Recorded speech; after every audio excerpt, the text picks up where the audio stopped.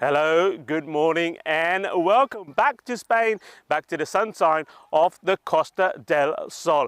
Well, it's a lovely province, this is Andalusia, and this cricket ground, the Cartama Oval, has been absolutely sensational. Yesterday was the start of Group B and there's plenty of action, entertainment and excitement and a little bit of drama there as well. 5 more matches coming up today and I believe we're going to have more of the same. Welcome to the Dream11 European Cricket Championships, and the action starts right here, right now.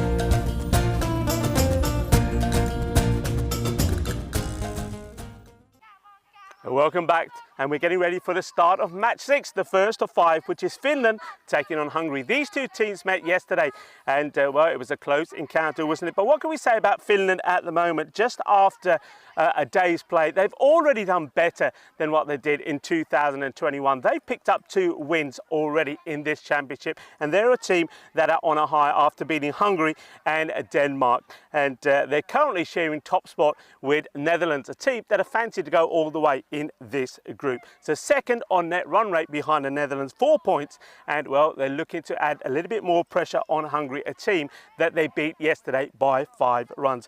Hungary, their opponents, find themselves pointless after the first 2 matches. They've come close. Both matches they've lost by 5 points to Finland and the Netherlands. Can they get back to winning ways here and get their campaign started? Well, first of all, let's go over to the tournament referee, Sir Rob Kemin, and the 2 captains for the all-important coin toss. Your call. Heads. Heads is called. It is heads. We're going to bat first. Good. Hungary will bat first. Kaiba Delda, the Hungarian captain, winning the coin toss and decides he's going to have a bat. Look, it's not a decision that surprises me because on 2 occasions it was chasing that let them down. They just fell just short by 5 runs on 2 occasions. I think, look, they're a team. They've got talented players up there. They've got some good hitters off the ball. I think this is an opportunity, first thing in the morning, underneath the sunshine of the Costa del Sol, to go out there and put the runs on the board. I mean, they've got some key players. One for me to watch with the bat will be Zishan Cookie-Hill, 31 and 26 yesterday. But when it comes to the board, look out for the pacey and the fiery Abhitash Prashar. He was sensational, 2 for 8 and 2 for 14. Finland, they won't mind either way what they're doing here, really, because look, yesterday we saw them winning when they put, well, a below par score on the board, 96. That was enough against Hungary. They defended that really well. And then when they were chasing a big score, 133 against Denmark, they were able to go out there and knock them off as well. So they're a team, I don't think they're too fussed what they do. At the moment, everything is going their way. This is going to be a great match. Corey Ruckers is in the dream box for the start of this one. Well, Corey, the news from the coin toss is that Hungary have won the toss and they're going to have a bat first. Good morning, everyone, and welcome back to some live T10 action here on this sunny Tuesday morning in Cartama, Spain. And looking forward to this clash, Finland versus Hungary. 2 teams at the opposite ends of the spectrum at the moment. Finland winning 2 games yesterday. Hungary, and they lost 2 tight ones, and they'll be mighty disappointed with that. As you can see, the players walking through, all the school kids that have come here this morning. Super exciting for them to meet all their fans and players around. And here's the 2 lineups. But at the top of your screen, as you see, 2-0 for Finland, 0-2 for Hungary. This match has a lot of importance on it, so we'll see how it goes here today. I do like that Hungary won the toss, expected to bat. The expected scores, well, it says it's going to be a close one, and I think it will be. It'll come down to a couple of moments, that is for sure. Deep fine leg in place, deep mid on. Here we go, ball 1, day 2, Group B. Oh, it's a nice start as well. Well, Raz Mohammed, he's got a bit of a loping sort of run-up, I called it yesterday.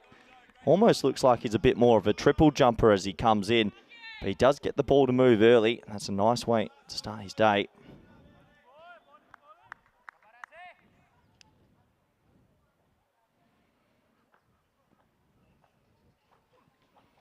Oh, Zishan Cookie-Hill Trying to play a little dab late cut, 2 balls in a row. That's not really his style. He's more of a brute force sort of player. So 2 balls past the outside edge. Could easily have had a thin tickle on that to the keeper. He's been really good, Scammons, from the Finnish side. I don't think Kukakel's going to be trying to late cut this one. This might go. A 3rd play and miss. Well, a dream start for Finland. Even though it's only been 3 deliveries, a perfect start for them. It really is a big game, because if Finland do get up over Hungary and go 3-0, Hungary are in a lot of trouble of being the team eliminated early. I know it's early to say that, but there'll be 0 wins from 3 games. It's hard to come back from that. That's the first run off the batters. It should be mopped up out there by Gallagher. So the first run for Kukakel. That might just steady the nerves just a little bit. And welcome back everyone in the chat box. Andrew Fowle saying Mr. Mohammed bowling here looks a little bit like a shorter version of David Wiese. Yeah, I think so, with that haircut. Little ponytail as well. A little bit of a like for like. Riasard asking what's happened to Luce Deploy. Believe he's playing county cricket this week. Maybe he'll be here for Friday, finals day, as a surprise. We'll have to see.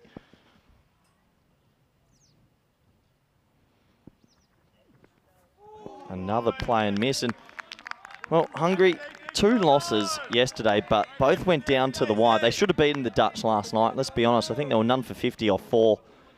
You have to wonder, is their confidence a little bit dented?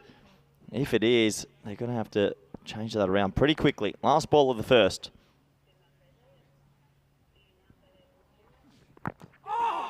Inside edge. And, well, what a sensational over that is by Raz Mohammed. It only goes for 1 run. That's a perfect start for the Finns. Score after 1 is 1 for none. And, well, gives me a good, warm welcome in the morning to Rico. For Rico, how was your evening and good morning? Hello, good morning, everyone. Good morning, cricket lovers. My evening was absolutely fantastic. It was great. And but I tell you what, I couldn't keep an eye off that last match, the night match yesterday. What a match it was. And, of course, it was between Hungary, who are out there now at the moment against Netherlands. And Hungary will be wondering just why and how they haven't got any points on the board. Well, yeah, they could have easily been 2 wins yesterday. But unfortunately, they're 0-2. You wonder about their confidence. Is it shaken? Because if it is, they need to swap it pretty quickly. Yeah, I think it's one of those days, isn't it, where you just got to say, right, it's the way it went. We didn't play badly. We played some good cricket. But let's just get it out of the way. Let's go out positive and like today and go out here and get some good runs on the board.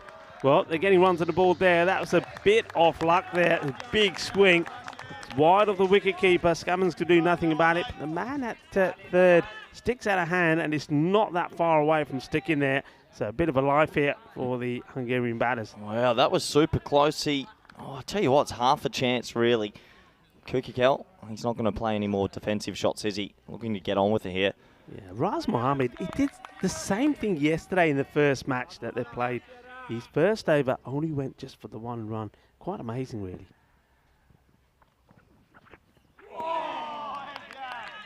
Swing and a miss. Yeah, a lot of swing early, a lot of away swing, and Kukakel, maybe not the most conventional batter you'll ever see, just struggling with it. They've got deep cover and deep mid-off in play, so setting the field for away swing. Good morning to everyone in the commentary chat. A lot of good mornings to Rico and Vinny having the morning off back home.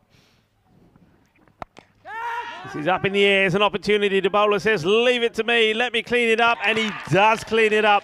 So they get the wicket. And that's nicely done by Amjad Shah. I mean, what a day that he had yesterday, Amjad. I mean, with the bat and with the ball. And he started early this morning for Finland, getting the very important wicket of Zishan Kukakel. He was my one to watch. I thought he would go big here today, knowing that the team needed a big performance.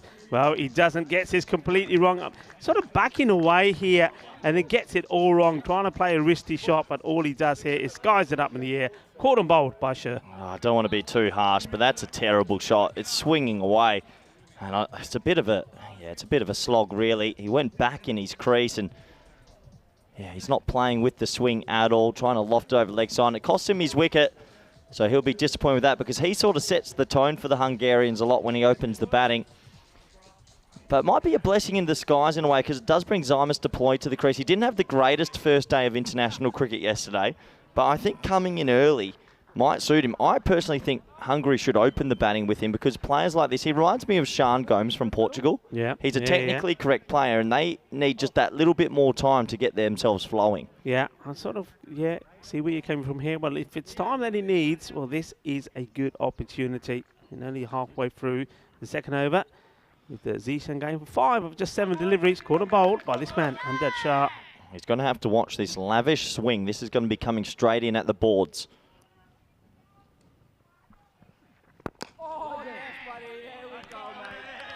Looks nice defensive shot, little bit of swing there as well. So Rico, Hungary, 0-2. What can they do to change their fortunes? I think they just play better, gel better as a team. I think have a plan out there and don't bottle it. That's what it is. Keep calm, don't bottle it. Feels like that should be an ECN t-shirt, shouldn't it? Keep calm, don't bottle it. Well, they almost bottled it a little bit then. A bit of a yes, no, maybe. Nice looking shot, though. He's unlucky to find 45. His Zymus deploy. His older brother playing county cricket at the moment. So there's another one to look out for Hungary for the future. Yeah. At the moment, being a good over. Nice, tidy start here from Finland. That's a nice looking shot. That might actually go for 4. He's rounding around to his left. Well, it's nice fielding in the end. I do like that he went down with his hand. Sometimes we see some foot fielding. You know how I feel about that, Rico. Yeah, I know you're not keen of Mahesh Tambe. He may not be the quickest out there, but he knows what he's doing. There's that swing again, but this time just a little bit too much. He's swinging into the legs. Played away, but well done to Tambe. Gets the stop on there. Does well, but it's another good over for the Finnish team. It's nice and tidily done. So just adding on to the start that Raz Mohammed gave, and Amjad Shah there. We're just going for 5 runs. And this is the tables at the moment, and you can see, I heard you saying that Hungary really need to get going. Well, they and Denmark really are 2 teams that look like they're battling to save themselves from finishing 5th. Look, if you finish 5th, then you're not going through into finals day on Friday, so that is big. Well, that's the funny thing about this group. I still think we didn't see the best Netherlands. I think they'll win the group, like from the round games. Yep. But that shootout for 2nd, 3rd, 4th, that could go to anyone. Yeah. It really could go to anyone. But I tell you what, if Hungary lose this one and go 0-3, it's a long way back. 7 for 1. And it is the man who did the fielding out deep that comes on to bowl. It starts well. That's what I'm liking here from Finland. It's something which they did well yesterday in that victory against their opponents here, Hungary. They just bowled very tidily. Hungary, though we know they got good attacking stroke playing batters, they just couldn't contend with the line that was being bowled to them. And that's why it left them 24 runs to get on the last, and they fell 5 short. Tambe in once more. That's a nice looking shot from Vinjan, and he gets 4. Well, that will steady the nerves just a little bit. That was a full half volley, and he puts it away. There's Paul Edula there, the new coach of Hungary, using a marker. He better not have stolen my marker technique, Rico. Well, you started something off here now. Well, yeah, I wonder. You're going to have to go and check that one out. Well, look, this man, he did bat so well yesterday, didn't he, Vinith Ravindran? 52 not out of 28 against the Netherlands. I bet he's one who just can't believe that all that effort came to nothing. Well, against the pace, he was sensational. He just got a little bit stuck against leg spin, so he's going to like the ball coming onto the bat. That's a slow, well, coming onto the bat, but that's a slow ball, so that's clever bowling from Tambe. Yeah, I mean, you called it. And, if you don't like the spin, we won't like the slow stuff. Not only did he take the base right off it, but in the right areas as well, just outside off. I think you were back at the hotel, but did you watch that run chase? What were your sort of thoughts on because it was something we've not really seen before. It was, I mean, with 2 overs to go, I mean, the way Hungary were going, and when you've got a batter who's there, who's approaching his 50, and he was not out all the way through, you just thought that they're going to cause a bit of an upset there. That would have been an upset, a victory over the Netherlands. But look, you've got to give credit to the way once again the Netherlands were in the field. I mean, the team catch was just absolutely amazing, and how crucial that was. But also the bowling of the captain, Sebastian Brandt, was just absolutely top form. Yeah, I was really impressed with the 2 leg spinners as well. But overall, I mean, Hungary probably go home last night thinking we won about 15 of the overs in the match, but still lost. So their confidence shouldn't be too dented. No, it shouldn't. Zymus deploy. I know that we're used to seeing some crash and bang in this T10 form, but I do like, he looks like he's setting himself up for a big one. Yeah, it certainly is. It's interesting, though, isn't it? Because, I mean, Hungary will be thinking, okay, we've been, like yesterday, we restricted this team to 96, and we couldn't get them. We fell short. And then also they will know with Finland that they can chase. We saw that yesterday. I think they surprised a lot of people with that chase against Denmark. This is a nick, and he's gone. Yeah, I did a carry. That's the only question I had in my mind, but I think it did. It was the slower ball again. Well, you called it. Pace off is working for the Finns. And Ravindran goes for a lavish drive, but he'll have to go. And it's good catch in the end by Scammons. It doesn't look like they're going up to the third, so it's out. Yeah, and there's those ladies again. Well, they were at it all day yesterday on their feet, waving the flags around and supporting their side. And they're at it again here. Just have a look at this. Yeah, that's just manages to stick. That's a really good catch, isn't it? If he's waiting for this to come to him, he's going to drop before. But he gets that hand stretched out, gets the ball in the glove, and he knows he's got his man. And the umpire there, Suleiman Saeed, he sees it clean enough. It doesn't need really to go to the square. Nilkush Patel and gives it out there and then. So that's a big wicket. Yeah, absolutely. Huge wicket. 2 for not many. And they'll be super happy with that, will Finland. Yeah, so Hungary losing a man who, well, steadied the ship yesterday.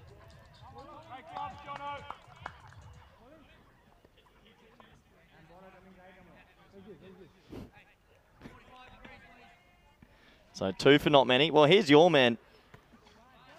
Here we go, outside, buddy. Yeah, I mean, this was absolutely sensational bowling, wasn't it, for Mohammed Asaduzaman yesterday. Remember, he took how many 7 wickets in the day. It's not a bad day one, is it? It's not a bad day at all, is it? The hat-trick, which included 4 wickets. So that was, and he only conceded 3 runs in that. It was quite amazing. And then he came back and he took, I think, 3 for something like 15, something like that. He was just absolutely brilliant. He was on top form. And when he starts here pretty well as well with the dot ball sliding past the left-hander. What a great start this is for the Finns. Zymus deploy. Just struggling a little bit to get going. He is trying to get himself into his innings here, but it's sort of skidding across him. As to Duzeman, he looks like one of the more accomplished spinners we've seen on the European circuit. Yeah, that was the thing for me yesterday, the way he was getting the flight up there, just holding the ball back slightly. Another claim miss. The reverse Malaysia. Look, I don't mind that. He's thinking on his feet. You've got short third, backward point. But as a Duzeman, 3 dot balls.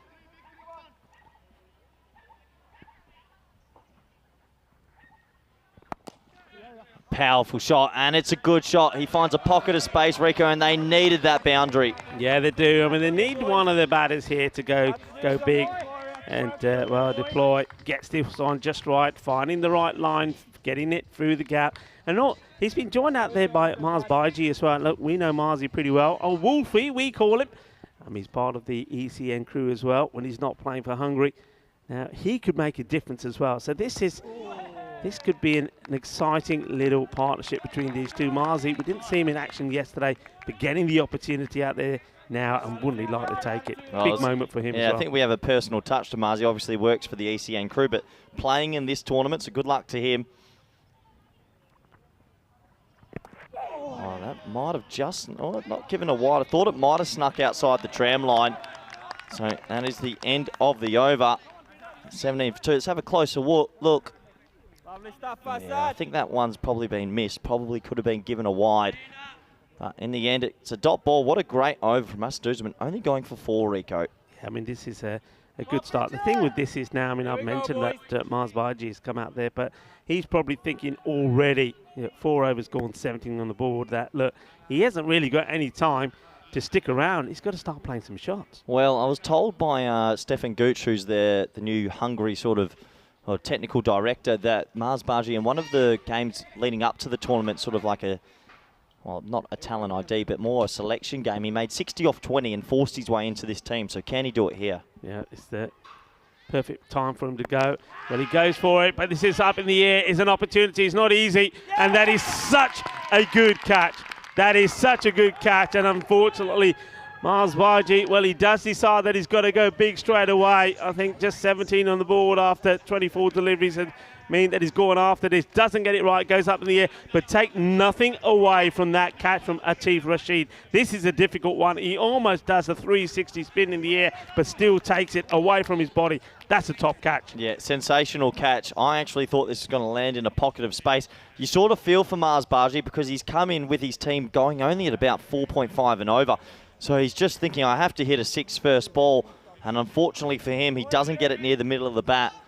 And it looks like the players will earn themselves refreshment.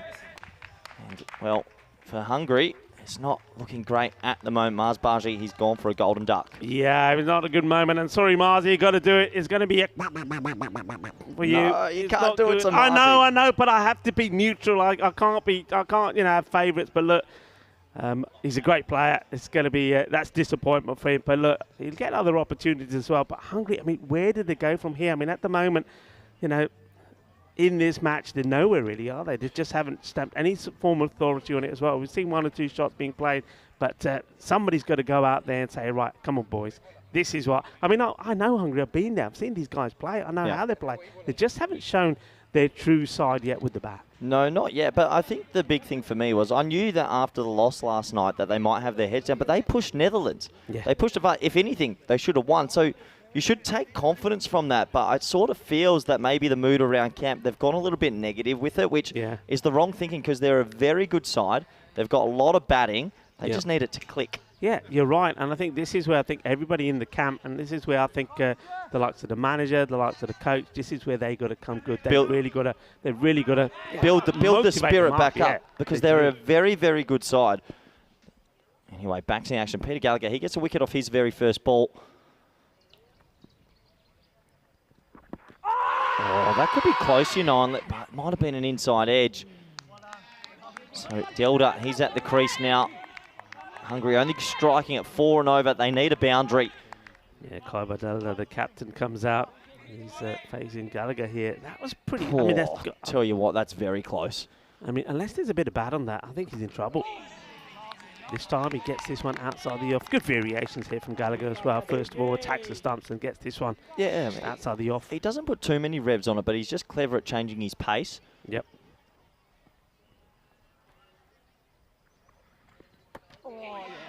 Yeah, and you talk about the team mood. I was in the bus going back with the Finnish boys and the Danish boys, and of course Finnish boys. They were just totally, cock a hoot. Yeah, with their performance. And I know that Gallagher, he kept reminding me that I kept talking about they only won the one match in 2021.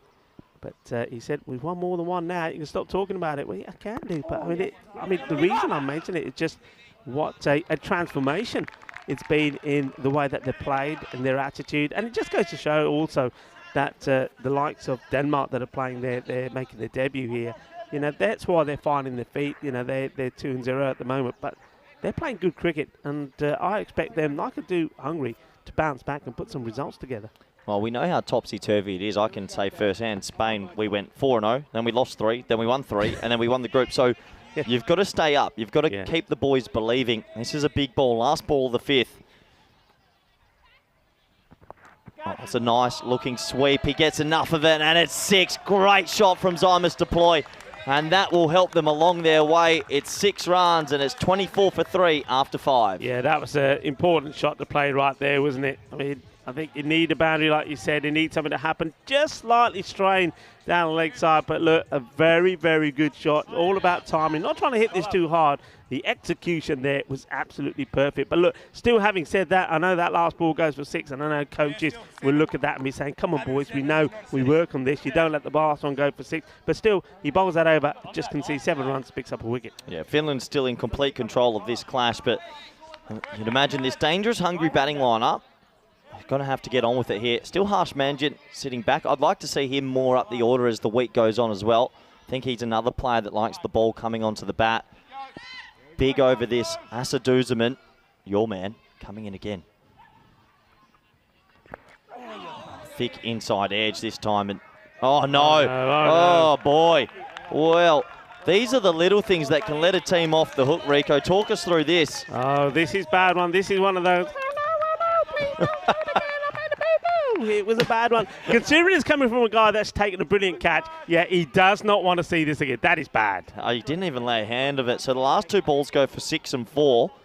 And does that give Hungary just a little bit of momentum to work with? It's what you need, don't you? It's just what you need. So, like you said, 2 boundaries on the spin. Something like that can change the mood also in the camp. But this is where Finland just got to say, look, it's happened. Forget it. Come on, Duseman, get right back onto it. So Delta gets a lucky break, the captain. Short wide. Oh, this could, another misfield. They could turn for 2 here. Yeah, well, you don't see that every day. You're going to get a traditional 2 inside the ring. Yeah, I mean, this one, so just letting their standards drop slightly, and this time it's the captain, Nathan Collins. He wants to attack it, because I think if he picks it up cleanly, there is an opportunity perhaps to a shy. A direct hit would have been interesting, but the ball gets away from him. They get 2. High in the air, catching chance. He should catch it. Gone. Well, the captain goes. And after a couple of misfields, there's nothing wrong with that. And your man again, Asa Duseman, can't keep him out the wickets column, Rico. No, you can't do. And that partnership combines again. So is Asa Duseman. He does the bowling. And it's Kumar. Kumar's the man out there. His catching has been brilliant. Safe hands from Kumar. Nice technique. Gets himself into position early. Takes initial steps. Gets into position. Plants himself. Gets himself balanced. And makes it look easy. Yeah, sensational catch. And it's hard to surmise what's happening here to Hungary again. I mean, last night they really could have beaten the Dutch. Right now they're getting put a little bit to the sword by the Finns. I mean, we know the lineup quite well. We know what they've done in Hungary cricket the last few months is really good work, but they'll be just a little bit disappointed with how they're applying themselves here. Yeah, they will. I mean, anyone that knows, and I know there's a lot of people on the viewers chat that have spoken about Hungary, and they know that they are such a strong team, and they're a team that can excite. At the moment, it's just not happening. I mean, I can't put the finger on why, to be honest. I think they're a team that are positive, they're confident, they're well motivated. And I think, if I really wanted to say, well, what's the difference here, what's causing these issues, I think it comes down to pace off. There's no pace on the ball. These guys like the pace on the ball. And I think here, Finland have just got it right. And that's going to be, I think, the advantage that Finland are going to have against some of their opponents. The bowling of this man here. And again, it's a lovely ball floated up there. Oh, well, this one, well, worst case scenario, you've got to stop it. But Amjad Shah here, I mean, he doesn't do too many things wrong, but he gets this wrong. He needs to get a dive in here. He needs to be sliding forward and trying to catch this. And in the end, he ends up in no man's land, and the ball goes past him for 4 runs. Well, besides the wicket this over, there's been a couple of misfields that have let Hungary off the hook just a little bit. Oh, and it could cost them, and it will. Back-to-back boundaries, and it goes to the kids out there who are watching the game. Well, that missed opportunity would have been 2 in 2. Harsh Manjin, he's now 8 off 2. Yeah, well, Harsh, you can see he's come out there thinking, hey, guys, I don't know what's going on, but look, this is the way we normally play, and it is. That's more like it. Positive stuff from Harsh. Yeah, that's good batting. That one wasn't there to go, so he works the single. And, whoa, Hungary trying to rebuild. Does take us to the end of 6 overs. The score is 39 for 4. Yeah, so Harsh Manjin comes out. He plays some nice shots. That's what you've got to do. They've got to be positive. Whatever the situation, got to be positive. Remember, you say, still got Zimmers deploy. He's there, and he's not really got going, as in thumping the ball all over the place at the moment, but he has played 1 or 2 good shots, and you just get the feeling that he's just biding his time. Look, I'm loving that. Well, how about that? Well, that's 10 out of 10. Well, that's the kids from the Cartama school here in Cartama. How good is it to see the Look kids at that come energy. into I all had the that cricket? energy once. You know. Look at that. That's a start. That was a one-hand somersault. Dude, give us another one. I did that when Spain hit the winning runs last week. Anyway, back to the action. Harsh Manjin, good batting, just works the single, gets Zymus deploy on strike. Sort of feel for Zymus in this innings because he's lost partners from the other end. And when that happens, it does make you go into your shell naturally a little bit. Yeah. Gallagher now wants to come. He's going to come through the umpire and the stumps, around the wicket to the left-hander, deploy. Might see that big slog sweep again. Oh, there it is, and I reckon, it's close. Well, shake of the head sliding down the leg side. Yeah, I mean, a lot of things to take into account here. It's got to do a lot, hasn't it, coming around the wicket? Let's just see this. I tell you what, that might have gone one to Hungary. If that's hit him in line with off stump, it's not going over, that's for sure. No, it's not going over. No power in the shot. Gallagher doesn't want to, I mean, I think he's slightly disappointed he hasn't got the wicket, but look, he's containing deploy at the moment. Mandian came out quite aggressively, 10 or 4. Let's see if he can keep going at that pace.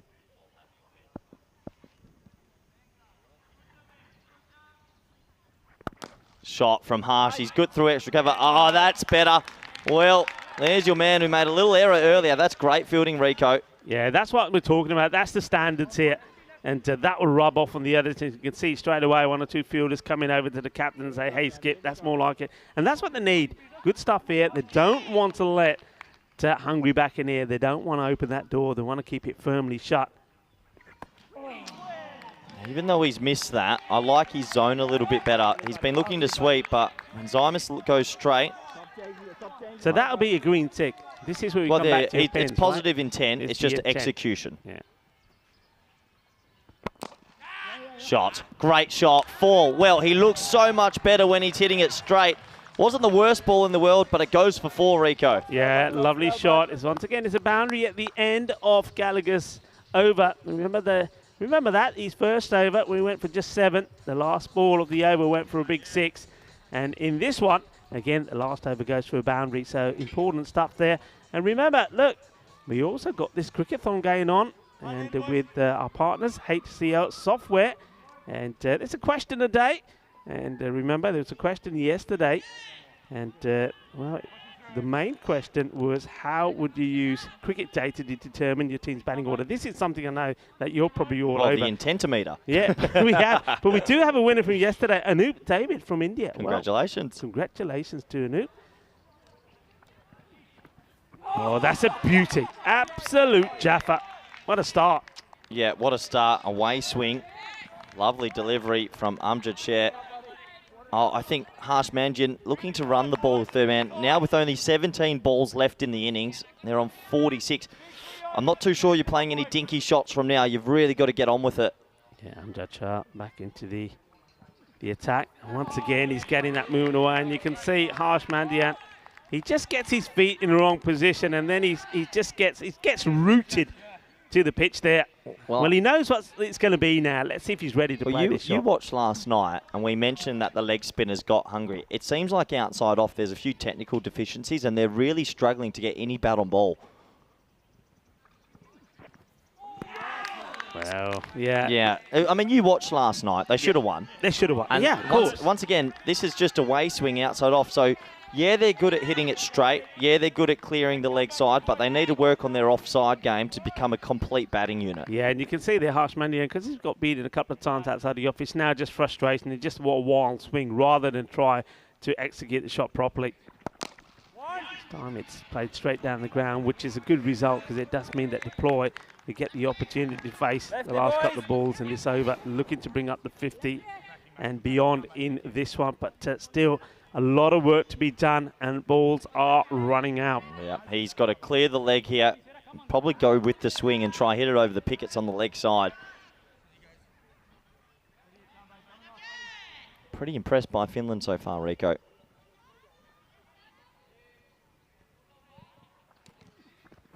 Wow, what a shot. Boom shakalaka.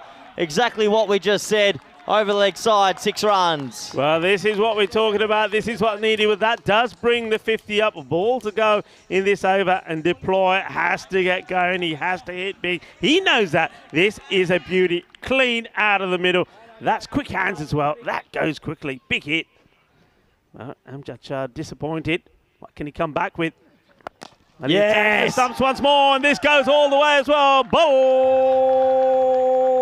Balle, manos arriba, arbitro, porque eso es 6 carreras. Well, there we go, the counter-attack we've been waiting for. Zymus Deploy finally gets a few out the screws, and it now takes us to the end of the 8th over, and it's 59 for 4. This is why there's big raps on this, man. Those 2 shots there are class, class shots. Well, now the thing is now that you've seen that, you got Harsh who's out there who's played, okay, look, in fairness, played a couple of shots himself, but he has played and missed a few. He surely has got to be thinking, right, all right, my plan here is to get a single and get him on strike and say, right, keep doing what you just did there. I'd be saying to Harsh, just don't miss it. I mean, if you can hit a 4 along the ground, that's a bonus, but you cannot miss it. We need to get the hot hand back on strike because Deploy, it looks like he's finally seeing the ball really well. Raz Mohammed comes back into attack. Only the 1 run of his first over. And that's sacrilege. Absolutely sacrilege. Yeah. You just can't miss it. You really can't miss it. You need to get the strike rotating here. I think he's missed this because he's tried so hard to try and just get a bat onto it and get going. Well, those bails are off here. What's happened here? Raz Mohammed's gone for a cheeky run out while the batsmen were having a chat. Well, okay, fair enough. I think the umpires probably said, hey, don't be so naughty and don't be so cheeky. Naughty but nice. Raz Mohammed. Yeah, see, that's okay. Yeah. That's okay. You're not turning for 2, obviously. Just take the 1. And you've got to hope Deploy gets a few more out the screws. Yeah, Harsh doing what he's got to do here now. Does he take the single here, though, if the single's on? Or It's an interesting point you make. I mean, if you feel that the other batsman isn't getting it away, but, I mean, Harsh Manjian we know can. Yeah. Every run does count. It's a nice-looking shot. It's into a pocket of space. They might push hard for 2 here. Yeah, they're going. This is going to be out, I think. Yeah, he's gone. Brilliant fielding, brilliant outfielding. And it's 1 run out. And a huge moment in the game. Yeah, massive. I mean, he didn't like it, did he, Deploy coming back? I think he feels or felt that maybe he was being obstructed a little by the keeper. Personally, I don't see it. I think Scummins was fine. I think it's just frustration because I think he's run out by a long way here. I mean, if the fielder picks his up cleanly, then he's always going to be struggling. But not only does he pick it up cleanly, he gets a good throw in. It's an easy take for Jonathan Scummins, and that is the end of Deploy. Just when we thought we could have a bit of a blast in the last 12 balls. Yeah, it's a shame. It's really good fielding, though. I mean, it's an absolute cannon right next to the keeper, and I think it was just a little bit of a collision. Yeah, he's sort of, I mean, he's already run out by the time he gets close to the keeper, but that little arm comes out there, tries to push the keeper out the way. I think that's just frustration from Deploy, really. The Deploy departs 30 of 17. But, well, it's a very, very important 30. But who can come out there now and just hit a few quick boundaries? Mate, look, if you were looking... Yeah, just have a look at this. Here's the running. Well, I'm not too sure what's the incident, but Deploy looks like he might have left a little bit of an arm out. Yeah, he does here. Look, watch this. He just there. Oh, yeah, that's a bit naughty for me. That's a little bit naughty. I mean, that looked like that arm came out for no reason at all, so I wonder if that will be looked at later. Anyway, back to the action. Oh, it's nutmegged him. Straight through the legs. Well, he likes it. Raz Mohammed, of course he does. It's another dot ball. I mean, really impressive from Finland overall. Really impressive. And Raz Mohammed's got sensational figures at the moment. Yeah, Willigami is the man out there. He can hit the long ball as well, but he's got to get hold of it. He's got to see it. Swings hard. And there's not too many balls that have gone in that part of the field, is there really? Haven't got the timing going, have they? I mean, we've been saying how dangerous this Hungarian team is, but at the moment, all credit goes to the Finns. They've bowled in the right areas. They haven't given many long hops.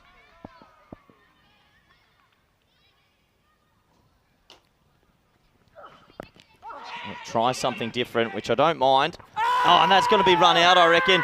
Yeah, we're going to go up to the third umpire, Rico. Raz Mohammed, he is very confident. Raz thinks he's got his man. I mean, well, Raz was down. He was eating grass, but at the same time, he gets that little flick onto the stump. This is really good. I'm very impressed when I see quick bowlers do that, and you know all about it. I think we saw Tom Vine do it. We saw Atif Mohammed do it as well. I think that is great to see quick bowlers being prepared to get down. Well, it's pretty close. I mean, let's have a look at this. The bat, I think, yeah, maybe, does it just go back? Oh, I reckon it's tight. Is his bat in the air is the question? No, I think he's okay. He's just got his bat down in time. So good running. Just. Yeah. just gets it. Well, he's sure he had his man. Look at that, he's happy. But you see there, the bat just goes down. Remember, the key thing here is he's managed to plant it, be past the line. But still, what an amazing over once more. What a spell of bowling from Raz Mohammed. Just goes for 5 runs of his 2 overs. Yeah, sensational from him. Didn't get the wickets, Colin, but to go for 5 runs off 2 overs, he's done his country proud. As Tumbe bowls the crucial last over, you sort of feel hungry. They're going to need at least 15 off it. Yeah, Tumbe, if he's learnt anything, it will be to keep the pace of it high in the air. Good luck. It's come a long way, Gallagher. And, well, he's going to get a run out here, I think. I think they will. This is going to be run out. Gallagher, absolutely fantastic from him. He's been great, hasn't he, in this long of area. He's got a lot of ground to cover here, but the way he gets to the ball here and picks it up on the bounce and has the vision and alertness to get the throw in straight away, yeah, they're happy. They believe they got the man. Well, there's no doubts about it. He's walking off already. Great work, that, Corey. Yeah, that could be play of the day, and I'm not too sure we'll see better bits of fielding than this because he does so many things right here. He calls for the ball straight away, which is good ownership by the fielder, but to take it on the half volley whilst rolling and then get the throw right next to the stumps, there's so many good superlatives you could give this play, and in the end, he's run out by a long, long way, so the Finns doing everything right at the moment, and Hungary, they're in a world of pride, but great pickup, great roll. Look at this. I mean, we obviously can't see when he's got his bat to us, when he's taking the catch, but the way he's got up straight away here, look, rock and roll, gets the throw in and gets his man. Superb work. Absolutely brilliant. Yep, sensational fielding. So Finland, once again, showing that they're an all-round unit. They've bowled so well here this morning. And Hungary, who elected to bat first, well, if they go 0-3 after this game, Rico, it has to be a long way back for them. They need a little cameo here. Here's the protractor, I think. Yeah, it is. Well, he can hit a long ball. Yeah, gets apart. Comes out, and, well, he comes out and he needs to do just one thing, and that's to try and get hold of Tumbe and get quick runs on the board. I mean, even then, you're thinking, what score really can they get to which they believe that they can defend? Well, that's not a good ball, and that will help. A wide ball will be called here. Yep, definitely sliding well down the leg side. Yeah, they've got to need at least 2 boundaries, you would imagine, in these last 5 deliveries. If they can get to 75 and then bowl out of their skins, they're still in the game. Cartama hits it hard. Once again, they've just found the fielders this morning, haven't they? Yeah, they have. But I'm liking this from Tumbe. I mean, Tumbe's, I think he's acknowledged the fact that when he bowls that slower delivery, it's when he's most effective. I mean, the ball before, he just got the line wrong. But when it's slow, outside that off peg, which he's done before, he's creating problems for the Hungarian batters. Edge, God, another one. Tumbe, this one was pace on. He gets rewarded, and another wicket falls. Another catch for the keeper, Scammons. Yeah, it's another one that goes. Well, Agame has to depart. Another dangerous batter that can hit the ball long and hard. Goes softly. He goes just for 1 of the 3 deliveries that he faced. Caught behind again by Scammons. He's had a good day, hasn't he, behind there. But once again, good bowling from Tumbe. Bowling in the right areas, just getting that ball in that off-stump corridor. And you called it earlier, didn't you? It seems to be in an area, an issue that the Hungarian batters have. They're not able to play the right shots, the shots on merit, we'd like to say, to a ball that's outside the off-stump. Yeah, just once again, it is a wide-ish delivery outside off, and he's lifting his head and trying to hit it over wide, long on. So a couple of technical flaws just creeping into the batting lineup. And they're much better than this. We know they're much better than this, but credit goes to Finland. A lot of credit goes to them. They've bowled really well this morning. Yeah, they've been good. I mean, there was that little blip, wasn't there, where there was a couple of things that happened at the same time. We thought, well, okay, this could be what Hungary have been waiting for to open the door. But it was the captain himself that raised the standards once more. And since then, Finland, well, they haven't looked back. Edge gone again. Well, it's not an action replay. It's the next delivery. Scammons takes another one. He's been everywhere. Tumbe gets another one. What is going on, Rico? Well, I can tell you what's going on is that man there behind the stumps is having a great day. And Jonathan Scammons takes another catch, and it's a big one to get because one man we know that can hit the ball long, hard, and very strong. And he's done it recently. I mean, you mentioned Mars Baji, the form he's been in. Well, this man has been in pretty good form as well with the bat. But, Abhi Hitesh Prashad will have to go pretty early. It's a good catch taken. But once again, credit to Tambe because, look, it's a left-hander that comes in. He's able to get the line spot on to him outside the off stump. He's going for the big shot, gets the snick, and has to make his way. Yeah, sensational. And Tambe just putting it in the right areas. He's going to find himself on a hat-trick. And with the way the Finns are going, you'd think he's odds on. 2 balls left. You've got the number 10 coming out. I mean, he's every chance to get himself onto the page of hat-tricks here, Rico. He certainly has. Can we see another one? We saw one yesterday, didn't we? And that player was on the field of play. Well, here we go. 2 slips in place. A little bit of arrogance here from the Finns. Why not? They've got him 66 for 8. Tambe looking for a hat-trick. Hang on a minute. Getting another one in there now. Look at this field. Hat-trick ball. Oh, down the ground, and it's just going to drop a couple of bounces short of Gallagher. Gallagher, remember, was the man who came across and took the hat-trick catch for Asad Uzman yesterday. Well, it was aerial, it was an opportunity, but well bowled at Tambe. 3 for 9 so far, and he's looking to finish this innings off. It's been a disappointment one for Hungary, but a boundary here takes him into the 70s. Can they do it? Oh, bowled him. Well, congratulations, Mr. Tambe. He ends up with 4 for. Kurtapal misses a straight nurry. And my word, the Finns have, I don't know what was in their morning coffee, Rico, but they have run right this morning. Oh, it's been a superb performance in the field. You can't take nothing away from it. Okay, you can and ah about some of the Hungarian batting and some of the shot selection. But, well, this performance from Finland, I mean, dare I say it, it's almost right up there with 1 or 2 of the performances we've already seen from the Netherlands in the field. It's been top draw. They've taken their catches. I think they supported the bowlers so well. But to give bowlers their credit as well, I mean, there were very few Gundy balls in there. And I'm just going to check the extras as well and tell you the extra count. Just the 1 extra, 1 wide in the whole of that innings. Yeah, sensational bowling effort. As we have a look at the highlights here, and well, Finland, they lost the toss, were sent out there to bowl, but they started the better of the 2 sides. Kurtapal got a little bit lucky early in his innings trying to whack it over the leg side, but that was a really loose stroke. He'll be super disappointed with himself. And well, the Hungary, winning the toss and batting first, they would have been thinking anything over 3 figures, and there was a couple of boundaries early, but then it was a procession of wickets and a procession of catches throughout the innings. To Scammons, I'll have to check the scorecard for how many he took, because it might have been 4 catches to the keeper in the end. And Zymus Deploy, who was batting at number 3, one of their key players this week, he set himself early, but he didn't get much support as Mars Baji, he came out and unfortunately he went for a golden duck. And when you've got wickets falling from one end the whole time, it's always difficult as the main man to keep going. Zymus Deploy tried his best. I think he hit 3 sixes in his innings. And there was a little bit of a blooper here, a bit of misfielding. But overall, the Finnish fielding was clean, effective, and they did take all of their chances.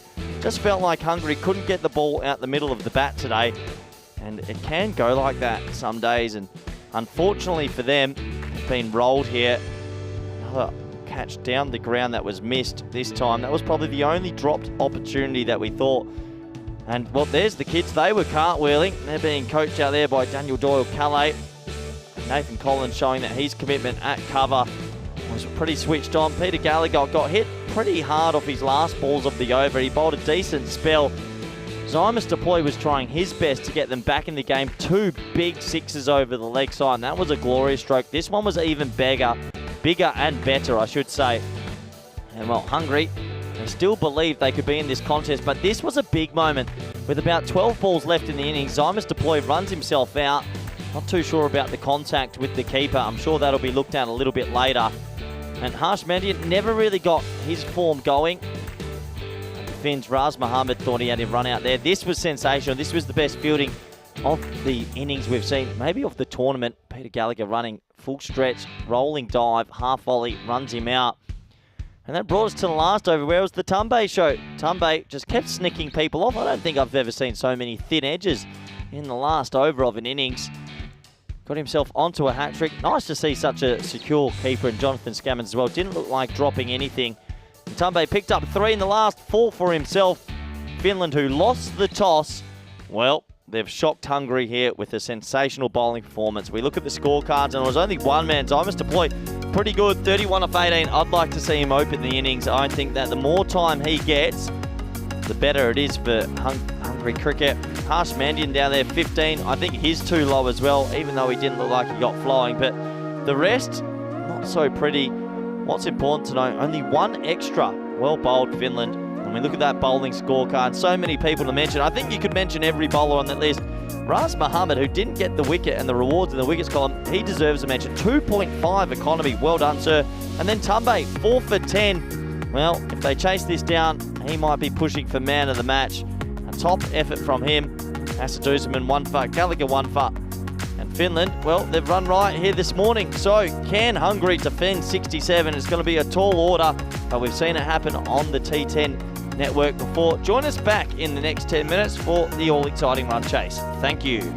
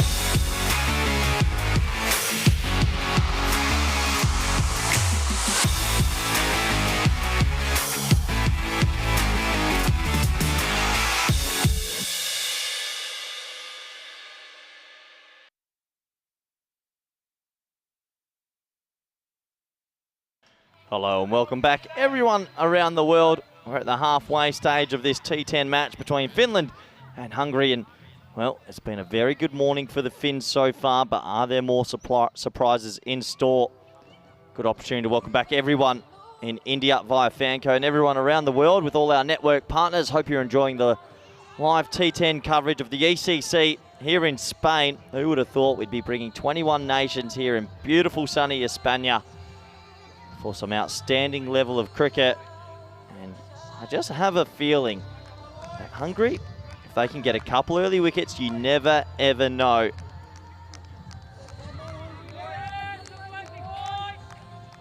Group B action after last week's excitement. 5 new teams. It's day 2 of Group B. And I think Group B is going a little bit of a surprise for some people. After Finland only won the 1 game last year, they're every chance to be 3-0 after this one. Now, for Hungary to get back into this, they're going to need at least 3 in the power play, maybe even 4, you would imagine.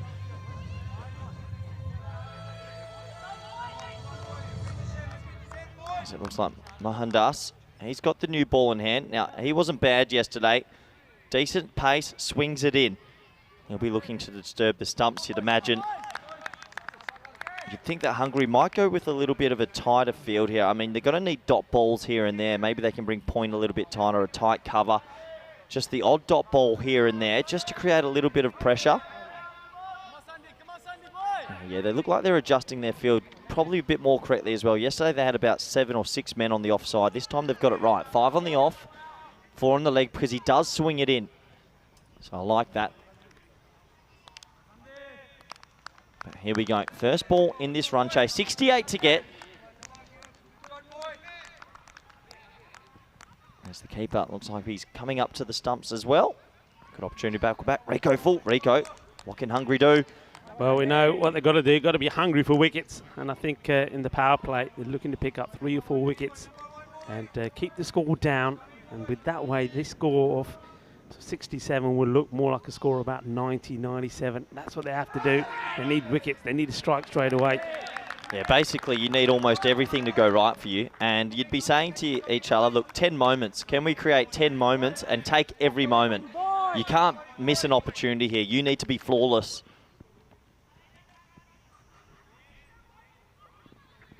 That's well played. This could be a run out straight away. No, it's a little bit wide of a throw in there. Off the mark are the Finns.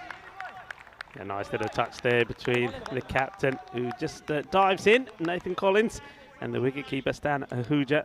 Sort of, they end up together. It's almost like, come lie down with me, let's have a cuddle. Well, they did have a cuddle. And now back to the action there. So Collins gets on strike. First runs on the board. So that's one of those ones where I think you can have maybe your point a little bit tight. They're going to have to get some dot balls, Rico.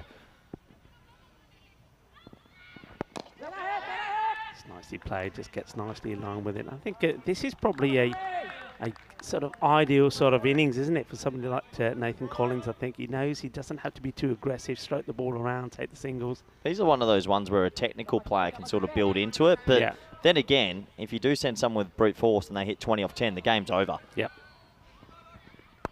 Wide. Yeah, see, these are the little things. I mean, if you're just going to let them get singles easily, they'll get to 68. What can they do? They've got to choose when to be aggressive with the fielding and when to be defensive. Yeah. I mean, they have got, I mean, just having a look there, it looks like that Carbadelda, the captain, he seems to be well inside. He's there to try to stop that. Well, yeah, so that's better. So after that delivery, they've brought point tight, cover tight, and that's a little bit smart. So that ball's a dot ball now, and now you create that pressure. I don't know, something in the air this morning. I have a feeling Hungary could, if they get a couple of wickets, you never know. It's well bowled. It's been well.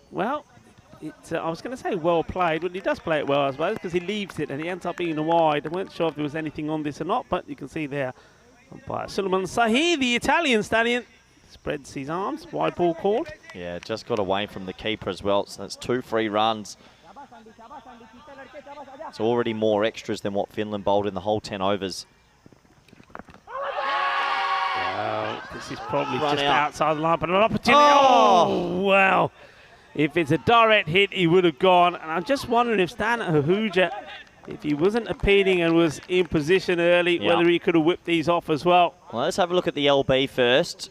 Swinging down leg. There's too much swing there, and he's out of his crease. So that's fine. I'm happy with that decision. But this was the run-out chance. The keeper was in the wrong position. Oh, direct hit, definitely out. And these are, we said 10 moments. That's 1 moment missed. One that eludes them. The over also comes to an end. And 5 on the board. Yeah, little things like that you need to go your way. 69 matches without a golden ball. Yeah. Well, how close did we come yesterday? well, Couple of multiple times, right? times we could have had a golden ball. I think game 4, game 5 yesterday went right down to the last ball. But anyway, 5 for none after 1. But these little moments, Hungary have to be flawless. They really do. That should have been run out there.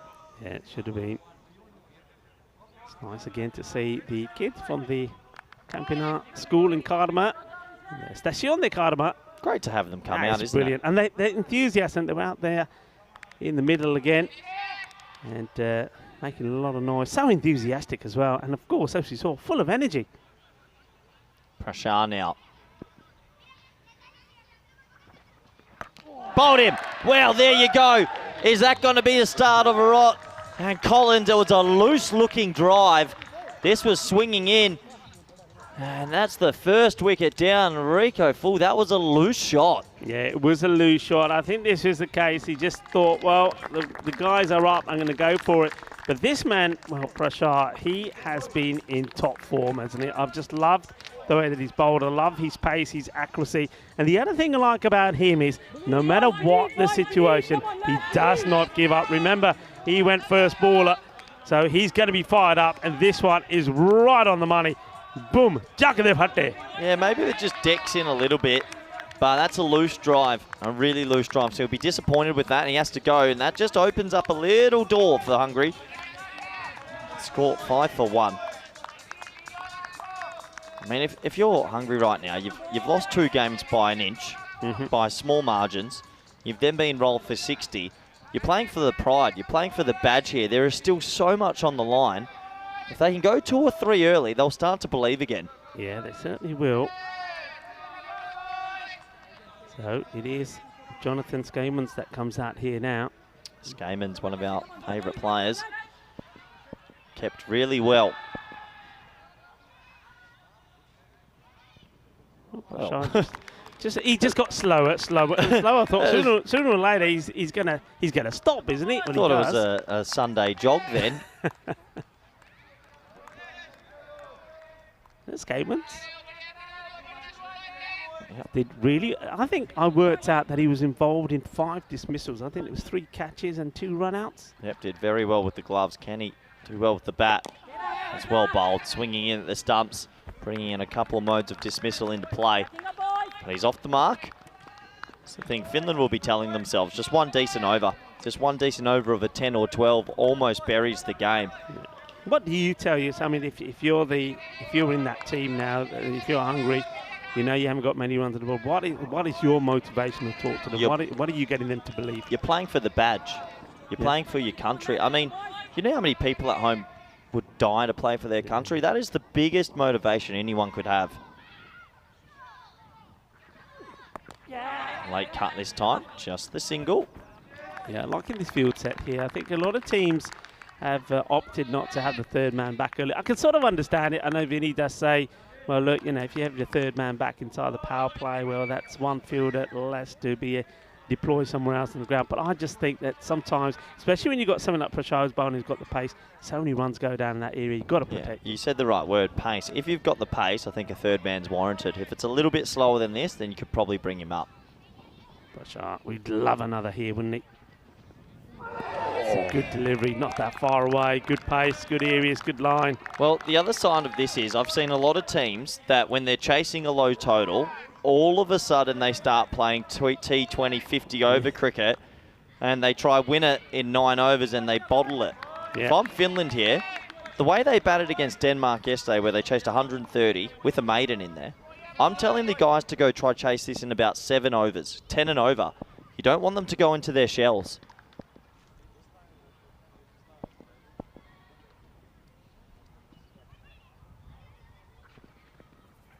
It's not a good ball, it's wide, but that's excellent work from the wicket-keeper there, Stan Ahuja. Well, they have got a man on the 45, but if this gets past him, this is going to be 5. Good stop. Yep, every run counts. He saves 4 extra wides for his nation there. Good movement. Great movement. I mean, you were talking about that run chase from Finland. I mean, they chased 132 that Denmark posted, and it was the likes of Rahman 20, and Skamans is out there, made 30, and Amjad Shah 32, Atif Rashid. So there was a number of key batters that got involved in that run chase. That's a lovely shot. That is beautifully executed. And this is Prashar, who's probably thinking, okay, I'll try the short one and see what the result is going to be. But I think Jonathan Skamans has basically just said to you, you know what, you can bowl that one. I love it. I can play it all day long. He plays that one with so much time, Corey. Lovely hook shot. Yeah, lovely hook shot. It's too short and he gets it away. But with this field setting, I mean, they've gone back to the 6 and 3. They've got 6 on the offside, 3 on the leg side. It means you get it wrong at all, it's 4. You don't need 2 backward points and a third. They've got that offside heavily stacked for someone that bowls in swing. This one he just allows to get through, and that'll be the dots. Yeah, I'm surprised he doesn't go for this with the field. I mean, you mentioned it. It's pretty tight there out on the off. I'm surprised he just doesn't go to give this a good hit. I mean, a good hit here. He's clearing everyone. Well, he probably thought it was a wide because it looked a bit close, but it does take us to the end of 2. Hungary sticking in it, 12 for 1. Yeah, 12 for 1. Just a bit of talk there between Stan Ahuja, one or two of the key players. I think this is about, well, do we try somebody new here? Do we go back to Sandeep Mohandas? As we have a look at the standings here, and you can see where the 2 teams lie. Finland looking to go top, and 3 from 3. Hungary, no points on the board as yet, and they're looking to start their campaign.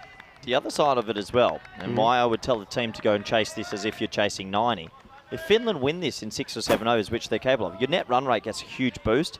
And with this type of group, it's going to be very close come Thursday evening. Yeah, I think you're spot on. I was thinking the same thing. I think net run rate is going to play a massive part in this group, you know. Inside edge onto the pads, Stanahuja. Turn and throw, hit. He misses. So is that another moment, or did he make his ground? We'll never know.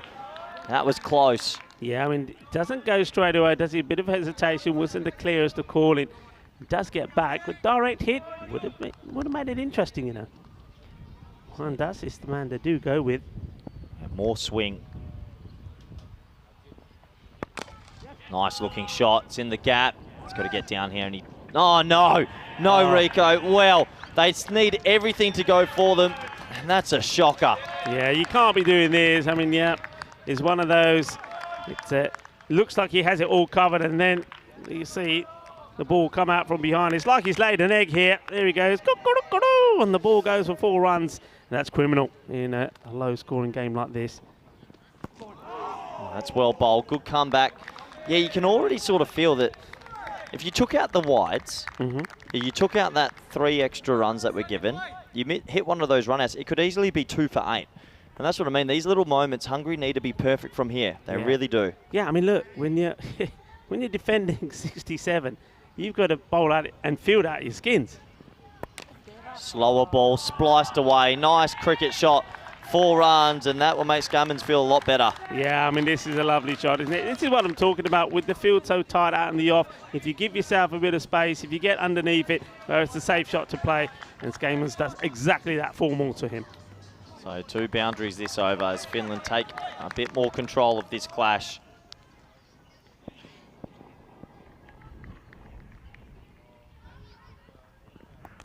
This time Tickle fine. Mars Baji loses his footing but does a good job. Yeah, it's a good, clear call though, isn't it, there from the non-striker. Just basically say, no, not on. That's good cricket from Rahman.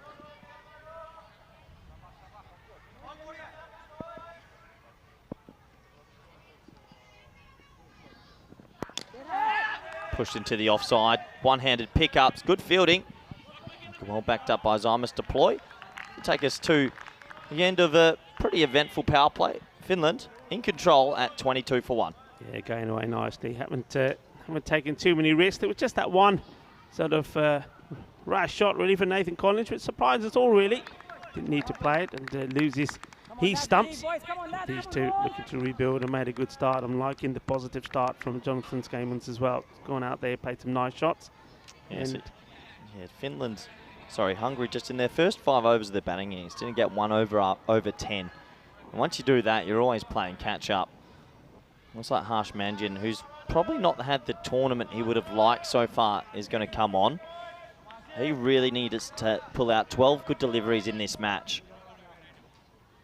So field spread, looking to take the pace right off here now and see if that can entice Finland here to make a few mistakes, maybe throw a few wickets away and allow Hungary back into the match. And you can see at the moment they're needing just over run a ball, Finland.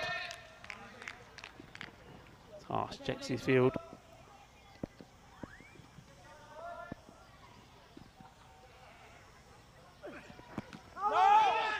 Swinging into the leg stump, going down the leg side.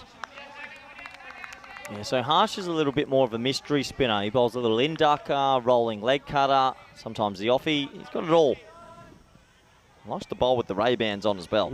He wants to look the part. Well, those Ray-Bans didn't help him when he was doing the fielding. That's got to be said. With the ball, well, that's a nice one. It gets this one really to hit the seam and come through. Good delivery. Nice take also behind the stumps there from Stan Ahuja. They're just hanging around here, Hungary. If they can get a wicket here, just to stick in this contest.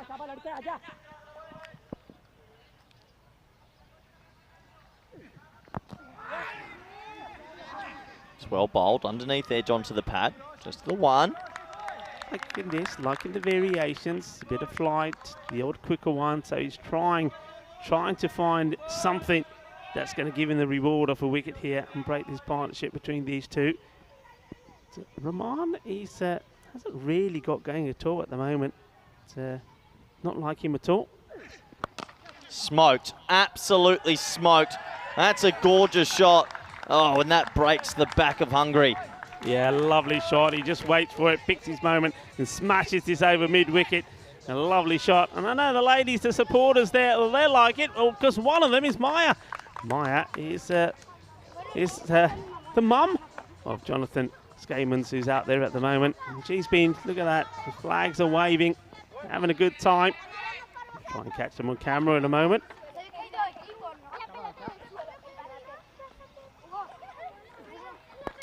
Flighted this time, so a lot of variation. But that one boundary, look, it's only about 6 and over now. If you're hungry, do you take more risks? Do you bring more people in? There's the ladies you're talking about. They're loving it with the Finnish flags. Well, there she is with the smaller flag there. There's Maya. And, well, she's supporting not just Finland, but her son who's out there at the moment, Jonathan Skamans, who's batting very well. And this is another beautiful shot. Just effortless. Manos arriba, arbitro. Porque eso es 6 carreras. What a lovely shot that is. Just helps this on the way. And these two, like you say, I mean, one boundary just makes a huge difference. And now he's backed it up with a couple there. And Jonathan Skamans giving his mum, Maya, something else to scream and shout about. Yeah, absolutely. 36 for 1 after 4. Right now, this game's so important because Finland, who could potentially go 3-0, Hungary goes 0-3. I'm telling Finland, net run rate. This is a boost. If they can win this in the next 3 overs, that will help their cause so much. And then that might put Hungary in a really difficult position. They'd be 0-3 with a terrible net run rate. So if you're Hungary out there, you've got to try and bowl as many balls as you can. You're likely not going to win, but you've got to stick it out. You really have to stick it out. It's so important. Here comes Zymus deploy. He's bowled 1 over in the competition so far. He got a little bit of tap, but his leg spin's meant to be pretty good. Thomas deploy, just making sure that his field is set right. Yeah, he was a little bit short in that 1 over that he bowled, and it did actually go magical, so he's looking to come back well. He starts short again, and the batter doesn't quite make the right connection here, Rahman. That's the single. Takes the single, yeah. I mean, that's also a win-win, I think, for these two. Just keep that strike rotating. Keep it harder for the bowlers and the fielding side to know what they're bowling to which batter.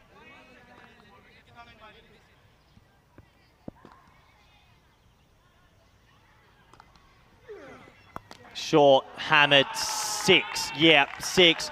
And right now, it's all Finland who are coasting home in this game. What a beautiful shot. How quickly he picks a short ball. Well, he showed us already early on, didn't we?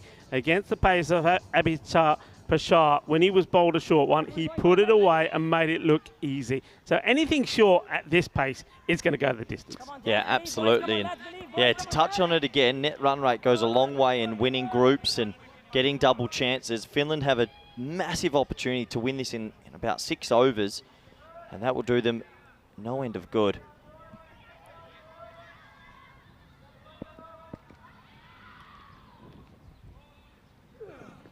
That's a better length.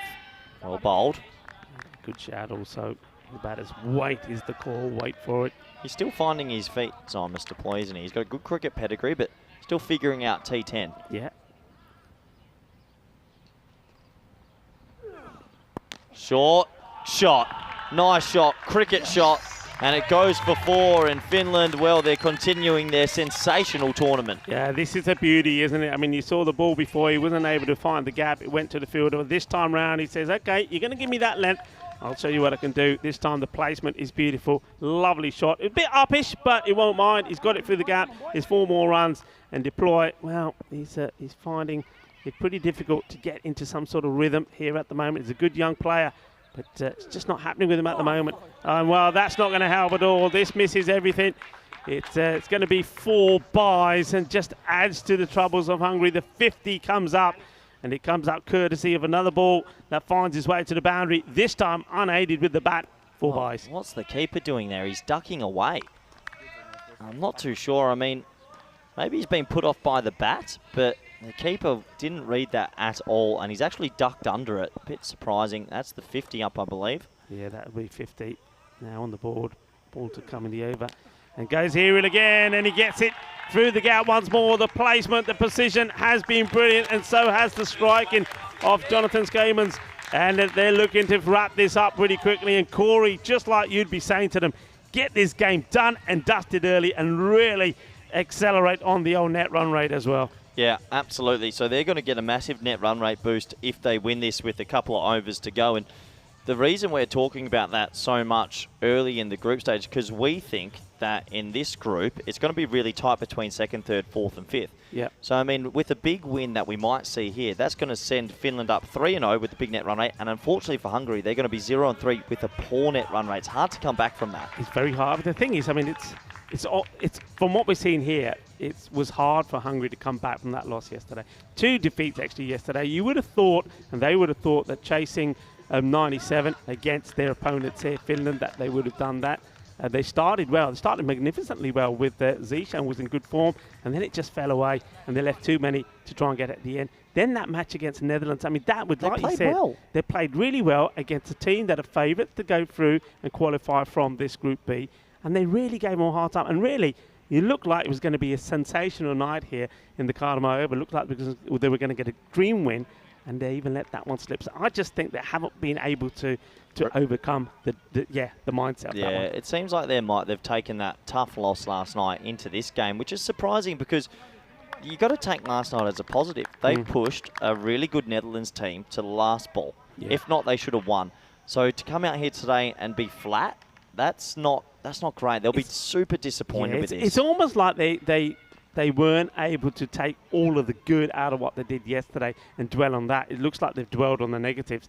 And that's not going to help them because it's a big day for them here today. Because don't forget, they will be playing the Netherlands last match of the day. So they could be potentially 0-4. Yeah. But, hey, we have seen in this T10 format the roller coaster. Yeah. It can easily go up quickly. Gets apart, comes in. And just nicely played, both these batters here. You can see at the moment, they're not taking any risk at all. They're playing shots to their strength. 56 for 1 in the start of the 6 over. Yeah, 56 for 1, and well, Finland, mighty impressive. What we talk about Hungary's mindset maybe not being at 100%, but how good's Finland's been? Sensational. The protector. It's nice delivery, nice bit fuller. Yeah, one thing you'd also have to say, we're just looking at the difference already between when Finland were out there in the line that they were bowling compared to this line from Hungary. I mean, it's not horrendous, but it's just a little bit short. They've allowed the batters to play the shots, allowed them to play freely, whether it's on the leg side or on the off side. Yep. Just haven't got those Yorker length deliveries in. That's another short, wide ball, and well, good work from Stanahuja that time to not let it go for 5. Yeah, he's done pretty well, hasn't he? I know he would be disappointed that the 4 byes went past it, but I think behind the stumps there, he's made a couple of stops, which has saved the ball for game for 5. I just think that with Hungary, as the protractor come in again, it's a nice looking shot. It's even a better shot than I thought. 4 runs over backward point. delightful, isn't it? It's so good to watch. It's almost like he knows where the fielders are and he backs himself to clear them all the time. He's not really putting any effort into keeping his ball along the deck. Look at this. He just gives himself a bit of room and he's eyeing up that area. He's targeting that area. That's a lovely shot. Super shot. Yep, gorgeous batting. Almost there. And this one is a big one, and this goes all the way. Shaba, shaba, bolle, bolle, bolle. And just like that, the scores are tied. And Jonathan Skomans has been absolutely top draw here today. Look at the way he gets himself into position there early, Corey. Just takes that step across. He's actually batting outside the off stump. He knows where that ball is going to be. He's anticipated it, and he puts it away. Well, class. If he passed mathematics in high school, he'll know 1 run to win, but if I hit a 6, I get myself an international 50. So, will he try and enjoy himself here and get his bat in the air? I'd like to see him go for it. Well, he gets beaten by Gooden here. Maybe he didn't pass maths class then. Well, there's still a ball to go. Hang on a minute. Still a ball to go. Gets Baldo. He's been a good campaigner over the years for Hungary. It's not going to be that easy. Well, no, he wants to finish it with a single, and he gets sent back. I think rightly so. That was a bit risky. End of the over. The scores are tied, 67 apiece. But you'd imagine that it's a question of just how many balls will be bowled and faced in this over. Yeah, I think for Hungary, they'll go back to the drawing board. But you're right with the bowling. They seem to bowl very straight compared to the other teams. They bowl, because they've got a lot of in-swing bowlers, a lot. But if you keep just angling in at the stumps, you're going to get hit both sides of the wicket. So, yeah, they're going to have to go back to the drawing board. And unfortunately for them, they're going to be 0-3 after this match. Like Zishan Cookie is going to come on to have a bowl. And he starts with a wide, and just like that, that will be the end of the match. It's a disappointing one. It's a disappointing way to finish as well. But congratulations to Finland. It's been quite sensational. What a start. It's 3 from 3. And you can see there the manager, Andrew Armitage, and the coach, Matthew Jenkins. They are delighted, as are the players on the field, as are the mums and the families out there. Well, Maya, she's pretty happy because, man, what a knock it was from her son. Jonathan Skomans batted superbly well, didn't put a foot wrong, didn't give a chance, 45 of 23. And Zia Rahman, well, take credit as well. He just he knew the job that he had to do. He finishes 13 of 10 not out. Just play the right role, just play the right part in this. And it just goes to show, Corey, that to me. Look, I know it wasn't a high score, but look, they do it inside 8 overs. But there is a place in this format for a batter just to get in, just to give the strike to the other batter, play the anchor role. There still is, you can still play an anchor role when there's these type of scores that you're chasing. You don't have to go out there, go wild and go ballistic, and you can still win the match comfortably, and you can still boost your net run rate. Yeah, absolutely. They've done exactly that, and a warm round of applause for the batsmen coming off. There's the supporters. They're absolutely loving it because they've had 3 wins in 3 consecutive games. And, well, congratulations to Finland. They've just completely outclassed Hungary there in all facets of the game. They bowled well, they batted well, they fielded well, and you can understand why they're smiling. Yeah, absolutely. And, well, they started with a little bit of a hiccup, I suppose, with Nathan Collins, the captain, trying to go down the ground to Prashad. He loses his wickets, but it was the only wicket to go because after that, well, particularly Jonathan Skomans, he batted absolutely beautifully. He played shots to all part of the ground. And, well, there was a few errors as well. That wasn't a good one, was it? Not one that Harsh Mandian will want to look back at. But one thing, the 2 batters, the Finnish batters, will want to look back at this innings because it was decisive. It was emphatic. And, well, it looked classy as well. And the supporters, they liked it. And some of the shots here, it wasn't, that's the other thing here, it wasn't slogging, it wasn't close your eyes and swing hard as you can. It was proper cricket shots being played, and we're going to see some sensational shots that were played outside on the offside. Yeah, absolutely, and they just timed the ball really well. They had a little bit of luck, obviously, with some poor sort of fielding and little errors, and the extras column went right up. But it was class batting, and when you don't have to chase many, if you keep calm and you just play your shots, it doesn't have to be 6. You can hit 4s, and that's what I liked what they did. They didn't take unnecessary risks. And in the end, they're going to get a great little net run rate boost as well. Yeah, I mean, that's what you're saying there seems to be something that a lot of the coaches seem to focus on. I know that Tyrone Peters, when I was with him in Germany, was saying to me the same thing. He said, you don't tell your batters to hit sixes. You tell them to hit boundaries. A 4 and a rally of 4s is just as good as 6s because it's a safer bet. You keep the ball along the ground, and that seems to be the thing that Finland have done so well there. We're winning this one with 24 balls to go. It's they've given Hungary a little bit of a thrashing here. Yeah, they've given them a bit of a thumping, really. But credit to them, they outplayed them, and well, Jonathan Scammond's ending up with 45. He'll be happy. And well, for the bowlers, it was a nice over from Prasha, but it just sort of feels all their bowlers are aiming at the stumps every ball. And then when they put it outside off stump, it gets hit over there. So they're having to cover both sides of the wicket. And that's not easy for a captain. And they'll go back to the drawing board because they play Netherlands next. Yeah, they're playing Netherlands the last match of the day. That will be, well, it'll be a repeat of yesterday. It's going to be another day-night game. It's an interesting fixture this time, isn't it? Because these teams have already played, so it's double headers to start. Yeah.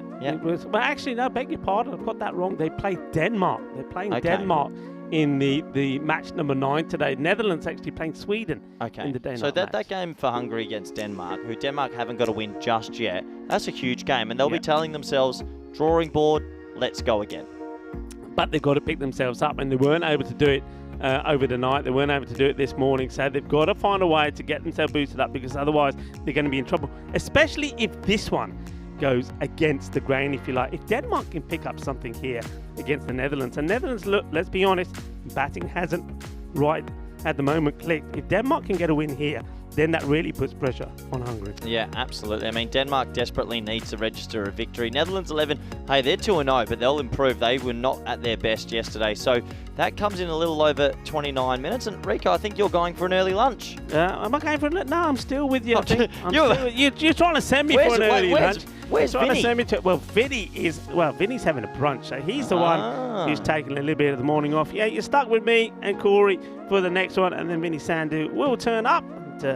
Be interesting to see what story he has to tell about where he's been and what he's done. We know that he likes to venture around, but for the time being, for myself and Corey, or maybe we're going to take a wander down and have a chat with Maya and a few more of the Finnish supporters that are going to be pretty happy at the moment, and maybe just mingle in the fan zone. Maybe get yourself a cup of tea or a coffee, just to get us ready for the next match. That one is coming up. As you can see, the official timekeeper for Drink It Constant ticking away, coming up in about 28 minutes. So get yourself a brew, maybe make yourself a sarnie or something, but join us right back, because Netherlands versus Denmark, I think this is going to be a classic encounter. And Netherlands, like I say, they've been good. They've won 2 out of 2, but they haven't quite clicked with the bat here. Denmark, I've liked what they've offered, and their captain Taranjit will be hoping that this is the day and this is the match that they can register their first point on the board. So join me, Rico Full and Corey Ruckus, as we come back in, well, around about 25 minutes time. See you then.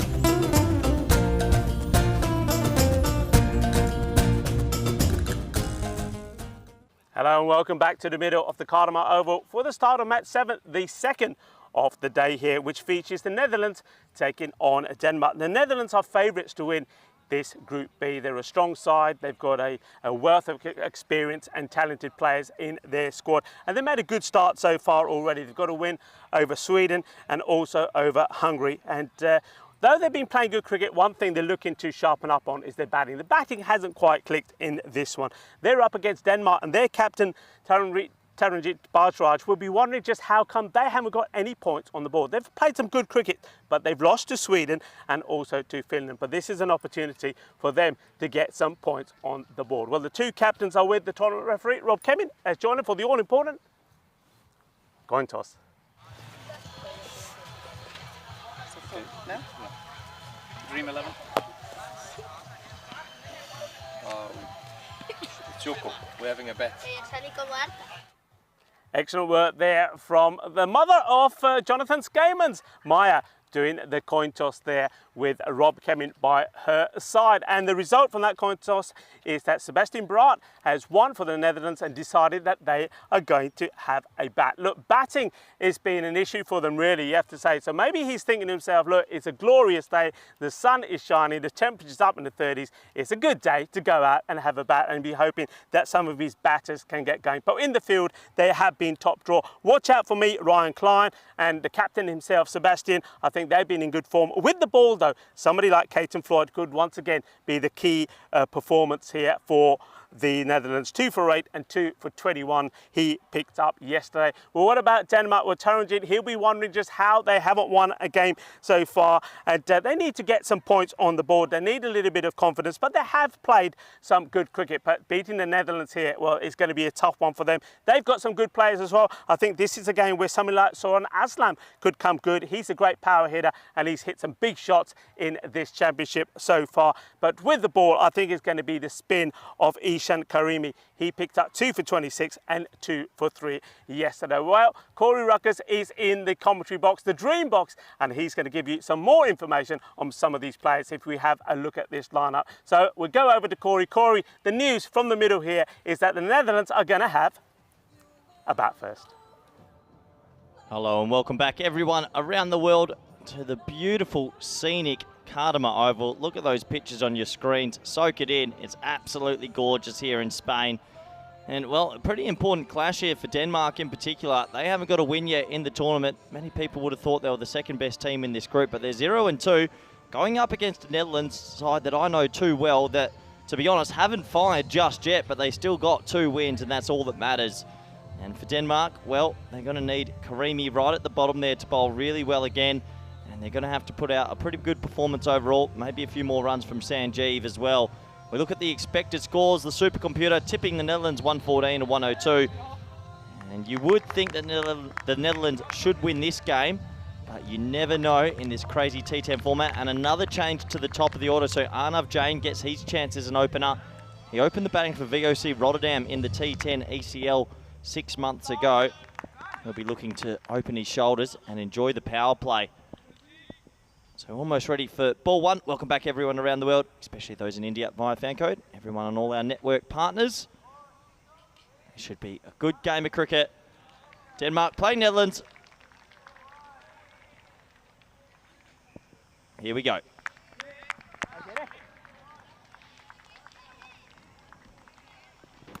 Oh, and I reckon he might have got a thin edge on that. I'm not sure. Tell you what, that's missed middle stump by a Skerrick. A signalled buys in the end, but that is so lucky for Arnav Jain. That has missed the middle stump by a whisker. It's a big arm ball. It swings in. No, he didn't pick that at all. So, 1 bye to start this clash. Musa Ahmed on your screens now, the Dutch opening batsman. Pretty sure he was playing against England only a couple of months ago. Now he's up against Denmark in T10. Just shows how versatile some of these players are. What a first nurry that was. Karimi yesterday bowled 2 overs, 2 for 3, in one of his games. Sensational. Oh, Musa Ahmed. Well, I've seen this man play a lot, and yesterday he looked all at sea. Let's hope he can find his mojo, because he's one of the more destructive batsmen we've seen in the T10 format. Hit straight to backward point, but they'll go through for a quick single, and that means Musa Ahmed's off the mark. And these two trying to force their way to something more competitive. I think the Dutch yesterday, if they were being honest with themselves, batted quite poorly by their standards. They'll be looking to get something big on the score, maybe of a statement of intent. As that is late cut to short third man, and another single. Denmark, though, a little bit weaker Denmark side than we're used to seeing. They've had a busy year, have the Danish. They've had T20s. They've played 50 over competitions around the world. So a lot of new faces for them this week. And they'll be wanting to prove a point to everyone back home about how good they are. Slower, and yeah, that's a nice looking cricket shot. Will it go for 4? It will. So Musa Ahmed finally gets one which could say almost out the middle of the bat. Nevertheless, it's 4 runs and the first boundary of this fixture. Gave that one just a little bit more air. And one thing about Musa Ahmed, if you do give him width, he's extremely strong through point.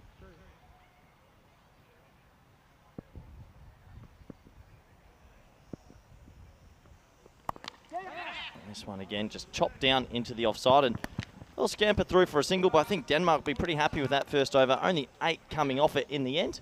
And the score after one is 8 for none. And good opportunity to welcome back good friend, co-commentator Rico Full. How are you, Rico? I'm very well indeed, and all the better. Having a look at this contest out there in the middle, I think it's going to be a good one. Netherlands.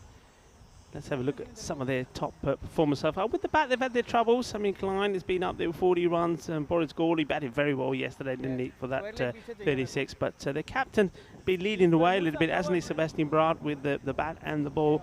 And Denmark, well, we saw that Sanjeev T, he was in great form yesterday. That was the one knock that he played, got himself to 70. So on Aslam, he's going to my pick of the batters on the Denmark side. I think he's so destructive if he can spend some time out there in the middle. And Lucky Malik, well, he always adds a little bit of luck to them. But this, I think, is going to be a scintillating match. I just have a feeling about this one. Yeah, absolutely. I think for the Netherlands, they'll be looking to maybe show a stamp of authority on this one. Yesterday, only hitting 110 and around about that 100 mark. They're a good enough batting lineup to hit 120, 130. So I'm expecting a big day from them, and I'm sure they'll want to show everyone back home what they can do. So an Aslam comes into the attack. He's up, his chance taken. And that's the big wicket of Musa Ahmed. And he does get one boundary to his name. But like you said, he's looked a bit rusty, hasn't he, Corey? And he has to depart. And what a start that is for Aslam, picking up a wicket of his first delivery. Well. Musa Ahmed looks all at sea at the moment at the start of this competition. A 3rd failure in a row. He's usually a destructive top-order batsman, but he's just not getting it anywhere near the middle of the bat. And well, first blood to the Danes. Yeah, I mean, it's well bowled. It's just out there, isn't it? We saw him play one shot, which he was able to manipulate the ball over those infielders on the 30-yard circle, but not this time. He finds the safe hands of the fielder, and he has to go. Yeah, it just hasn't looked.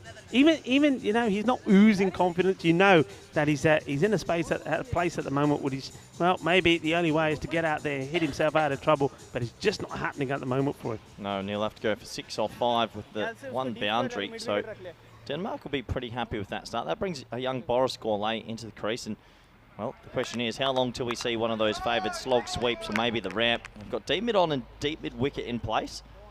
Boris Gawley, he's been pretty good at this T10 format. What can he do here?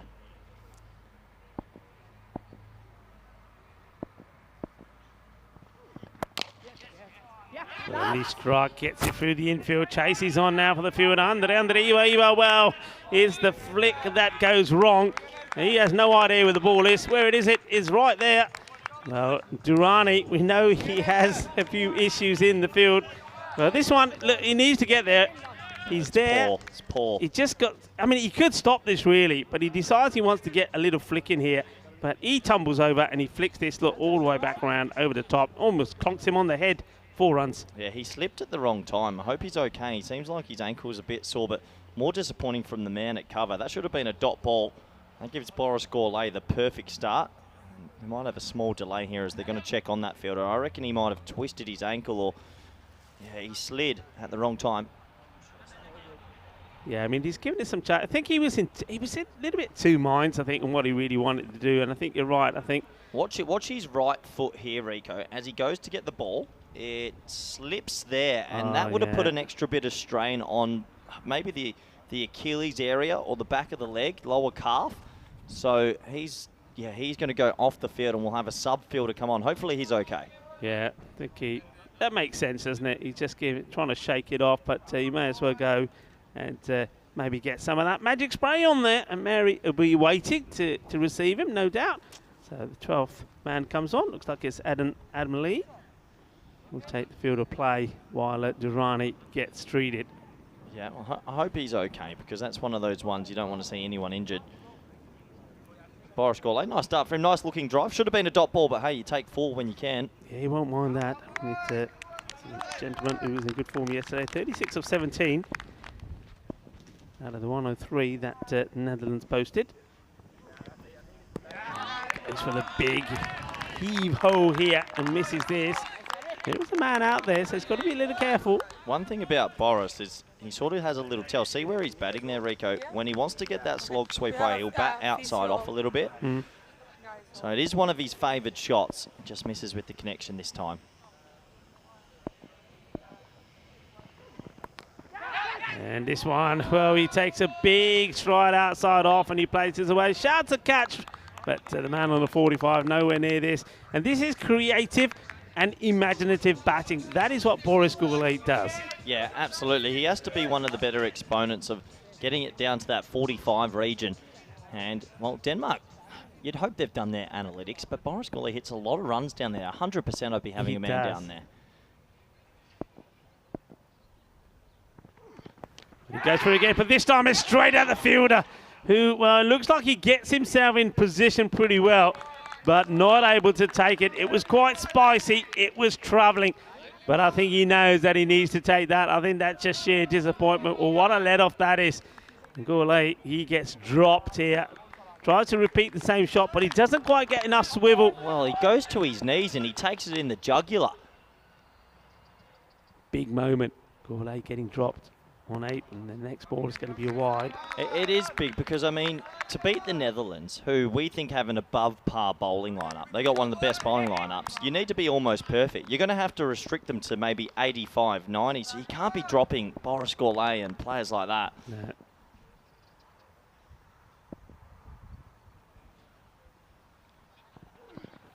It's going to be wide again, so I don't know if this is a deliberate effort here from the bowler, Aslam, to try and keep that ball outside the off, so he's trying to prevent, I mean, though it's not Jane that was playing those shots, it was Gourlay, but he's trying to prevent those shots being played. Now he's making a change in the field.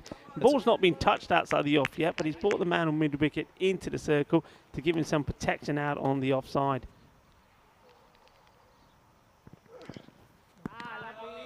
Yeah, he's just losing his line and length here. It's wide of off stump. I don't mind that. I mean, if you're going to bowl this line, you don't need a deep mid-wicket. You might as well have him at deep cover. Enough, James. Still only technically faced the 2 balls, 2 legal deliveries. Just having issues, Aslam, just trying to execute this well. Trying to finish this over, but you can see there, 3 wides, the last 3 deliveries. And that's right in the block hole, so gets this one right. So the over will come to an end. 13 come off it. And the score moves on to 21 for 1. But they know it should have been 2. That drop catch, that's going to be very, very, very costly. Yeah, he'll be disappointed with that because, well, Boris Gourlay, I love watching him bat in this T10 form because he really does try to get on with it. No mucking about at all. But for Denmark, I mean, 0 and 2, we look at the table. They'll be super disappointed with their start. I mean, Finland, well, they're riding high. And the Netherlands, I mean, 2 wins yesterday. So they still got the points, but I think we are going to see a more destructive Netherlands today. They were a little bit tired from a few Flamingo tours and a lot of a long cricket season in the Netherlands. I mean, well, not a long cricket season. I should say it's about a 4-month season in the Netherlands, but they make you play an unbelievable amount of games. You're playing Tuesday, Thursday, there's a Friday night T20. Wow. So maybe a little bit of exhaustion yesterday, but today I'm expecting a good Dutch side. The man who puts the catch down, Shakil Zeb, He's been asked by the captain to take the ball and bowl. He's bowling to Jane to start off with. And T2 targets the offside. Well, they are getting a little bit of a way swing. This one might just sneaking inside the tram line. And you see, he gives himself a little bit of room. Marginal at best. Yeah, just maybe just okay there, but the umpires have been very strict and consistent with those wide calls. Zeb wants more. See, that's not a wide. See, that's good umpiring because where Arnav have set up, he's batting outside off stump there. So that's actually clever bowling. Yeah. Well, I'll tell you what, was that almost run out by the keeper? It's always worse. He gets the throw back because the batter, you see Jane, he wants the wide. He's not getting it, and he's asphyxiated on the umpire and not looking what's happening behind him. This one goes nowhere, and, well, almost a collision between the bowler, Zeb, and the wicketkeeper, Taranjit Barraj, the captain. And you don't want to be running into Zeb. He's a big guy. No, absolutely not. Good running from Boris Gourlay as well because he gets himself back on strike. It was a tight one, but it was there. Lucky it didn't roll back onto the stumps as well. Yeah, very good running. You can see that ball is just literally a couple of inches away from the stumps. But Boris was there quickly. It's a good single because he's got the hot hand. He looks in decent touch, Boris. Hanav hasn't really got going yet. I think we're going to see one of those slog sweeps potentially here.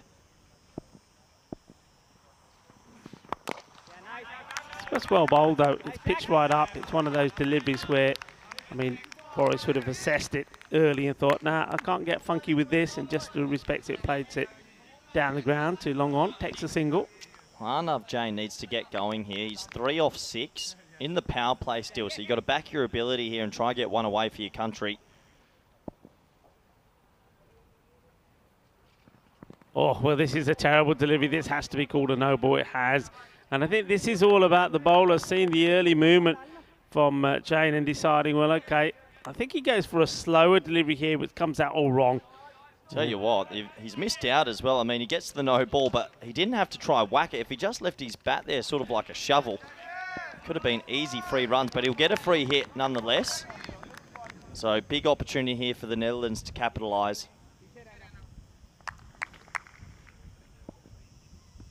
Free hit. And, well, he doesn't use the license to go the full Monty. It ends up being a disappointing dot. Yeah, they've gotten a bit funny the last 2 games of the Netherlands. They opened with Ratharel Fons and now Arnav. For me, you've got Clayton Floyd sitting there, last year's MVP. I just think I'm letting him open the whole time.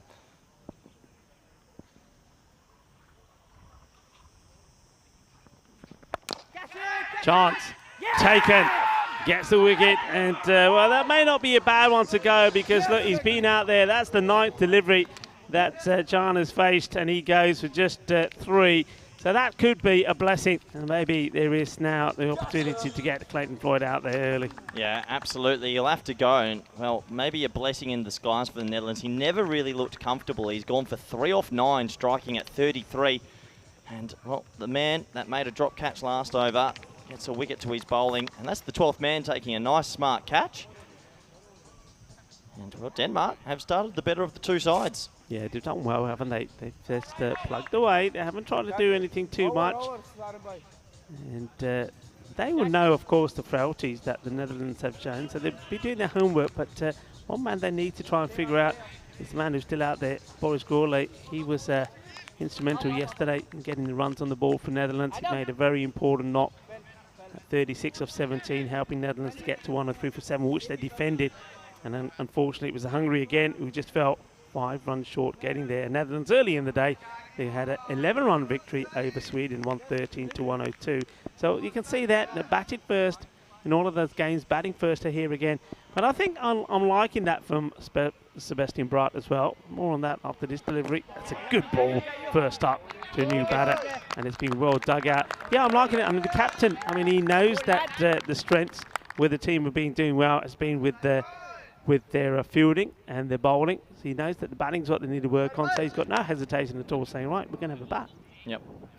Yeah, absolutely. I think Ryan Klein here now, he's being used more as a batsman so far in this tournament. He's got a little bit of a hip flexor injury, so you won't see him bowling too much, but he comes out the important number 4 position.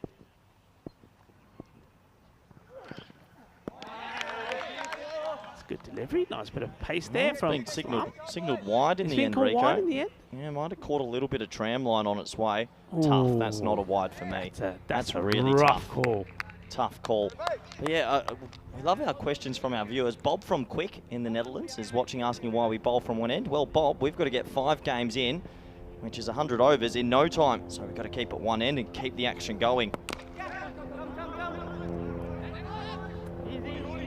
Yeah, I mean, it's all about this very tight schedule, 5 matches, as you said, Corey. 100 overs in teams everywhere and all that. One end, there's no need for fielders to be running around too much.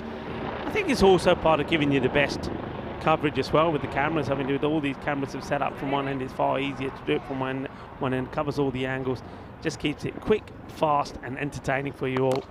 And this is hit straight down the ground. It'll take some stopping, and that's brilliantly done. But it's not a bad man to come on as 12 man, is he? I know Durrani is off the field just getting some treatment where he's looks like he's strained his calf muscle. And Adam Lee has been absolutely brilliant. Takes the catch, and that's a great stop. Doing a good job. I mean, when you're sitting as 12th man, you're probably not expected to be in the action that much. On the leg side. It's been a funny old, hard to describe sort of batting display from the Netherlands in their 3 games so far. I mean, a lot of these players are from good cricket pedigree. They just haven't really got clicking in any of the 3 games. I still think this team's good enough to hit 140 one day. But at the moment, struggling along.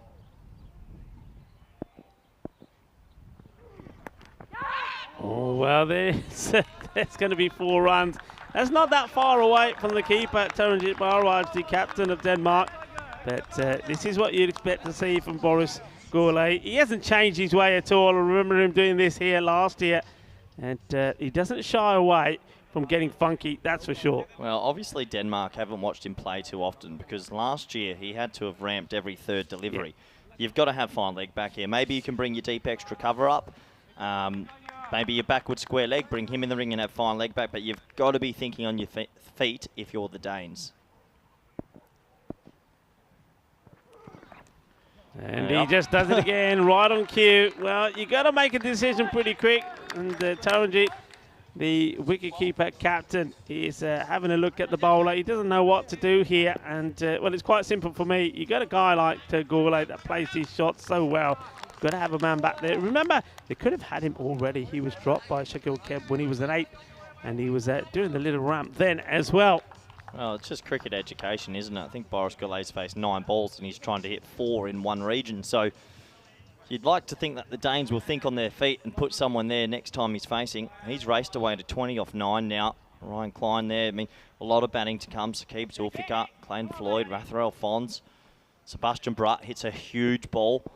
So plenty of batting to come.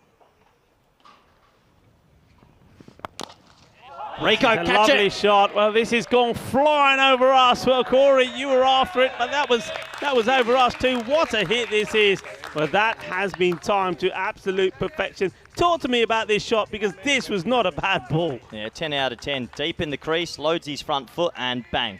One thing about Ryan Klein, he's improved his batting a lot in the last 2 years. He's a big, powerful man. That's why he's batting up the order in this tournament. Oh, what a shot that is. Zeb, what's the reply going to be? This has been hit pretty hard, and even the diving abilities of that man there, Adam Lee, couldn't stop it. Just powerful, just timed, perfection. This is quality batting. Yeah, absolutely. This is a little bit more like it from the Dutch. This is what you expect from a team that has pretty high cricket pedigree. I mean, if they can get their openers to click in this tournament, and then you have people like Boris and Ryan Klein coming in, they're going to hit some monster scores.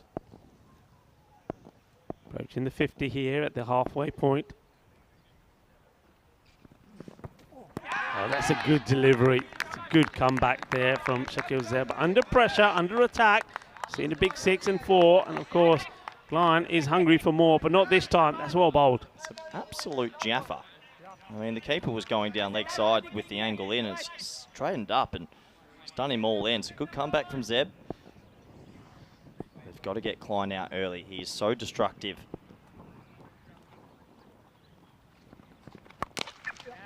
Firmly struck. Well stopped there in the deep by Magnus. Kirstensen does really well. I love the way he gets his full body behind this. He said, this is not getting past me. Yeah, nice shot. Only for one though. And well, just in the back of our screens here, we're seeing the adjustment in the field. So they are going to bring mid-off into the ring. Fine leg is finally out for Boris Gourlay. This is where if you're a class batsman, Boris Gourlay will just hit this over mid-off now, just to show his whole array of shots. Zeb to Gourlay, who's on 20. And tries to, I think he's trying to hit this over the man at cover as opposed to maybe looking to cut this. Corey, what do you reckon? Well, this is what the variation does. They bring mid-off up, they put fine leg back, so he's now trying to flat bat that quite straightish. And he was trying to do that through wide extra cover. So good comeback considering there's been a 4-6-4 in the last 6 balls. Dot 1 dot. Oh, this is huge. This is going all the way. Volley, Kinna Sona. Shaka Lagia just loses his length slightly. And how quickly he's onto this. Bang! That's gone. 6 runs. Yeah, nice shot from Boris Gourlay. He looks in a rich vein of form. Even though he got a duck yesterday in his first game, he's looking very good indeed. And well, there's an old adage, I don't say old adages, but catches win matches, and Boris Gourlay was dropped early, and it's going to hurt them. It's going to hurt. Well, there's another one that wickets do also come after drinks. Now, the guys out there, they're having drinks. It's very warm out there, I can tell you that. I mean, being out there in the middle, and, well, you're sweating buckets pretty quickly, and just doing those intros. So the players out there, they certainly deserve these drinks. Nice to see them taking on the fruits as well, and the umpires as well. Look, hasn't the umpiring, the sound of the umpiring been good here? And we don't often give the umpires the amount of shout-outs that we should. They do a hard job, and I think for this series so far, we saw them. I mean, you obviously experienced it yourself in the Group A. I think they were outstanding. I think, all right, they're only human. They're going to get 1 or 2 things wrong sometimes, but I think in general, the standard and consistency of the Man in Black has been excellent. So shout out to the match officials, and also being led by Sir Rob Kemming. Yeah, Sir Rob Kemming, and I know a lot of people in the Netherlands will know Rob Kemming. He's been involved in Dutch cricket for quite a long time. It's a big cricket community out there in the Netherlands, so I'm sure they're all tuning in. I think some of the main players are in Cape Town at the moment preparing for the World Cup, so I'm sure they're watching on their phones or their iPads somewhere and watching some of their comrades. And shout out also to Jay Wild and all of the sort of the development team here behind the cricket at the Cartama Oval and here the Costa del Sol Cricket Club, because getting these kids in here has been great. We've seen the Campana school here from Cartama, and they've been watching the cricket being played behind the scenes, playing a bit of cricket themselves. It's lovely to come here in the morning and see that the youngsters are playing cricket as well. They're learning, they're doing a bit of catching, batting and bowling, and then they're loving their moments out there on the middle. Nice to see them get involved in the coin toss once more. And also, well, big shout out to Maya as well, the mother of Jonathan Skamans was out there doing the coin toss as well. So that was a lovely moment as well. So a lot of the community spirit here has been absolutely fantastic at the Cartama Oval, and a lot of people in the fan zone as well enjoying the cricket.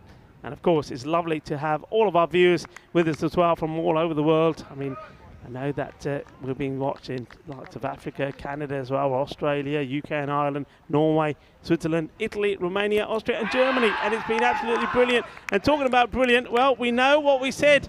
Well, Corey, you said something, and I said, well, one thing I know, that after drinks there's always a wicket. And there you go, right on cue.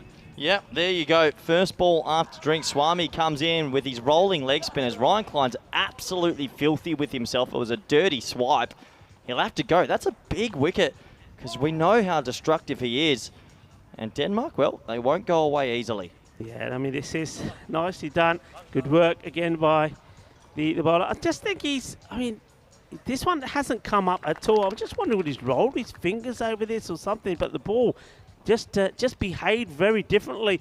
And well, Razul Swami does a little magic, and he gets the wicket, and you're absolutely right. Klein is not happy about that at all, but he will have to go. Goes for 13 of just 7 deliveries. Yeah, you can see he's saying, yeah, he's done something with his hand. He's wrapped his fingers around that. Well, whatever it was effective.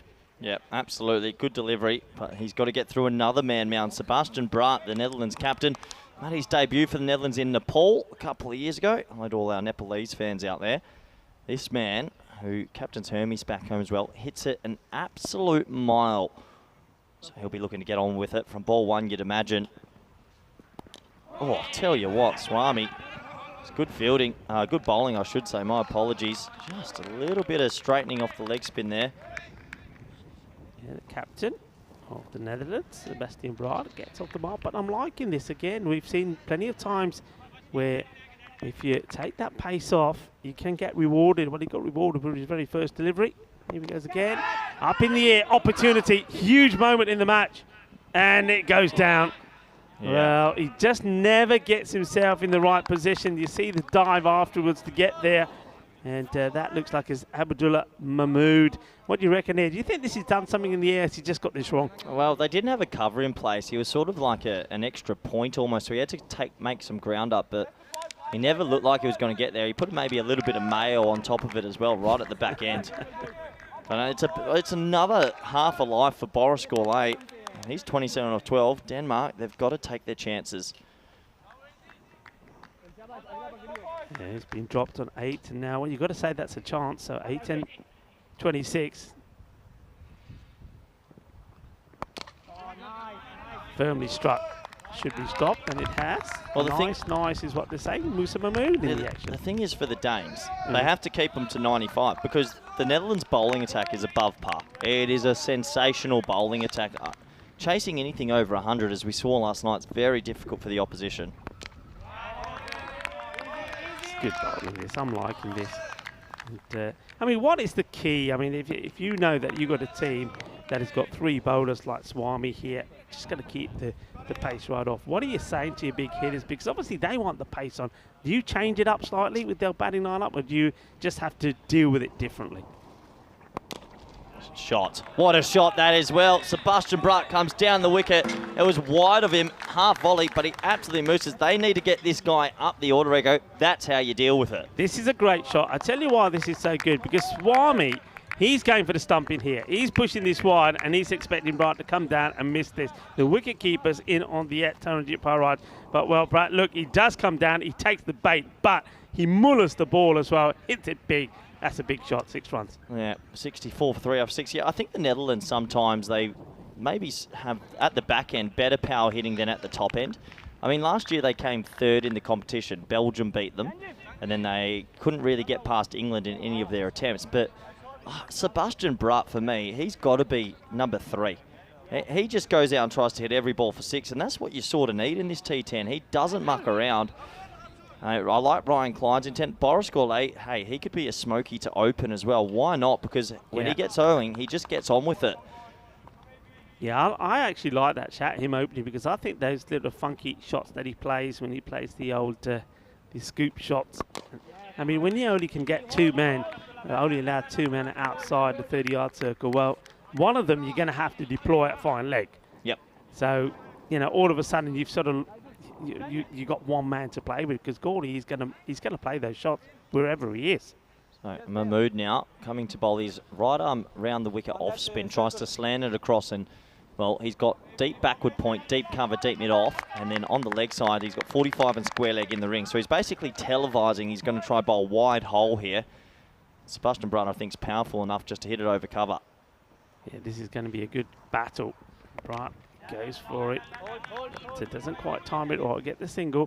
Yeah, I like the bowling of Abdullah Mahmood when I saw him bowl first up yesterday. I think, again, he just bowled very bravely. As a young man, he wasn't afraid of being hit, and he was pretty successful as well. Let's see how he does here. This one just a little bit short. Doesn't quite get hold of this. It will bobble it down a few more times to the fielder who gets the throw in. Nicely done. It's good to see Denmark at least putting up a decent fight here. I mean, they haven't won a game in the group just yet. Oh, we know they're a little bit weaker. They're missing some players that couldn't come this week. But they're putting up a bit of a fight here. Mahmood. And Mahmood is going to go the distance, because Sebastian Bright, he is in the Mahmood to hit the ball big, and that goes big. That goes into snake territory. 6 more. Get him up the order. This guy is so strong. That is just pure timing. That's gone so far, Rico. That's a great shot. It feels like to me you cannot give him room to swing. I mean, if he gets width outside the off stump, he's going to play that shot every time, and it doesn't look like he's going to miss it. I think you've got to get the ball right up to him and try to see if you can get him driving a full pitch ball. Mahmood once more. And he gets the false shot. This is the moment they're waiting for, and they get the wicket. Credit to the young bowler.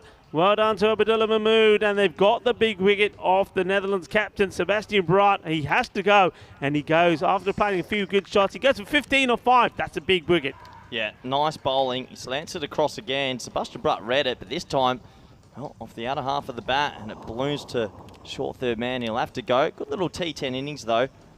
Brave bowling from Mahmood. That one was a little bit fuller, and he does get the big fish, but it does bring another big fish to the crease, but yeah, you can see frustration from the captain.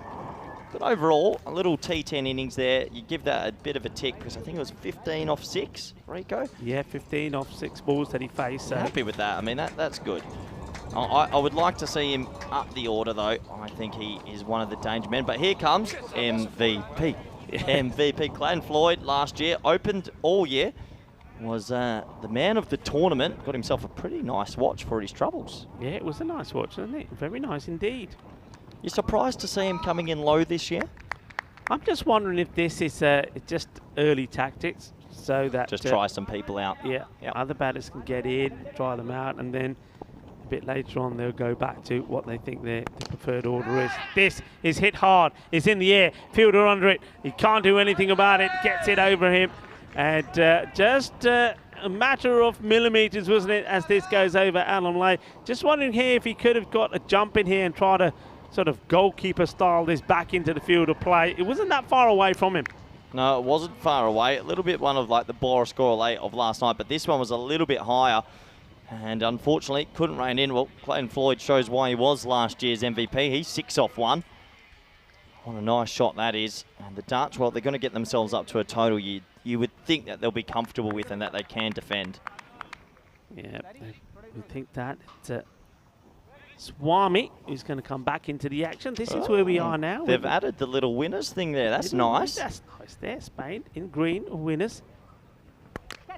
Chance taken is another wicket, and it's a soft dismissal in the end for Boris Gorley. I just got the feeling he got a bit frustrated because he never got on strike much. Yeah, I'm not too sure. He looked a lot more fluent at the start of his innings and just like slightly bogged down. I know it's only T10, but you can have little patches where it doesn't come out the middle. But good bowling again from Swami. He slowed this one up outside the off stump. He gets the reward. I mean, everyone was in the ring on the offside, so for Boris Gorley, he'll feel like he should have got that one through. Denmark, they're not going away. They're doing their job here. The question will be, the real question coming up is, can they handle that dangerous Dutch bowling lineup? Yeah, I mean, this is what I'm looking forward to see. I have to say, I mean, I have liked the starts that they've made. I think if the likes of their captain, Taranjit Barawat, can be in good form, and then also someone like Saran Aslam, and these are big hitters, but also the question mark will be with Durrani. I mean, he would be quite key up there with his batting, but with that injury, we don't even know if we're going to see him. But a good start here from Swami again. Gets another wicket. That's what he does. So twice he's got a wicket off the first ball. So Eastbelt. Saqib Zulfikar here. Yeah, I like it. The reverse Malachi and 6. So there's a bit of good intent. That's a nice cricket shot. Just reading the field. We didn't see the best of him yesterday. Unfortunately, had 2 failures, but this is a gorgeous stroke. Well, it's time for showtime at the Cartama Oval. Cartamania taking the world by storm. Well, this is what it's all about. It's a shame what you can do there in the middle. Bat versus ball. And what a start that is from Zulfikar. Yeah, well, he's a class player. He's got international pedigree against some of the best teams in the world. Tries again, and, well, looking at a cheeky little stumping here. They're going upstairs. Well, you never know. When people play reverse sweeps and reverse Malachis, the feet can get a little bit funky, and there's a small chance here that his feet have come out the wrong way. We're going to need the side on. Did he lift it? Oh, I tell you what, he does lift it, but does he lift it at the wrong time? No, he gets it back down. It's cheeky keeping. But no, that's definitely not out. Yes, good work. Great work, of course, from our partners as well, Spring Production. But you can see, though that foot did come up, it goes down just as the bails come off. Shot. Beautiful. Straight down the ground. Well, that is as good as they come. The footwork was epic. The timing, the hitting was good. And Zulfikar, well, he's here to try and get them to accelerate to around about this 120, 125 score. What a lovely shot that is. Yeah, absolutely gorgeous shot. Saqib Zulfikar, this is a bit more like it. And then the reverse Malachi again, and he gets a 4. And this is why I was surprised to see him fail yesterday. He is a class player. Well, this is something sensational, isn't it? We are here in the Costa del Sol, and it's all about sun, sea, sand, and sexy cricket. And we're liking this. Así, me gusta cuatro más. Just to put into perspective what you're seeing at the crease here, Saqib Zulfikar opened against Zimbabwe a few years ago in an ODI. So we're not talking about just little club cricketers here. We're talking that the Netherlands have players who have played against some of the best in the world. He's played 7 ODIs before and 6 international T20s. He's also got a first-class game under his belt, and you're watching it right here on the ECN. And that is absolutely towed for 6. He got none of that, Rico, but he's just got enough. Well, just like that. Well, he's saying, yeah, that was right at the bottom of the bat. And you can see there, well, Floyd is just having a laugh and saying, well, look, it's not too bad. If that's come right on the bottom, it's still going all the way. He's just quick onto this, isn't he? Turns it into a full toss, smashes it away. And just like that, well, look at the score. It has gone up and past the 100 mark here. 101 and 5 wickets down, with still 12 balls to go in the innings. This is a bit more like it. This is the Netherlands I thought we were going to see this week. Some clean hitting, some innovative batting. And really good to see Saqib Zulfikar click here, because if the Netherlands go deep and even maybe get to finals where we can beat England, who are the favourites, they're going to need Saqib Zulfikar. Didn't he bowl 2 very tidy overs yesterday as well? Absolutely. Oh, he's going to get himself back on strike straight away. I think Clayton Floyd is saying, well, look, the way you're hitting it, 22 of just 5 deliveries, well, you might as well carry on. Absolutely. I mean, he's in a zone at the moment. What will he pull out this time? Mahmood. It's a good delivery, gets it darting across him, full length. And look at the running here. This is exceptional. Well, they're pushing each other over, trying to get to the ball. But in the meantime, the 2 batters have run 2 amazing runs. Yeah, I'm probably looking at my keeper there and thinking, why has my keeper gone and got the ball? But top running from the Dutch. Good match awareness, and will get Saqib Zulfikar back on strike. Yeah, look at this. Get pare ho ja, my ball for near. In the meantime, they've taken a couple. Well, this one he misses out on, and good work there from the keeper. It must be difficult for the wicketkeeper here to see the ball cleanly when the batter is trying to do the old reversed shot. Yeah, this is just class. I mean, he makes it look easy, doesn't he? Just a couple of steps, and he's just lofting this over the mid-wicket area. Lovely shot, nicely played.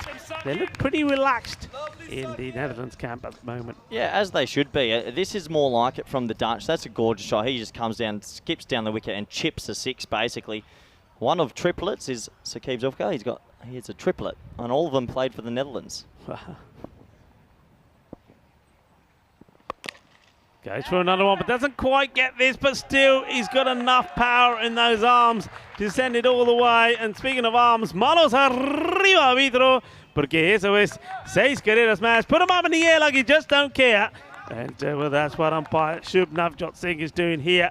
The umpire from Hungary putting them up. Well, the hitting is great. Well, watch out, watch out. Well, who's that out there? Lost his hat. Indy, watch out. And then he loses... well, forget about his shades. Then he loses a few other things as well. There's the old reverse Malachi again. And the acceleration has come right on cue, hasn't it? And it was Swami who did take a wicket off the first ball off that 8th over. But then after that, well, they laid into him pretty good. And they've done the same here to Mahmood. The score moves on to 117, 16 of that over. So 6 balls to go. And already, I mean, you've said it, that once they get to this 100 score, I mean, it's going to be very difficult for most teams to try and get there, because their bowling and fielding is so good. But now you're looking, they're knocking on the door, I would say, around about 128, 130 here. Yeah, potentially. I mean, if Saqib faces most of the over, maybe even 135. But, I mean, the Dutch bowling pedigree, you've got bowlers in that lineup that have been bowling to some of the best batsmen in the world all year. This innings from Saqib Zulfikar, I think, will show the Dutch how to go about it as well. Brilliant batting. Kirstensen is called into action. This is hit hard and flat, and it smashes into our dream box down below. And we can feel the thud as the vibration reaches up here at the top. What a hit this is. Quick hand speed, finds the middle of the bat. Lovely shot. बहुत अच्छा shot मारा, छक्का लग गया कितना सवेरे सवेरे आज तो स्वाद आ गया. Zabardasti batting here from Zulfikar, 43 of just 11 deliveries.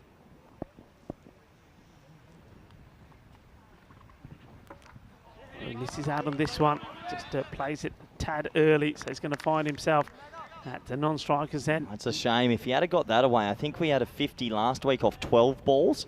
So that was big Mohammed Baba. He was on track to maybe be the second quickest.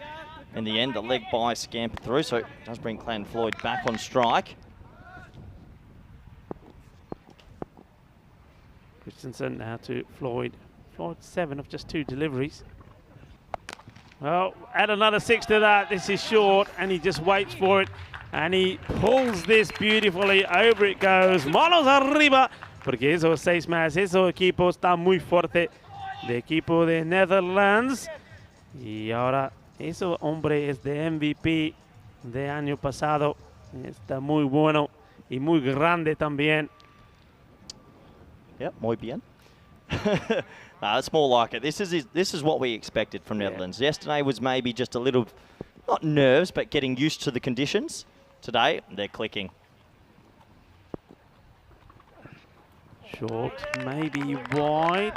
The umpire seems really happy with this. Yeah, maybe he got away with that one. We'll have to see. I can understand maybe moving more after it went past the popping crease. But no, this is what we expected from this dangerous Dutch team. I mean, such good cricket pedigree. Clayton Floyd, only maybe about 2 months ago, was playing New Zealand. So it's amazing to have him here and smacking it like he is. Oh, that's excellent work from the keeper. I mean, this is taking a bit of out. I think this is more of a stop than a catch. I don't think this is really catchable. We'll see it again here. I think this is skidding along the deck. Yeah, that is such a good stop. Yeah, brilliant keeping. Saves 3 extra runs for his country. Does bring on Saqib Zulfikar, who has been the man of the hour at the moment. He's striking at around 350.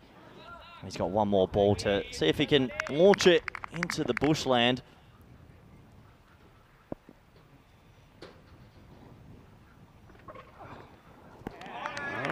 Misses out on this one, so they finish with a dot ball, so they will finish on a score of 131. I mean, it's the best score that they have posted so far. Remember, we're talking about a team that posted 113 and also 103 and went on to win both those matches. So this is going to be a very difficult task for Denmark. But look, Denmark have some key players themselves that can make things happen. The question for me is, and maybe the question mark is, will Durrani be able to come back out here, or will he be out of this match? That's going to be the question. But in the meantime, Corey, you have to say it's been a very good performance, and it was 54 in the first 5 overs, and then they finish off with 77 in the second, and that's really when I think Sebastian Braat, he came out there, scored a quick 5-15, and that man there, I mean, Saqib Zulfikar, some of the cleanest hitting we've seen so far. Yeah, absolutely. Those last 5 overs is what we come to expect from this Dutch 11.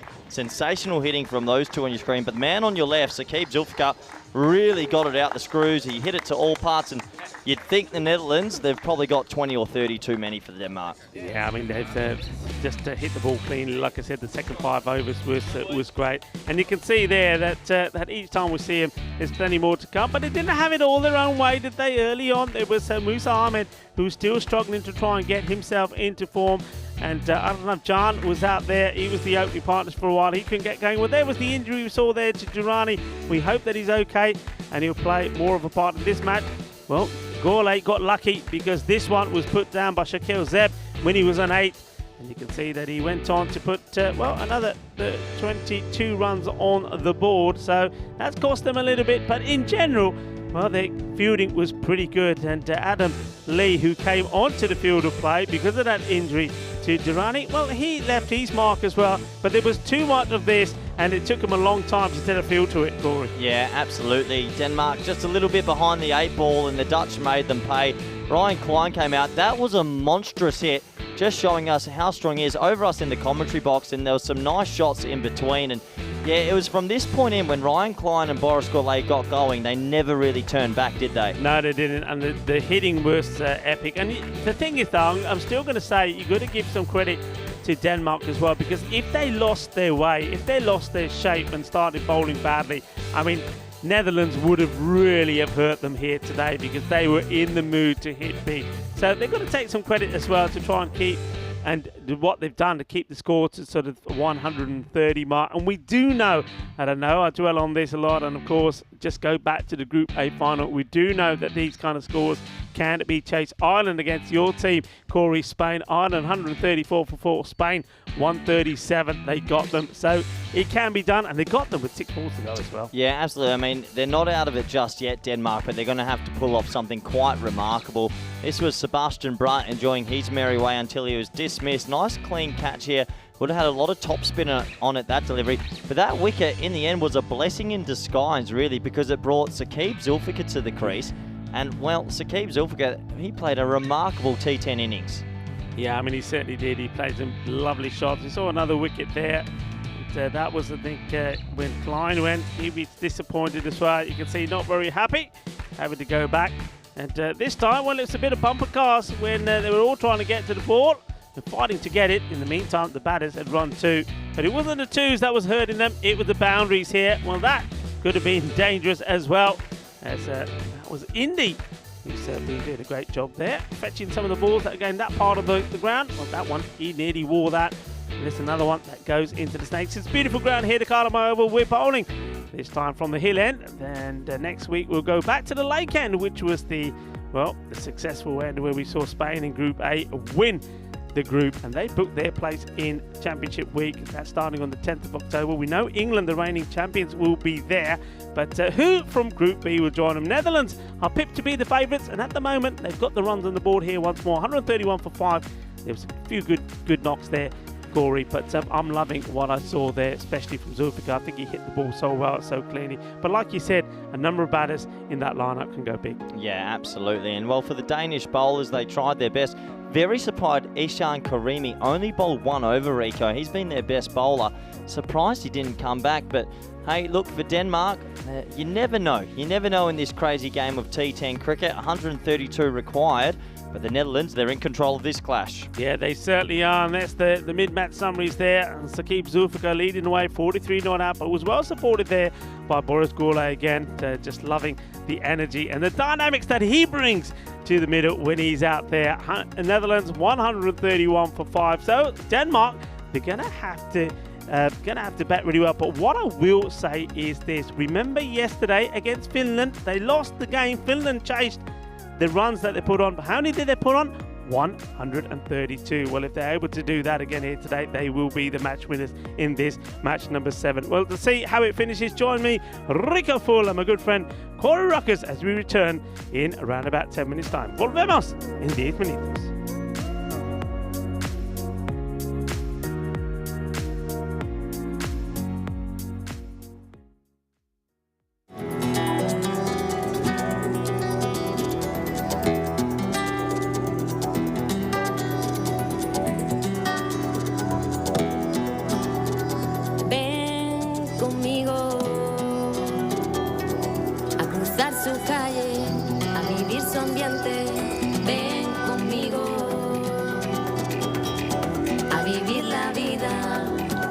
Ambiente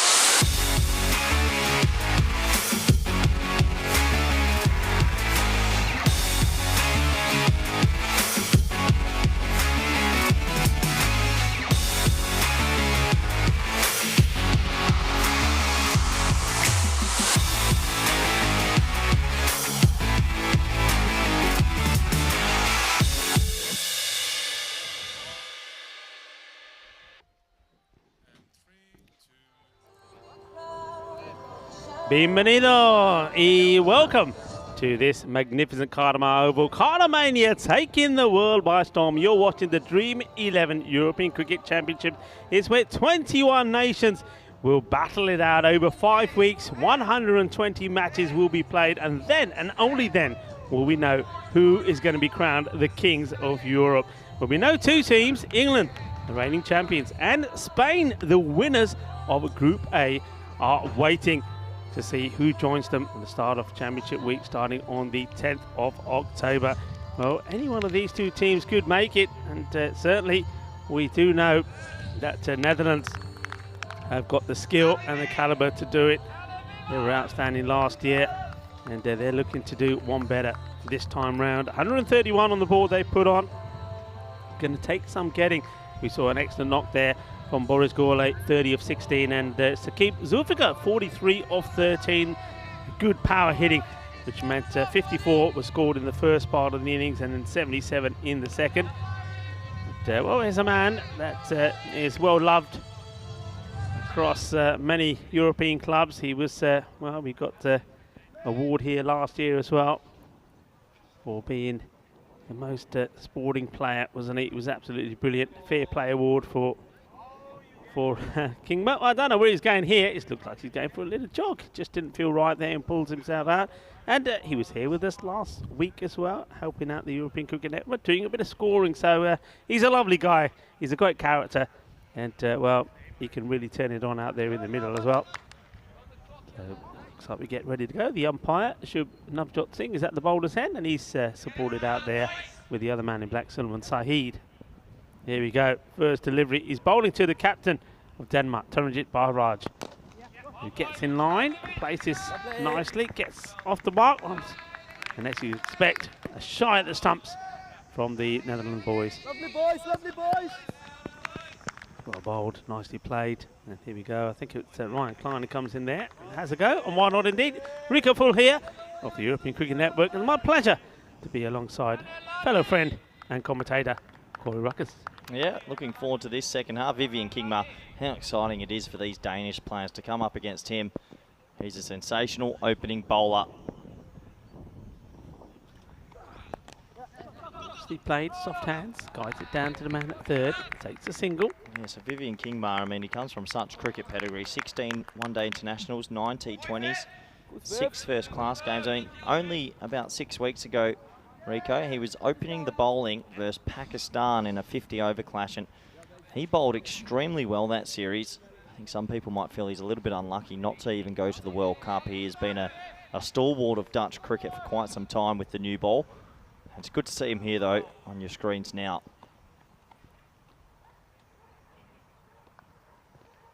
Well, once again, just doesn't quite feel right when he just gets to his delivery stride, so once again backs away. One small thing Viv has had in the past few years, he does get a little bit of a no-ball problem, so I don't know if he's just lost his run-up just a little bit there. But, I mean, there's no worry for the Dutch with the over rates. They've got about 8 overs of spin that will come. It looks like now he will come off the short run, Rico, so maybe a slight issue. Well, short run or not, almost gets this one to the fielder. That's a bit of a go at this, but fortunately for the captain, Taranjit Bahraj, it drops short of the man that's out there who's able to take it on the one bounce. Well, I guess for Denmark, I mean, you've got nothing to lose here. You need to go at 13s basically from the start. Go and throw your hands at it, back yourself, and you never know what can happen.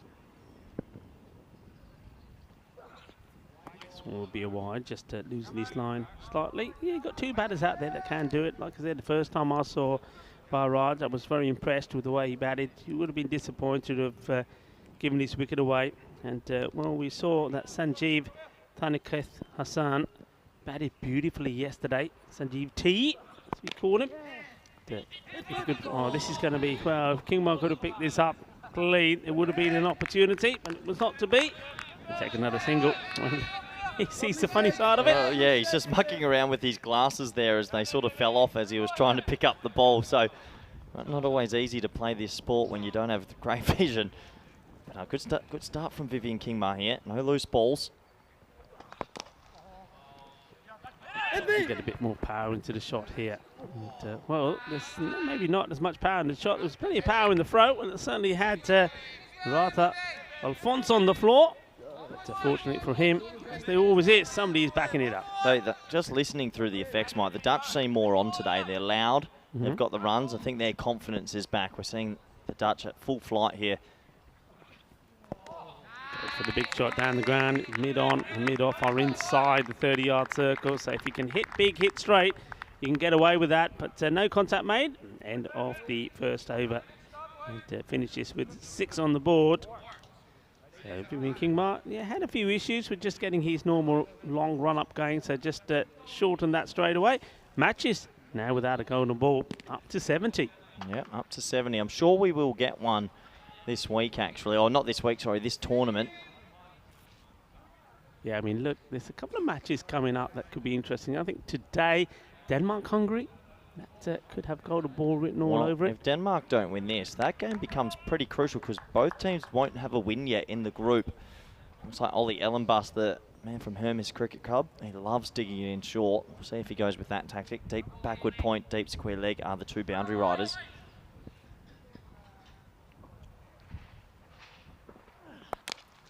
Oh, he's going to get a bit of luck here. How far does this go? I think this goes all the way. I think this is going to be the case to go and put him up in the air. Well, the umpires, yeah, there you go. Come on, put him up. Don't be shy. Seis carreras, well, swing hard and maybe you get lucky. And that's what he does. Hay poquito de suerte ahí, pero eso es 6 carreras. Yeah, one of the better edges you can get. I mean, I just said backward point is the boundary rider, not third man. If third man was in place, it was down his throat. So the Danes get a much needed boundary. Alan Bass won't like it. And, he goes wider, keeps his inside just. There's the umpire.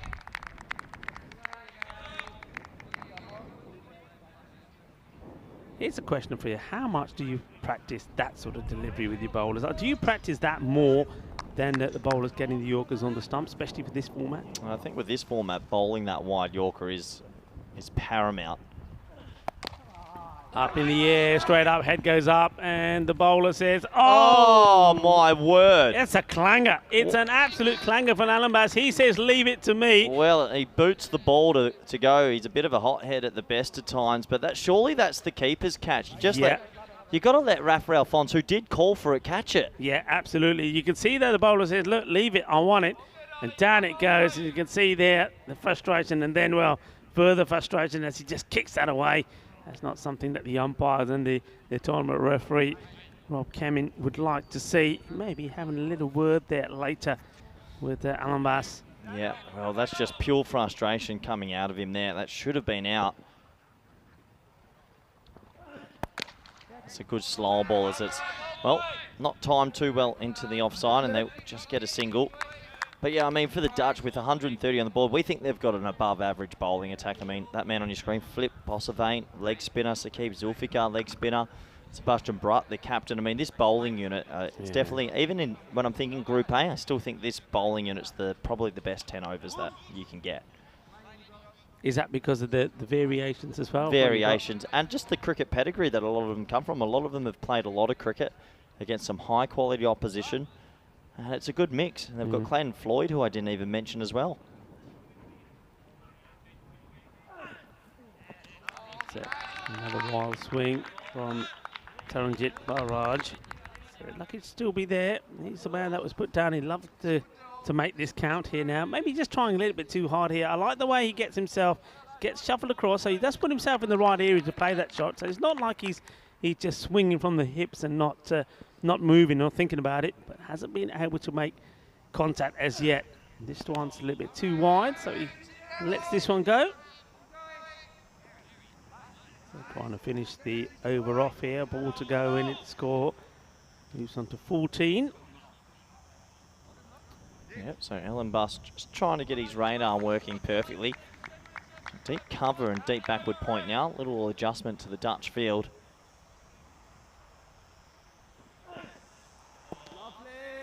Another wide call to the surprise of Alan Bass.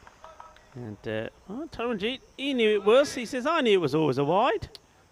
Yeah, Taranjeet thinking that got a fair bit of tram line, and yeah, that's definitely a wide. He didn't shuffle early, so that's a good call by the umpire.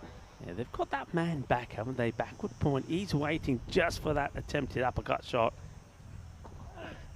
This one's even wider, and that's a really good take from Ratha Alphonse. Yeah, Diving full stretch to his right. Ratha Alphonse plays for Kampong in the Netherlands, and he's a little live wire. He's a very good keeper, and that's great feet movement to get himself across. Well, these wides do help the cause. If they can get a boundary off this last ball, be a decent over for the Danish. Well, this one takes the top edge of the bat and falls into safe territory for Taranjeet. He's getting a bit of luck at the moment. Gets another single. Takes his score to 18 of the first 12 balls of the innings. Yeah, absolutely. Good start here for the Netherlands. I mean, we've still got their array of spinners, and we might be seeing the first one here. It does look like Clayton Floyd on your screens there is going to come into the attack. But we look at this table, and well, Finland have been the surprise packets, really. I don't think many people tip them to be 3-0. Hungary struggling at the bottom, and then Sweden in the middle, 1-1. But the Netherlands, at the moment, look like they will go joint top, you would imagine, unless the Danish can pull a minor miracle off here. Yeah, match 9. I mean, if this goes the way you'd expect it to with Netherlands, making it 3 out of 3 for them. Match later on number 9, when you've got Denmark without a win and Hungary without a win. How important of a match that becomes. Well, if you end up losing that, you might be going home early, because if you don't finish in the top 4 by Thursday night, you don't make it to finals Friday. Here does come the MVP, Clayton Floyd. He opened the bowling against New Zealand about, as I mentioned, 6 weeks ago, and bowled extremely well. So he's very good with the new ball.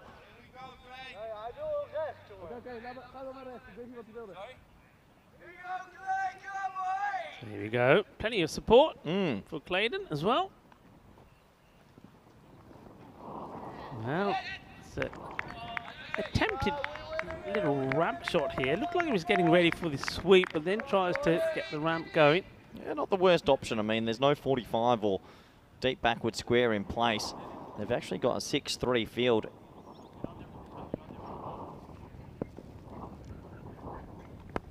Shot. Good shot, Rico. He comes down the crease. He gets a half volley, 6 runs, and they desperately needed that. Yeah, it's positive. You've got to be positive. We said all along, that's the only way forward. There's no point shying away from it. And Sanjeev T, he does get positive, gets himself into the right position and sends this over 6 runs. Confident shot, good shot, gets the maximum. Well, when we chased with Spain around this 130 mark, we spoke 2 sixes and over minimum, or 2 boundaries. If you hit a 6 and a 4 each over, you're going to get close. So there's one. Can they get another one here? Well, he hits it pretty well into the gap, and this will be 4, 6 and 4. And Sanjeev T is hungry for more. Well, it's good batting because, like I said, they've got a 6-3 field, no one back on the leg side. So as long as you pierce the gap, it's guaranteed a boundary. He does exactly that. And well, what we said, 2 boundaries in a row. That helps. Now you want to cash in. If you can turn this into one of those sort of 20 run overs, you're back in the chase. Yeah, so he's forced a field change. Man comes across now to plug that gap that the last one went through.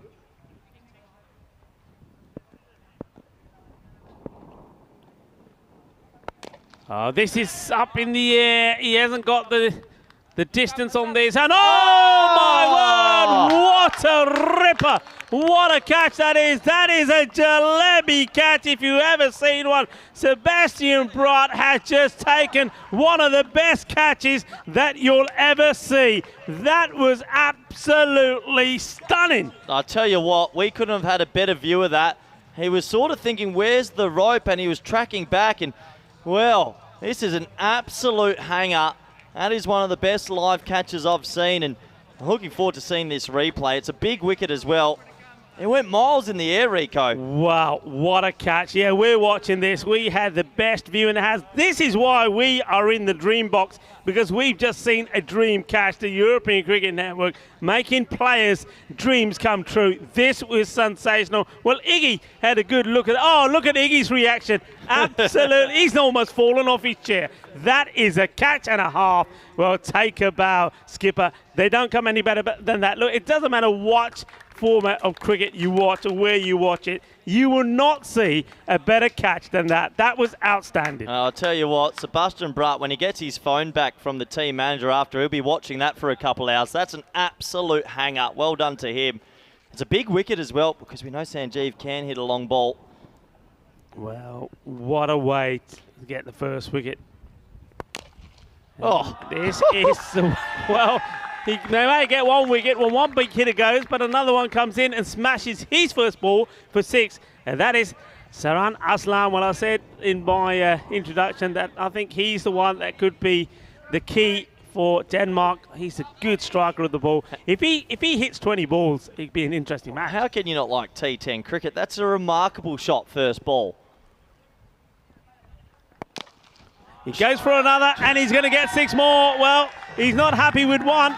He goes for another, and just like that, Clayton Floyd, well, he may have picked up a wicket thanks to a sensational catch from his captain, but he goes magical. That's 23 of that over. Well, this is why this format is so exciting. You can't turn away from your TV screens for any moment. I mean, we just see one of the great catches to dismiss the dangerous Sanjeev, and the new batsman just comes out and goes bang, bang against a bowler with high pedigree. Denmark, well, they're up with the rate, Rico. They are up with the rate. Yeah, well, what a match this is going to turn out to be. If, like I say, if these two can just spend a bit of time out there in the middle, maybe bat till about the 7th over, keep hitting the ball the way they are, anything can happen. Here comes leg spin. Saqib Zulfikar, he's having a very good tournament with the ball so far. No one's been able to really get him away. It's fast leg spin, and he gets an extreme amount of bounce. That's what makes him tricky. Zulfikar, nice set of shades on as well now.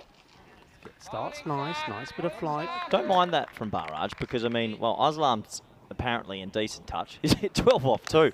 Remarkable striking. Get him on strike, but this will be a tough matchup for him because, as I mentioned, Saqib Zulfikar gets over the top of the ball a lot and gets a lot of bounce. Yeah, this is going to be interesting. Oh, well, doesn't get his foot to the pitch. You can see where that his front foot is there. It's an absolute seed, Rick. I mean, that's look at this yeah. spin. Look at the revs he gets on it. Yeah, look at that.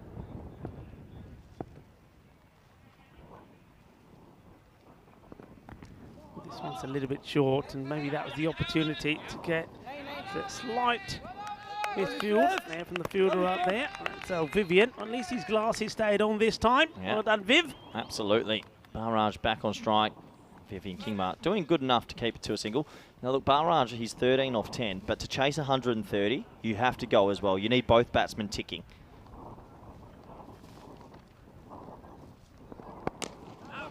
Nicely played. He's going to have to hurry. In comes the throw. It's nicely played, and I don't want to be overly critical, but can he go over extra cover with that? I mean, it's 130. It's not 100. It's good bowling, yeah. It's not easy. It's easier from the combox to say what they can and can't do, but he has to start hitting some boundaries, otherwise that rate's just going to keep climbing. It's a buzz around the ground at the moment. We've just seen one of the best catches you'll ever see, and then we've seen a new batter come in and pump 2 sixes down the ground. This one. That's fine. That's fine. Okay, the batter wants it. Saqib Zulfikar once again showing why he is so difficult to go away. This over's only going for 3. Zulfikar, this is what he did yesterday, didn't he? Just came on and stopped the flow of runs coming from the bat, and just added that added pressure to the opposition. Goes big, and this one will stay hit. It goes all the way. Balle, balle, balle, ginna sona, ginna bada shaka. Yeah, what a shot that is. And that's not a bad ball at all. Maybe a little bit too straight this time, and he just elevates it, and that takes him to 50. And, wow, a lot of people in the viewer chat are absolutely loving this. What a game of cricket. Tell you what, the Dutch will be thankful they did get themselves up to 130, because the Danes, they're giving this a red-hot go at the moment. Yeah, they certainly are. And once again, you see Saran Aslam coming out and doing what he does well. He just needs to go big. That's the thing here now. Yep. He needs to go big and keep supporting the captain, Taranjit Barraj. He knows that he's got a role to play here as well. Again, we haven't had any news on Durrani, whether we are expected to see him out with the bat or not after he injured himself trying to stop the ball going for 4. Here comes the next big test. Philip Bossavain plays his cricket out at VCC, Vorburg, international pedigree as well. Played some international T20s for the Dutch. He's got a lot of pressure on him here. They're going to come hard. Good batting, Rico. There's no 45 in place. There's definitely not 2, though. I mean, with these 50-metre boundaries, it's almost impossible to run a 2. Yeah, I mean, it's an intelligent shot. He's disappointed, I think, Barrage, that he's not able to get more from it. He gets a single, but that will be it. But then, hey, if the next few deliveries end up going to the boundary, you won't feel so bad about it because it's Aslam that's doing the running here at the moment. Well, Aslam has to go hard here. He has to back himself and turn this into a big over. Firmly hit. There's a fielder out there. Does very well with the ball bubbling around. Nicely done by Gourlay. Tell you what, when it gets hit from Aslam, it sounds like, through the effects mic, that's like a sonic boom. Yeah, Aslam is the guy who yesterday on 2 occasions pumped the ball to the other field there over cow corner. Yep. If he gets one in that zone, it's disappearing, that's for sure. Can Barrage get himself going? He's 15 off 12. He needs a boundary for himself more than anything.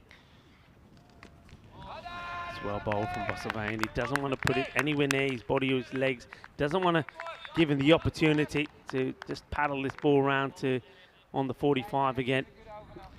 Yeah, I think for Barrage here, he's got to use his feet, skip down and just back himself. He's sort of holding up an end now. I mean, when you're chasing it in the 130s, you need almost everything to go right. Bossavane looking the part, matching shades as well. Hits it fairly well. He's on the back foot here. He's going to struggle.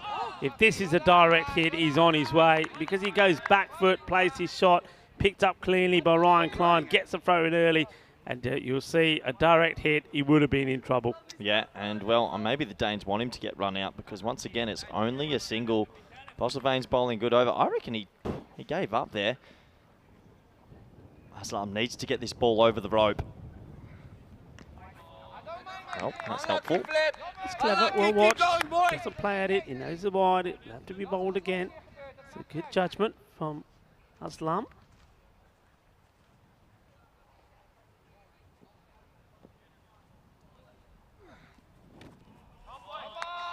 This is out on this one, doesn't come up as much as he was hoping it would, so dot ball, gold dust. Yeah, Bossavane bowling a very good over here. It's only gone for 4. Why? The whole field is dry.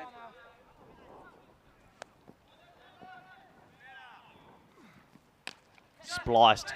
Oh, this could be a run out. No, he sort of loses his foot if that's Arnav Jain there. So just the single top over from Bossavane, Rico. Only 5 off it. Yeah, you called it. You said it will be a test. The leg spinner coming on and he bowls really well.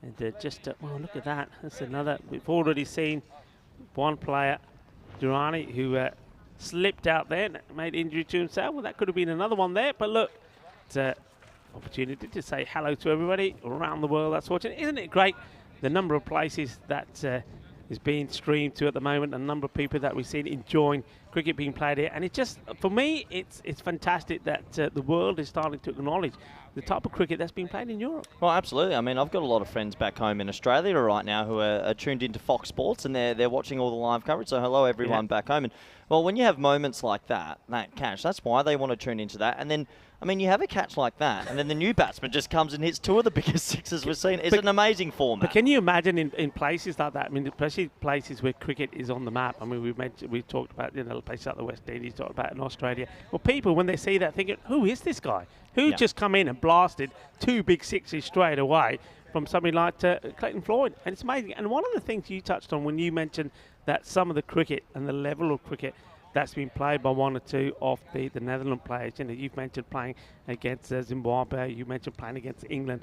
Well, isn't it great that these guys, you know, aside from the countries which at the moment, the lesser known countries, you know, we could be talking about Spain, for example, we could be talking about Denmark here, Belgium, these sort of countries.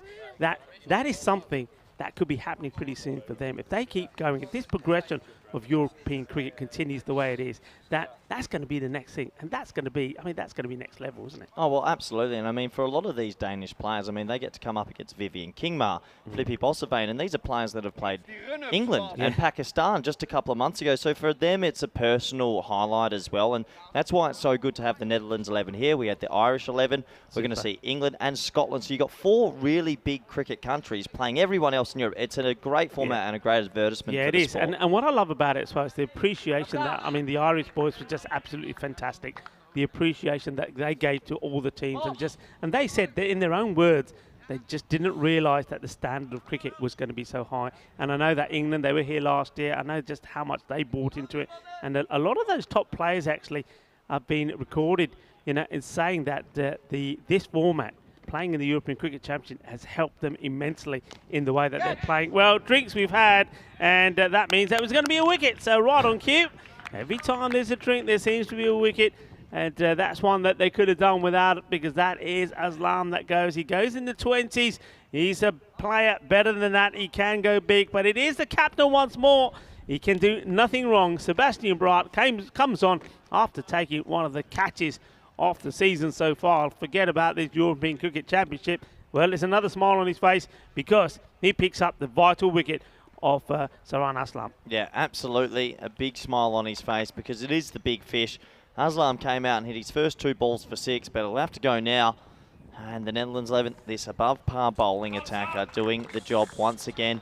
Nice warm round of applause for him there. It was a good effort, but not easy when you've got to go and hit 13.5 and over. No, not easy at all. But once again, they do show, and this is the thing that I'm liking about Denmark. Whatever the result, they do show that they do have the firepower and the ability to turn it on. And maybe it's not going to happen in this one, but we know for them a must-win match is coming up in match number 9 later on today. After the next match, Sweden take on Finland is next, but then Denmark play Hungary. And that could be the 2 teams that haven't got any points on the board, so that is going to be crucial. So I think the other thing is you mentioned this about the net run rate, but sometimes you're not going to win a match, but if you're going to lose well. Yep. Take the match deep, trying to get close, but also try to get yourself into some form going into a match later on today. That's going to be critical. Yeah, absolutely agree, Rico. So 55 for 2. Nicely played. Yeah, it's clever bowling as well, just rolling the leg cutter out and just keeping it slow outside off. Sebastian Bratt, as I mentioned, he played against Nepal a couple of years ago on an away tour. He played 6 international T20Is. Hasn't been in favour maybe in the last couple of years with the selectors, but I still think he has a lot to offer Dutch cricket. Yeah, wow. You said it. Well, this one is a bit of a full toss, but it's not been called by the umpires. The catch has been taken. I'm just wondering if they're going to have a check on this. They may do, but I think this is dipping. I think it may be okay. Yeah, I can just see in the background the umpires have asked to go up and get a little bit of help from the 3rd official. Was it at waist height at the point of contact? That's the big question. And, well, you'll have a nervous batsman as he waits. I think that's okay, I reckon that's just dipping under. Oh, gee, I tell you what, it's marginal. Where's the point of contact?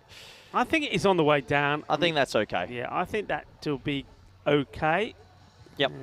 And it's been given out on the field now. But see, I don't mind that when the officials go straight to the 3rd umpire and just ask for a little bit of help. Sometimes you do need it. But yeah, definitely dismissed it. Well, Sebastian Bratt, he can't do anything wrong at the moment. No, he can't. He seems to come on and he just basically gets wickets for fun. Nice catch taken by Musa Ahmed. 2 Moosas out there at the moment. This Musa Ahmed is doing the fielding and good catching from him. We've got Musa Mahmood is the batter. He's only just gone out there. Taranjit Barraj, the captain. I just think never really got going. And I think when you're in a frame of mind, Corey, when perhaps you're not hitting the ball big all the time, when you do get one like that, you don't really get the full power in it. And that's what I saw there. And one that probably should have been going way over the boundary fence ends up going into the hands of Musa. Yeah, so Sebastian Bratt's having a very good game indeed. punched out towards mid-wicket. Should be stopped. Really good work again. Just again the technique there. That's Busavain. It gets a slide in. Liking the way he's making sure when he's stopping this ball and pushing it back to Zulfikar, he's making sure that his legs are up and nowhere near the rope. Just watch this again. Very, very well done. Yeah, the Dutch look more on today. They just seem a little bit more switched on. It might be signalled a wide. Well, not signalled a wide. I thought that was a little bit too short, but gets away with that one. Well, gets the one for the over, but not the wide.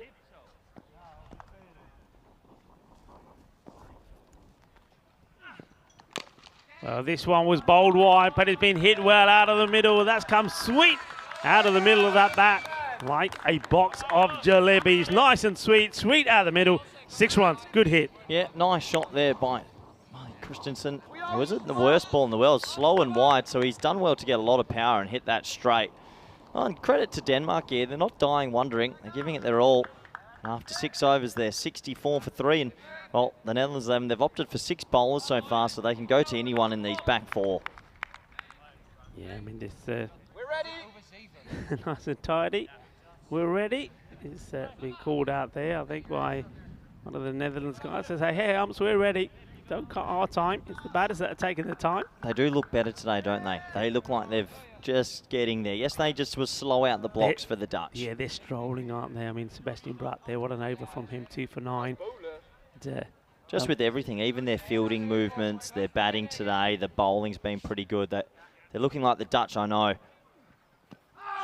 It's worth a shout, but the question of where the ball, whether it was straight enough or not, the umpire deciding probably going down the leg side. See this again. I mean, not the worst shout, you know, did it straight and late. Tell you what, on another day that could be given. Does straighten a tad. You can understand why the umpire probably had a little bit of doubt.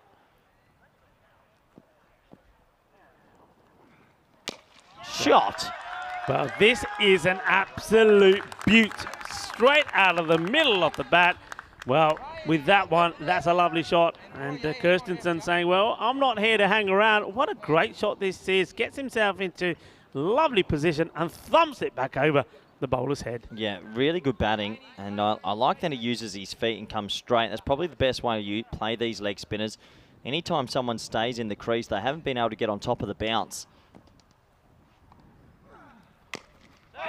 Just slightly shorter. And, angled a bit more into Kirstensen. Not able to do too much with this one. Gets a dot ball in. But he does get good spin, doesn't he? Yep. Good keeping. Oh, I tell you what, that is an unbelievable take from Rafael Fons. He would have been blinded there. And watch this take, Rico. He's got a lot of moxie about him. Great take. He's a classy lad, isn't he? And doesn't shy away. This one would have been waiting for the ball if it had gone past him. Looking for the stumping here, but does well. Kirstensen gets to the pitch of it, gets a single. Well, if the Danes can get themselves to maybe 110, it'll be a bit of a moral victory. They are versing, as we've mentioned a couple of times, a sensational bowling attack.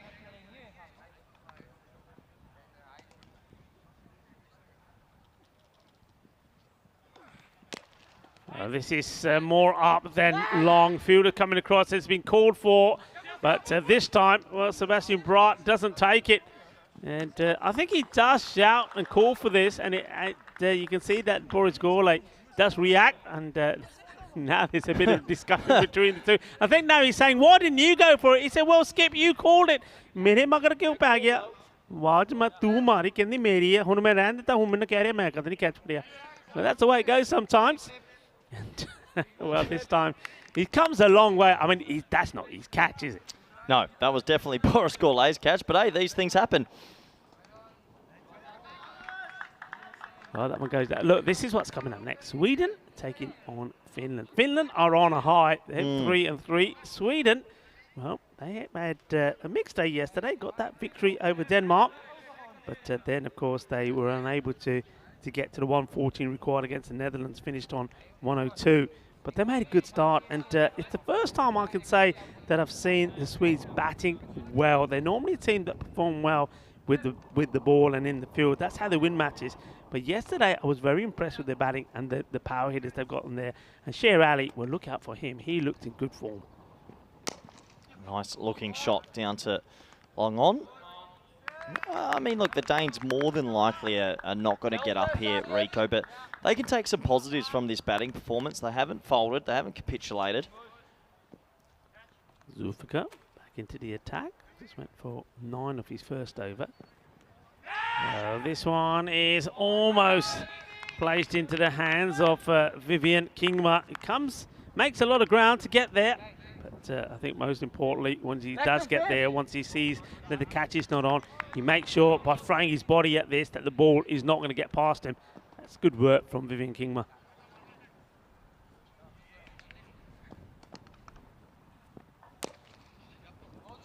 Laced down the ground just for another single.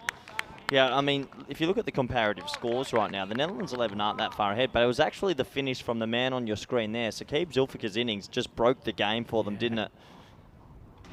Yeah, it did. I mean, his hitting was immense. That's what Denmark are missing here at the moment. Mind you, this is not a bad hit. He gets it through the gap where the two fielders are. So that's 6 more, and that's what they've got to keep doing. If they can keep lining up these boundaries, and that's a nice one there, because this is one that comes from the bat from Musa. And if he can get going at the same time, we've seen Kirstensen hit a few. Well, so both batters are capable of hitting big. Now, can they hit back-to-back boundaries and get themselves right where they want to be in this match? Yeah, absolutely. I mean, there's plenty to take away from this game for the Danes. They've not capitulated. They're putting on a little bit of a good batting show here. Oh, well. he sells him the dummy. And, well, isn't that a nice sight? Well, a fast bowler diving and doing a bit of rock and roll on the ground. Well, Rafael Fons, well, this is a bit of a funny one. He doesn't even look for it. I think he was worried about the shot because that spun straight over middle. It was the wrong end, and good mopping up there by Vivian Kingma. Yeah, it does well, doesn't he? Covers a lot of ground when he's been in action behind there. Certainly getting his steps in today. Goes for the shot down the ground, and this one goes all the way over. They're waiting, they're searching, they're hunting for it, but that one beats them. Nice shot, is another boundary, is another 6 from Kirstensen. Yeah, gorgeous batting. Really gorgeous batting. So just at the back end here, the Danes getting the odd one away, and I think they're showing the other teams maybe how to play the leg spin. Come down the wicket, turn it into a half volley, and clear the pickets. I mean, you look at that and the comparative worms, they're not that far away, but that finish from the Netherlands is what's going to be the difference between the two sides, you would imagine. Yeah, you would do. So where are we at here now? So it looks like 42 required of 12 deliveries. Tell you what, stranger things have happened in the sports world. That is for sure. Clayton Floyd is going to come on to bowl. He did take 1 wicket thanks to an absolute blinder of a catch from his captain, Sebastian Braat, but he did also go magical in that over. Well bowled. Slow, wide. You can see where the batsman puts his front foot, so he can't catch up with it. It's brave bowling.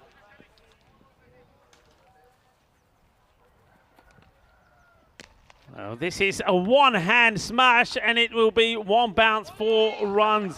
No fielder out there, and you can see straight away that Sebastian Braat is signalling to a fielder to come across. Clayton Floyd seems to be having a bit of a debate with him about the decision, but yeah, this one, he goes for the shot. I think it's about knowing, about being aware there's no fielder out there, and though one hand comes off it, which means he doesn't get the full power on it, still gets that boundary. Yep, nice looking cricket shot. He just hit the gap beautifully. Can he go again? Well, he tries to do the same thing again, as you said. Have you just hit a boundary with one hand? Why not try double it up? Well, this time he gets a single, which is not a bad thing. He's hit a boundary, gets a single, and now he says to Kirstensen, over to you. Kirstensen will be looking to hit straight again. He's played some superb, I think 3 great hits straight down the ground. Let's see what he does here. He does go down the ground, and he gets enough of this as well. Bolle, bolle, kinna sona. Shakalagya. Yeah, nice cricket shot down the ground. He's used his feet the best. He's showing all the other teams how to play these spinners. And for Denmark, well, they're going to get themselves up to a pretty competitive total here. Tell you what, if he goes 6-6 here, you never know. This is held back, and a great catch again from Sebastian Bright. Well, this was travelling, it was motoring, and you know what? You got to say, this is the difference. This is the difference of class. The standards are slightly higher, and this is such a good catch. I mean, we've seen him take a one-hand jalebi catch. Well, this one is pretty good as well. That was smacked. It was travelling. It was going like a rocket. What a catch this is. Yeah, sensational catch. You can see as it hits his hands, it throws his body weight off a little bit. That's how hard it was struck. Christensen seems to be able to have a lot of power. I'd like to see him up the top of the order later today when Denmark play Hungary. But a good catch. He's taken 2 pearlers. And, well, good little innings there from Christensen. I mean, Denmark have shown signs here that they shouldn't be 0-3. And, well, good bowling from Clayton Floyd as well, keeping it slow. But 29 off 12 with 4 sixes. I love how he used his feet throughout that inning. So he'll take a little bit of form into his afternoon match later today. I mean, for Denmark, 101 Rico against this bowling attack. I mean, good signs. Yeah, this is what I was saying this morning, Corey. You know, I think their captain, Taranjit Bhattacharya, will be scratching his head a little bit, wondering just how come they haven't got any points on the board, because they have at times played really good cricket. But this time around, they're up against a top-class fielding and bowling team. Slices, and will get a single, so gets a little bit lucky to get off the mark here. That's Zeb. Yeah, I believe that takes us to the end of the 9th over. So 1 over to go in this T10 international fixture. 30 required. Well, you never say never, but I mean, you've almost spelt the whole letter here. And that nice message coming in from Andrew on the viewer chat. Good effort from Denmark. They'll fall a little bit short, he feels, but yeah, he said it was a good effort and he's been impressed with the standard overall, and it's been a pretty high quality game, this. Yeah, I would agree with that. You cannot disagree with it. And one thing we said was that Denmark, they've got to put in a good performance here. They've got to get close. They can't make it a grubbing, and also they've got to take positives out of it. And I think they will take plenty of positives out of it. They will be the more positive side going into that crunch match against Hungary. Absolutely. So Sebastian Bright bowling the 10th over, as he does often. Firm contact, but we'll just give him the single. I think if I'm Sweden, Hungary or Finland in this group, and I've watched how Denmark have played the Dutch, I'd be looking at how they played the spinners. They used their feet, and that was the very first time we've seen the leg spinners get hit just a little bit, and Clayton Floyd. So maybe some positives to take away from this for all the other teams as well.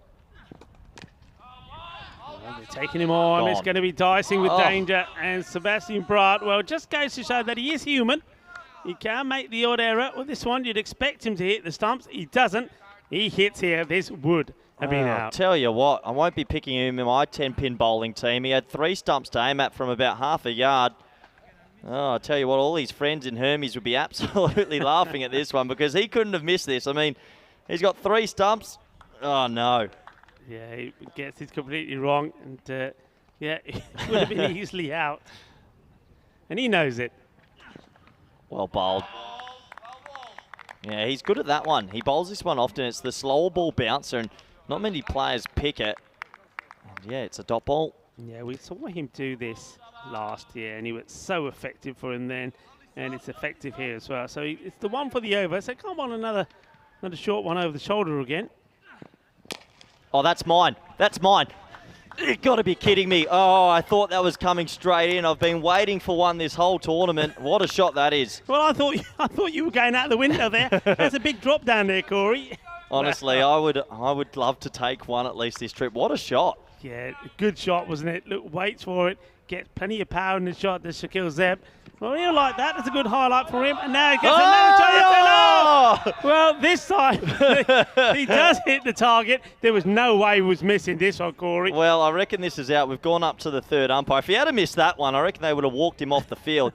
But no, let's have a look at this. Yeah, I think this time he is gone. Let's wait and see. Yeah, this is this one. I have a feeling we might see the red light. He had a chance to reprieve himself. He doesn't miss, but we're going to have to get a little side on here to see if it is out. I think it is. Is there a slide of the bat? That's what I want to see. Oh, that's still a little moment as the replay loads itself up. And I reckon this will be gone. And well, Sebastian Bright loves a little stats patter. Well, not out. Tell you what. That's good running. He's got there in the end. Oh.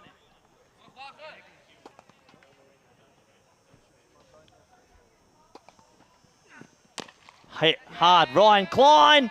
Oh, he couldn't get himself a highlight there. And it ends up going for 6. And, well, credit to Denmark. They're going to end on 117 for 4. Just showing that maybe if they verse the Netherlands later in this tournament, they might be able to spring a surprise. Ryan Klein would be disappointed. That could have been in the highlight reel. It could have been. And, well, this is where the captain, Sebastian Bright, is saying, you see, guys, it's not that easy. And he's probably saying, yeah, if I was there, I would have taken it. But he can't bowl and field there at the same time. But he's pretty happy. You can see that the Netherlands players coming together, all going to the captain and the captain as well, congratulating them all on another good performance. So it's 3 from 3 for the Netherlands. So they join Finland back up at the top of the table. And, well, setting the standards really. But you have to say, though Denmark, I mean, though they end up losing this one, and they themselves have lost 3 out of 3. They're showing good signs. They're playing good, spirited cricket. I think their body language is, even though they've lost this match, is pretty good, because I think it goes back to what you were saying about Hungary when they lost out to Netherlands yesterday. You've played a top team, a class team. You played against players that have played a good level of cricket. And if you're able to perform against them and make them sweat and make them work hard, you should walk off that field of play with your head held up high. And I think Denmark have earned that. Yeah, absolutely. I mean, Netherlands were the better of the two, but well done to Denmark for making a slight contest of it. But look at all these highlights here. And, well, this was the first big 6, well, small 6, I'll say. A little spliced edge over third man, short third man for half a dozen. And Vivian Kingma, well, it's glad to see him keep his specs on. He bowled pretty steadily as well, but the Netherlands, they just did enough at the start. Yeah, they did, but this one, well, remember this right at the beginning. This one was a sitter that went down, and it was Alan Bass that put the catch down, and he was gutted with himself, wasn't he? Because that is one that you got to take. And that was Tarrant. It was dropped to 9, but unfortunately Tarrant, even though he was dropped, couldn't really get going. 16 or 15 deliveries. And when you think back to that, you just think if he had gone, say he went early and another batter, these two had another 10 balls to face, could have been a different result. Well, we were talking about that. I mean, 16 or 15, you're facing 25% of the innings, so he'll be disappointed. But this was the moment of look at this. The tournament. Look at Iggy almost at the back. Look at Iggy's reactions there. Oh, yeah. That sums it up. That is one of the best catches you will ever see. I think that's the best we've seen on the ECC this tournament, at least. It's up there with Prince Demands and Adam Elgers. But, yeah, credit to Denmark in the middle. They didn't give up the roost. They were losing wickets here and there, and that was a nice, smart catch by Arnav Jain there at short third man. And Sebastian Bratt, the man that bats, bowls, fields, captains, does it all. He did a pretty good job, and this was another wicket. Barrage, he thought it was a no ball, but it was under waist height, so he had to depart. But this brought in sort of that middle to lower order, who I thought batted really well. They batted really well. They showed good character. I mean, obviously, Durrani didn't come out, so the injury is worse than we thought. Let's hope that maybe they can get him fit for the match coming up against Hungary. But yeah, I mean, take credit. I certainly did like the batting also of Kirstensen. I mean, he hit the ball beautifully, and he'll consider himself to be pretty unlucky because, again, he was taken, once again, courtesy of a great catch from Brock. Yeah, absolutely, and it was a sensational fielding effort overall from the Netherlands. Despite the power hitting, they kept their nerves, and, well, Denmark, they'll have plenty to take away from this game. This was another great catch. I mean, that could easily have gone for 6, but that was like a tracer bullet, Rico. It was. You can see when he's taken it. I mean, he's almost moved backwards a couple of steps because of the power in it. But this one was when it goes wrong, and he missed, and he's decided, well, next time I'm going to stay on my feet. And he does have another go, but he was, again, not successful. Well, this one, we were ready. I like that angle. Why haven't we got that on more? We look good there, Rico. Well, I tell you what, they're lucky they didn't get the bit when I was holding you back, because you were dangling over the edge trying to get to the catch. With this one, benefit of the doubt, went to the batter. It was not out. And they finished well as well with the boundary. So well done to Denmark. I mean, they certainly made the Netherlands work hard for it. But Netherlands, once again, I think just getting to that 131 score was enough. I mean, you said it at the time. This is the first time that they've been able to go to that bigger score. And it was important. They needed to do it. But what I did like about, well, two things. I liked about the Netherlands. It looked like they were clicking in this one. They were more united. They were more as a team. They were confident out there. I think they were bubbling off each other, weren't they? It was a good performance, but Denmark by no means let themselves down, and that is a pretty healthy scorecard. Yeah, they'll take a lot away from this because, I mean, a few of their batsmen have found form. This is going to sound crazy, but I know they're 0-3. I still think Denmark's going to be there on the final. They're too good. I know they're 0-3. It sounds crazy, but yeah. they're the one team I think that can take it to this Dutch bowling lineup. Yeah, well, there you go. You heard it first here from Corey Ruckers. Yeah, I mean, I like what they did yesterday, and I was surprised that they weren't able to change one of those two victories. I think they would have been disappointed where they allowed Finland to chase the 133 for victory. They would have thought that they would have got their first victory then. It was not to be, and it's not to be here this time around either, but they will get another chance against Hungary a little bit later. But for now, we're going to leave you with the mid-match summary, and just to remind you that we will be right back in, well, just about 10 minutes time when Sweden enter the frame and they take on Finland, who are flying high at the moment, like the Netherlands, with 3 wins out of 3 in Group B. I'm Rico Full, and I've been in the box here with Corey Ruckers. So Corey, I think it's your time to have a bit of a break here now, and it will be Vinny Sandu who comes back into the box, and we'll just find out what Vinny's been up to. But in the meantime, we'll make yourself a pot of tea, get ready, because the action starts back in 10 minutes time when Sweden take on Finland. Rico Full here saying, well, see you in about 10 minutes time. Hasta pronto, volvemos en 10 minutos.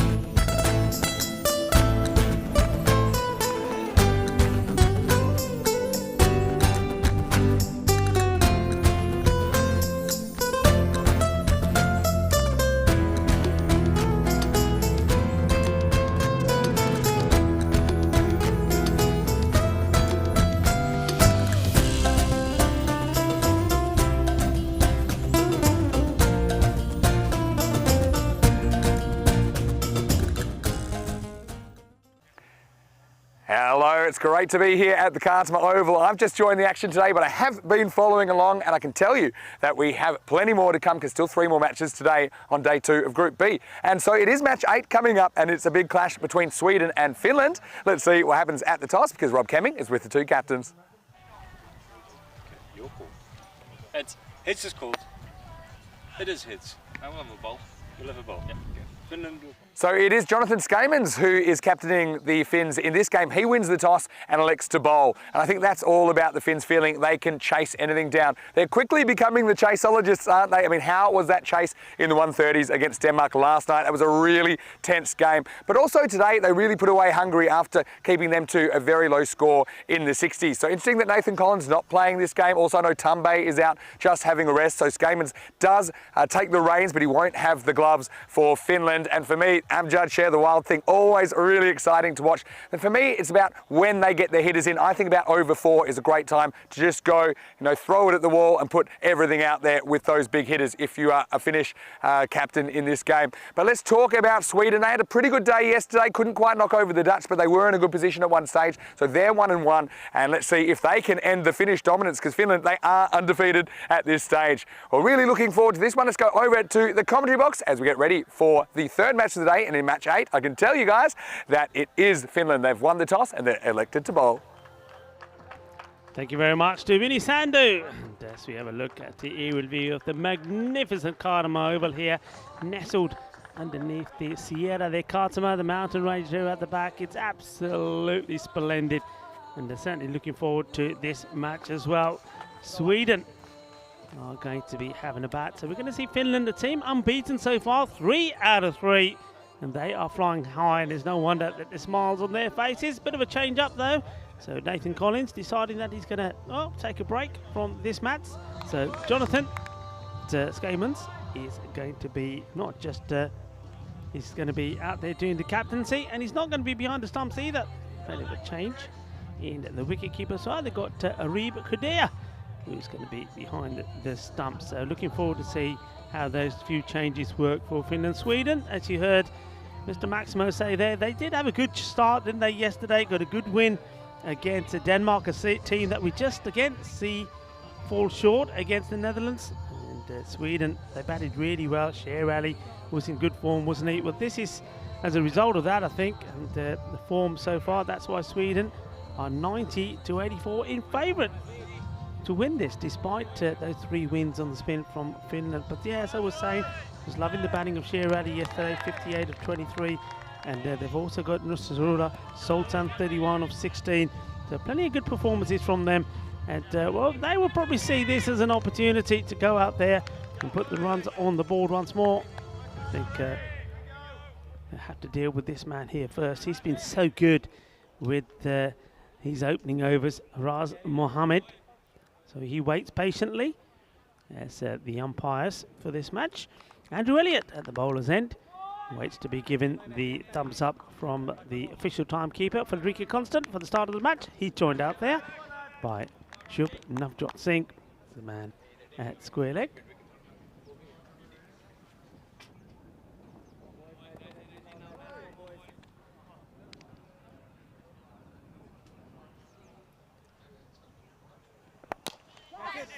Nice start. Flicked it away to the leg side. One bounce. Pick up from the fielder. In comes the throw. So just having a look at this field early on. So to the left-hander. Had the man out on the square leg boundary. And now right-hander. He goes to point. And they go with long off and point on the boundary. There's the 2 men's out.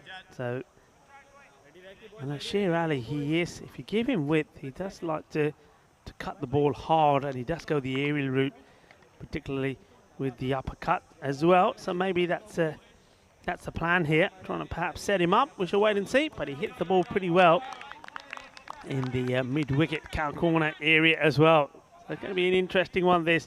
Raz Mohammed normally starts with a good tidy first over. Good Yorker net delivery. Oh, there's a big mix-up here, and he should be gone. He will be gone. That's an absolute calamity. It really is. And what a soft dismissal this is. One batter wants it. And they get this all wrong. Well, there's a little bit of chal mere bhai. Well, one bhai says go, the other says no. So Farooq Ahmed, he's going to be a run out. Let's have a look at this again. Well, Ali, he is ball watching. He's not listening to the call at all.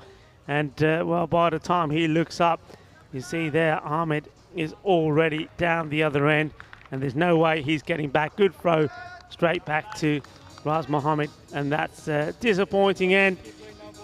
And, well, he has to go, and he'll go just for the one of the one ball that he faced. So, terrible mix-up from the Swedish openers. And Sher Ali is walking up to the new batter who's coming in and telling his side of the story. He's saying, not my fault, you know. And I think that's Raheem Safi, who is coming out into the middle now. We'll go to the non-strikers end.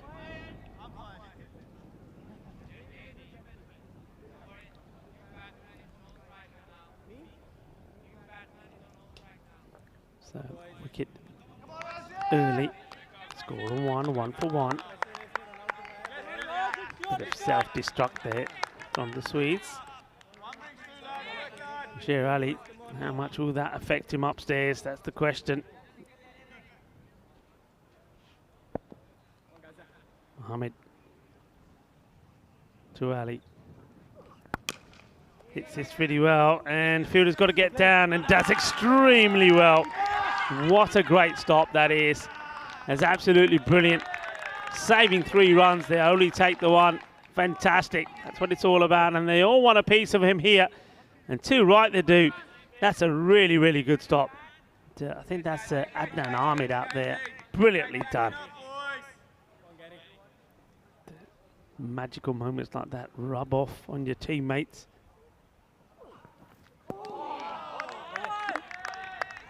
Just a little bit more width here. Gets this one to move away. I do like the bowling of Raz Mohammed. I think he looks a very confident bowler as well. Very sprightly, isn't he? Bounces back to his mark, and he comes again. Hit on the up, down the ground. Should be stopped. It has been comfortably done. Amjad Shah, hasn't he been a revolution so far in this championship with bat and with ball?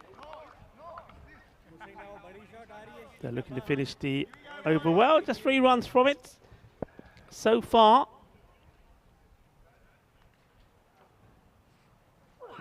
Goes for the Yorker, just slightly over pitches it, but once again, it's nice and straight, and it can only be punched out to Amjad Shah once more. So 4 off the first, but importantly also that wicket, and that was Farooq Ahmed, who was unfortunately run out.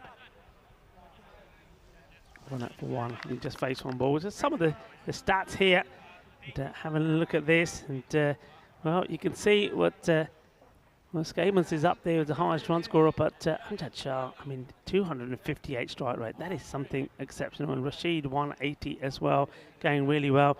And then, of course, he's called the man, the hat-trick man from yesterday. Was absolutely brilliant. Took 7 wickets yesterday, did Asad Duzaman, including that hat-trick, 4 for 3. Amjad Shah comes into bowl. A bit of a nothing shot first up here from Ali. Watch the ball. Somebody's shouting out, watch the ball. I'm not sure who that is, but some advice being thrown out there to Sher Ali. It's not bad advice, really. Watch the ball. One of the spectators getting a bit vocal.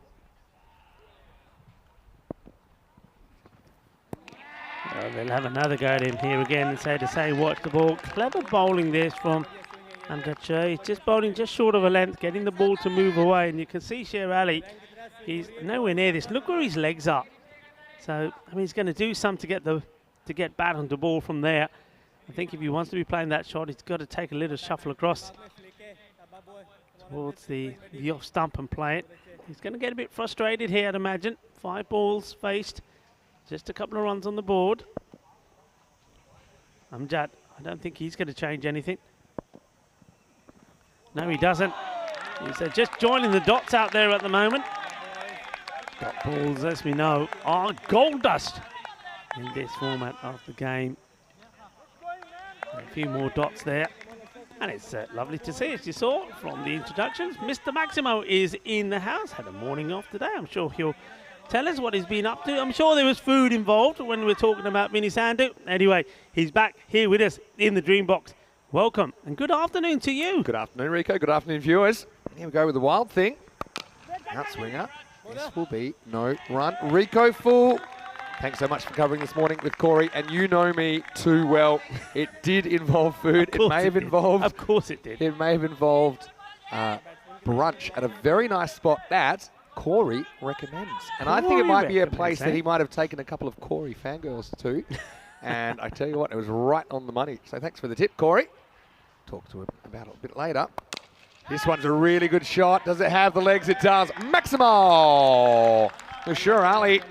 Been a bit of a sleeping giant so far, hasn't he? He's 2 off 7, but now squares it up 8 off 8. And what a shot that is, Brutt. Well, using that magical right hand that I saw in the last game to do something quite amazing. But yeah, this is a shot that may get Sher Ali going. Yeah, I mean, he's not used to seeing him blocking out too many or missing too many balls, but he gets hold of that one. I'm just going with the movement. I like that. Sher Ali. This was clever bowling. This one doesn't swing out. If anything, it just holds its line. Interesting how quick he can run in between the wickets when he's going back on strike. That's an interesting one because you're right. It's a good skill to have as an opener because he'll retain the strike. He moves to 9 after 2 overs. It is 11 for 1. Yes, so I did have an interesting breakfast. And I accidentally got my Spanish. I'm getting restaurant fluent. You know that. Yes. But I made a bit of a mistake and I was trying to choose between 2 things, but I accidentally ordered both. But that's okay, because it worked out pretty well. Looking at the table, you can see Finland still undefeated. I mean, Finland take on Hungary a little bit later. And when you think about, oh, actually, they played this morning, right? You think about they gave them a bit of a touching up, but in Hungary, they'll have an opportunity the next game to get going. But yeah, fascinating morning. I see the Netherlands 11 getting pushed again. Yeah, they did. Haven't really seen any thrashings yet, have we? Involving the Dutch. Here we go with Balliet Khan. Starts with one in the block hole. Now, we all know Sher Ali out there. He's already made his mark in this tournament, but at the other end, that man there, this is a guy, Raheem Safi. He was doing some pretty special things when we were together, actually, in Landskrona last year, including in the final. He's a guy, you know, he can bowl both hands. That's right. He doesn't even tell anyone about it. I remember that. One day we were like, hold on a second. This would have been a wide, but instead it will be for cuatro carreras. So going after it, and Sher just pretty much just laying the bat on this. Not really a swing, but that means it goes behind point. Useful boundary for Sweden, who's still struggling through this power play. Yeah, but it can't. Just giving Sher Ali a little bit too much room, and Ali is eyeing up that area. I'm a bit surprised at the way this field, they're making a few changes here now. Let's see if it works to their favour, Finland. Goes after this, goes inside out. It's a good shot as well. Testing the field, it does well. Paddles it back for the wild thing. We'll horn it in, no doubt. Yeah. We'll get a couple there. So that's good running that time. Yeah, the run out was a bit calamitous, wasn't it, in that first over? I think you called, ball watching from the batters. They didn't see what each other were doing. Another good stop out here. That's Adnan again, and he's made 2 great stops. This time he saves 2 runs. The last time they only took the 1. These could all be vital. 5 runs, remember, being saved out there now. Well, this is smashed. It's high and it's flying through the sky. Maximo! Sher trying to put his own personal stamp on the power play. Just clears that front leg. This is what he likes to do, and some kind of quicker pace found him out yesterday, I think, against the Netherlands, but this time, well, he's pretty comfortable to get under this and smack it over long off for 6. Yeah, you see, when it was a little bit wider than that, not much wider and moving away from the bowling of Amjad, he couldn't get anywhere near it. This one is a bit closer, so he doesn't have to reach so far for it and gets it out the middle. So he's on the move now, Ali. Yeah, see, that's the kind of ball I think that troubles him more, because he can get in a bit of a tangle there, because he's always kind of backing away a little bit. Anyway, Safi, I've been looking forward to seeing Safi get an extended opportunity because he's a guy that was, when he was hot, he was real hot in that series back in 2021. He played for Gothenburg City on that occasion. Safi gets an opportunity. We didn't see Gothenburg City, or Göteborg, I think is the way they say it in Sweden. He goes after this, and he gets it. He gets it just enough. Well, crossbar challenge from Safi completed. Maximal. And the power play finishes with a bang. It's 30 for 1. It's a beautiful shot. I love the way he holds his shape. Just have a look at it again. This is where he's searching for the ECM photographer, Diana Oros, and he's saying, you see me, Diana? I'm holding the pose. Take some pictures, will you? Well, there are some great pictures on the social media. We have all sorts of pictures that have sponsored by our partners as well. Shots of the day and all sorts. And that one could be right up there. Yeah, it had a nice follow through. Looking at that over, that was the one that maybe gets things going for Sweden, who struggled through the initial stage of their innings. 4 off the first, and that run-out second ball. 7 off the second. Maybe at one stage, there were 4 runs after 10 completed deliveries in this innings, but they have got 20 extra runs now to be 30 for 1 the power play. So it's probably maybe a handful below par. How often have we seen that 30-odd for 1, though, in the power play? It seems Well, this is going to be interesting because this lad hasn't done too much wrong, has he? This is what I love to see. Get a spin in the 4th over. Asaduzaman is a guy that likes to give it a rip. This is too short, though. I mean, that's the thing. Sherali is, I don't often say this about batters, he's almost too offside conscious. I think because of his backing away, this is a ball that most batters would get across outside off stump with their feet to and whack it into the jungle. Because it was pretty short. Anyway, let's see how Safi takes on the spin of Asaduzaman.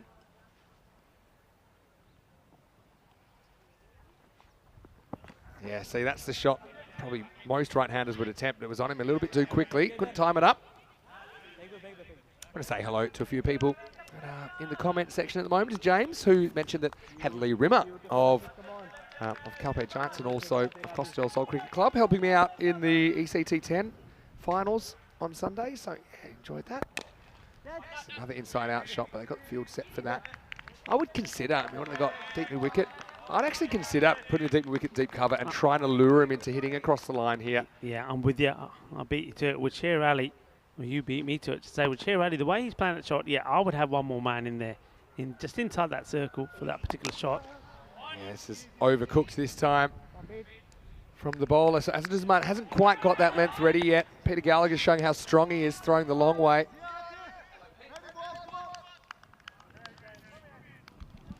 Anyway, I think Sweden, they only know one way really. These guys have played a lot of this form of the game. Sherali wants to launch on this, gets it wrong, slices it out, should be out, and caught. So the change of pace doing the trick for Finland. They're having such a great week so far, aren't they? And it's Belliat Khan that takes the catch. So Sher Ali, again, he's just, his body weight's all wrong in this shot. He kind of steps away, ends up slicing it. And a simple catch, really, for Belliat. And a key man is dismissed here. It's 34 on the board, 34 for 2. Yeah, once again, Finland showing that once they take the pace off, then the wickets start to go. It's all, I mean, look, take credit to, I mean, someone like Raz Mohammed, he's been absolutely brilliant. And Amjad Shah, they try and get the power play completed. They try to use Khan as well this time. Khan was a little bit expensive, but once the power play is done, they spread the field, they get the field right, and they get that spin into play. And, well, Asaduzaman has been absolutely brilliant. He's picked up another wicket. And straight after this over, I'm pretty sure that we'll see Gallagher doing the same. It just worked for them. And I think the fielding has been top-notch as well. And they've, well, every time they've got the opportunity, they've taken it. Now, here's a guy, again, from the same kind of area. There's Nusratullah Sultan coming in. And he did struggle a bit against the leg spin yesterday. Something just I picked up, and he's got to deal with it straight away. But he won't struggle with this because this is too short. And this is his shot, really. I think that's going to go all the way. And it has Maximal. Watch out, because the Sultan is swinging, and he's swinging from the very first ball. Yeah, look, I'm with you. I don't think the Sultan saw this in Landskrona. He doesn't prefer the spin, that is for sure. But if you bowl badly to him, he's going to put you away. That was a bit of a gundy ball to him. It was a loosener. And though Asaduzaman does pick up a wicket, it goes for, well, in the end, I think he goes for 10 in that one. Yeah, so 10. he's let So himself down four singles, a little wicket, bit. and a 6. So, I mean, it's not the worst over, but I think you could even tell there are probably a couple of balls that were hittable that didn't really get met in that over. I think Sher Ali in particular just didn't seem to be able to time him up. Then he got one in that in-between length. He kind of just tries to slog sweep it to nowhere. Here's Gallagher with some of his offies. Again, it's a bit short, but there's a bit more pace on it than Safi thinks here. Just get a single, moves to 10. Yeah, this is going to be interesting because I think one thing that I would be saying to Gallagher is take that pace off. Don't give Sultan any pace at all. It's well bowled, good Yorker length delivery, which the big man just blocks out. Take a single. Yeah, just doing a really good job restricting at the moment, the Finns really. Even the balls that they're probably not exactly where they want them. Seem to be getting away with them. Safi, look at that load up. I mean, he wants to take him deep, but still, he just seems to be a little bit late on his shots at the moment. Well, Gallagher's Safi. pace. Yeah, Gallagher's not really tossing many up, is he? But batters can't seem to catch up with it. That one's a bit slower, and if you want to know about the power of Sultan, look at that, because that's actually gone into the trees, and he's only half hit that one. Maximo! Well, watch out, because if the Sultan, if he gets him in the middle, they go a long, long way. Yeah, I mean, this was just effortless, wasn't it? Have a look at this again. It's almost like a gentle little push, isn't it? I mean, that's like me sweeping the front yard in the mornings. I mean, there's very little effort in it, but it goes a long way. He's a powerful hitter, and if you bowl badly to him, Vinny, he will tear you apart. Well, there's a big hill behind our commentary box, and I still think they're trying to dig a ball out yesterday that he hit, because that was probably the hardest hit ball all week. I don't care who you play for. That's what happens when he actually swings. Gallagher tosses this up. I like this bowling from Gallagher, though, because you have to be pretty brave. And saw Clayton Floyd do this last night in a pressure situation. Yeah. When you get hit, you can either go fast or you can go slower. Yeah. And I think if you go slower, you can often kind of tempt the batter into a shot that's not quite there. But that's the ball to be bowling to Sultan. Just outside the off, flighting it up, but not short. You can't bowl it short. And if you bowl it short, you're going to have to fetch it, and you have to go to the snake zone once more. That's big. That 6 is not good bowling from Gallagher. Well, you see, I don't think this is actually that short. We'll see it on the replay, but I think he takes the risk and gets away with it, because he pretty much just flicks this with the spin. See, look where it bounces. It's not super short. It's probably maybe 3 metres, 4 metres short of the crease. But, yeah, Sultan takes his chances and gets it. Gallagher saying, well, I should have bowled a quicker ball there. What was I thinking? Right now, the Maximos are coming for Sweden, and they get a bit of momentum, but it will stop with the drinks break because it's 55 for 2. Gives us a chance to say hello to you. Well, Vinny Sandu here, Mr. Maximo, in the box for the first time today. Rico Full as well. And, well, Rico, I know that you and Corey went through the first couple of games. I was lurking. Don't worry about that. Lots of highlights. For me, the biggest highlight, though, Sebastian Bratt's catch. That was something else. That was out of this one. And you know where we are here. I mean, it's called the Dream Box for a reason, because we saw that right under us. That was an amazing catch.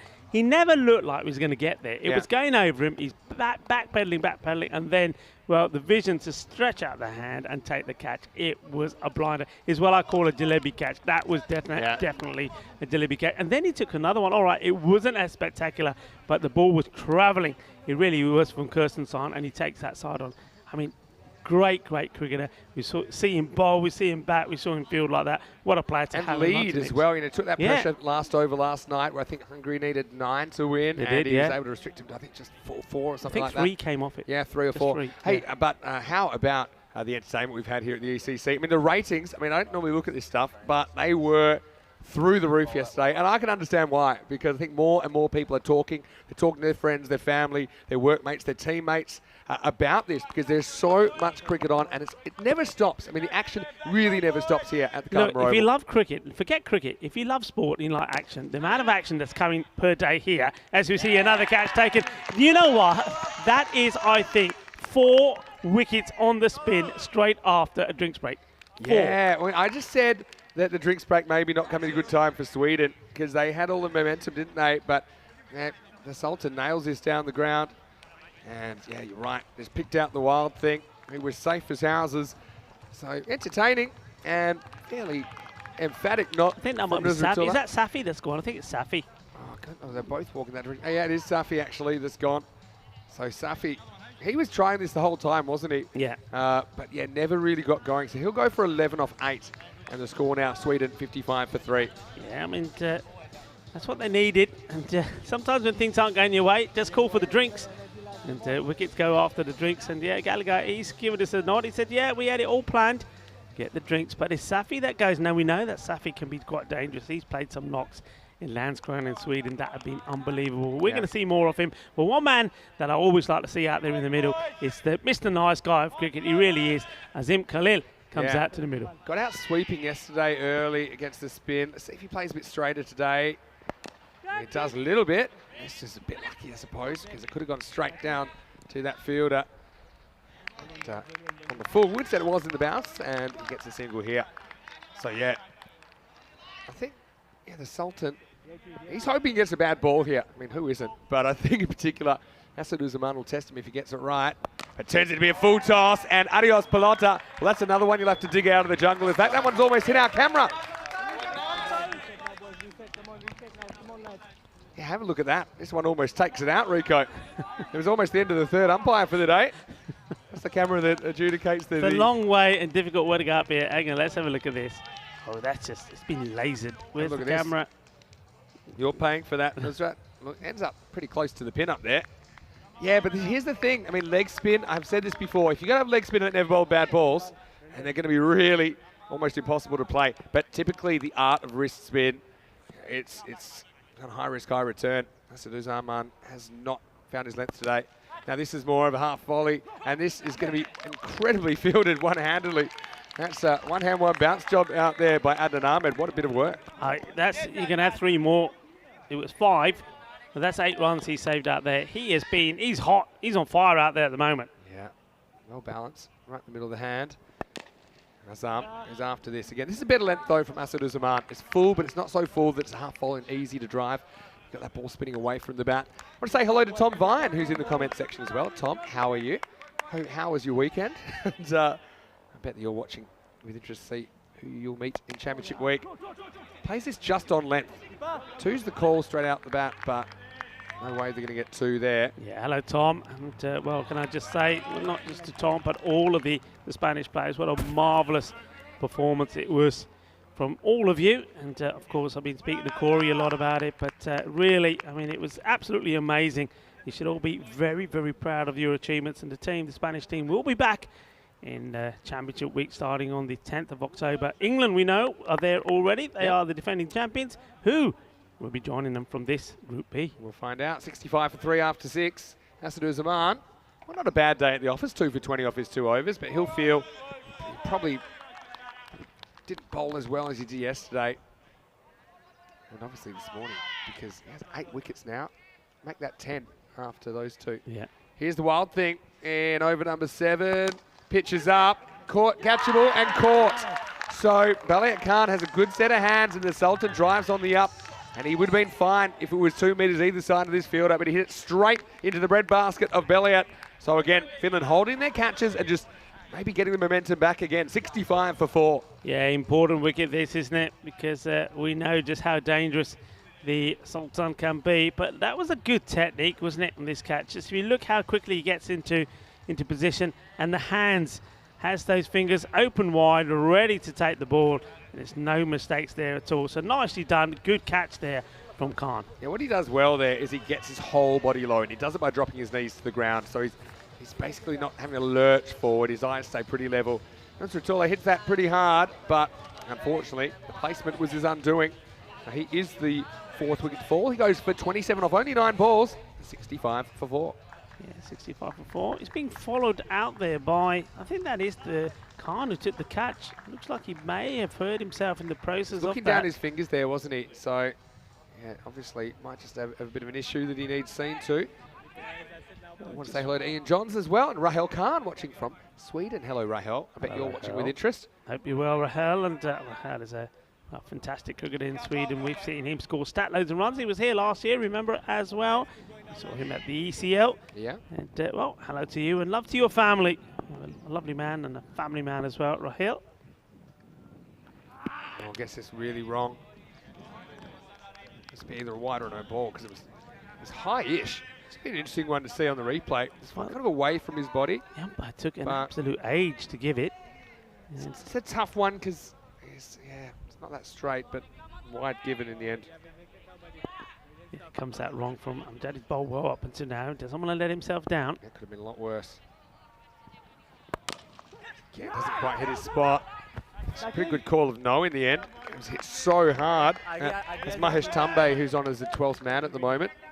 As Belliot did go off after completing that catch last over. Well, a couple of balls go now. Yeah, good work from Tumbe. Straight into the action.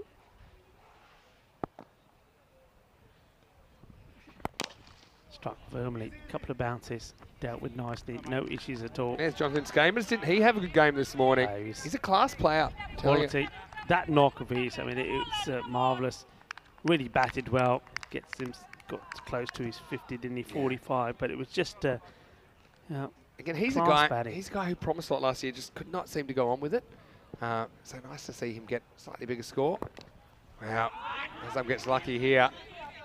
Tries to pin his ears back on it. Gets a little bit of bat on it. So just a single. Look, he didn't tell us what he actually did eat. Okay. He went out to eat. It looks like you've been feasted on as well. You got a few mozzie problems. No, I know you're looking at my hand. It's blown up because I did get stung by a wasp after my cricket match that I played against the touring team on Sunday. Before we get to what I ate. Oh dear. It does just my hand keeps getting bigger.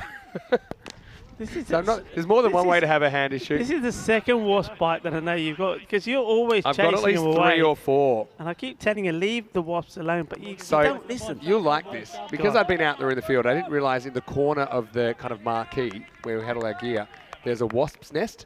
And as I was finishing a conversation and going back to pack up my stuff, I walked pretty much straight into it. Someone had to say, watch out. But then one of them came out, it must have been the security wasp, came out and wait for this, which is high-ish, and it's going to stay high. And that's going to be out of the ground. Maximo! Again, I'd like to have a look at this one as well, you know. I think that, did I see the umpire there? It was on the old walkie here. There may be asking, I mean, he does come a long way down. That's the thing. That's why it's probably not, because he's further out of his crease than I realised. So it probably is just the 6, but they'll take it, Sweden, as we get to the end of the 7th over.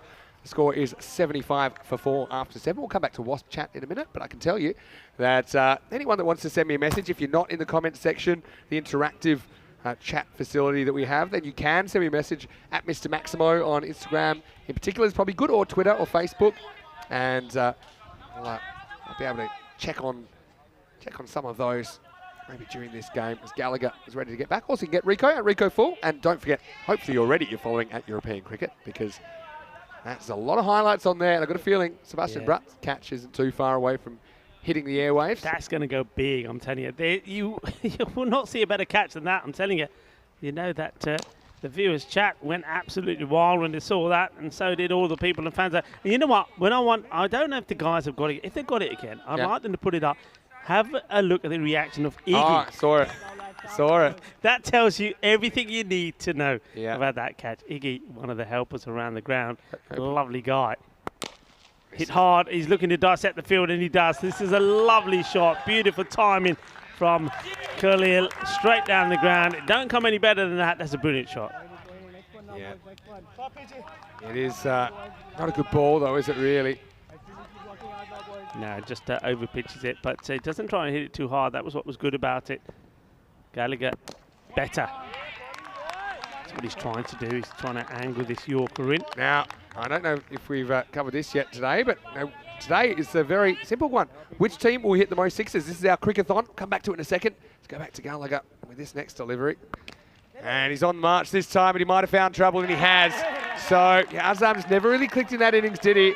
I mean, he has a decent contribution, I suppose, of 13, but it's unlucky for some and unlucky for Azam as he really makes his way closer to the pitch of the ball. I think it is the correct shot. He doesn't quite get it out the middle, so Gallagher has the last laugh. He has the wicket here in match 8, and Sweden are 80 for 5. Yeah, Raz Mohammed taking a nice catch there in the deep. Gets down low again. Good technique. Just cushions the blow, if you like, when he takes the catch, and he's a happy chap. He's pretty keen to get back to his mark. Yeah. Obviously that clock is up there, which is reminding everybody of how much time you've got to bowl the overs. Something everyone's keeping an eye on. But Azam ends up going for 13 in this one, 80 for 5.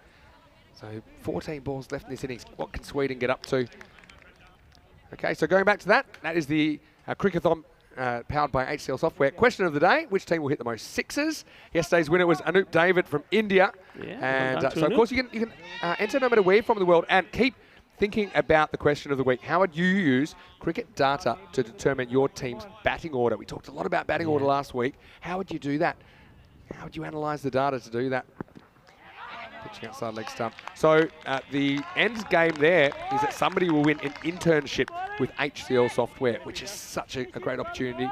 And it's all just based on responses at crickathon.com. Free to register. Just get in there and do it. Crickathon.com. Check it out. Last ball of the over.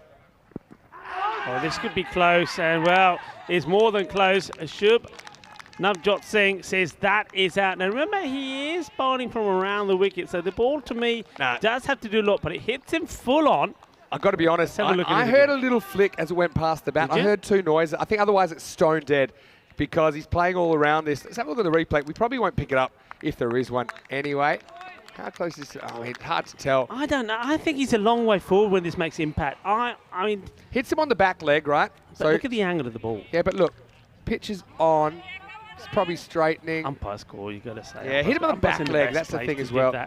Yeah, I mean, if he hasn't hit it, I think it's out. That's my instinct. But I mean, Zabi Zahid's been batting so well, but he just gets a bit cute that time, I think. And well, he'll have the right to reply with the ball. So Sweden just losing a bit of momentum as we get to the end of the 8th over. It's 80 for 6. Yeah, Zabi has to go for an unfortunate. Looking at that a second, I mean, little inside edge is a funny thing because sometimes you hear something and you can't visually see a little inside edge, right? No. It's just a flick on the bat. So, I mean, I heard something in my effects, but yeah, looking at that replay, it seemed fair enough. I know what you're saying. It might have gone past off, right? It's a good bit of fielding out there by Adnan Ahmed. Yeah, so I think when it comes down to it, it looked like a good decision line-wise for me. Gallagher, not quite the answer to Murali for Finland, but still does have a pretty good result in that over. Hit firmly, fielder Tambe gets down. He's not able to stop it. They're taking on the 2. Oh, good throw. This is a good throw, but I think he gets here with a dive. This is a good dive. I think the dive probably saves him. Be interesting to look at this again, but what a good arm that was from the deep. Well, that's proper muscles there. That's big boy stuff. I tell you what, it did seem like the dive saved him, but he's diving on the grass, and let's see if he bounces. You can see this is keeper had to go. No, not too far. Oh, I think he's just okay. Just the dive. I told you, the dive was the difference. Because look, it's a bouncing bat, but it just bounces. Yeah, it just bounces again before the stumps are broken. So let's have a look at this again. See there, that's the shot. You can see that then the kind of shoulder of the bat's in. Great work from our team at Spring Productions. Absolutely but he'll brilliant. Be just in. But he's nervous because you never know on these because he would have felt that he kind of had a bit of a speed bump when he dived. But I think you're spot on, Rico. I think it is the dive that saves him in the end. Yeah, needed a dive. It was such a good throw, though, from the fielder out there. Yeah, fantastic work again from Spring Productions. All right, so Raz bowling the 9th here to Zadran, who laces this straight over cover. Wutambe, he did his best effort of kind of Shaquille O'Neal-like jump, but he couldn't quite do it, and this is blasted it for 4 runs. Pretty good shot by Zadran. Yeah, this goes like a rocket, doesn't it? I mean, he throws everything into this. I mean, that one, he nearly pops his shoulder out. It hits it so hard, but it stays hit. Well, I got told Mahesh was resting. I don't see him resting. He's had to be a real jack in the box there. Goes back on the boundary now. And he might get some more action here, although this is more into the gap. Here's Tumbe. That will handle it. A really good throwback. And that's one thing on this ground. If you've got a good flat arm, it's very hard to pitch 2s. That's probably a difference we see at this level compared to the club level. Yeah, it's good. I do like Raz Mohammed, loving the way he goes about his game. Good smile on his face, enjoys his moment. He's enjoying being out there and he's enjoying what's happening at the moment. And why not? I think that everybody on the Team Finland side are enjoying themselves. They've played some good cricket. They've certainly got good results, back-to-back wins on day 1, and then a win earlier today, made it 3 from 3, looking to make it 4 from 4 here. And certainly, if they can get the next 7 balls in nice and tidily, keep this score to around about 105 maybe, or even less, they'd be pretty happy. This is up in the air, and it's Gallagher who gets into position. And how about this? Well, I reckon, I don't know. I want to have a look at where the feet are here. Is he inside? It looks good, but I'll need to look at where the feet are. I think he may have just stepped over the line. This is one that live, I have doubt. Because right in front of us, I have doubt. I think it's going to look more incriminating on the video, because it always does. It looks great. It's all about where does he take off from here. Let's have a look. Where does he take off? Where is he here? Where does he? I mean, having a look at that, I think he starts outside, because that foot. No, this is his last step, right? So his last step, his toe is in. Does his heel touch the line? Well, I don't know how much of that we have. This is a tough one, because this is what it comes down to. If there's doubt, then it goes to the fielder. And for me, even live there was doubt, because I saw what you're seeing, but it's just in real time. His toes inside, that's the shot there. His toes inside, but his heel looks in the air there. So I never saw the rope move. He seemed pretty spontaneous. And I think that because there's doubt, then he'll get this. But we'll have to see. It's a real line ball call. I wouldn't be surprised if they end up calling this 6. But Gallagher, he certainly sold it. I would have liked to see a couple of steps before that shot. But unfortunately, it happened so quick. That's all we got, right? But going from what we see there, I mean, based on that, I think this will probably be given out, will it? Yeah, it has been. So a great bit of work there. What a bit of teamwork. Team relay, another team relay catch. Well, you saw one late last night, and it was Boris Gorley that was involved in it. Well, that is just as exceptional. Yeah. Really, really good work, good teamwork. Yeah. Well, they're loving it again. Maya and Claire, they are the heart and soul of this team. And that's got the Finn flags flying, and 99.9% of the way there. And unfortunately, Sweden, they're going to lose that run for a dozen, 90 for 7.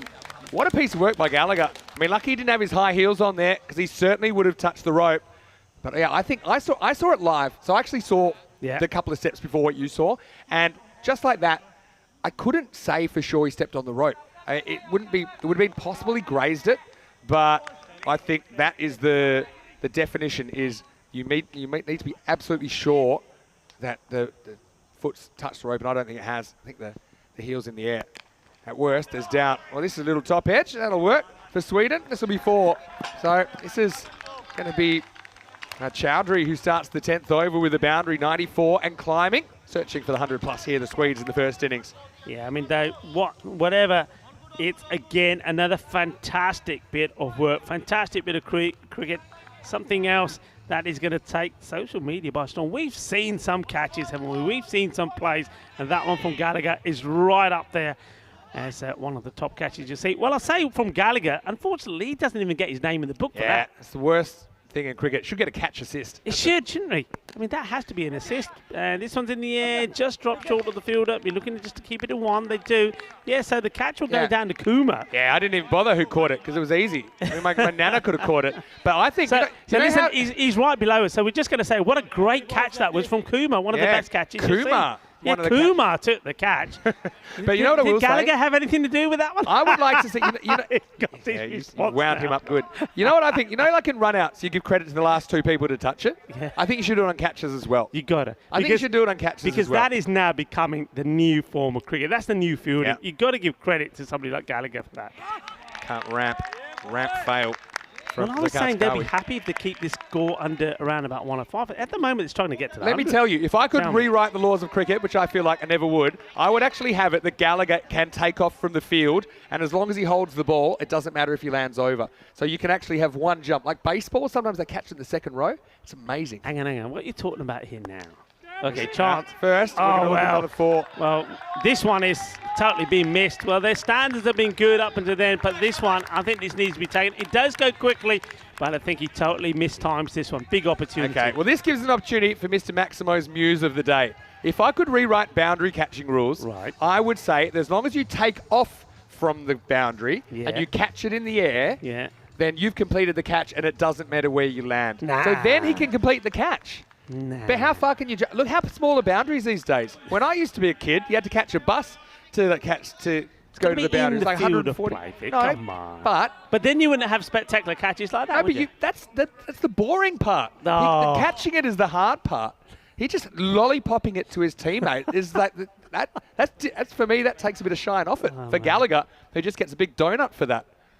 Anyway. How much sangria did you have during lunch? Oh, this one has been blasted. We'll talk about sangria. Well, maybe he wants a jug of sangria because this has been hit big. And he gets the applause from his team. Well, that brings up the 100. They needed that hit.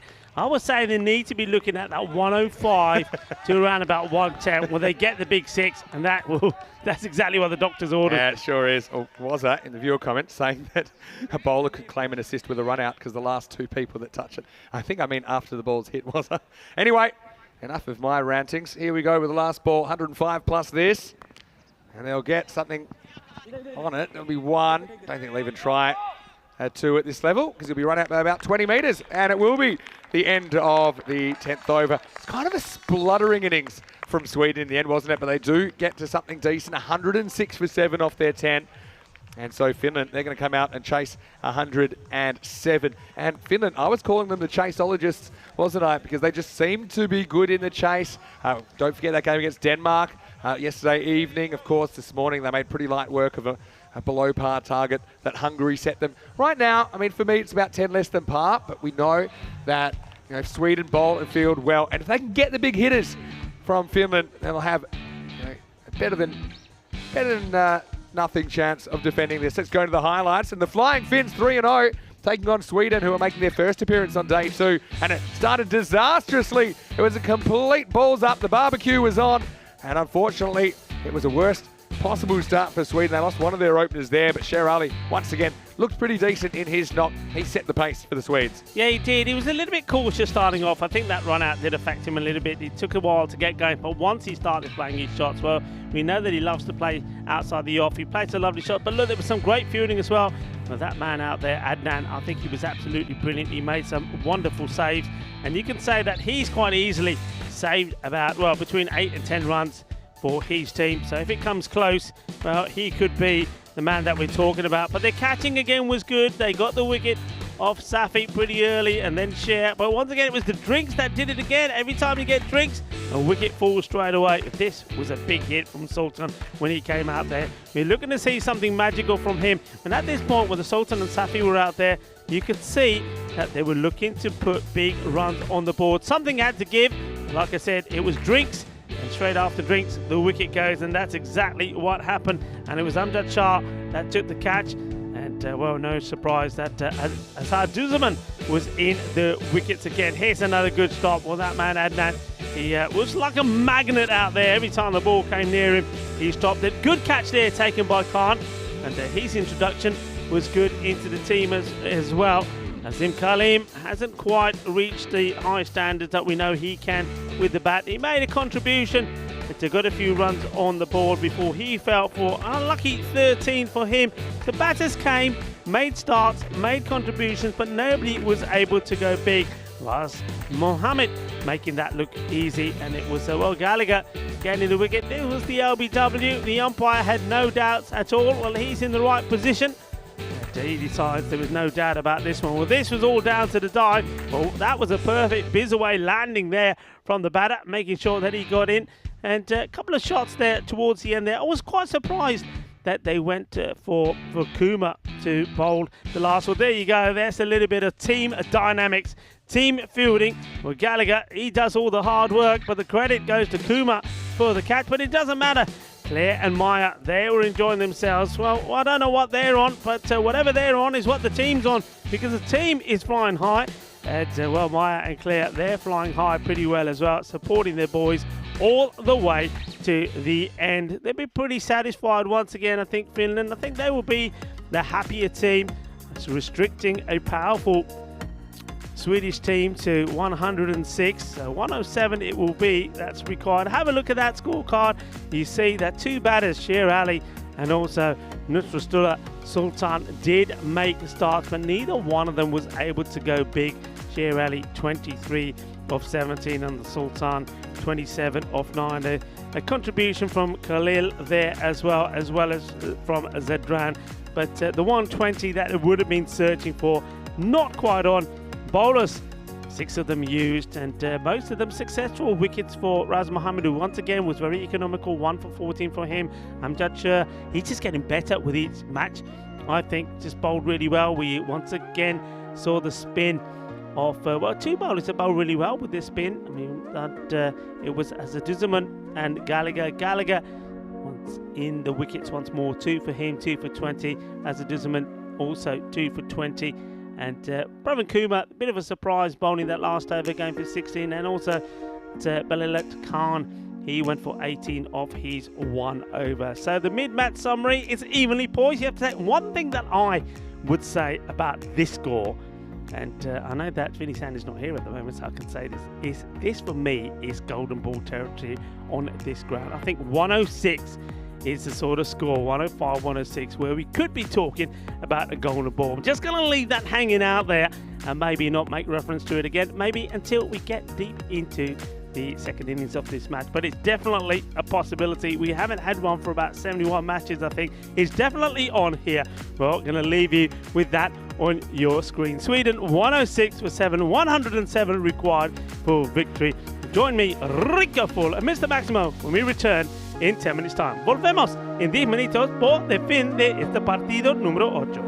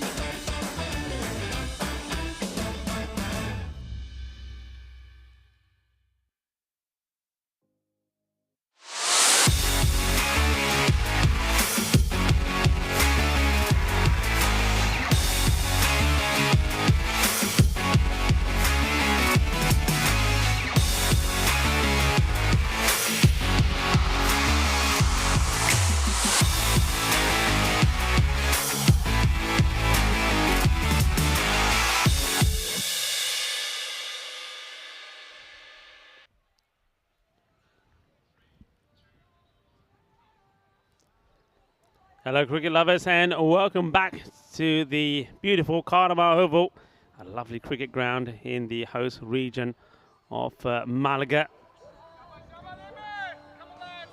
And it looks absolutely stunning here in the Spanish sunshine and the Costa del Sol. We've certainly seen some fantastic cricket here today that just adds to the fantastic finale that we saw to Group A last week. This, of course, is Group B, Day 2.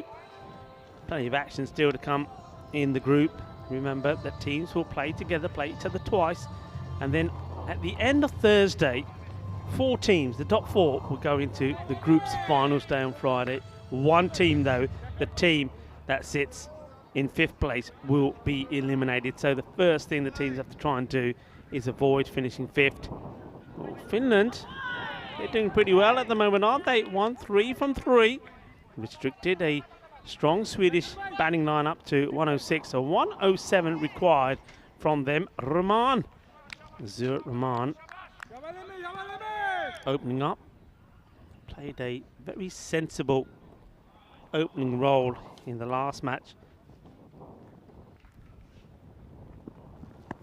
Oh, this one really does pop up from Momand. Just seeing the pace of Momand there, but dealt with nicely by Rahman. Momand. A fiery, classy bowler. A lot of noise being made out there by Swedish fielders, including their wicket-keeper Juti. Momand, the left armour, now gets a chance to bowl to Jonathan Skimmons, who was in top form this morning. And nice shot, plays this one through the covers, but they do have a sweeper out there. And keeps it to 1. That's the ball. Very good. Oh, afternoon, evening, or even morning to everyone, our global cricket family, wherever you're tuning in from around the globe. Namaste, Assalamu alaikum, Sassri Akal, I'm a one. To everyone watching via fan code in the sub-Indian continent, lovely to have you all here with us, enjoying the Euros of cricket. Uppercut, and just gets it over the infielder. Good work though on the boundary. Nicely stopped, and that's Safi. Looking forward to seeing Safi bowling. I mean, he can really turn it on. Again, I talk about Momand being quite fiery and lively. Well, Safi, if he gets it right, I mean, he can be quick, fast and zippy on this pitch.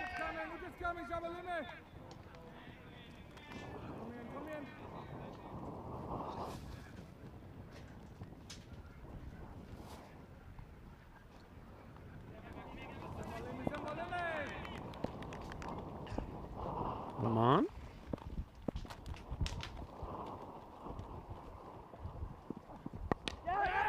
Wants a single, it's just a little bit of a hit and miss, and they will get there. Very good running. And this is where the batters just have to be on the same page, and they were there, making good eye contact and deciding to go straight away. Look, slight hesitation, had to negotiate Momand, who ended up standing in the middle of the pitch.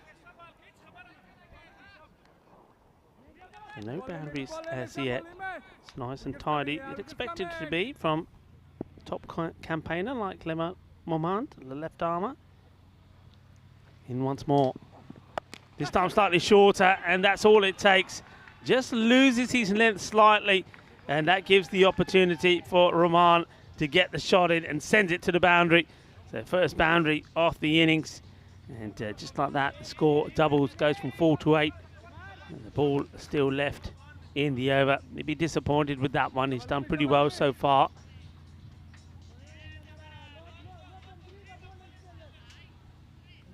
Back to his mark. Waits to ball to come back.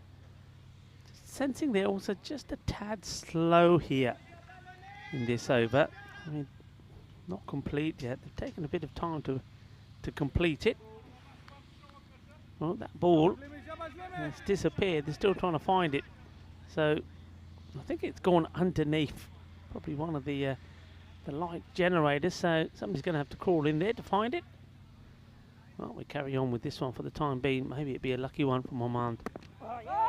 Oh, it's running nowhere, running into trouble.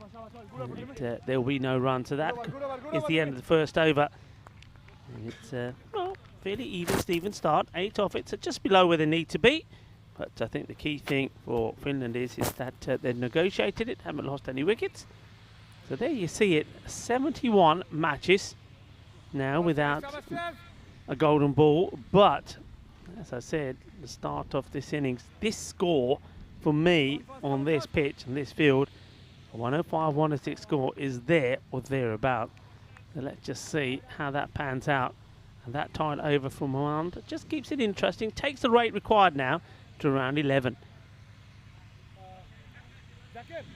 Looking forward in the house, and before the start of this second over, good time to welcome back into our dream box Vinny Sandhu, Mr. Maximo. Great to be back. Game on here.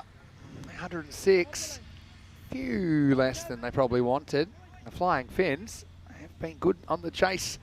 Here is the skipper, Shazeb Chowdhury for Sweden. He gets pumped back over his head for 6. Well, welcome to the crease, Maximo.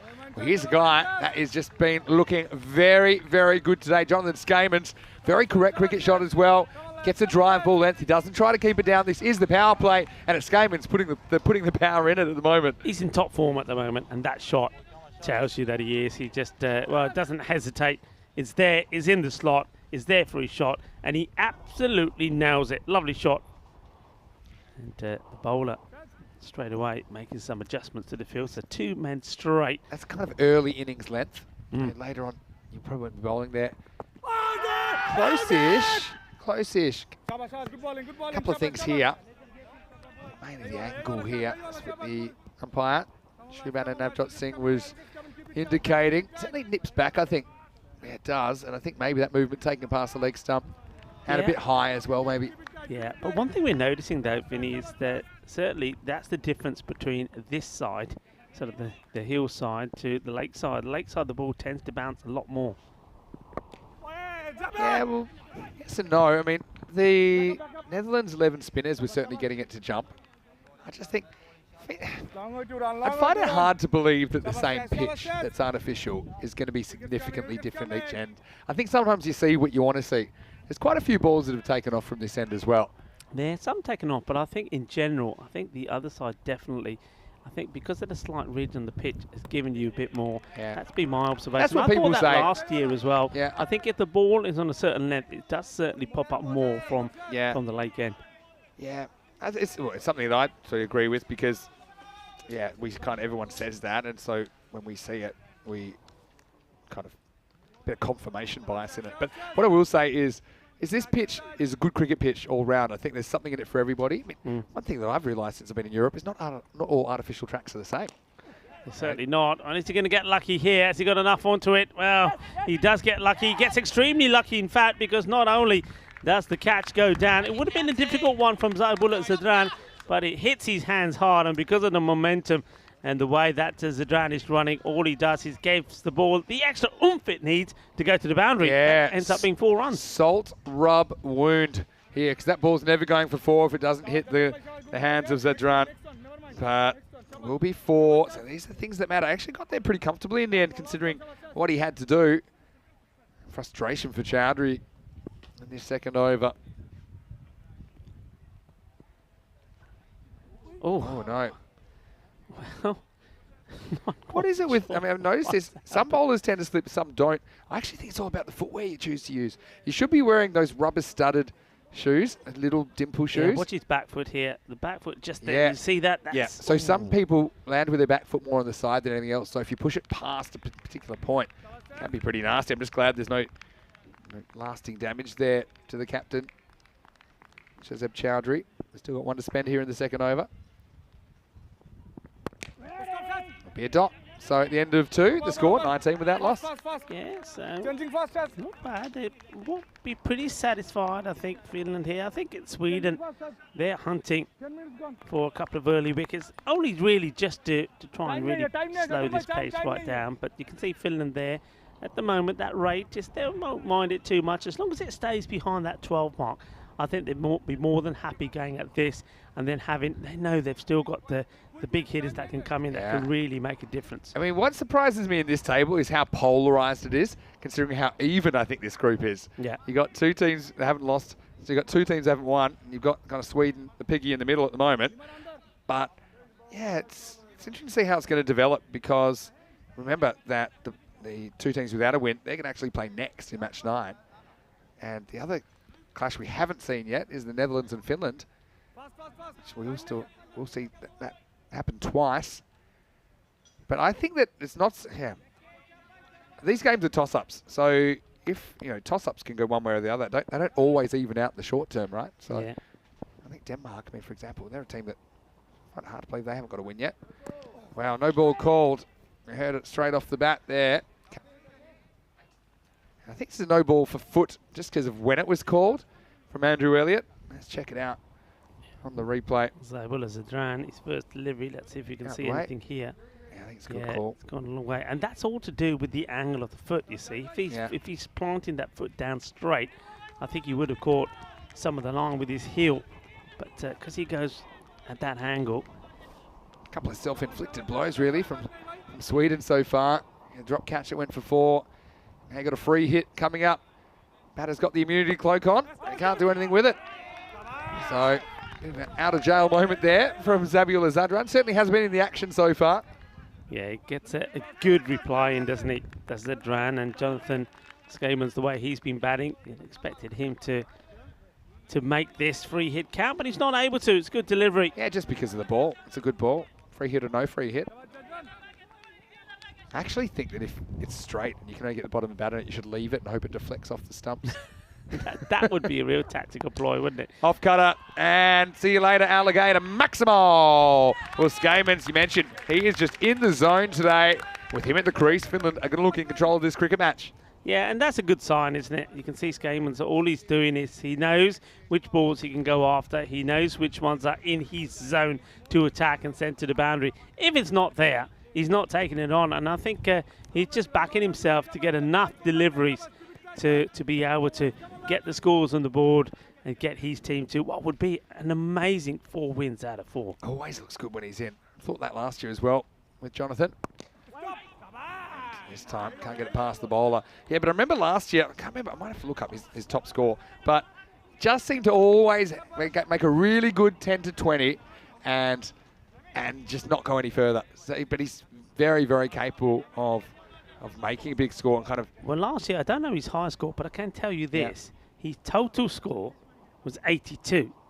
Now he's easily past that already. So that tells you that it wasn't a very big high top score. Yeah, okay, his top score, I think, was in 2021. Yeah, 21.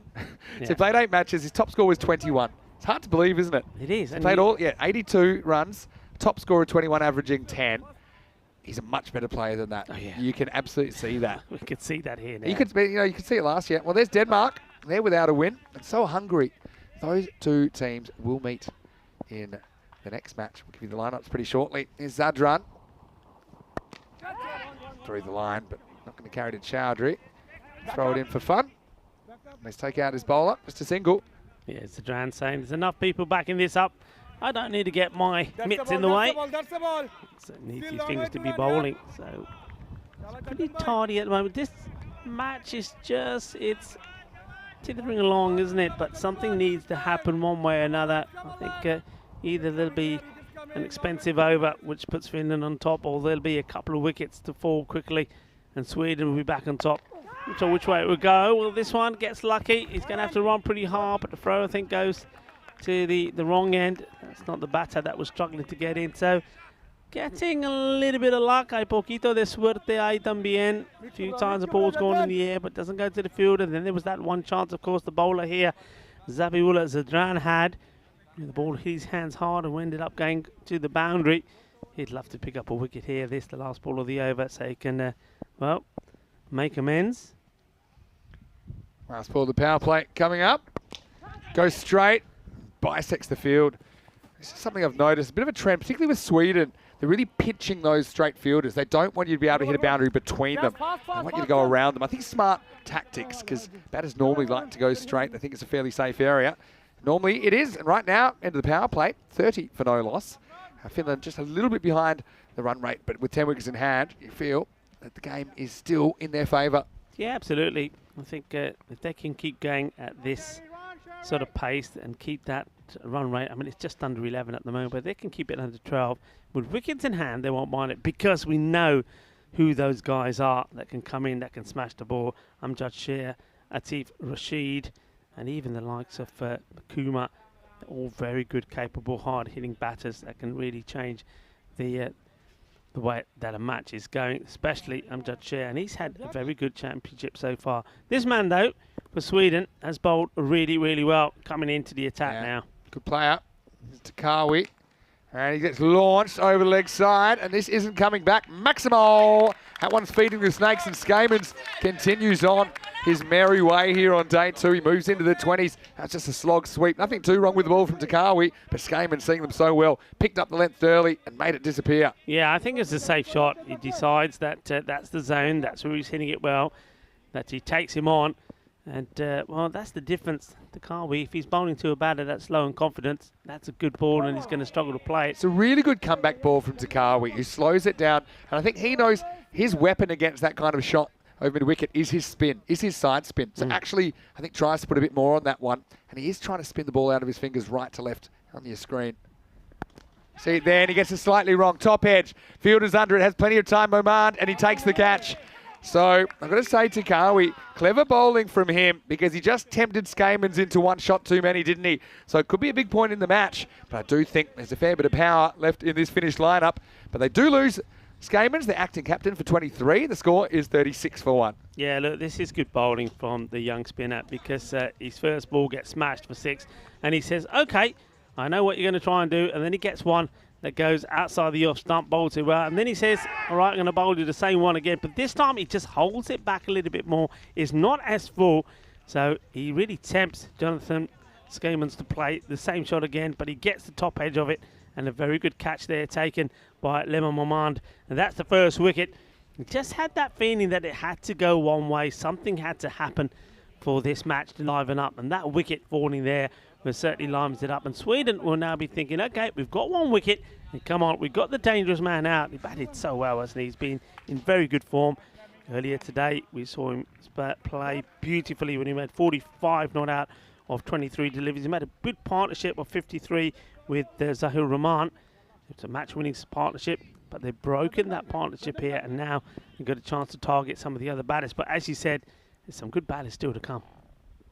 Takawi. New batter is Adnan Ahmed. I say thanks to everyone that did send me some messages. Just going through a few of them now on my Instagram at Mr. Maximo. I say hello to Sam Kipton, who is really enjoying the coverage today. Hello to you, Sam. Hope you're well. Also to Dave Smith, also known as Mandrake. He sent me a message. Oh, this one. And had to take your pick here. You could have a free hit at it, or you could take the wide. I think it's probably smart with the point back on the boundary. Yeah. But look at the spin. He does get spin here, but the problem is the length's all wrong there. Spins past the tram line. Yeah, just trying something different to the new batter. Cuts away. But it's a good little period this, and Takawi, when you think he got banged early in the over from Maximo, he's come back well. He's only allowed one more run, which was that wide. Picked up the dangerous Skamans. Got to say, this is where I probably would have taken the game on and thrown the wild thing out there. We're in the middle overs. We're out of the power play. And this is where I think I'd rather use him 2 runs later. Trouble if he doesn't get back here. He's all right. Always knew he was going to get back, didn't he? Adnan. Anyway, it'll be the end of the 4th over. 37 for 1. Yeah, but I would have been pretty tempted to go Amjad Sher, Atif, maybe, because I get they don't really want to bat early, but to me now, the game's on the line. I think you want to send your form hitters out there. But let's see how it works out. We can see there's a slight difference in how Adnan Ahmed approaches the start of his innings and how someone like Amjad Sher would approach the start of his innings, because he would just be going for it. But maybe they don't want to take that risk just yet. 37 for 1 after 4. Yeah, I think also they're in a position, and they've earned the right to be in this position, Finland, with the result that they've had. That they're prepared to try a few things. And Adnan Ahmed, who was outstanding, if you remember, in the field, just getting an opportunity to go out there, maybe just get a few hits, get a bit of confidence going himself, because I think they're pretty confident that when they need to, they can change it up quite quickly. But they don't want to fall too far behind. Now, this is what I've been waiting for. I've been waiting for this guy, Rahim Safi, to have a bowl. We know he can be electrifying. He's an energetic young man, and he certainly can add a little bit of firepower into the attack. In he comes. Wow. He starts with a bad one. Well, talking about firepower, now this is a misfire. It goes down the leg side. It's a Gundy ball. And just like that, that's 5 runs. Oh, this is where you kind of light the flaming arrow and turn it on yourself, really, because this is miles away from where it needed to be. I get it's his first ball. I'm probably just trying a bit too hard with Jyoti. Could have been 10 metres long, probably still wouldn't have stopped that. I sat next to Jyoti today on our way to the ground. I was on there with the Swedish team. Always love to chat to him. He's a very enthusiastic guy, and he says that my role is just to do my job well. He's not really a recognised batter in this lineup, so he's got one job, and also just keep motivating his team. He's a pretty skillful gloveman as well. Safi has gone for the old wasted 5 changers, but he gets this one on line. Much better. That's more like it, isn't it? That's where he needs to be. So gets the dot ball in. Doesn't quite make an amends, but if he gets the line to joins a few more dots together, he would. He's allowed to have a loosener, I suppose. It's just unfortunate for him that it ends up being a fifer. Safi can bowl both hands. Don't know if he'll rock out the left-handers in this tournament, but let's find out. Let's find out. Well, this has gone miles. It's gone miles high. Jyoti's going to chip over the helmet if he's not careful, but he does take the catch. Well, right on cue. Human Jyoti is the man who takes a steep left. That is not as easy as you think, because you've got a few distractions. I mean, he does have the sunglasses on. This was straight into the sun, I think, at this time of the day. And he was backpedaling, and he felt any time he could have easily chipped over that helmet that was behind him. But he does get Zia Rahman for 11. And it is Safi with the breakthrough. It's 42 for 2. Yeah, I thought he was going to go. I thought the helmet, look, just there. But luckily, he just takes a couple of steps the other way. Probably because the ball moves in the air. But he does well, doesn't he? Well, he says he's got one job to do, and that is behind the stumps. I mean, but he's doing it pretty well. That had viral written all over it, didn't it? If that helmet was 1 metre or less than 1 metre away, then imagine if he tripped over and still caught it. He still would try. Anyway, Zia Rahman, unfortunately, can't get them any further. Come on. This will be Atif Rashid coming to the crease at number 4. So everyone batten down the hatches. I think we're going to see some fireworks from Finland now, who have just drifted behind in this game a touch. The rate required started at 10.7. It's gone up to 11.5 now. Just a little bit, but we're heading for a big second half and potentially a close finish. It's a matter of time until we get a golden ball this tournament. That's quick. Yeah, Safi, you see, he likes to do everything quickly, doesn't he? So this one is pretty full and straight. So, see, Safi, not too much of him, but it's all shoulder in his action as well. So he does get some good pace up. Yeah, that's well bowled, and just woken up Sweden a little bit, hasn't it? Diana's there in the background, snapping away. And, well, she's put the bowler off now. Safi knows that Diana's there, snapping away. He's probably thinking, okay, this would be a good time to get a wicket. Sure would. See that. Long, hot day for these players. Still 30 degrees here on the Costa del Sol. Plenty of sunshine. Safi, it's been a good over since that first ball got away from him. Slightly slow ball, I think. Well, they think of going on the hit, but they decide to turn it around. Good pressure. I mean, Sweden, they can really ramp up the pressure here in overs 5 and 6 if they can prevent these boundaries. And that starts with the ball, of course, getting it where it's difficult for the batter to manoeuvre it away. Only runs off this over so far, being those 5 wides. Yeah, exactly. Goes on the hit this time. Well, hits will be close, you know. I think he's in.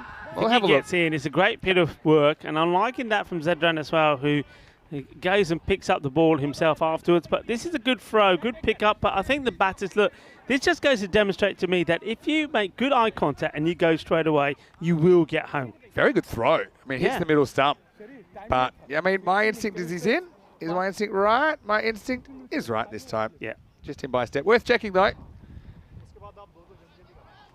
Nice bit of fielding. Good cricket all round. But, yeah, eye contact, and it's hesitation that kills in those run-outs. Yeah.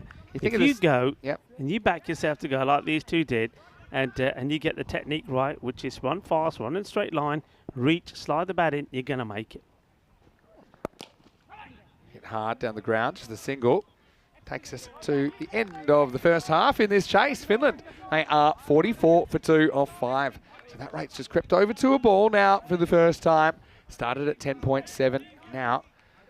They will require 63 off the last 30, so 12.6 and over. Well, with 5 overs down, the players will stop for a short drink, which is probably fair considering that we are 30 degrees. It actually feels a lot hotter out there in the middle. I got to say that, Rico. Yeah. But, I mean, it's been a really exciting tournament so far. If you're not aware of how it works, there's 5 countries every week for 4 weeks, and only one of them wins the week, goes through to Championship Week. We've got England 11 in the Championship Week already. They've been joined by Spain. They'll be joined by one of these teams this week. Right now, I mean, Netherlands 11, I think they are still favourites, but, I mean, we've already seen that they can have their off moments, and we know, especially on finals day, absolutely anything can happen. Anything can happen. I mean, I think with what we've seen already, I can't see any team going all the way through without losing a match. I can't see it. Okay. So just bear that in mind. So Netherlands at the moment doing well, same as Finland here, but I just don't think that the group, let's put it this way, I don't think the group winners are going to win everything. Yeah, you think they won't have a clean sheet? There'll be something somewhere because it's just that sort of group. And I could probably say the flip side of that, I can't see any team going through the whole week without registering a win either. I mean, at the moment, Denmark haven't won one. And also, you've got Hungary. Well, at least one of those teams will register a win in the next game, which is coming up. 4th game of the day is Denmark versus Hungary. News from the toss was that Hungary won the toss and they elected to field first. So they get to chase. I'm expecting a few changes from Hungary. That's the whispers as well. Potentially no Ravindran in their lineup. Maybe opening with Zemus Deploy. Maybe a change of keeper as well. So, I mean, obviously they're going to try things. Yeah, I mean, the thing is they've got to, but the one thing they've got to do is they've got to believe. I think they've got to have a bit more of a positive attitude. I think they were just a little bit down. Maybe they were still hurting from the match that they lost last night when it looks like they had it in the bag. Here's Azam Khalil, who gets hit straight, and this could be a catch. It's going to be touch and go. No, that's going to be 6. Maximal. Well, he takes it on and wins, really. I thought off the bat this was hanging in the air, kind of slightly into the breeze at this time of the day as well, but he did get enough and 6 runs. Well, so far, the pattern of today has been drinks and wicket. Well, that's been broken because now it's drink and a 6. That's a nice hit. Yeah, that's a really good observation, actually. We often have seen wickets falling after the drinks break. And will we see one now? Well, we won't, because this is going, gone. Maximal! Back to back. And well, Finland, the 50 came up with the previous one, and this one is really flying into the sky, and it doesn't come off the first 2 balls after drinks. Well, this one was clean out the middle, wasn't it? I mean, the one before maybe wasn't. This was clean, sweet out of the middle, sweeter than a bowl of Rosmilai. That's a big shot. And Azam Khalil is under attack. First 2 balls, 2 big 6s. Yeah, don't think he can afford to toss up a 3rd time. Doesn't. Yeah, this is probably the one. This is probably the one I don't think he's bowled enough this week. Because I do get those first 2 are kind of what I'd call challenge deliveries. They're tossed up and it's saying to the batter, look, go for it. If you get it, you'll probably get 6. And if you don't quite get it, I might get you out. But I think at this stage, you probably don't want to take that risk. And this is certainly quicker. So one thing I will say about Azam is he makes the adjustment pretty quickly here. The next 2 balls a lot better, a lot more effective. Interesting what he'll do now. The batters do cross that single, whether they'll stay with the same or will try and entice the batter to go after this one. It's going quicker, it's working for him. I mean, I get the theory as well of if you keep luring the batter into it, they'll make a mistake, but then you kind of false equivalence fallacy. You're expecting them to miss-hit one. Well, speaking of miss-hits, here is one. Should be caught and it's gone. So Azam Khalil, again, he shows a lot of maturity there in making an in-game adjustment. So after going for back-to-back 6s, the rest of the over, he takes 1 for 1. And he does get a T for Rashid before he can do too much damage. Finland lose the 3rd wicket. It's 57 for 3 after 6. Yeah, Rashid, he'd be disappointed with that. He rushes into this shot. I think when you think, this is sometimes where you've got to think maybe just a little bit smart cricket. I mean, they've got a couple of big sixes in the over. I mean, if he's happy, he could have been quite happy just as pushed it along. And Zadran gets quite lucky here as well. You see it almost slips out of his hands. As you see that Atif Rashid goes, yeah, I think he didn't have to play that shot. He's a talented batter. If he stayed there a bit longer, I think he could have done enough to see this one home. He gets a partnership going there, but wanted to go for the big shot. Doesn't get it right. So Adnan Ahmed is the one who's still out there. He's 14 of 8 deliveries. Not really playing some delightful strokes at the moment, but just have a look at this. Goes up in the air. Just keep an eye on this. Watch this. Oh, yeah, almost. That's a full ice cream cone. It might be, I don't know, when the bottom falls out of your drink. It almost came out the bottom, didn't it? Not the top. But yeah, what a difference a day makes for Rashid. Remember last night, he engineered that chase with 37 off 15. But in this game, just can't get going. 1 off 5, and he's gone.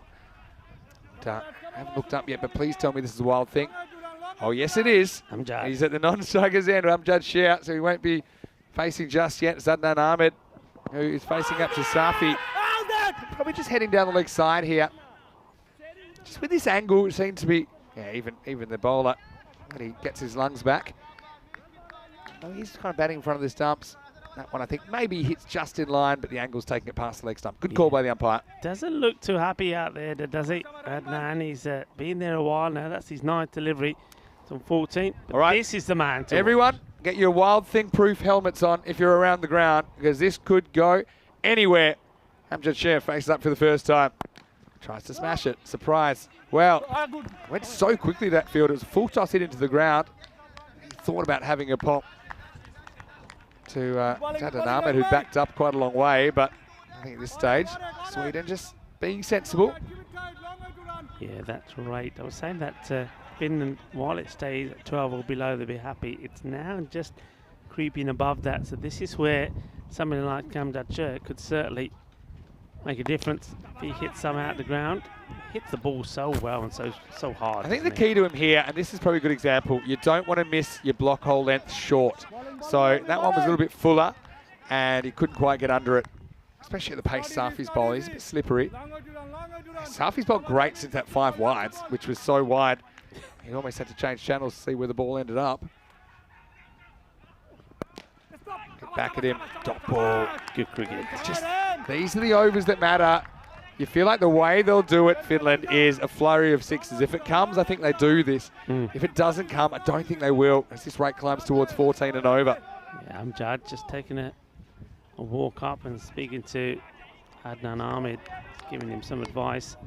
Adnan is in a bit of a pickle at the moment, hasn't really been able to get after anything much. It's true. That No ball called. Front foot, I think.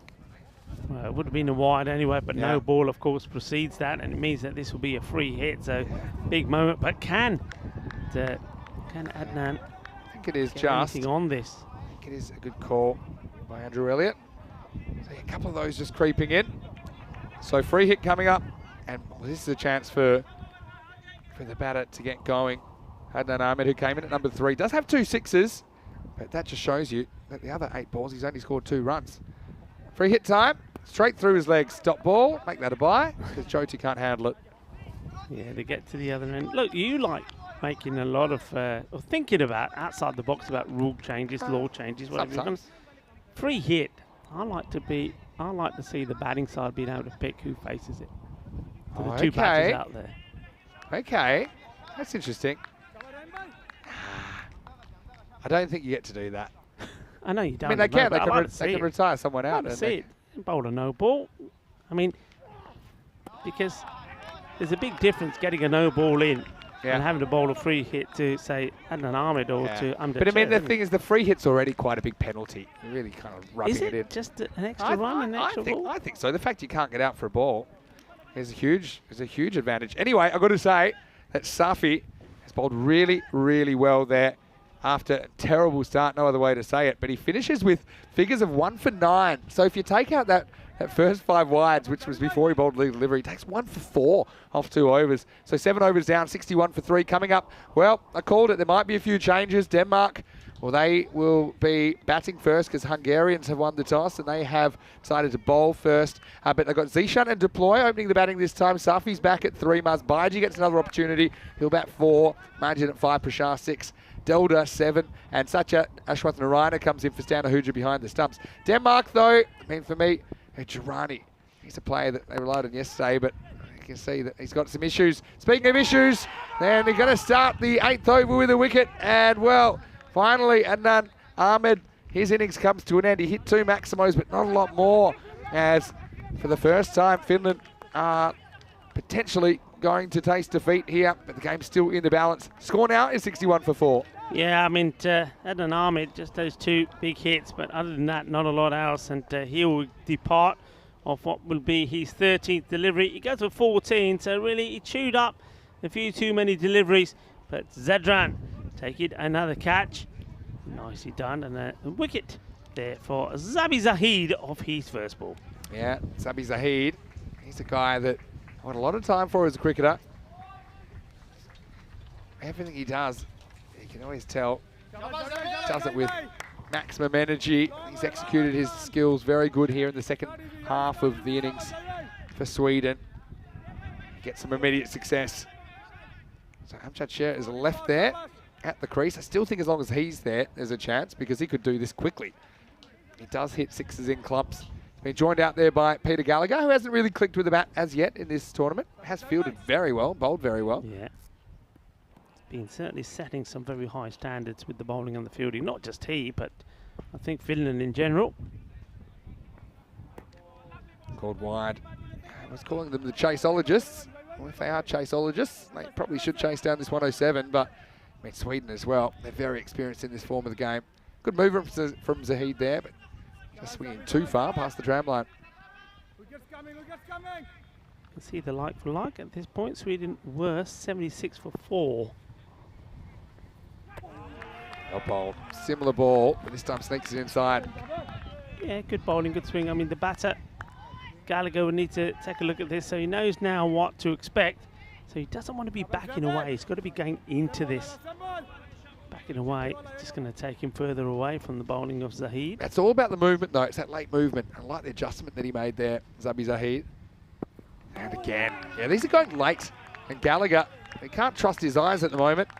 He's seeing what he thinks is the ball coming, but then it's going late. Just watch this one bend. There. Yeah. It's very good bowling. I think, yeah, the first one surprises Zabi, and it swings past the offside line. He's got the confidence to make that adjustment in line without losing the swing. So I think it's excellent bowling. Right now, this game's slipping away. We've just hit the point of no return, 18 and over. Yeah. 45 off the last 15. How quickly it gets there as well. This one was one that he doesn't try and swing.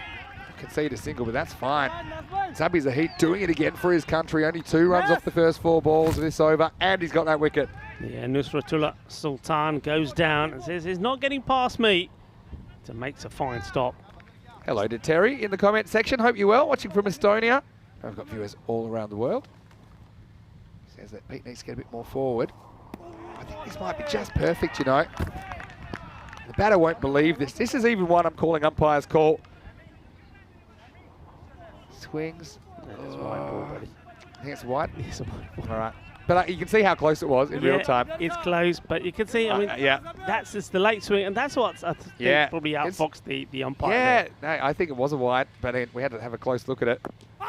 Nix it. Bad appeal. Oh, Sher's got to hurry. A direct hit would have had him here. It's the second time we've seen. We saw Sebastian Bratt miss one earlier from that sort of range. Batters, there's something that happens. There's like a blind spot and they lose 3 seconds whenever they hit on the pads. It's a huge inside edge. But you're exactly right. He goes walkabout, and if that hits, he's gone. And really, he should have hit because he wasn't very far away. You got to hit from here. He's only there. Oh, that was a big chance to get rid of the danger man. I think they get Amjad here. They get the game. As it is, they might anyway. 8 overs down, 63 for 4. Yeah, just not a lot's happened in the last 3 overs. You can see that. Just 6 runs coming in. Quick hello to Prakash as well, Prakash Mishra. He's watching from Bulgaria. Hello, if you can get involved in the comments section, I'm going to do it. I'm going to say it's a lurker call out. if you're lurking, if you're watching, we know that our viewing numbers are through the roof for some reason here in Group B. I just think it's because people are talking to each other and saying, hey, have you seen what's going on at the moment? And of course, no matter where you are around the world, there is a way to watch the ECC. Get in the comments and say hello. Let us know where you're watching from. Here's left arm up, Momand. Bowls a Gundy ball down the leg side. Now they're going to take it on. That's really good running. The non-striker really wanted that to get through for an extra run. And that gets Amjad Sher on strike. Yeah, Jyoti does very well with the stop. Not so well with the shy at the stumps. But also the bowler, look, he just pulls up there, Momand. So he's picked up a bit of an injury. I think that Jyoti does the right thing there. His priority is to stop that ball going to the boundary. He doesn't get too obsessed with stopping the extra run. But it does get this man, Amjad Sher, on strike. 44 off 12 required. Wow, hit half of them for 6. And I think you've got to win if you're Finland. Still, Momand. Let's see if he can hold his nerve. It all happens in the 9th. I see, doesn't get this, and they'll take the 1. It's been good bowling too. You've got to say, we know that Amjad Sher, that is so powerful, especially anything that's at him or down the leg. He'll smash it big over the leg side boundary, but they've get the ball just outside the off stump to him, so he hasn't been able to get those shots in a way. It's been good bowling, but this is what I was saying before. I mean, I think Sweden, we know that they're strong and powerful in the field. Their bowling is good, and that's where they've been strong over the years. But they picked up some batting talent as well here. So I'm expecting them to really, really be competitive in all of their matches. And you see that in this match. I mean, all right, they haven't got big runs on the board, but just those little contributions from some of those batters help them get to that over the 100 mark. Yeah. And they're showing, a bit like Netherlands maybe, that they can defend it. You know, this is really good movement from Momand as well. That swings into the pads and swings late. I don't know what Gallagher's done, but since he's been there, the ball's been swinging all over the place. But the fact they're doing it, and they're doing it with control for the most part, I think is what's making life pretty difficult for the batters here. Here's the Wild Thing on strike, needs one, and he lets it go for a dot. He wants a wide, but there's no way that's a wide. No, this one is not. This is just good bowling. It's where the thing is, this is where he doesn't want it. You don't want it there. He can't play the shots that he wants to from there. See the front foot just automatically going outside leg, makes that one unreachable. Yeah. And he's either got to get further across, or he's going to have to work out a way to throw the bat at that delivery. I think he's going to take a little skip across the off stump here. He's going to try and smash this. And he's gone. And that's really good bowling from Momand, because he set him up for that. And you can see the ball goes for 4, but that's irrelevant because this has crashed into the leg stump. And Sweden, well, yesterday, they were pretty close to being flawless. Today, they are making a statement in their first game of day 2. And looks like the Finns are going to have an L for the first time here in week 2. Great bowling by Lamar Momand. It's 67 for 5. Yeah. Wild Thing has to head back. Yeah, this is quality. There's only one way to talk about this. It's just very good fast bowling. Look at the movement on this one. You see the turn on that? That is practically unplayable. It swings right round inside him, gets through the gap, knocks the stumps over. That is really, really good bowling from the fast bowler there, Momand. Excellent stuff from the left armour. Yeah, so Wild Thing, again, just didn't get the kind of deliveries he wanted, I think. He went searching for one there. Kind of had to, but he's not able to move the needle. He goes for 2 off 7. Well, that just shows the volatility of some of these batters. I mean, you've got Atif Rashid and Amjad Sher. Well, last night, they were absolutely incredible in that chase against Denmark. And you saw that Amjad made 32, not out of 16. Atif Rashid made 37 off 15. So combined, they made 69 off 31. And then here, very next day, not even 24 hours later, they make 3 off 12. Both out in there. Momand to the new batter, it's Kumar. And he's launching this. This is going in the air. Chowdhury's coming in a long way, and he takes the catch. So Momand's on a hat-trick. He's still got a ball left.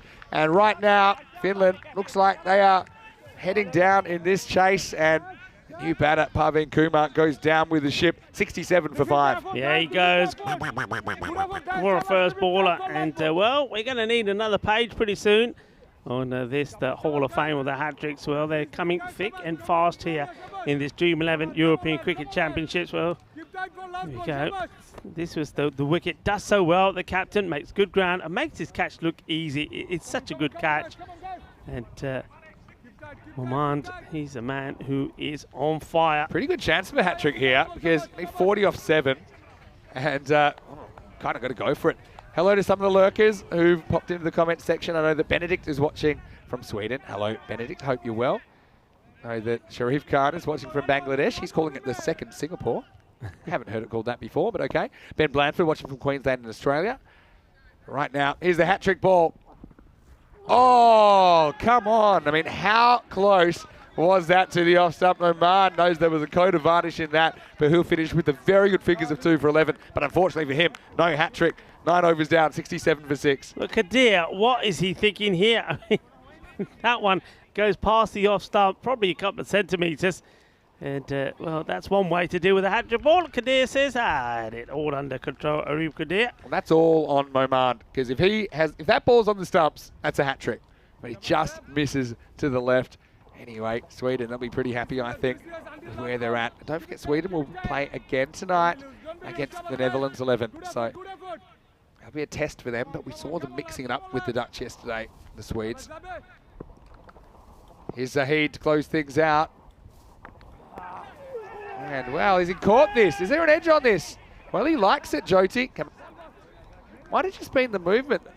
Maybe he's just celebrating the fact he stopped it. Well, the umpire's not...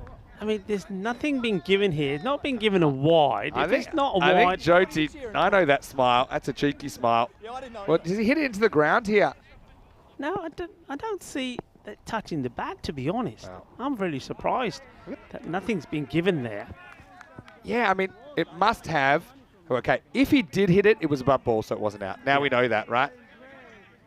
But, I mean, yeah, it's a strange one because look at the line of it. It's wide, I think. I mean, look, I'm just going to say he must have hit it. We can't tell. He must have hit it into the ground, so we'll give the umpire the benefit of the doubt on that one. We'll do that. Okay. Gallagher, though, just walked under a ladder, and now he's going to get a slow ball. He does not pick at all. And the fact that that doubles his score kind of shows you that he hasn't really gotten cracking with the bat here in match number 8. Yeah, so Sweden come out pumped, come out firing. So it looks like they're going to end the unbeaten run for Finland. Got Lee Tuck watching from Malta as well. Hello, Lee. Good to see all these lurkers in there. Saeed Hasibur Rahman from Bangladesh as well. So just be winding to a close. Gives me a chance to try and say hello to Sasanka Katuri as well.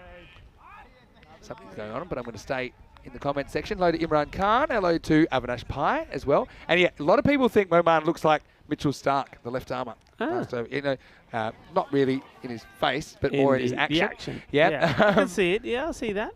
Yeah, I think so. Yeah, does get that a lot. If you're going to model your action on someone, Mitchell Stark's probably a pretty good one to start. Anyway, just a single here. So Finland wheels off. I think Finland, when they play their best, they're very, very hard to get near, but they are probably the, maybe along with Hungary, the most volatile team, I think, in this competition. That, you know, when it doesn't click, it looks a little bit like this. Struggling to get up to 70 here, but they will reach it with the ball to go. Gallagher goes up to 3. In fact, that was Kadir that'll finish it off. So we're all over here in match 8. 71, the Finns in the end, and Sweden, well, they came to play, didn't they? Have still got one match to play in the night game against the Dutch tonight, but right now it was a pretty clinical performance. I think they just won the big moments there, didn't they? And also you kind of couple that with the fact that the Finnish batters never really got going. No one stood up in a significant sense. I think Skamans was good early, but after that kind of fell away. Like these two teams, you know, a lot of love between them, of course. Yeah. Our northern neighbours. But the final score in match 8, it's Sweden 106, Finland 71. Yeah, lovely seeing the players come together there. That was a nice touch there, Gallagher. And also Zabi Zahid just sharing a hug there in the middle. Yeah, it was a good, solid performance, wasn't it, from Sweden? I think ideally they would have liked a few more runs on the ball. But look, Sweden have done what they do well, and which is to bowl and field really well. They made it difficult for Finland to get going, and they picked up the wickets at the right time. It's a good, solid performance from them.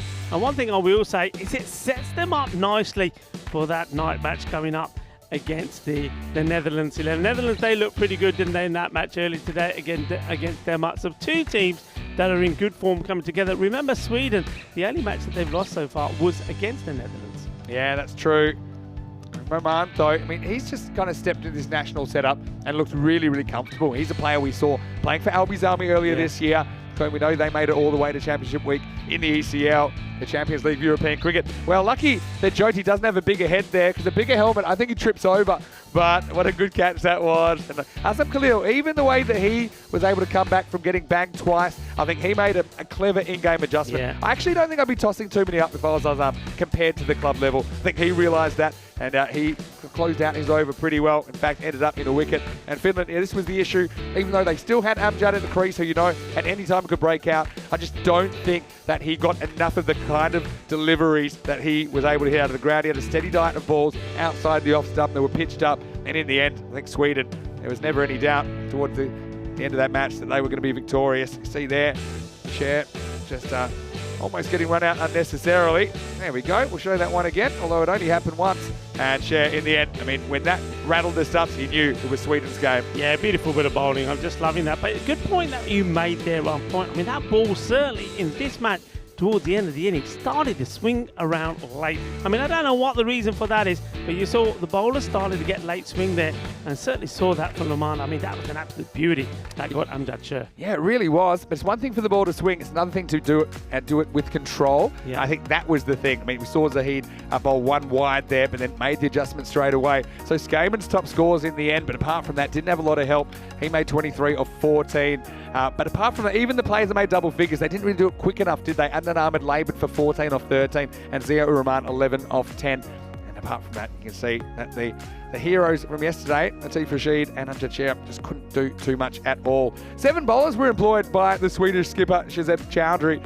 Got to say, Moman for me was the best, though. 2 for 11. He was brilliant. And look, closely followed by Safi, who took 1 for 9. And over half of those were self-inflicted. Takawi as well with his left arm spin, 1 for 7 in his only over. But it's really good bowling because nobody really got pelted, and maybe that was the secret there. Just to use a number of bowlers, don't let them get used to anything, because everybody bowled tidy. I think the most expensive one was 13. Yeah, 13, and even that was a pretty good effort from Khalil, I think, to come back from a bad start. 12 came off first 2 balls. Got to mention Zabi Zahid in there as well, who took 1 for 6 off his 2 overs. Hey, this is what's coming up. 2 teams that are desperate for a win because none of them want to be in the hole 0-4. Denmark versus Hungary next. Hungary winning the toss and electing to bowl. That match is coming up in around about 10 minutes right here on the European Cricket Network. So we'll leave you for now, but we will see you very, very shortly. A few changes. You can look at that also on our social media at European Cricket. So once again, great to have your company on ECN today. Vinny Sandhu here, Mr. Maximo. We hope that you are having a wonderful Tuesday. We're loving our time here on the Costa del Sol. We'll see you shortly for more Dream 11 European Cricket Championship.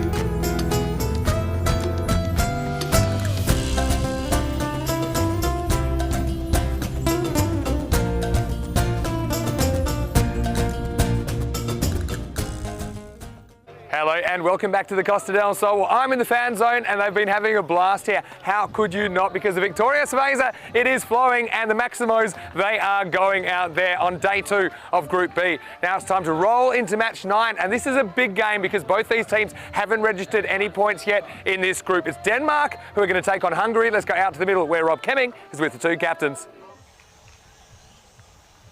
Go on, swap. I wish you best of luck. Thank you, Sam. Good luck. Thank you very much. Okay, it's your call. HCL or Dream 11? I Dream11. Dream11? It is Dream11. Thank you very much. We'll ball first. Okay, Hungary will ball first. So it is Kai Bedelda of Hungary that wins the toss, and he elects to bowl first. And we saw them batting first, not really being able to put anything together. I expect a few changes for them this time, and I don't think they're going to have Ravindran up the top of the order. Instead, they're going to go with the left-hander, Zemus Deploy, up there to partner Zishan Kukagel. So let's see if that works out for them. I mean, Denmark, they've got their own issues, don't they? But they do have some players that can hit the ball a long way. It'll be a very interesting game, and one team will still be winless after this game, and after 9 matches, I wouldn't want that to be me. Let's go over to the commentary box, and well, here is Kid Dynamite. Corey Ruckers will take you through the first part of this one. The news in Group B match 9 is that Hungary, they won the toss and they're going to field. Hello, welcome back. Well, the Kid Dynamite, well, he's exploded. He's not coming back in just yet. We'll see him later. We'll give him another game just to cool down. So it will be me, Rico Full. I'll do one more for you, Corey. Don't worry, you can sort me out later. It'll be me and Mr. Maximo talking you through this one. This is going to be an exciting game. It's a very interesting one because the scenario is this, that both these 2 teams, Denmark and Hungary, have yet to register a win. And, well, as Mr. Maximo said, he's expecting to see a few changes. And it looks like there have been a few made here. So just have a look at the team there. So it looks like that Zishan and Deploy, they will be opening up with Safi, and well, Mars Bargy will get another opportunity. Didn't go well for him first time, did it? He went for a first baller, but we know he's better than that. And you can see the selectors know that as well. They're sticking with him. Hungary, well, they'll like a look at this. 114 to 104 is what the bat versus ball wall have them. They have them favoured to win this one.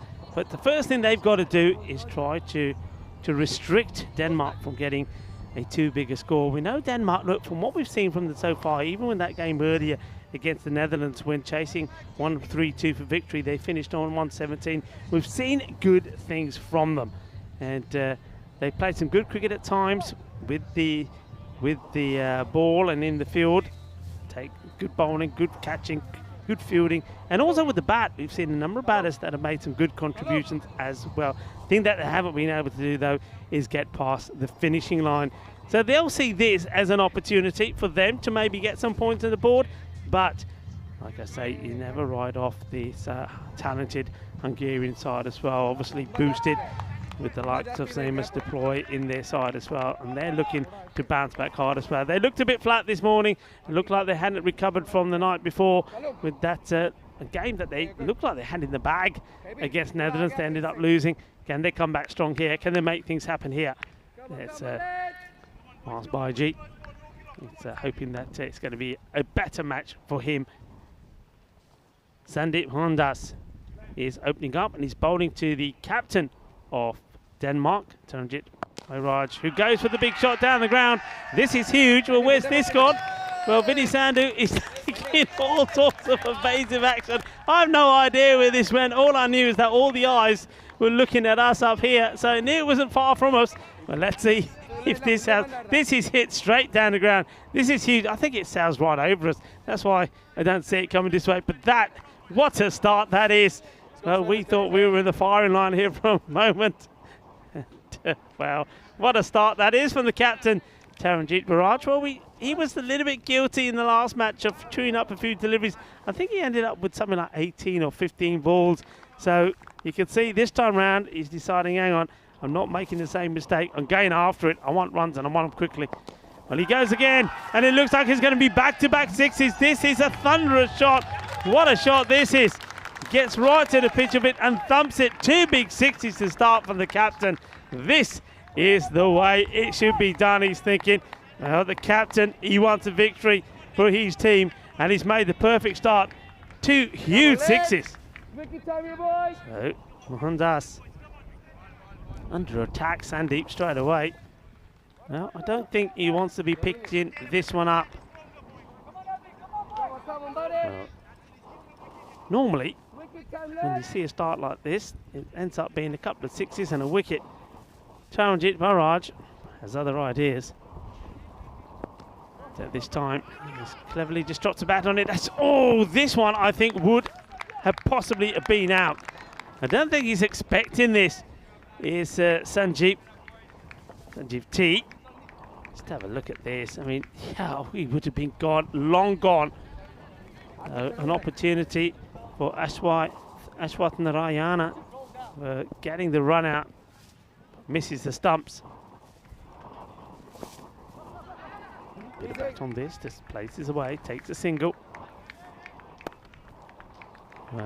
Danikarth Hassan has been in pretty good form.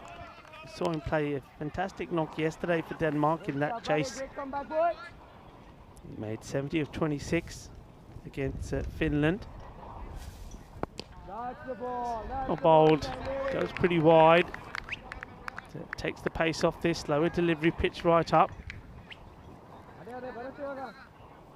Still a good start. Wicket coming is what Ashwath Narayanan is saying behind the stumps. Well, he's not right, because what's coming is a huge hit. Well, this is a Bizaway supersonic strike. Boom! Shaka! Lag gaya, que grande, que guay. Que fuerza tienes esta hombre. Eso es. 6 carreras más. That is the end of an over. And it's an over that goes magical. 20 on the board. And the captain, Taranjit, he's in a mood to party. Taranjit Barraj. He's already gone past the score that he got in that last match. And he's only used, 5 deliveries to do it. Top batters. Well, Sanjeev is right there. So is Aslam. He's a huge hitter of the ball. And now Taranjit Barraj, well, he hasn't really made a big impact. But you'll see that his little bar chart is going to go up a bit. And on the Hungarian side, Cookie Hill is up there, as you'd imagine him to be. The same as Harsh Mandian. Okay, well, when you get an over like that against you, you need something special to happen. Well, this man, Abhitash Prashar, has been pretty good. He's been on the money all the time. Let's see how he starts. Hit hard, attacks, and gets lucky. Chases on, under, Iba, but is not going to get there. Fielder ने काफी कोशिश की थी, but चौका लग गया. Good, aggressive, positive cricket shot. And nicely played this by Sanjeev T. 2 men chasing after it, but forget it, let it go. 4 more.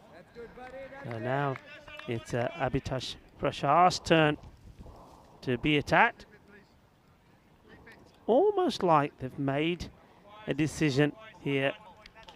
The Denmark batters is that this is the way we're going to go about things in this match. It's attack, attack, attack. This is not a good delivery. It's wide. It's a good stop behind the stumps, though, from Ashwath Narayan.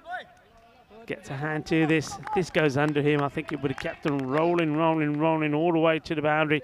Look, gets a wicked stop, but throws his body at it. Gets the left hand to it and uses the body also to stop the ball. But the batters do turn the 1 wide into 2. So not a good follow-up delivery after being hit for a boundary. 6 off 1 ball.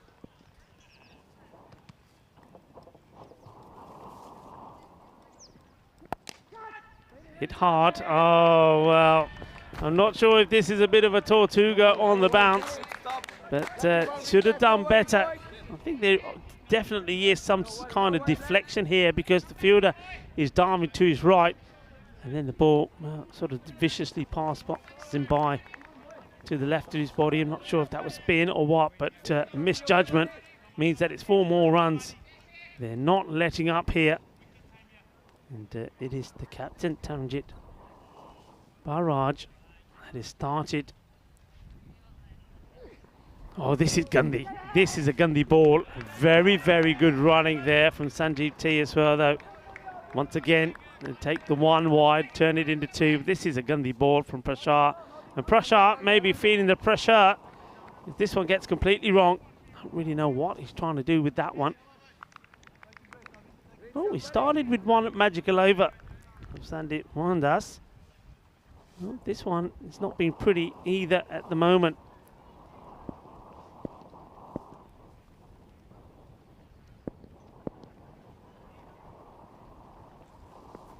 Oh, now it goes too wide outside the off. So the pressure definitely on. Only 2 illegal deliveries being bowled. And what that means is the pressure is definitely on. Time will also be an issue. Only have 45 minutes to complete your 10 overs. That last over, the 10th, has to start in 40 minutes. Better delivery, nicely played though. He sees again that the batter, Thanak Hassan, is attacking him, but Lisi this time bangs this one into the deck.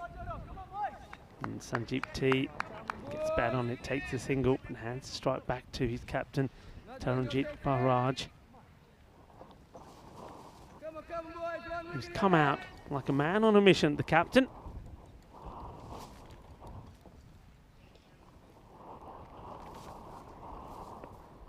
Going to be another wide, surely. Yes, it is. Just not got his radar right here at all. Really is struggling. Somebody who's normally so consistent and so economical and reliable. He is struggling here big time. 15 now off this over. Score has moved to 35. Pressure. Can he get it right? Can he come good? He's better than this. We know it. Firmly struck, trying to get it past Zishan. Cookie Hill gets down. He makes no mistakes. Single taken. 16 off the over now. Very warm welcome to all of our viewers all around the world, watching through many different networks in Italy. Hello to everybody watching 11 Sports, Austria, Stream Master, and Middle East, Dubai Sports Channel, and Australia, Fox Sports. Huge welcome to you all. Hope you're enjoying the cricket here from the Costa del Sol. It's a better delivery. That's what we're used to seeing from him. And having a shy, well backed up there. It's important that Mars Marji was awake. Good stuff, lad. And a lot of people awake all around the world as well. In Africa, Star Times are watching the Asian Television Network as well, ATN in Canada. Welcome to you all.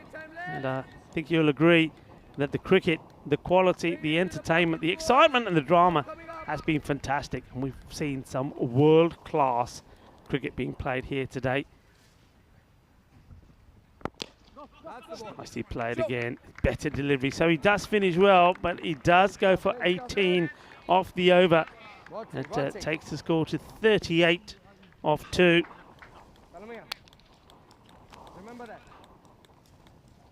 And you just feel here that Hungary need something to happen in this over. I think if this over ends up being an expensive one as well, I think the belief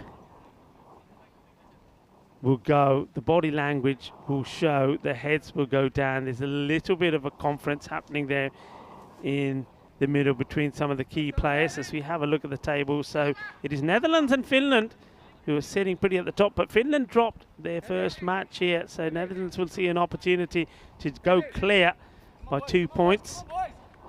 Finland have played that one game more, but this is all about these two teams, as you saw there, that have not registered a point on the board yet. They're going for Callum Akurugoda to bowl this one, and well, doesn't quite get this right. This is just out. Oh, that's good work. That's really good work. And well, he gets deployed, gets a little bit fortunate with the bounce. It sort of plugs for him. So though he's not able to get the opportunity or the attempting for the catch, he watches the ball well and just here, just holds up, so he's able to get a hand onto it, stops the boundary, but the batters do take 2. changing the field, deploy. Now drops back. Kurugota. That's a lovely shot play, just flicks his away. Thinking about two, and they're taking him on. And in comes the throw. And they make it. Not sure why the throw didn't go to the keeper's end there, to be fair, but 2 more runs. You can see that to deploy. He's not too impressed that they get the 2 there, nor is the bowler, Kurugota.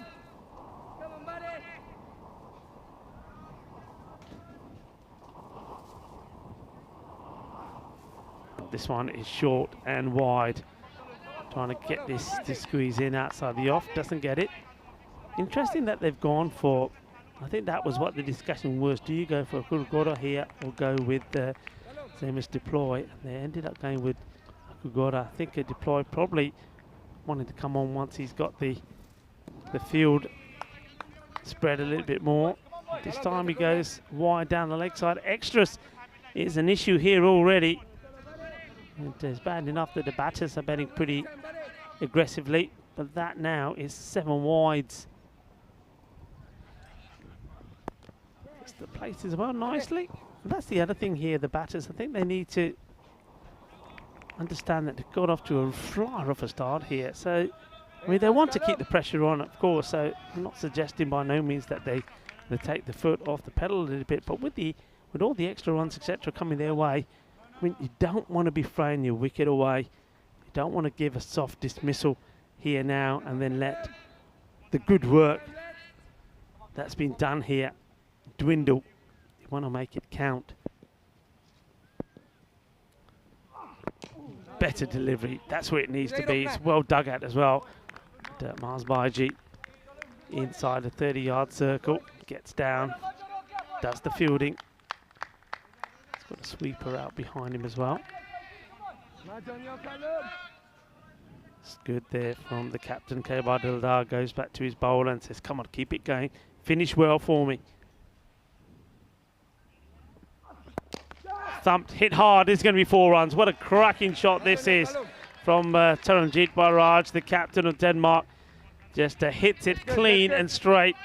And nobody back there. This is still inside the power play. Remember, only 2 men allowed out. What a cracking shot this is, and a fine time to bring in Vinny Sandhu, who certainly no doubt will appreciate that shot. Well, not just that. I mean, how about some of the batting we've seen so far? Of course, right on cue, false shot, but I have missed 50 runs. But I'll tell you what, I had a pretty good view of it. These balls have been flying all over the place. 50 partnership as well comes up during that over at the end of the power play. It's exactly 50 without loss. Denmark, certainly a very strong start, isn't it? It's hard to believe really either of these teams don't have a win, particularly I think Denmark, considering the way they've been quite dominant in some of their games. They banged 130 plus against Finland, but couldn't quite hold on. But I mean, that's the kind of power play that sets up a very big score. Yeah, absolutely. And I think this is all about the captain as well. I mean, you can see his mindset completely different in this match. Taranjit Barraj, he's come out there saying, I'm going to play my shots. I'm not hanging around. And he's scoring at a very healthy rate at the moment. The 50, as he said, in and up in the power play. They're going for Zishan here to see if his variations can be useful. He starts down the leg side, and you can see there that a little bit disappointed is Sanjeev. He was hoping to make a little bit more of this. It's important for him as well. Like, he's a pretty aggressive player himself. He doesn't want to take the back seat. He needs to play a few shots as well. Misses out on that one. In comes Zishan once more. Just takes the pace right off this. A clever bowler, a clever cricketer, Zishan Kukil. If he performs, if he gets back to his best, then Hungary will perform with him. Yeah, no doubt. I mean, you see a bit of byplay between the players. I mean, Zishan is the kind of guy, he's not lacking confidence. I've actually seen him say to batters, look, I'm going to bowl you 6 slow balls and you're not going to hit any of them. And I think that's kind of what he's kind of thinking at the moment. But I mean, that one's pace on. I know he said that. In fact, I think he might have said to his teammate, Mars Baiji, in the club game, I'm going to bowl you 12 slower balls. And I don't think you're hitting any of them. And he knows that a lot of batters hate that lack of pace. But I mean, the quick one's pretty slippery, as you see. So he's a pretty tough customer to deal with. Tries to work this one away. on the leg side. Just see what he's trying to do there. Just trying to clip this to get it past just wide off the man on the 45 and in between him and the man behind square, but misses out on it. I'll say hello to Tanush, who's in the comments. He's saying, is that Vinny's voice in the commentary box? Well, I did do the last game. If you are just joining us, I did have a little bit of a siesta. It's not really a siesta in the morning, is it? Oh, nice shot. This is going to be class from Barrage. He just leans on this. Sometimes power, but this one is poise. And a bit of panache from the captain who moves to 39. And he's made the early running here for the Danes. Yeah, look at the way. Look at this. He just guides this ball into the space, the gap that he wants it to go. So it's been nice and tidy, hasn't it, from Zishan? But that one going to the boundary, that'll hurt. And, I'm pretty sure that Taranjeet Barrage will be looking to send another one to the boundary here as well. He doesn't want to, he's not slowing down. He knows the depth and what batting they've still got to come. So he's going to just keep on playing his shots. Sure is. Zishan hasn't gone for too many. So let's see what he goes. Will he go slow here? Ball's wide this time. It's, wide ball called. You can see that Hungary as well. They're trying out a couple of different keepers. Got Stan Hooja, who's keeping the last couple of games. Got Satya, Ashwath Narayana back there now. He played. They're quite happy to just take the single. And, why not? I mean, the score is good. That takes them to 59. 4 overs completed. And a good over there. Just the one over, one boundary, pardon me, from Zishan. But these two batters looking quite content at the moment. It's all the running, though, being done by the captain, Barrage. But don't get me wrong, Sanjeev T, he's just waiting for his opportunity to unleash as well. I did notice this morning that you were calling him Mr. T or Sanjeev T. Sanjeev T from yesterday, yeah. Yeah, it does make sense. But we'll still attempt to Sanjeev Tanikaktasan. I see what you're saying now. You think you have it, but when you go to say exactly right. Tanikaktasan. Trust me, I'm going to have another go after this. But first, wow, almost fingertipper. Fingertipper, I think he might have got a fingernail on it on the full. Yeah, good effort. I'm liking that he goes for this because he knows that he's going to get somebody sweeping behind him. He throws himself at it full length. But, yeah, look, just gets a bit of the fingers to it. 2 runs taken. So getting Robert the Green slightly as well. Gone. Oh, this is the one. This is the one that they needed. And Vinny Sanders got very excited about it. Yeah, it's not a nice shot, is it? It's an ugly shot from Taranjeet Barrage. But look, I told you, that's what he's going to be doing here. He fancies himself. He wanted to give his team a good, quick start. He knows himself he was guilty in the last match. And look, I'll tell you what, the difference that he's made here. I know he's out here and he's not a good shot. I mean, this is a case of shot Maria Ganda, Bappers, Agia Banda. But look, of the same amount of deliveries where he scored about 17 runs, he scored 42. That's the difference. Yeah, and he just loses his shape horribly here. And what made his innings look so good was when he hit straight and kept his shape. I think he makes a fairly premeditated decision to go across the line here. And then it looks ugly when it doesn't work out, doesn't it? So still a very good innings from the skipper. But he's going to have to go for 42 off just 18. Kalamat Kurugoda picks up his first wicket of the ECC. The score now 61 for 1. Yeah, the captain's done his job. He's given him the right good start. It's a nice time for a new batter to come out. Especially this man, Saran Aslam. He can hit the ball sweet. But, let's see what he's able to do here. Edge and just away from the keeper. This will be 4.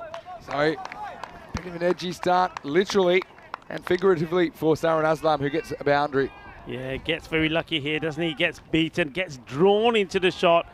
Can't stop himself playing it. You see here. And then, well, that could have gone anywhere. He gets very, very lucky here, just wide of the wicketkeeper, Ashwath Narayan. 4 runs. It's good effort from Satya, but needed longer arms. Next delivery. So plays this out to the man at backward point. Takes the single. Yeah. So you see the other opener, Tani Kaitasan, just run a ball pace not much more at the moment.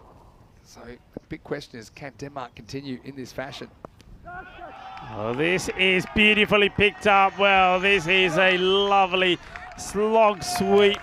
Gets down early, gets it right, and sends it big. And I told you, well, Sanjeev T, he may have been playing and a little bit of the backseat driver for the time being, but as soon as the captain departs, he knows it's time for him to turn it on, and he sends that one for a big 6. Yeah, I mean, he's quite clever here as well because the wind is kind of behind the bowler today. It's also a little bit right to left, but I think that once you get this up in the air, it's going to fly a long way.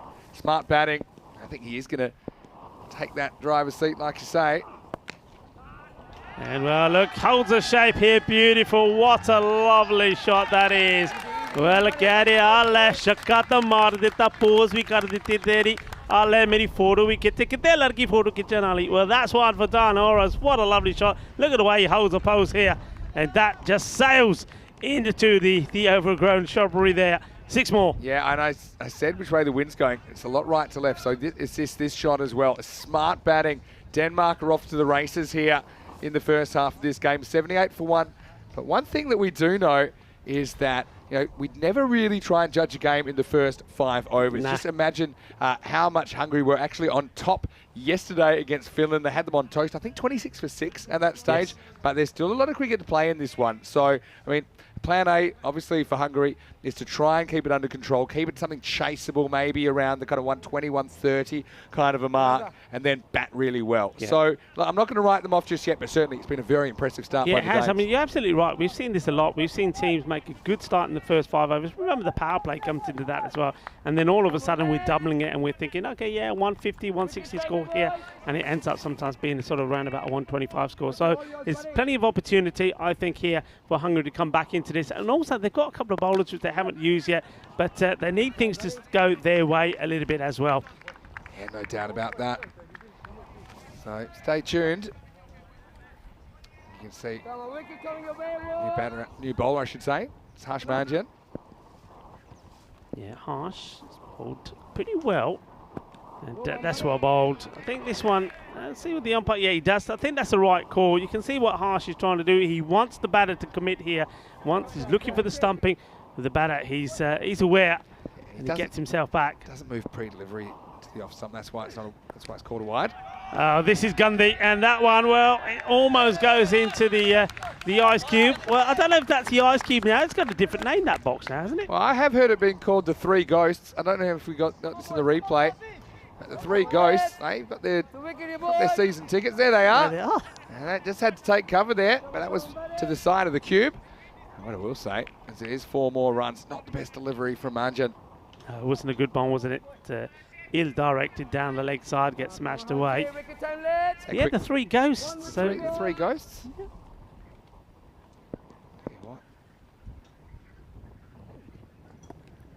This one, he misses out on this, doesn't it? It's really short. I was going to say, I was either going to call it the 3 Ghosts or Corey's fan club. That's. Well, I know that's not true. You know you got him back for the last game, so you know. That's true. You could go for it. What's this one? This is okay, says the umpire. I think he's just got to be a little bit careful here. I mean, it starts to go, then comes back. Nice work done by the keeper there. Good work by our production team as well. Just got to keep those gloves sort of behind the stumps when you take it, and he does fine. But yeah, missed out on a couple outside the off here as Sanjeev T. Oh, well, he's not missing out on this. This is gone. Balle, kin. Sona shaka lagea. Sí, me gusta. It's a West 6 carreras más. And, well, look at the way I'm liking this. He gets himself into a beautiful position to play the shot. Doesn't tie himself up in a knot and hits it pretty well. 6 more. Really good shot. It was good footwork that made that shot, really. So 12 have come off this over now from Manjan. Last ball. Or not? Not. Another wide. See what he's trying to do, because every time he gets it anywhere close to Sanjeev, he smashes it away. And this is what I've liked about this innings. So the captain goes and he was less than double figures, and then he realises it's his turn to get going. Goes for another one here, and this will go all the way over as well. Manos arriba, árbitro. Arriba, arriba, arriba, porque eso es 6 carreras más. Eso es muy bueno, muy grande. Eso es una Ariana. Proper cricket shot from Shangiv T. What a good shot that is. And it's the end of the 6th over as well. 97 for 1. What a platform to launch in the last 4 overs. Imagine, doesn't go magical, but almost 19 come off the 6th over. Yeah, I mean, we've had 2 magical overs already. The first one went magical, then we saw that one. The second over number 5 from Arun Gupta. And now this one from Harsh goes for 19, so it's just as good. You can see that there on your screens.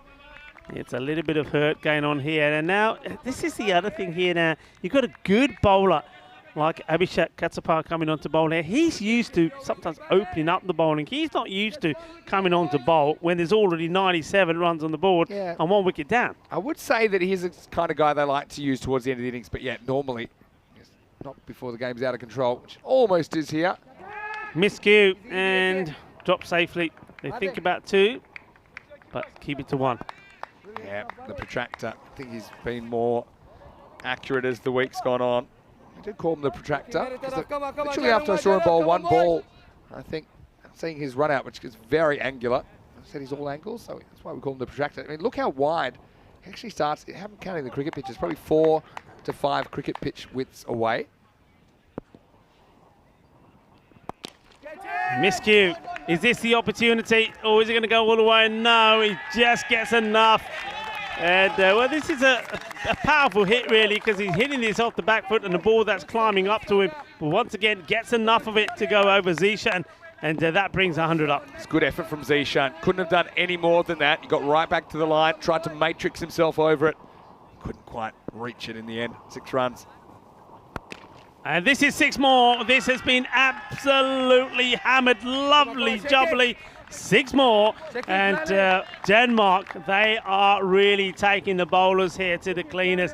This is another big hit. It's not a good ball. It's too short. It's Gandhi. It's there. It's there for the hitting. It gets dispatched. Yeah, he's in. And remember when you were saying, let's see if he can take the reins? He sure has, hasn't he?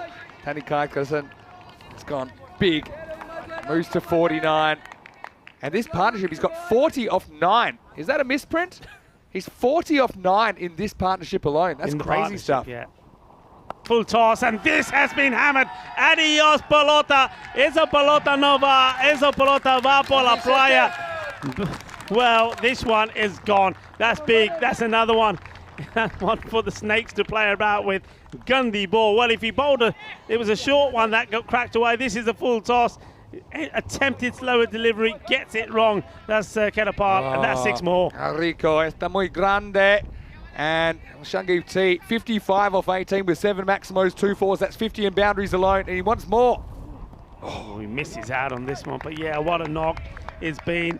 And Sanjeev T brings up his 2nd half century in this championship. Both badaiyan batter nu Sanjeev nu apni half century puri kar li. But he wants more, and this is what he's got to be thinking here. The job is not done. I've loved his shot selection in this innings.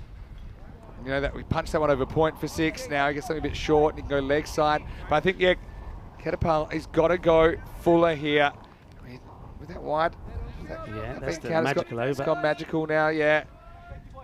Got to just get back to basics, full and straight here. Don't give him anything he can get under. Nicely played. This will be just a single, hits it pretty well. So the over is completed, but once again, it's another one that goes magical. 21 come off that one. The score, 118. Got to say, he's got really quick hands, doesn't he? Tani Kaitasen, when he snaps him through the ball. Yeah, just kind of went about his business quietly, didn't he? Just played the understudy for a while, but he certainly broke out into a leading role upon the dismissal of his captain. Yeah, he was under, I think he was on about 9 off around about 8 deliveries when the captain went, and you could see just what he's done in the next 12 deliveries. Incredible. Here's Zishan in over number 8. And this one will go the distance as well. Manos arriba, árbitro, porque ¿sabe qué? Eso es otra más 6. Es un otro grande golpe. Y madre mía, de esos equipos del Marca está muy fuerte en esto. Ahora pasa 120 carreras. I mean, he was 9 off 8. think he was 9 off 8. And just have a look at him now. Oh, this one, well, it claps a bit of the pads. And I'm not so sure. Let's have a look. Stopped. Might have been off the back. Good stuff, I buddy. think he catches up with that in the end. Yeah, it's just a little bit of an inside edge in the end from Tani Carterson. Yeah, just probably going on noise there. Firmly struck down the ground, and it's out of reach of Ketabali. 6 more. What a cracking shot this is. Well, don't forget Sarah Aslam. We know all about him. He's somebody else that can really turn it on. And he hasn't quite pressed the turbo button yet, but when he does, well, watch out. I don't know what Zishan's going to turn to now. Slow ball is being picked. This one's hit pretty hard. Ketapal's got a long way to go. Will field it. They're going to get 2, though, and that's good running. Yeah, so here's the thing at the club level. I mean, Zishan kind of dominates with that slower ball, but I think these batters, they're good enough to adjust. So, you know, they're one or the other. Normally you're looking for one or the other. So you're looking for a slower ball, you adjust to the quicker ball, or you do the opposite. I think sometimes at the club level, batters are kind of caught in the middle and they're not really prepared to hit either. Well, right now, Denmark looks really good here with the bat. We'll leave that because it's going to be a wide ball. Wide is called. Yeah, looking to bring up the highest score in this group. We've seen that 132. Yeah, 135 has been scored also by Finland. So yeah, 132 was chased down. That's the funny thing. He's chased down. Yeah. That's nicely played. Just clips his way, better delivery. And that's one thing that Hungary, and we were talking about this in the first match, the difference between them and maybe also with Finland is the length that was being bowled. And just bowled too short on too many occasions, Hungary. It's Marzi. Launches, and this will stay hit. Is another one that's going to go over the boundary. Big hit. Gets himself into position pretty early. That one takes him into the 140. So 8 overs gone. 12 deliveries still to come. And 141 for 1. Now here's the thing. What if I told you that team in red out there have not won a game in this series so far? You'd say you're crazy. But that's what Group B's like. It's a bit bizarre, really. Maybe it's B for bizarre. Have a look at the wagon wheel for Tani Carterson. You see a lot of that mid-wicket region, but he's not afraid to play shots all around the wicket. The only place he hasn't really is just behind square.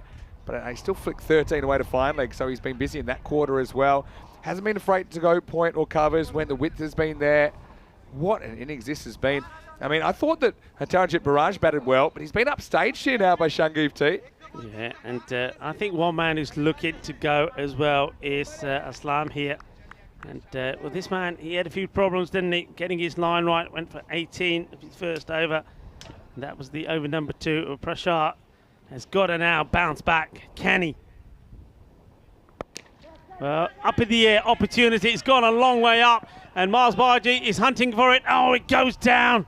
Hits his hands hard. It would have been a very, very good catch. It goes a long way up in the air.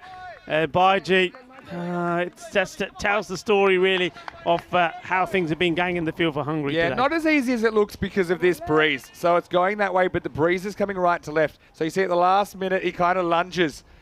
And, yeah, just couldn't track that all the way. Got close, but not close enough. Big swing, and the umpire has a look and decides, no, it's okay. It's okay, I think, from Prashar. Pretty good ball, actually. Gets it right. Yeah, that's just right. It's one thing that Prashar was trying to do in his first over, but he bowled too many wides. He kept on going a little bit too wide. That's where he needs to be. That's better. Just wondering here if Aslam is just going to take a little step outside the off to get himself in line with this. What they don't want to be bowling is bowling to his legs. That's where he's brutal. Well bowled, dug out, nicely done, gets the single and gets the dangerous Sanjeev. Look, we have seen Hassan back on strike. We've seen some pretty big chases, no doubt, including the impossible chase. We still talk about it from Sweden last year when they chased down 150 against Belgium. Also saw England chase down a similar score in the final against Belgium. But what I will say is, if Hungary are going to do this, they need some of their top batters to fire and make big scores. That's the difference. We're getting big scores here from Denmark. Individual big scores, not like bits and pieces. Yeah, Prashar is saying, well, doesn't the batter move? Well, unfortunately, he does, but only once the ball gets past. Look. Yeah, this is my point. And he doesn't move as much as that He moves 2 stumps but it's like 4 stumps outside the wide line. So that's a good call. Like as soon as they move, they're like, you can't bowl a wide even if you bowl at the square leg umpire. You know, like this mentality. Anyway, bowlers will be bowlers. Here's Prashant. Good stuff. Better delivery. Ball, Fuller is not able to get underneath it. Zishan, that's the fielding. So much better second over so far here from Prashant. How's his partnership though? I mean, you feel like a wicket after the opening partnership was, what was that? 61, right? And how about how you think that after a wicket falls, it'll be a momentum shifted towards the fielding team? But what about this for a partnership? 85 or 26? It's actually even quicker than the first one. Well, I'm not sure which ball was seen there because it wasn't the one that was bowled. It's played completely down the wrong line. Yeah, Aslam. Check this one out. Says, I just want to hit this. I don't know if you can miss a cricket ball by more than that, but certainly the intent's there. Yeah, Sanjeev just having a quick chat with him. Probably said to him here now, look, it's the Swing last away. ball in the over. Smash it for a boundary. Don't think about taking a single. I don't really want a single. I want to face a strike. Looking to put the 150 and more on the board. He'll be swinging. Well, this is up in the air, and I don't think it's going the distance. It's going to be a really good catch. And, well, I think he has finally taken it, so well done to Mars Baji. I'm really liking that from Marzi, because after seeing one go down, he doesn't shy away from this one. He wants it, and as you see, he puts his whole body behind it. Well, there you go. That's the smile that we're all used to seeing from Mars Baji. That's a lovely young man. He plays his cricket very well, but also he's lovely to be around, and that's a good catch. Yeah. But he said, look, I like this. He says, there's no way I'm dropping this. If I lie down under it, if I miss it from your hands, it's going to sit on top of me. I actually think it's a good way to take this catch because it's actually blowing back towards him. So he doesn't want to get stuck under there. And yeah, he literally almost lies down and forms a mattress for the ball to nestle in his hands. And Mars, well, I think he's got a smile so wide. He's got about 64 teeth in there. I think he has twice as many as a normal human. But got to say, Aslam had his part to play in that partnership. His score's 19 here in match 9. It's 146 for 2 at the end of 9 overs. Yeah, good catch. Nice one from Marzi, because I think he learnt from the other one where the ball seemed to be going away from him with that wind going right to left on the screen. This one, I actually thought it was the outfielder's catch first, but Marzi made position so quickly that just blew back towards him. That's a really good catch. Good catch. Catapult coming up. What's your theory about deploying or bowling in this match? Yeah, I think the spin got smashed, but then having said that, the pace also got smashed. Yeah, so haven't changed it. I mean, all right, I know Harsh. Let him bat. Bowled. He doesn't need the distraction of bowling. I mean, he's got his hands full with this already. Here's the protractor over number 10. Hit hard in the air. Fielder is out there, but can't do nothing about it. It's a good acrobatic effort. And well, what's happened here? Don't tell me the ball has come back off the stronger together and clocked him on the head. Or either he's got crossbar challenged from behind, or he's gonna take a bit of a blow to the head on the way down. Well, what has happened, we know that the 150 comes up. Well, he's been held back. He said, come on, get on up. You can be all right. He said, why don't you go in there? Well, that's harsh, man. Let's have a look at this again. Dr. Kuiper to the rescue. Just pulls him up. Nah, I think it's this. I think it's just when he hits the ground. Look, here. Yeah, it's a bit of a knock, doesn't it? Shades of Akrami last year, who... Look, if there is a field to hit the back of your head on, it's this one, because it is like fielding on a cloud, but still that's not pleasant. Up in the air, and it's just agonisingly over the fielder. They'll come back for 2. And, well, everybody gets out of the way of this one. Well, thankfully, Baji doesn't. Almost back-to-back potential skull crushers here, because look, the fielder going back. Same old story. And, yeah, that's frustrating for Ketapal. He's now gone for 29. Scores above 150 and climbing. Full toss, and what about this one? I think it may be called a no ball. I think it has been no ball called. It also goes for a massive 6. It's another Gandhi ball. Well, he's bowled this one earlier as well. The protector is another full toss from him, and that takes the score to 161, because that'll be 7. Yeah, halfway to heaven. That one's 7. Check the height. Yeah, I think it's fair. Waist high or above is a no ball on ECN cricket, and that's waist high minimum. Maximo time. Wheels off. But, well, one door closes, another opens. Could have a record chase opportunity here. Hungary, can their batting click the way that Denmark's is at the moment? Certainly have the potential, but what about this? He's 84 now. He's snuck up. He's still got 4 to go, and this is a free hit. 84. This is a guy that was 9 off 8. He was 9 off 8. Let me do my calculation. So he's made 75 off the last 19 balls. Not bad strike rate, is it? This one, he's just going to walk the one. I thought maybe he'll try and push Zishan to take 75 off 19. That's striking at 395. That's pretty good. That's not bad at all. That's even outdoing the machine, Seamus Lynch from last week. Anyway, obviously didn't know he's that close to 100 because he decided to take the single here. Christensen will get a ball. Whacks it down the ground. And they're going to have to do well to stop this. And, well, gets a hand to it, does deploy. But he'll be disappointed with that because, well, now he's feeling the sting on his fingers. Well, what's he done here? Well, you can see he's wanting to flick this back, but he ends up flicking it in front of him. He doesn't get the contact he needs. It's been hit really well. I mean, what a good shot. It's sizzling along the ground. But just watch here, you see. He wants to push that forward. Yes, catches his fingers. A little bounce just before it gets to his hand. Well, Christensen. To live action, and this is going to be 4 more. Well, it's been raining runs all around this Cartama Oval in this innings. And the Denmark batters have taken the Hungarian bowlers to the sword. It's been carnage out there in the middle. 4 more. And the score has now raced on to the 170 mark. Wow. This is such an incredible innings to watch. It's been an absolute clinic from Denmark. Now they're up at the maximum checkout and darts 170 with 1 to go. Here's the protractor.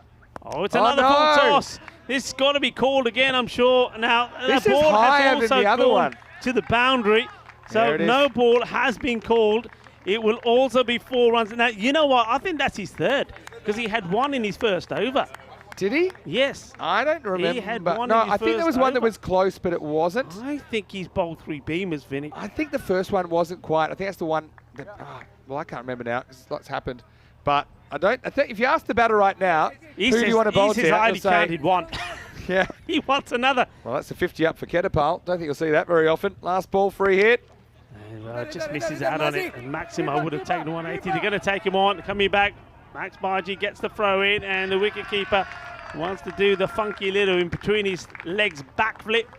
Doesn't. They get to. That will be the end of what has been a painful 10 overs for Hungary out there in the middle. It finishes with 177. And that's quite astonishing batting. But look, you know, this game is not done. I know it seems very unlikely when 178 is going to be required for victory. But one thing that we do know, and Hungary know this as well, if they want to stay in this, if they want to stay alive, they've got to try and pick up points from somewhere. They're going to go out there, and their big guns have to do exactly the same thing. Yeah, look, and here's the thing. They do have the firepower to do it. It would have to be an absolute perfect performance, but also net run rate. Even if they do go down, they need to get as close as possible to this score. And it is absolutely massive, like some of the Maximos we've seen this week. Got to say that we've seen some incredible innings. Firstly, it was Taranjit Barrage who went out there and he showed his aggression from the very get-go. And this one almost took out the camera, but it sailed over the head of the tower. So he went bang, bang. That was the start, but it wouldn't be the finish as Taranjit, along with Sanjeev Thanitakaisen, has been absolutely amazing in this batting performance from Denmark. And well, surely they will register their first points, but is there a twist? You'll have to find out. But these balls, they were going absolutely everywhere. And Hungary didn't really have the answers. They didn't have the answers. I think personally that it probably was a mistake not to go with, or not to try to deploy, just to take a little bit off the pace off the ball because they like the pace on it. I'm loving the way that Taranjit Baraji started. I think as a captain, he decided where we're going wrong is we're not getting off to a good start. He changed his approach. Okay, he does lose his wicket, but not before he scored 42 of 18. That gave them the start they needed. But as soon as he went, well, there was a little bit of luck there first start, wasn't it, from Aslam? He ended up making 19, but it was the partnership that he put together with the man that was out there that batted beautifully. Sanjeev Taka Hassan was absolutely brilliant. Sanjeev T. He smashed the ball to all parts of the ground. But what I liked about his batting was just how quick he was able to get into position. If you look at some of these shots, just look at his footwork. It was epic. It really was. Gets into position quickly, plays it away, and he plays with a smile on his face. That's the other thing. He loves what he does out there. And even when he doesn't quite time him perfectly, he was still able to get the boundary. But look, some of these shots were absolutely mullered. They really were. He was smashing them to all parts of the ground. And sometimes it's your day. Sometimes you pick up that bat, and when you start hitting the ball, everything goes screaming to the boundary. Well, that was massive. That was lovely jubbly. And a little bit of Captain Caveman style about this one. This was one opportunity that Mars Baji just wasn't able to hold on to. It was a difficult one, but he does get another chance. And this time he said, "Malama back in a catch of Paralena." And he does. He takes the catch. And it was nice to see Mars Baji out there and the Hungarian teams have something to smile and celebrate. But it wouldn't last long because Katapal, who had a bit of a mare, he was, more carnage and more hurt and more pain for him, as well as for the fielder there deployed. He took one on the fielder, but they just couldn't get it right. And what didn't help is the no balls as well. That one got misfielded. No ball, 4 runs. That was 5 with that ball. And, as I said once before, Denmark just did not stop, did they? They kept on going. And one of the things that we were talking about is that quite often when we see big scores being scored, that in the first 5, usually things slow down a little bit in the second, but not this time. This time it was a score of 78 to, what did they get in the first one? It's just incredible. They just kept on going. Absolutely brilliant as we have a look. Well, we've seen the batters there. It was great batting. Again, the captain started things off at Sanjeev T, 85 not out of 28, was supported by Aslan there. The bowlers, a lot of pain there. If you got small children, look away now. Katsapal, he goes for 52 off his 2, but nobody really bowled particularly well there. I mean, Abhijit Prashar, he had a terrible first over, did a little bit better when his second one, but he still went for 23. And, Arup Kugoda, I think he bowled okay. His first over was good, wasn't he? Bowled nice and bowled hardy, but his second one also went magical. Zishan, one of his overs went magical as well. It was just the story. The bowlers, they just couldn't get any consistency going, just couldn't get the right line. And really, Denmark, they were hungry and they were attacking the ball straight from the onset. Having a look at this from Sanjeev T, the wagon wheel, you can see where he scored his runs. Plenty through mid-wicket, but what I like about that is look at the other side covers. There's plenty down there through covers and straight and long off and long on. Really was a marvellous innings. And those ones down fine leg, those were the ill-directed deliveries at his legs. He put those away as well. So an excellent knock from Sanjeev. That's the highest individual score in this European Cricket Championship, not just in Group B, but in Group A and Group B. So congratulations to him. He holds that record at the moment.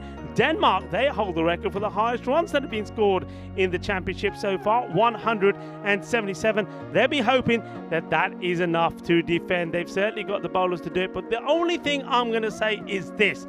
Hungary have the batting to do it if they click. They haven't looked the part at the moment, you have to say, but they are a team. If they turn it on and if they go out there and they believe, they can do this, trust me. 178 required for Hungary. Are they going to do it? Are they not? Well, the form book suggests maybe not, but I'm telling you, they're a team that can smash that form book and go out there and get these runs. Denmark will still have to be good in the field. We'll find out in about 10 minutes time how this goes. I'm Rico Full, and alongside me is Mr. Massimo Mini Sandu. Volvemos en 10 minutos por el fin de este partido.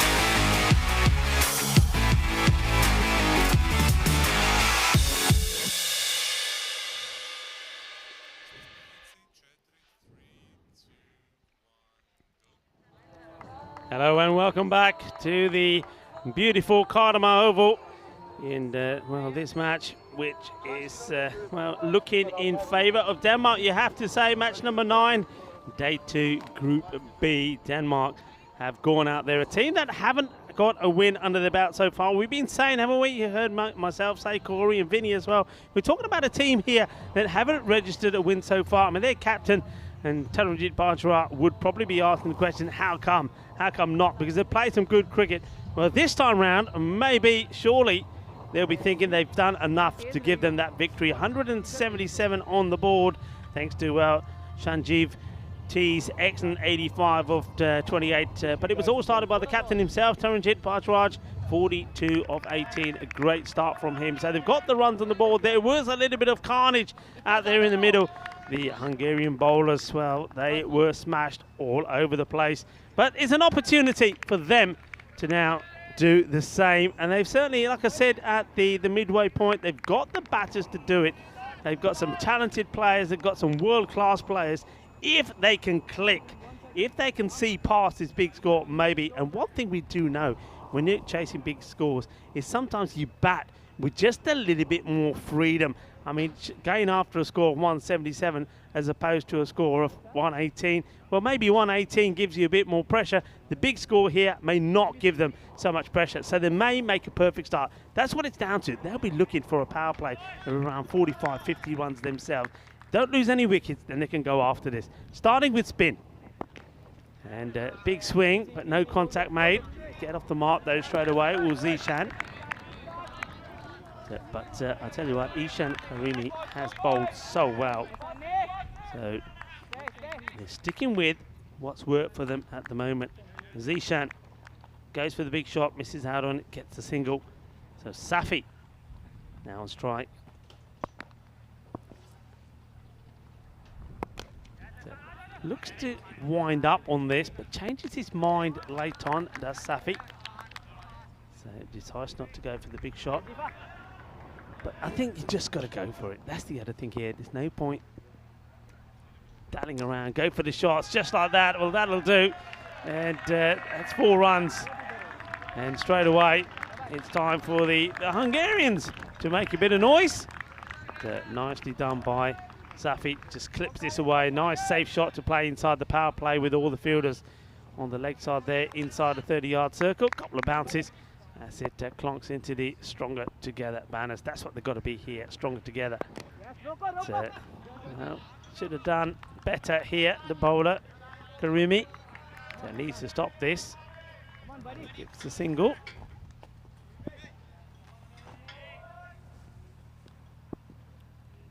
Yep, needed to do better there. Launches at it, straight to the fielder, unlucky.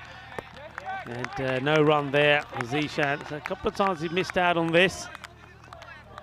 I just wonder, going to try and do something different. He's signalling something to the camp there. Looks like he's saying, can I have me cap? Oh, this is not a good delivery, and this one just will be lofted away. This is an easy hit, and will be runs as it goes to the side of the, well, we're going to call that the, well, maybe that's the VIP ghost box now. Guess what, not a good delivery though, just gets this completely wrong. And that's the end of the over. So, looks like Zishan is wanting a change of the old headgear. 72 matches without a golden ball. I tell you, if this one goes to the golden ball, it will be the best golden ball ever. So, 10 on the board off the first, though that's decent. It does mean that if Maximo comes in here, he'll say that this match is already past the point of no return. 18 or over 18 required per over. Sliced luck, you need some. And well, the fielder does well, catches up with it. And gets the throw back, nicely done. Just a single taken. But every time that ball doesn't go to the boundary, you feel that it is Denmark that is going to be the happier team.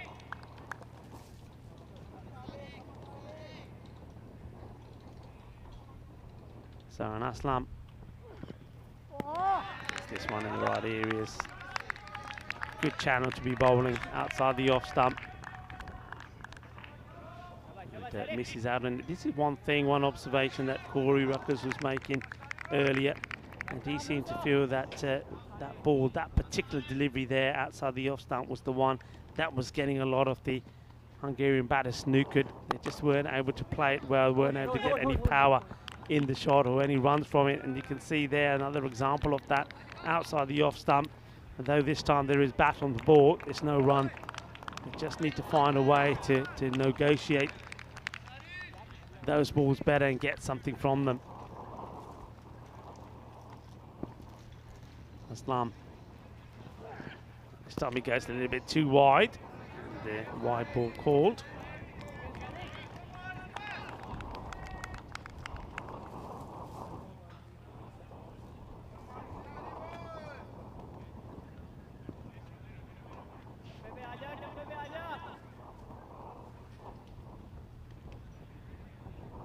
Zishan wants to go big.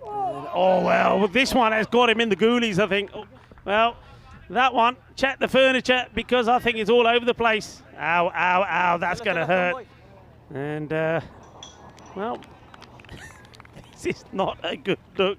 And Mr. Maximo, when you come in at the right time, I'm glad he's got some good protection there. To be Ouch. Why are all the men in the fan zone here crossing the legs? Well, to be honest, I thought it hit him a little bit lower than the ghoulie, so if that has hit him, then I'm impressed. It's well, there's Corey. He's just discussing a few things. Of course, we all remember that moment earlier in the season. This one goes straight through him as well. So Zishan just a bit off here. And Hungary, I already think they're cooked. But I think they do need to get as many as they can to avoid getting blown away, because net run rate could make a difference later in the week if they can get something going. Yeah. What was that, Corey? Was he being given a job in the merchandising tent? Is he trying to sell some of the gear? Hey, listen, there's some good gear down there as well. Up in the air, doesn't get this right. It's an opportunity, and it's been taken. And well, the talented Zishan Cookie Hill doesn't make any impact here. Maybe still suffering from the blow that caught him, you know where. But he has to give way, and he goes for a disappointing 5 of 8 deliveries. Yeah, Zishan was broken. Then he was dismissed, wasn't he? And, well, Hungary, they just cannot get going in this tournament. They lose their playmaker for just 5 off 8, and after 2 overs, it's 12 for 1. Yeah, well, that man there taking the catch, hasn't he had a good day, Sanjeev? And now holds on to the catch that gets rid of the, well, can be very dangerous, can't he, Zishan? But just not happening for him or his team at the moment. And Aslam picks up his wicket. That'll do. So, Sanjeev T can't keep that guy out of the game either, can you? I suppose the only thing good about that innings from Zishan was that when he got hit in the box, it was a slower ball. Anyway, here's Zemus Deploy, who's going to come out. It's always a brighter way. There's always. Hey, listen, I really like the bowling of the man who's coming to the bowl here now. The Shakil's there, but I think he bowled really well. He bustles in, doesn't he? Edge gone. Thank you very much. And there's another ball in that outside the off-stump corridor. Has a big swing at it. Okay, sometimes you can get lucky with those. But, well, when it's a day like this for the Hungarians, when very little has gone your way, that's what happens. As here, Safi, he joins Zishan.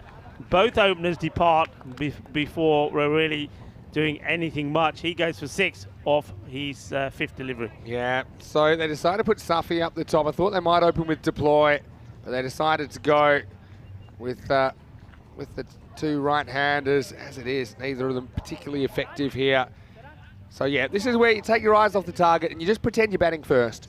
This is what my strategy would be in tournament play here for Hungary, because I don't think you're chasing this down. In fact, I know you're not chasing this down, but you do need to try and get that 100 plus, ideally 120 plus. Save that net run rate, because one of these teams will be eliminated at the end of the week. And if they're tied on points, the net run rate is the factor which will split them.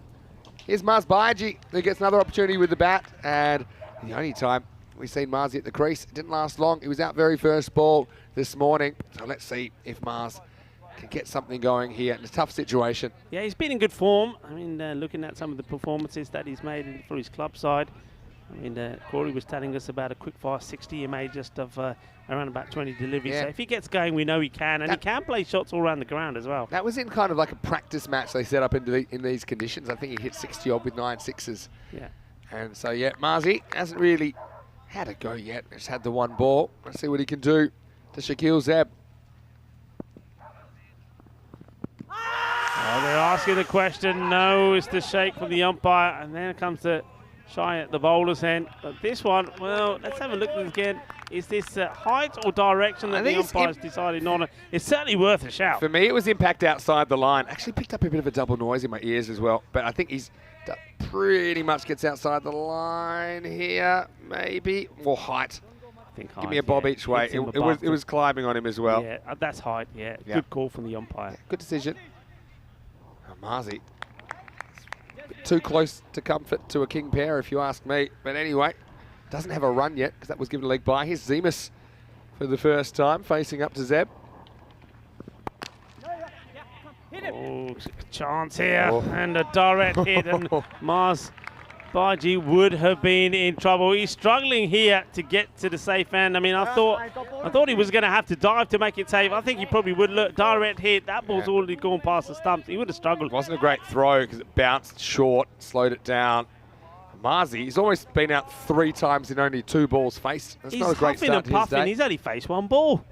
It's a run to get to the other end when he got strapped on the pads, and now it's a run to get back. Well, now he says, hang on a minute, I'm just still out of breath. Give me some oxygen. He says, sorry, that's good manners. Paula says, no problem. I want to get you out now anyway. Zeb, 1 for 1 off half and over. Well, he gets enough of this, and this will go all the way. 6 runs, that's more like it. And just losing his line slightly. That's Zeb, goes down the leg side, and Mars Baji, he's off and running. Yeah, it's a good shot. Gets a bit of length and gets under it. He's not the tallest, Mars Baji. Had a pretty good ECS back in 2021 when we were in Hungary at the Södliget ground, just north of Budapest. He'll feel a lot better after that, his first runs of Yeah, I mean, this is what, I think you're absolutely right. I mean, somebody like Mars Baji just needs to be thinking about getting a good knock in here. Oh, wow. This is, well, what a delivery this is. Well, he will be called wide. I mean, he banged this into the... I'm not quite sure what the plan here was for the bowler. He tries to pull out, but he can't. But he's bowled it, so it's got to be a ball.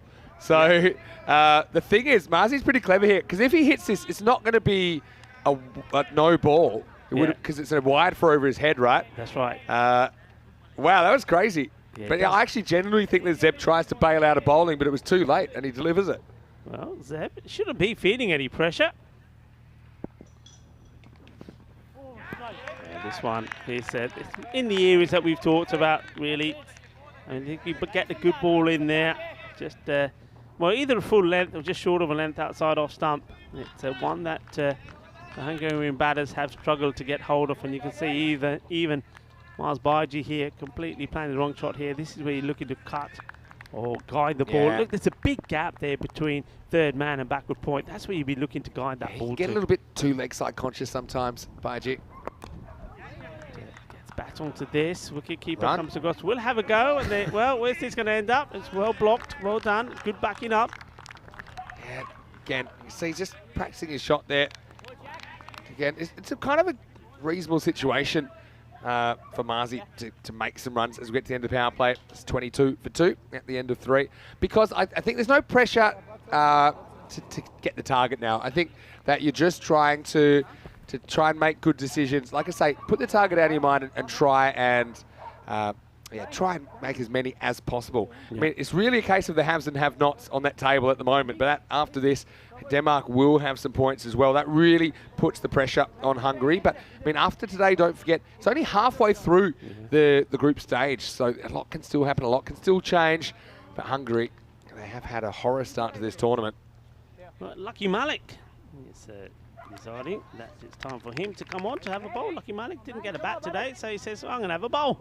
Now, let's see if he is lucky, or will he be a lucky bowler to come on for Hungary. Now, I've heard of confidence, but in the viewer comments, Sohail Rana sent to says Hungary win 101%. Okay. Well, there's optimism, and there's that.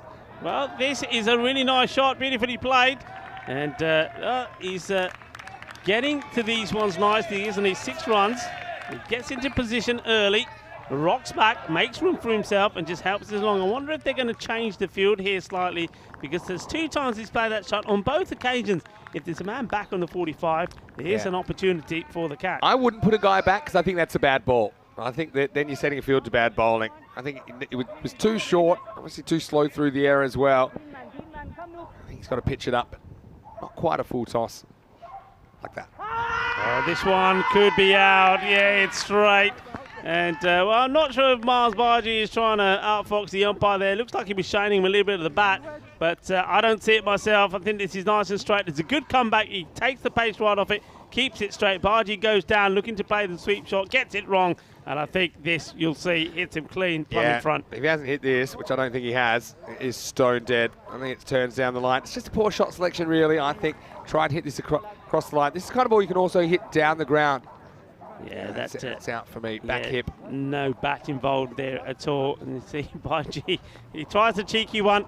And the umpires, well, you don't outfox our men in black. You're gone. Maybe he was just pointing the bat at the umpire saying, good decision. Anyway, Marzi looks down at what he wish he'd used. Instead, he used the back hip. And he's got to go for 13. 2 maximos in there for Bargy. At least he gets his first runs in ECC cricket. It's 28 for 3 in the 4th. Yeah, but I go back to what you were saying, and I think this is something that all the batters that come in here now need to be thinking, yeah, you know, you want to play shots, but you don't want to play suicidal shots where you're going to get yourself out. Use this as an opportunity to get yourself into form, ready for the second part of the group matches. See, there's a lower risk shot there with the same outcome, which is you can get down, you can drive that ball straight. It was on middle stump, it was pitched up. Yeah. That's what he needed to do to get under it. And he just kind of hitched his wagon to that slog sweep, and unfortunately, he has to bolt. Lucky Malik. He wasn't lucky with his first ball. That was pumped to the boundary for 6 runs by Bargy, but he does get his wicket. And I think this is where a batter that's prepared to use his feet and come down and hit straight would take on Malik. And just like this one here. But when you're going to hold back and swing like that, there's always a chance. Goes a long way up in the air. Catch beautifully taken. And just like that, Lucky Malik takes his second wicket. You've got to use your feet. You've got to come forward and hit the ball straight. If you go across the line like this, you're going to get into trouble. And Abhishek Katsapal, well, he comes higher up the order. But, well, unfortunately for him, he has to depart. Yeah, well, horror game for Ketapala, really, isn't it? Because now he goes for a second ball globe. That's after he got the wrong kind of half-century in the first innings with the ball. But again, you can see a batter trying to go across the line against the movement. And just gets big on him a little bit, turns into a top edge. Nice catch out there by Musa Mahmood. He was never going to drop that. So Hungary fall further into the swamp. It's 28 for 4.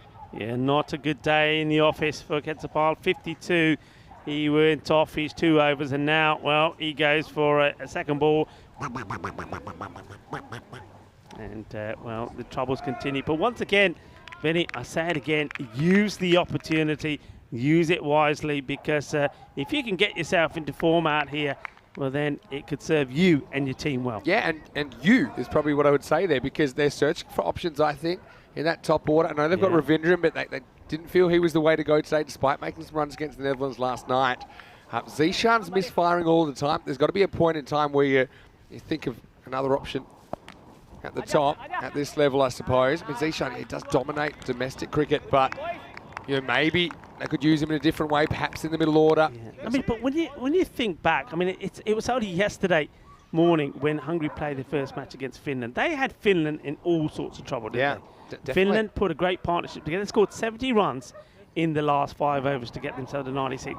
But Hungary were on top, and then the way Hungary batted, and remember Zishan when he opened, he was smiling, he was hitting the ball all over the place, he was playing the trick shots, and you just thought, Hungary they look classy, they look like they're going to do it easy. And then all of a sudden, he was out, they lost a few wickets, and ever since that moment, they never looked the same again. Left-hander likes this, and he's going to put it into the fan zone. Maximo! Well, that one might have bounced right off the DJ mix table, but that's a pretty decent-looking shot from Deploy, who says enough's enough, and he sends this one out of the ground. Yeah, nice shot. It's ill-directed, only by a little. It's only, well, there you go, the DJ. Well, he's taking evasive action. And I don't know which song you could have played to that. Well, there you go. Some of our viewers on the chat may find a nice tune for the DJ to play to that one. That's almost knocked him out. That's true. What's it, MC Hammer? Yeah, it could be MC Hammer. Yeah, okay. Yeah, Another one bites the dust, yeah, maybe. another one bites the dust. But I want to say hello to a few viewers as well. I've been getting messages from all around the world. I know that Wazza is watching from Australia. He's asking, how did I pull up after keeping? Well, I did actually play on Sunday for the Costa del Sol in a tour match. And I only kept 30 overs. My legs, actually, they're all right. You know how I've been training? Walking up the stairs in the Sunset Actually, Beach I have to Club. give you that. I mean, you're right up. I won't tell you what floor you're on because all the girls will go chasing on the floor and looking for you. They won't be able to reach me. They'll get too You tired. go a long way up Yeah, and you that's true. take the stairs all the time. But give me credit for that. Yeah. So I'm okay. Pretty nice after half a day off as well. Shot, but straight at the fielder. Well, this is spicy. It's been hit hard, wasn't it, by Harsh Mandian? But look, a good catch. He's backpedal. He does the moonwalk and takes this catch, you know. He does. There's the moonwalk here for Abdullah Mahmood. Does the moonwalk, goes, oh, and takes the catch. That's nicely done. Hit hard, hit firmly, but safe hands from Abdullah. Well, let's not forget Denmark before this. They haven't actually experienced a win. So they've got a few smiles on their faces now. They knew this was a game they couldn't afford to drop. Here we go, watch the moonwalk. Going backwards, there he is. He does. He doesn't quite. It's a bit like a baby giraffe being born there. He's meant to know how to walk, but wasn't quite sure. Does try to hold on to it. We'll take it. And things just going from bad to worse, really, at the moment. Poor Zemus, he's stuck there, and he only faced 2 balls, hit one of them for 6, but he's had more partners already than the quarterback at the box social. Yes, our 5th wicket falls now. It's 35 for 5. Yeah, nice catch there from Mahmood. But unfortunate, I mean, he's probably thinking he's very unlucky there, Harsh Mandian, because he's absolutely cracked it. He's creamed it, but straight at the fielder. And just like that, well, Shakil Zeb picks up a wicket. Fresh out of luck. Mandian gets his second.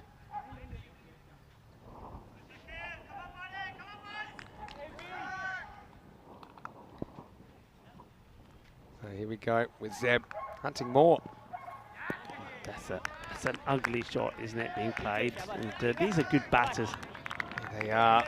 It's just all about the situation they're in, isn't it? It's a rock and a hard place. Hey, listen, you played at the weekend. You know you're dying to that because a lot of the viewers that follow you and that know us and follow us will know that you were on how many stumpings and you were searching for 2. Come on, tell the story after this ball. I would love to. Okay, and thank you to. I think Zeb wants to hear the story. All right, Zeb, come here. Come on, here's the story. Go for it. No, it's in my senior career. I'm stranded in the 90s when I retired of stumpings, and I've played occasionally since then. I was on 98. Yep. I'm on 99 now after the weekend. I got 1. So anyway, stay tuned, and I think I'm playing this weekend. And let's just say the team, to be very, very fair, that we played against the Woodcutters, who are from Edinburgh in Scotland. They were brilliant, but I kind of already noticed when these touring teams come out, they normally play a Saturday and a Sunday match, right? And they'll come for the weekend. So they're from the UK. They're enjoying the hospitality. Yeah. Let's just say they fielded for 10 overs, and I've never seen a more dehydrated team. And I've seen Test cricket in India. I've seen cricket in the UAE where it's 50 degrees. These guys were pretty much half dead because I think they had a big night. So I've learned to play them on Sundays if you want to pad your stats. All right?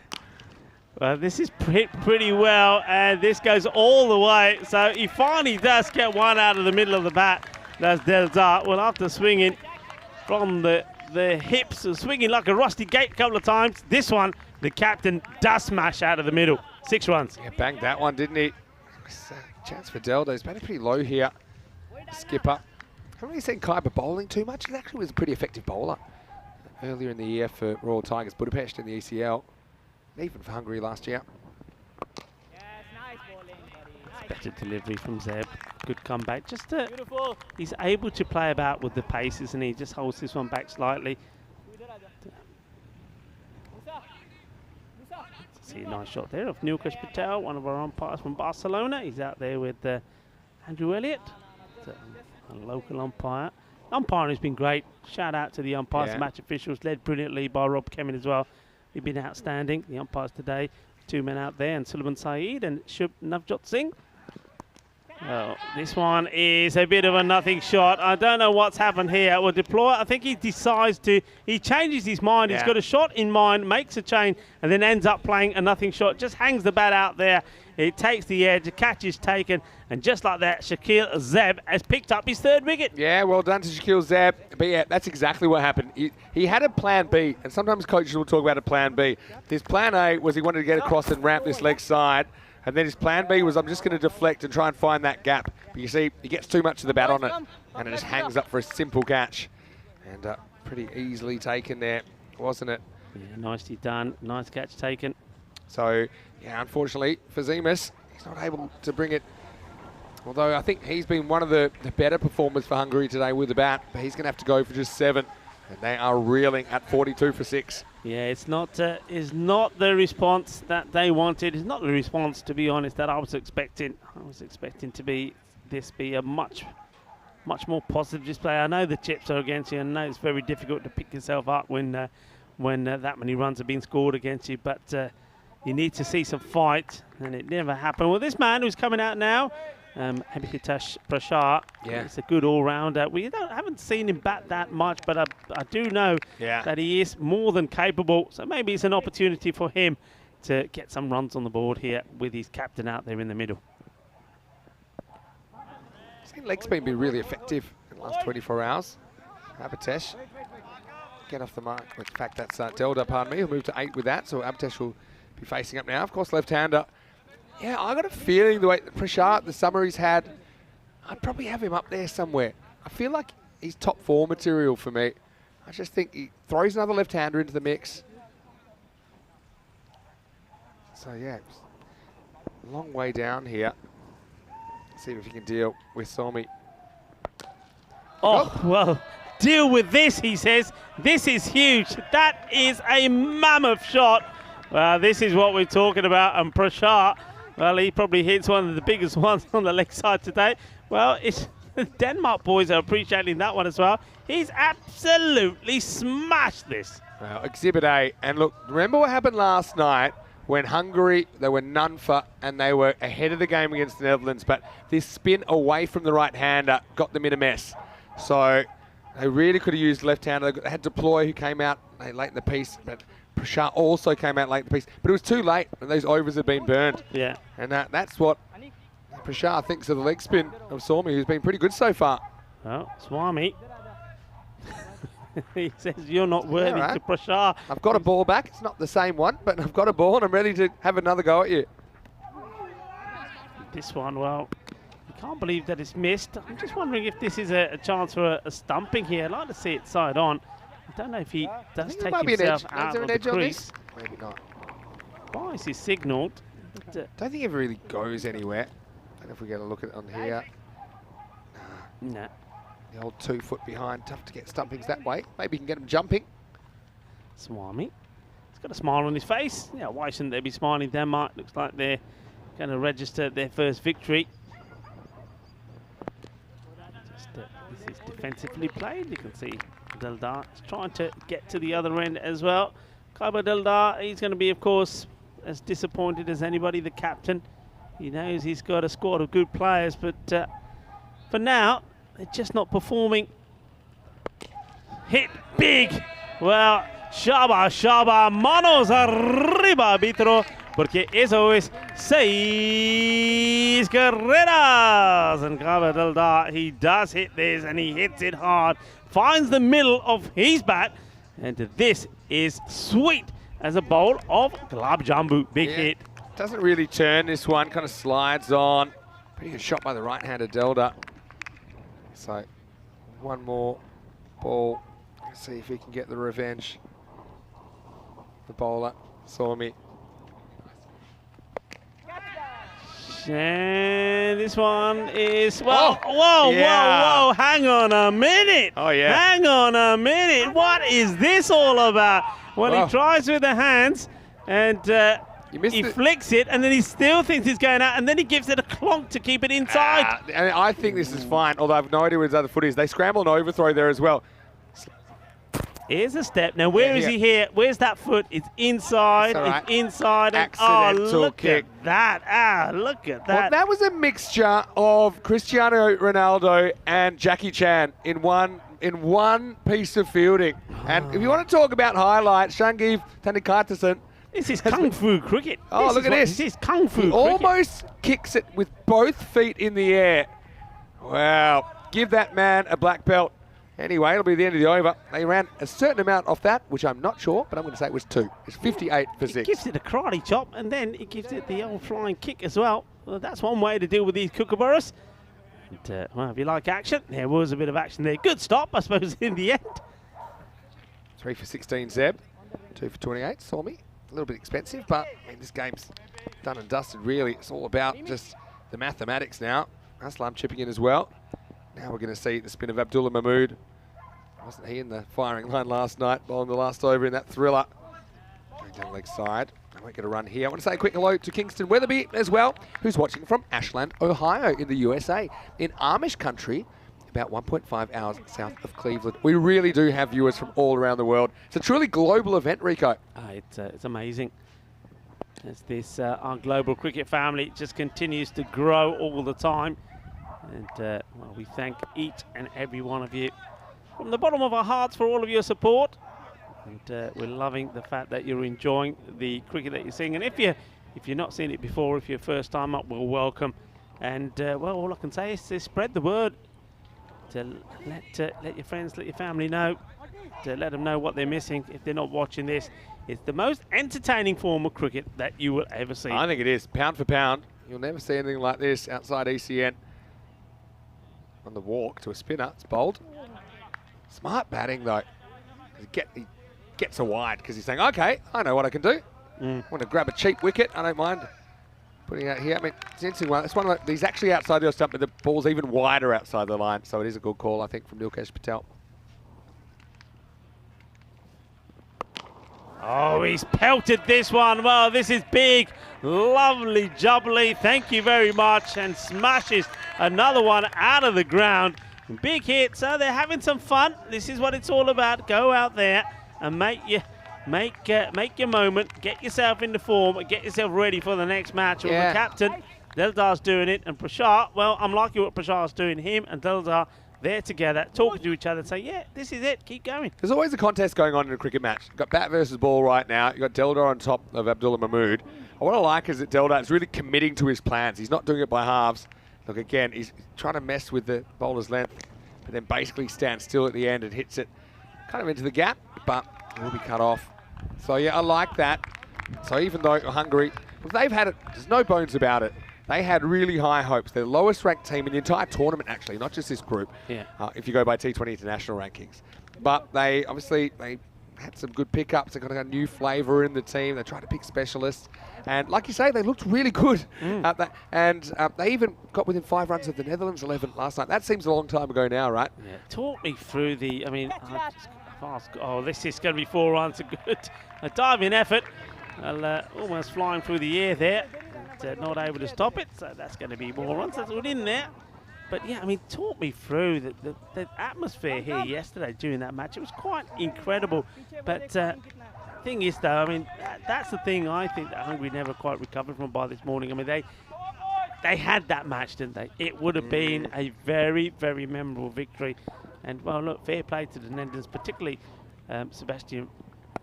Right, this is big as well. Balle.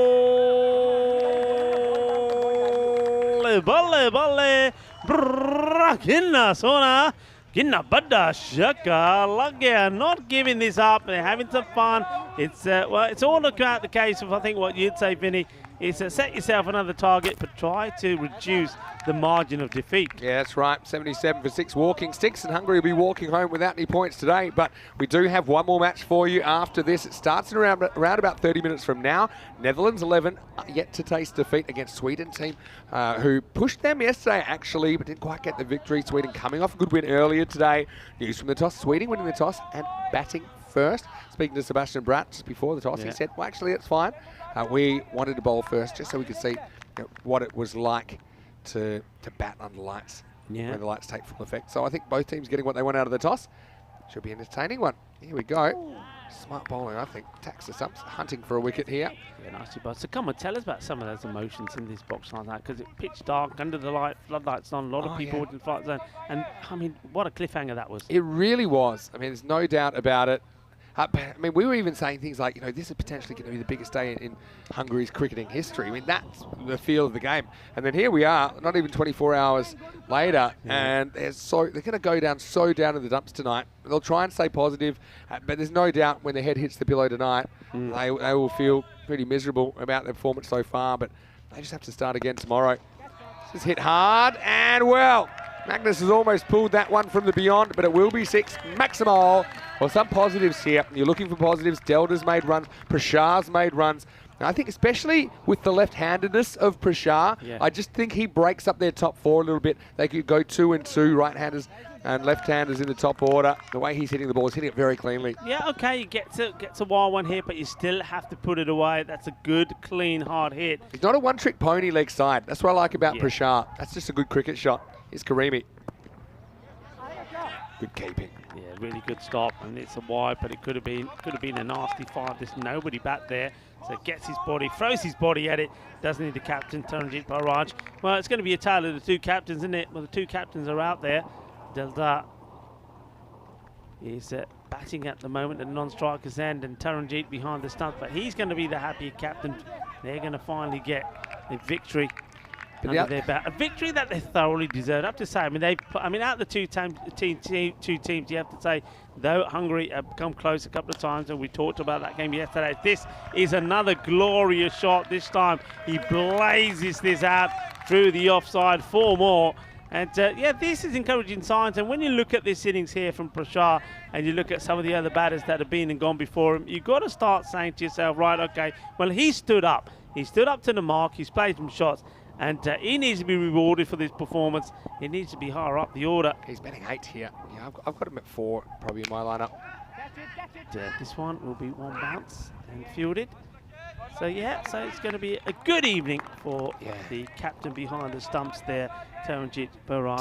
Didn't he set the tone for this match, though, with 2 huge maximos off the first 2 balls?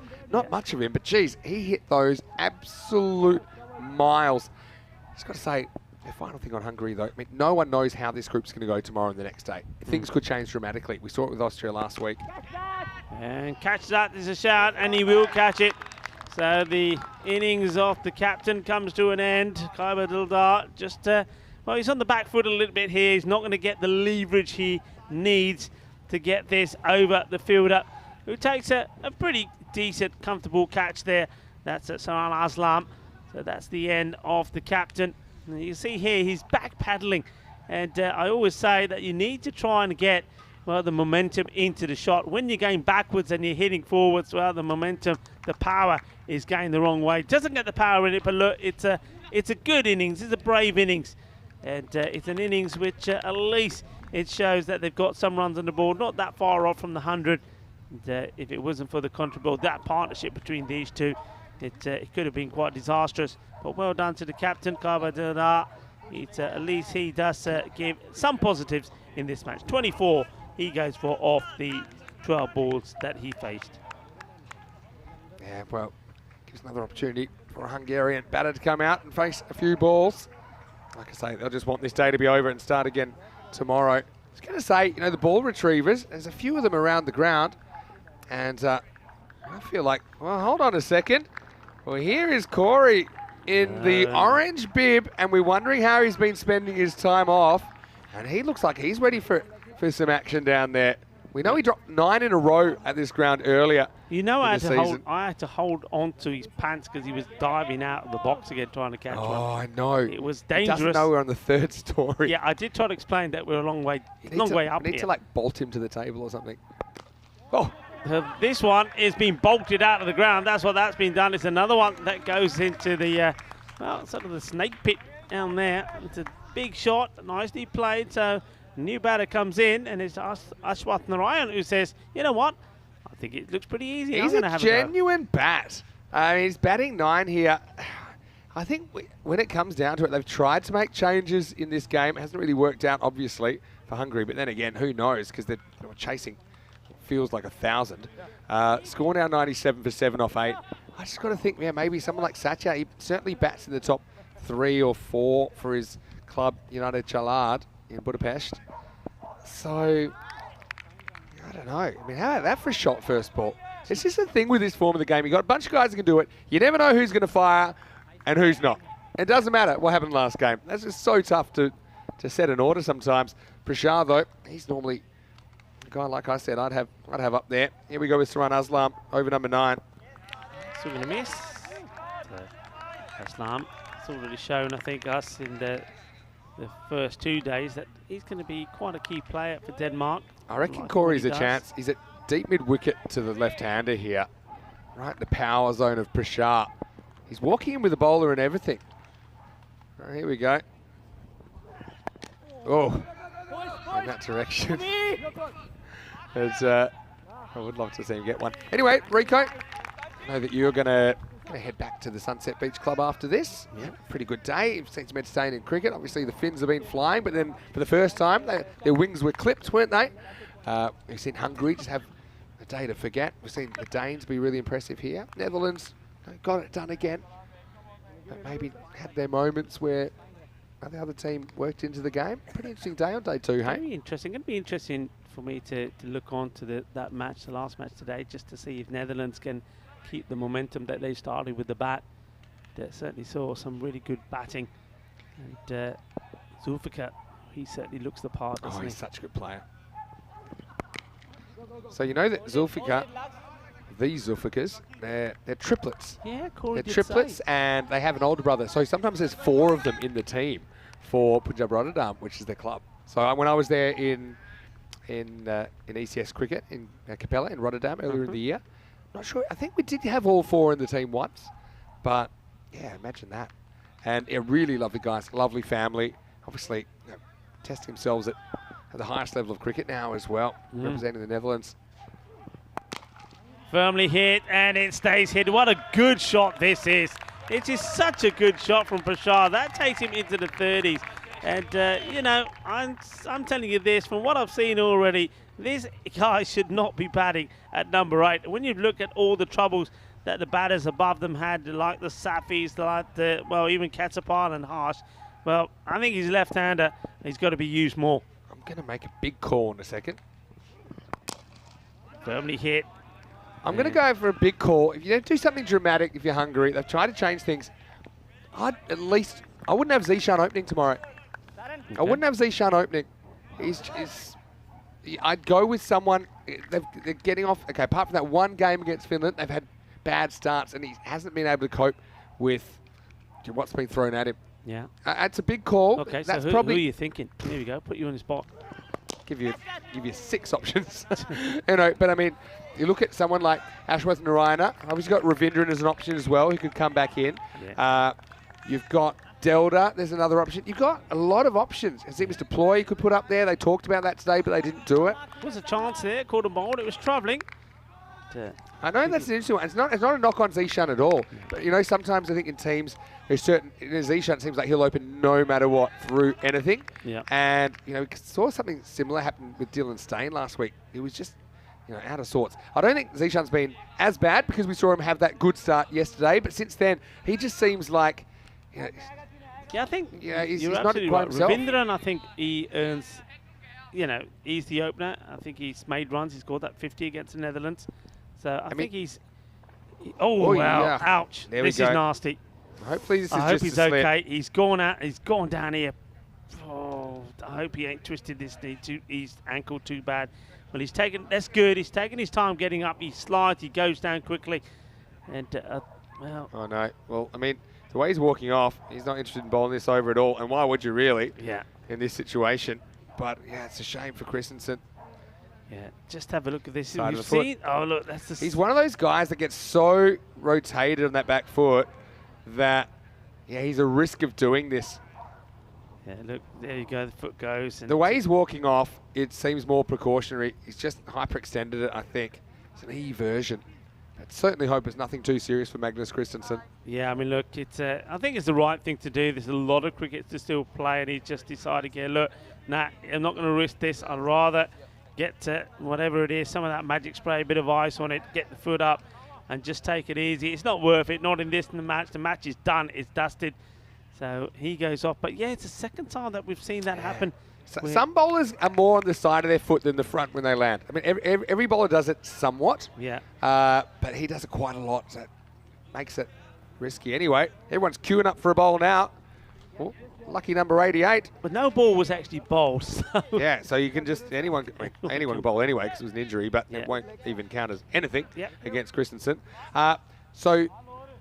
Just final point on Zishan. Final point on Zishan. It's not like you're losing him completely. You still got him in the middle order, but he gets come in a slightly different situation with runs on the board, hopefully, and maybe he can gain his confidence back that way. That's probably how I'd use him. You still got him to bowl, obviously. He's a good fielder. He's an important part of your team. Firmly struck, and this is another one that's out of the ground. So 6 runs. Manos arriba from the arbitro. Muy bueno. Bueno golpe. And well, Ashwathan Ryan, I mean, you mentioned him. I mean, from what you're seeing Ashwathan Ryan here as well. And Prashar, well, I'm liking that. Yeah, it's smiles. And he's starting to say, hey, man, it's easy. It's not as difficult as the others are saying. And yeah, that's a nice shot there, player. Yeah, you could always go, I mean, even Carba. Yeah, that's what I mentioned him. Like I said, I'd give you 6. I think I might have given you 6 already. Yeah, but I just think that Zishan needs a breather from that opening spot. Catch that is the shout, and well, it doesn't quite carry. It'll bounce a couple of times to the... Because you also got to think things like that. Zishan always bowls his 2 overs. He's very energetic in the field, and there's a lot to ask for him, I think. I mean, Deldar's not bowling at the moment. He's just an option. I'm not saying he's the option. You got Zemus not really bowling, so maybe he's an option. I would actually now be thinking, it's hard to pick your order, so I'd be actually thinking left-hand, right-hand combinations. Let's have 2 right-handers and 2 left-handers in the top 4, and just so we don't get stuck in a situation like last night where 2 right-handers were struggling to deal with spin away from the bat. Anyway, Prashar, outside chance for a 50 here, if he can get a flurry of boundaries. Batter on the wrong side for no reason. Yeah, dead ball called. Here we go. Well, it'll be called early, and the issue here is the batter. Well, hang on a minute. It's called okay, here's what's happened.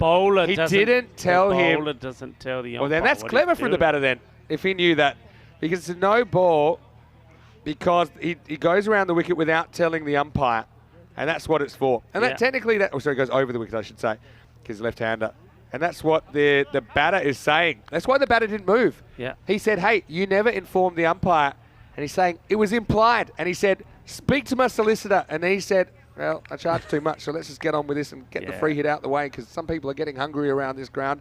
Yeah. But yeah, he's right. It's a correct call. I mean, if the bowler just decides he's going to come from a different angle, it's got to inform the umpire, and the umpire then informs the batter on That's strike. A great sneak play by Satcher, to be honest, because he doesn't move to the other side because he knows that the bowler doesn't say to the umpire that he's changing sides. So actually he was, I thought he was completely wrong. He's actually completely right. You don't see that very often. In fact, I don't think I've ever seen that. Oh, I got one for you. You got one for me? Okay, free hit. I got one for you from the weekend. They're going to take a single. I think, where was this from? I think it was from Belgium. Mm-hmm. There was I don't know if it might have been umpiring, so it might have been over the weekend. So the guy said right arm over and then bowled left arm around. He called a dead ball when he probably should have called a no ball, right? Yes. And I was like, what do you mean? And then I assumed he called dead ball because Andrew heard him wrong and then thought that was it. The bowler said the wrong hand.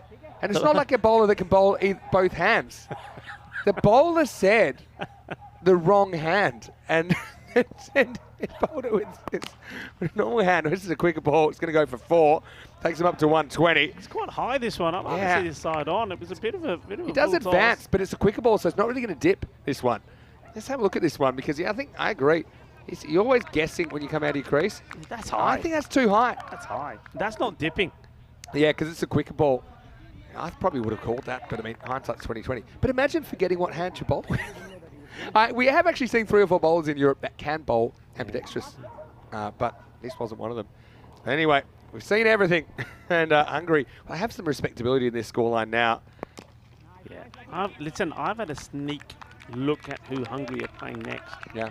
And, well, I can tell you that they're going to be playing Denmark again. Yeah. And you know what number match is going to be as well? What's that? You know the number of match? Yeah, is it match 13? Match 13. Match 13. Funny things happen in match Funny things 13. happen in match 13. Hungary aren't laughing at the moment. They need it.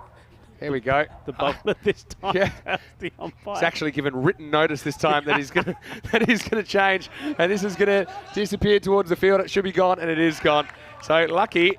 I suppose he gets lucky in the end because he does get a wicket. And you know what? That extra ball gets him a wicket. Yeah. So let's just remember that in the breakdown of this. It's a ball that probably should have gone over the beer tent. But anyway, there will be a wicket. So Hungary are going to finish 121 for 8. And a fairly one-sided game. But still, like I said, Hungary, they do get that 120 plus that I said they at least be looking for to save their net run rate taking too much of a hit. The final score in Group B Match 9 is Denmark 177, Hungary 121. And the Danes, they do get their first points in the competition in pretty comprehensive fashion, Rico. Yeah, they do. I mean, all the damage was done when they were batting. I mean, they're just absolutely awesome. They did, as I said, they took the Hungarian bowlers to the sword, and there was a bit of carnage going on there. Big score, the biggest score scored in this Dream11 European Cricket Championship already, the individual score, and it was also the biggest team score as well that we saw. So it was a great batting performance.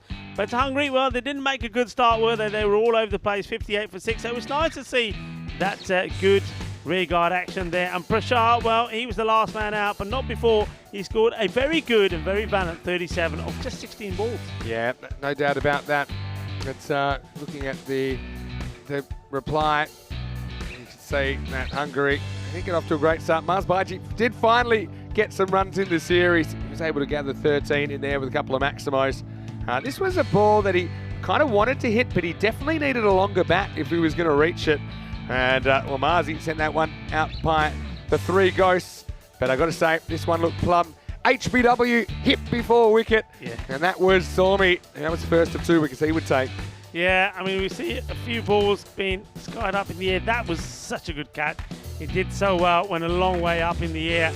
And we know that Denmark, they've already shown us signs of what they can do. They've been a little bit lucky out there. I think they had a very good match earlier today against the Netherlands, 131 to 117. And when myself and Corey were commentating that, we were both saying that we're very surprised that Denmark haven't been able to pick up a victory as yet. So we knew it was on the cards, and it happened here in this match. And it was, well, match number 9 was the lucky one for them. But it was all done with the batting. But look, we're seeing here part of the match where we saw some extra work. Well, how about that for a bit of fielding? That was pretty good, wasn't it? Bit of the old Kung Fu style fielding, the chop and the kick. And well, Prashar, he batted really well. First of all, it was a good partnership he put together with his captain and Kaiba Deldar. And when Deldar went, it was nice to see that Ashwath Narayan was able to come out there and play some good shots as well. But it just goes to show that what we're talking about, that we do know that Hungary, they've got some very good players out there, some very exciting batters as well. Not all of them have clicked, but 1 or 2 of them have just started to show some signs of what they can do. Well, if you're Hungary, you've got to reassess now. You see that Nakori was ready for some action, but did actually nothing, which is something he's really good at doing. But well, in the end, Satya Ashwath Narayan, I thought he batted pretty well towards the Emperor Shah, made some late runs. So some positives in there, and not a great positive for Christensen. Hopefully, he's done nothing too serious. He did walk off under his own steam, but I think made the smart decision to not bowl the last over. And there's a few smiles out there. I mean, that one for me, even though he charges, I think it's too high. But yeah, Prashar ended up falling on his sword, last ball of the game, but not before he'd contributed a fair few runs to his team's total. He finished with 37 off 16 balls. So yeah, look, back to the drawing board for Hungary. Their path to the finals now is they've got to win, let's say, 2 of their last 4 games minimum, and they have to try and win well, because I think after that, that's what's that, 56-run loss. That's not good for your net run rate. Looking at it, you can see that not too many did much up the top, 5, 6, 7. It was Denmark in heaven, the lower order, doing the job and bringing some respectability. Delta with 24, Prashar with 37, and Ashwath Narayan with 20 not out, all with pretty good strike rates, 200 and above. As far as the bowling went, well, it was always going to be a one-way traffic, you thought. Zeb with 3 for 16 was pretty good. 2 wickets for Sormi was a little bit expensive, and also wickets to Karimi Aslam. And the final one down the bottom went to Lucky Malik, who got one off the last ball of the game. Weird one, how he went round the wicket, or went over the wicket, I should say, changed sides without telling the umpire. But that extra delivery does get him a wicket. In the wicket. Look, Rico, I want to say a big thank you to you because I know you're heading back to Sunset Beach, but you will be with us tomorrow. And well, how did you see day 2 from your perspective? It's a fantastic day. We saw some good cricket. It started as a low-scoring game, didn't it?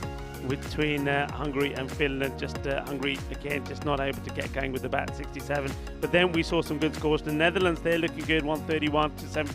to 117 to Denmark, but I think that was a really, really good game. The standard, that's what it's all about. It's about the players starting to show their standards and their ability to the world. And well, I tell you what, the Netherlands looking good, but that day for me will be remembered for one of the best catches that I have seen in a long time from Sebastian Braat. That was such a good catch. I mean, it happened right in front of us here. It was magical. It's going to be all over social media, that one. Yeah, that's absolutely true. I'm sure it might already be up there. We'll have to have a check, but you can see the countdown timer is on. Back in just a few minutes. Netherlands 11. They are taking on Sweden. Sweden batting first after winning the toss. I'll see you soon because Corey Rutgers, he'll have the orange bib off. He'll be up in the Dream Cube. Until then, Svinny Sander here, Mr. Maximo, on behalf of Rico Full. We'll see you very shortly for more Dream 11 European Cricket Championship.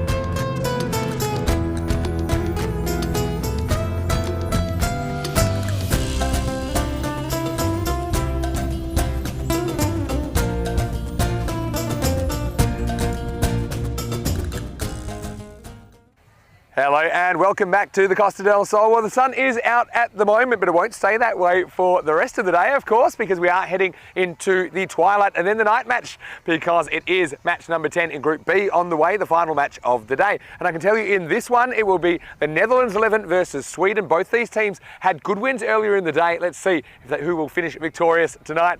Let's go over to Rob Kemmy. He's with the two captains for the coin toss. Your call. Tails is called. It is tails. Beautiful. So it is Sweden that win the toss here in Group B, match 10, and their captain, Shazeb Chowdhury, elects to bat first. Look, I don't mind that. I think that teams have struggled to chase against this Netherlands 11 attack, so Sweden will take the opportunity to get some runs on the board. We'll have to see if players like Sher Ali can handle the heat from Kingma early. But having said that, I don't think the Netherlands 11 are too bothered by bowling first. Just speaking to their captain, Sebastian Bratt, before the toss, he said he was pretty keen to bowl and experience that, because we all know that the final later this week will be played under lights. If the Netherlands 11 do make that, they'll at least have that experience of having done both. So only one of these teams will get 2 wins out of the day. Which one will it be? Well, we'll have to find out. Corey Ruckers is in the commentary box as we get ready for the start of the final match of the day. The lights will be on. We'll see who's home. Corey, it's over to you. And I can tell you, Sweden, they won the toss and they're batting first. Thank you very much, Vinny Sandu, and it's great to be back in the comm box for this late evening fixture between the Netherlands 11 versus Sweden. Those pictures on your screen right there, the gorgeous Cartama Oval in Andalusia.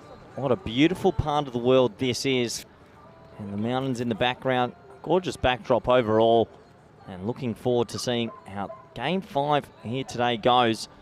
Game 5 of Day 2, that is, in Group B. When you look at the two lineups, the Netherlands 11, they're undefeated. They've been pretty class with the ball, and they clicked this morning with the bat.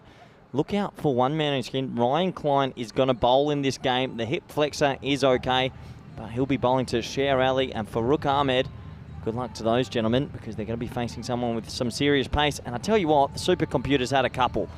Might be a little bit tipsy, because they're saying it's going to be a tie. And, well, I don't know. I think the Dutch are probably going to get up here, but you never know. Maybe the supercomputer is correct. So the players out there in the middle. And, well, maybe the supercomputer is right. I mean, it's been pretty accurate sometimes. It could be a golden ball, which would be great for everyone involved. It's been a while since I've seen one, but Ryan Klein, he plays for HBS Cry now. He was used quite often in the Dutch summer, bowling against some of the best in the world. Made the series against the West Indies, New Zealand. He'll have the new ball, and that's good to see how he will fare after a bit of a hip niggle. Good opportunity to welcome back all our viewers around the world, especially those in India via Fanco and everyone on our networks. Hope you're ready for Game 5 today. And, well, here's a man that loves a Game 5. Vinny Sandu, welcome back. So much as sprinted up the stairs. I heard you saying you think it could be a golden ball, something like that? Well, I didn't, and then the supercomputer tricked me completely. Would this be because it's your game in the golden ball sweepstakes? It is my game. It's our friendly little thing that we do, Corey, myself, and Rico. Let's wait for Klein, who is getting a bowl here in the very first over. And he does it without falling apart, which is a good start. And just a little single from Farooq Ahmed. Now, these two had a proper barbecue earlier. Farooq Ahmed got run out first ball. And Sher Ali. The question for me, Corey, will be, can he handle what the Netherlands 11 are throwing at him? He struggled with Kingma last night, but Kingma not in the lineup this game. But yeah, I mean, that's the thing. Sher Ali, he's got some tells. He does like to clear that front leg regardless of where the ball's pitched. And I think that better bowlers have worked him out so far. Let's see how he goes. Yeah, absolutely. He's going to have a big test on his hand. That's Ryan Klein on your screens there. He bowls a steady pace. So yeah, that's just our commentator thing, the three of us. We the divvy up the games for golden sweepstakes. balls, just for, maybe the first drink or something like that. You've had a pretty close call. I know that you were pretty depressed. I mean, I was dancing with the Finns last night. Do you know why? No. Because I knew that was your golden ball game. And so I actually yelled out, come on, either team, before the last ball. Staying completely neutral. Not bad from you. They needed 1 to tie or 2 to win. Anyway, I want to hear how your day's been, Corey. Well, it's been eventful. I've been sitting around the grounds and sitting with the Dutch for the last couple of hours. Slow ball, I think.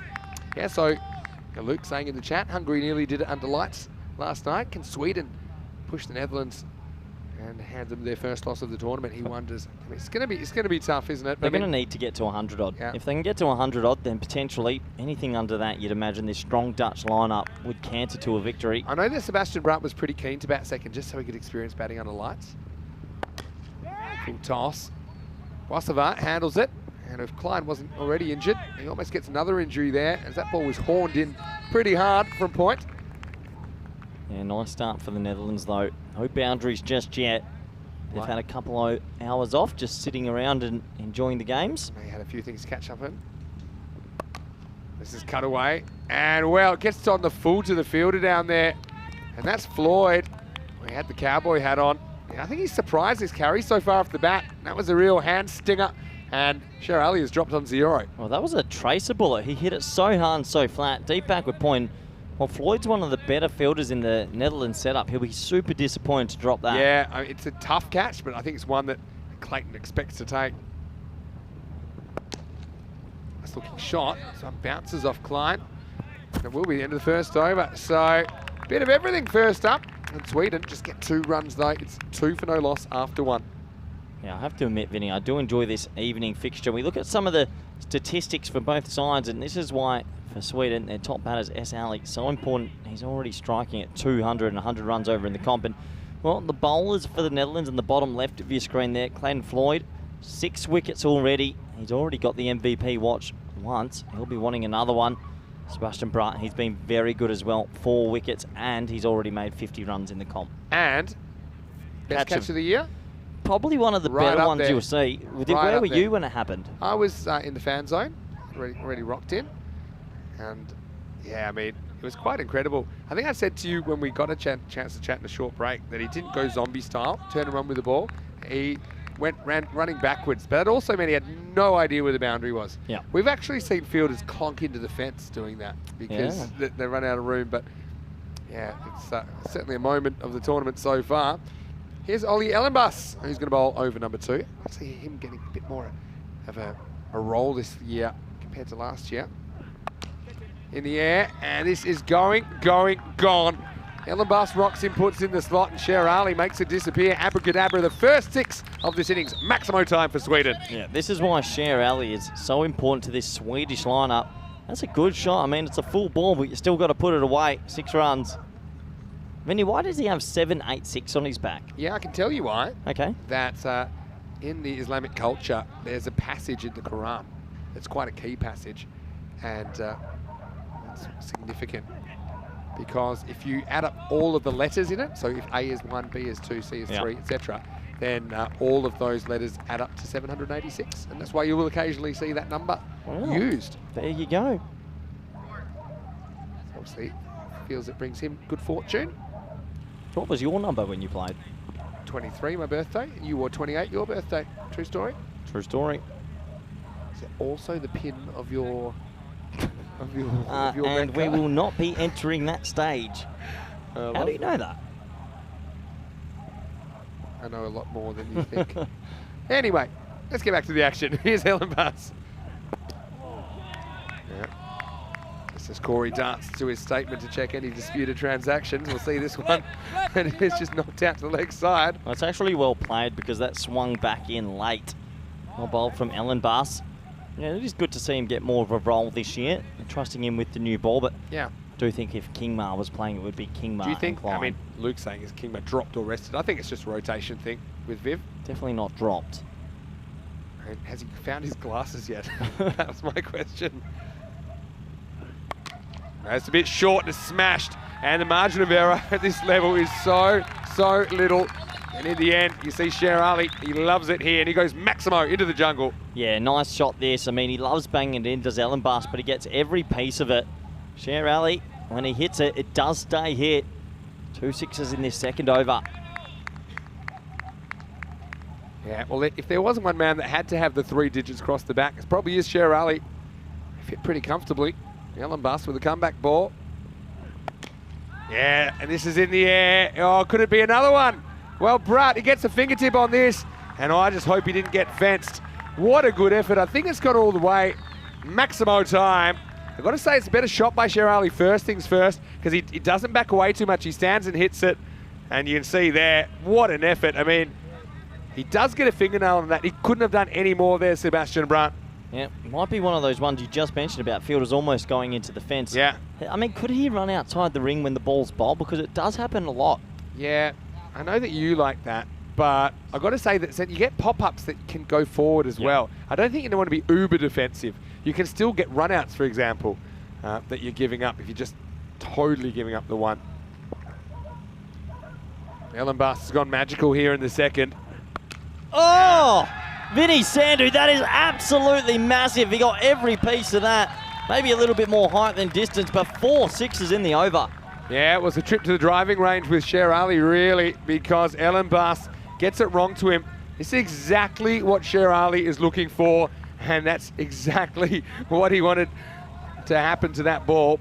Sails out of the ground. Maximo time, into the second over, 28 without loss. Question, Vinny. Go ahead. Well, not question, it's more a statement, but it really comes down to me. The Dutch will be the favourites and probably progress from this group unless a team handles their spinners. Yes. At the moment, they're handling the pace okay, and Finland, Sweden, Denmark, Hungary all playing an okay tournament, besides Hungary have been a little bit behind the 8 ball, but the Netherlands, their spinners are the key, aren't they? Yeah, they are. But I think, for me, one of the things you could do is, look, if you're Sakib Zulfikar, who won't have to face them, but how he reverses, that is a potent weapon against that away spin. Or just have more left-handers in your order so that we don't have that situation where 2 right-handers were really struggling last night, despite being set against the Netherlands spin. And I think the other thing is that the spinners that the Netherlands are employing, like Clayton Floyd, for example, and even Boissevin and Zulfikar, Sakib Zulfikar, they're getting good bounce out of this track. Yep. And so people are trying to get forward and drive them straight, but the ball's getting big on them. Klein getting a second over. Smack down the field and well handled down there. Sebastian Bratt. It's a nice looking shot as well. They say lead by example, right? I think Sebastian Bratt is that kind of a captain. I think that he's not afraid to throw himself around. Well, he's body on the line type of character. Bats well, bowls well, fields well. Yeah. Ryan Klein looks like he hasn't missed a beat after not bowling for a while. He's only gone for 3 of his first 8 balls, Vinny. Yeah, first over 2, second over 26. Pretty dramatic. Sher Ali. Yeah, so this is the thing. Gets away with it this time, but Kingma kind of found him out last night. He might have hit 1 off him, and then Sher's constantly kind of going leg stump, outside the leg stump, so bowlers either go full and wide and he can't reach it, or they follow him, and he gets in a bit of a tangle because he does tend to go inside out. Slower ball. Pretty good stuff from Klein. Hasn't Ryan Klein had a good summer? He's really emerged in the Dutch setup. Yeah, well, he got a couple of goes. He got to play against the West Indies. I remember being there in the bleachers, getting behind him a bit, and then I'm pretty sure he was picked against New Zealand as well. So he bowled to some of the best batsmen in the world. I think he played against England as well, just trying to remember. It was a long summer in Netherlands with 4 full members coming there to come play some T20s and 50 overs. What an exciting summer. Goes short, hangs in the air, but luckily gets it straight enough, had it safe. And so Farooq Ahmed just get a single here. We talked about the Netherlands and their kind of position in the world. We've talked about it a few times, and they are obviously trying to get up into that upper echelon of cricket. Well, technically in the 50 over stuff they are, because they've been playing the big boys. Yeah, that's exactly right. And I tell you what, they should have won 1 or 2 of those games this summer. They really were in good positions. 100%. 100%. Klein, last ball the over. Yeah, so it's the end of the power play. It's another one in the 30s. It's a 31 without loss after 3. Yeah, so I suppose, you're exactly right. I suppose the thing is that you want to stay there, right? That's the issue, I suppose, with the Netherlands cricket. They've been... Unfortunately, the ICC is scrapping the Super League, so it's a little bit of an unknown what happens with the Netherlands and their 50 over cricket. But T20-wise, they'll off to the World Cup shortly, as most people know. Yeah, that'll be a pretty exciting experience. And look, who knows? I mean, if there's injuries or something happens, some of these players are very much in the frame to Absolutely be down right. under. I mean, if there was 1 or 2 injuries or something awful happened, then a couple of these players, I imagine, would go straight in. How good's this man been with his leg spin? Sakib Zulfikar. I love it. Sunglasses at night. Sunglasses at night's a little bit rogue. Yeah, well, it's not quite night time yet, so that's fair enough. Got to say, Klein and Ellen Bass couldn't have two more contrasting performances from opening bowlers, because Klein goes for none for 5 off his 2. Ellen Bass went 26 off his 1. So they go to spin, and well, this has come back. He really likes this. Well, it's the most plum of plums I've seen in a while. Well, has he hit it? That's always a question. Is there bat in it? And that could be the thing that saves him.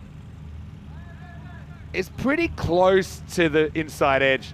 So if the umpire hears 2 noises there, that's the only reason you could say it wasn't out. I guess you can never really tell from the replay. Yeah. That's out, Vinny. Well, we don't know that because they're a lot closer than us. This is driven away for 1. So certainly I would agree with you if there was no bat. So we're in that stage of the game here where the spinners are probably going to come on. You've got Clan Floyd, you've got Sakib, Philip Bossavane. It's going to be, can Sweden find a way to be effective against it?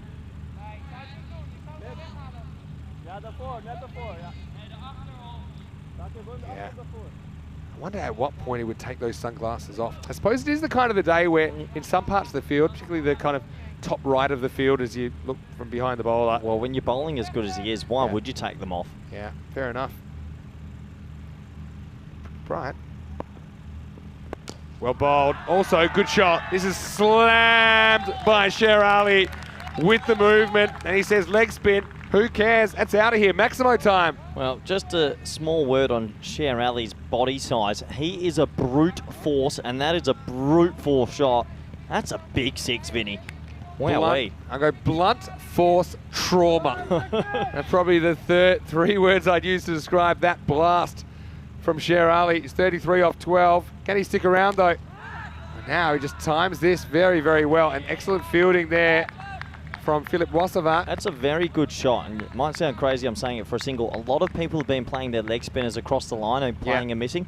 If it's short and wide, lace it. The thing is, last night, Sher Ali didn't make it to this kind of phase of the game. And so, because it was undone by pace early. Oh, again. It's good bowling. That's the wrong one, Vinny. Yeah. I mean, what are you doing with Ahmed here? 5 off 10. Well, if it was you, you'd probably let him bat another 2 or 3 overs and then think about it. Don't you start, Vincenzo. Well, it's easy from the commentary box, isn't it? Yeah, very easy. That's why I live here. Last ball of the over. Farouk, he's got to hit out or get out here. It does neither. Little inside edge. He'll retain the strike. And I suppose Sher Ali's compensated for him a little bit so far. Into the 4th over. The score is 40 without loss. Yeah, 40 without loss. I think Sweden will be pretty happy with that, and the Netherlands haven't let it get away. So I reckon both camps are happy at the moment. The big question is, will Netherlands get to chase something half decent for the first time? They haven't chased. Yeah. So that'll be good to see. Look at that, Sher Ali, 34-13. Plenty of batting to come. Got to say, Raheem Safi's a really exciting cricketer as well. He's a guy who can actually bowl a pace both hands. Really? We don't see the left-handers occasionally, but I remember we were in Landskrona in the south of Sweden, and it was towards the end of a game, and well, this guy's a pretty good left armer. We realised it was the same bowler as earlier that was bowling right on pace. I think he'd even bat left-handed and right-handed as well. Yeah, okay, it's a pretty good skill to have. It's just yeah, but one of those freakish guys. Is it at the same level as each hand? His bowling, I think his right-hand is slightly better, but his left-hand is like 80% as good, so it doesn't look completely crazy. Okay. Here's a guy that I've really enjoyed seeing in the ECC for the first time, Philip Wassavat. Yeah. They nickname him Casper. Yeah, wonder why. I'd like to call him Flip as well, don't they? So here we go. And really, it's been the left-hander, Farouk Ahmed, that struggled with the leg spin so far. So I think smart to bring him on here in the 5th. Again, just hurries on, bit of overspin on that ball, just a single.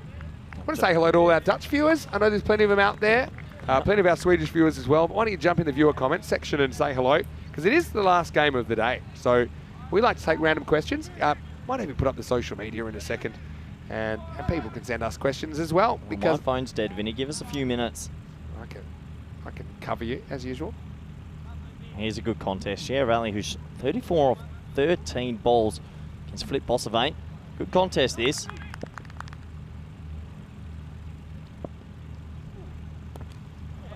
Sher Ali, this time he takes the bait and tries to go across the line. I want to say hello to Arun Kumar. He's watching from Romania, and we'll see Romania later in the tournament. Arun probably be travelling with the group, I'd imagine. Hope you're well.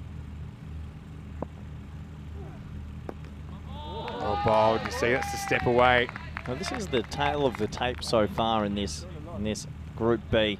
The Dutch, no one has been able to handle their spinners. Yeah. Black and white. The closest we've seen is probably that last over from Sher Ali. Mm. He's kind of gone off the boil here in the 5th. That one's pushed through, quick ball. Top spinner than anything else, I think, from Bosavat. Sher Ali just gets 1, so this over's only gone for 2 so far. Yeah, really good bowling from Flip Bossavain.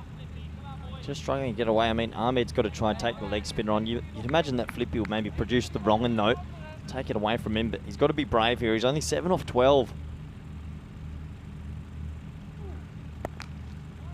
Yeah, just chopping that down for 1. Don't know about it. I don't know. It's difficult to say what he could do. Yeah, I mean, the thing is, it's a big call to make. We've got 10 wickets in hand. You do have a bunch of hitters down there. And I think it just hasn't happened for Farouk. And the thing is, you know you're going to get a steady diet of spin the next 2 or 3 overs as well.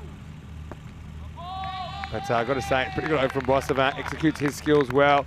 So Sweden hit the skids a bit, don't they, in the 5th, and at the halfway point, they haven't lost a wicket, but they haven't really done too much with about E. That's 43 without loss after 5. Well, it's a great time, last game of the day, to send us some questions. We're working on the photos, Corey, don't worry. But if you want to get me at Mr. Maximo on Instagram, I'll be checking that. Even my Twitter, I'll have a look at that if I get a chance. I will do that in real time. And you can get Corey as well on Instagram, cruckers_28. Yep, this is the only time you're allowed to sneak into our DMs. Yep, sneak into our DMs. Come we want to me. hear from you. And of course, at EuropeanCricket.com, great place to go to keep up to date with what's happening in the world of European cricket.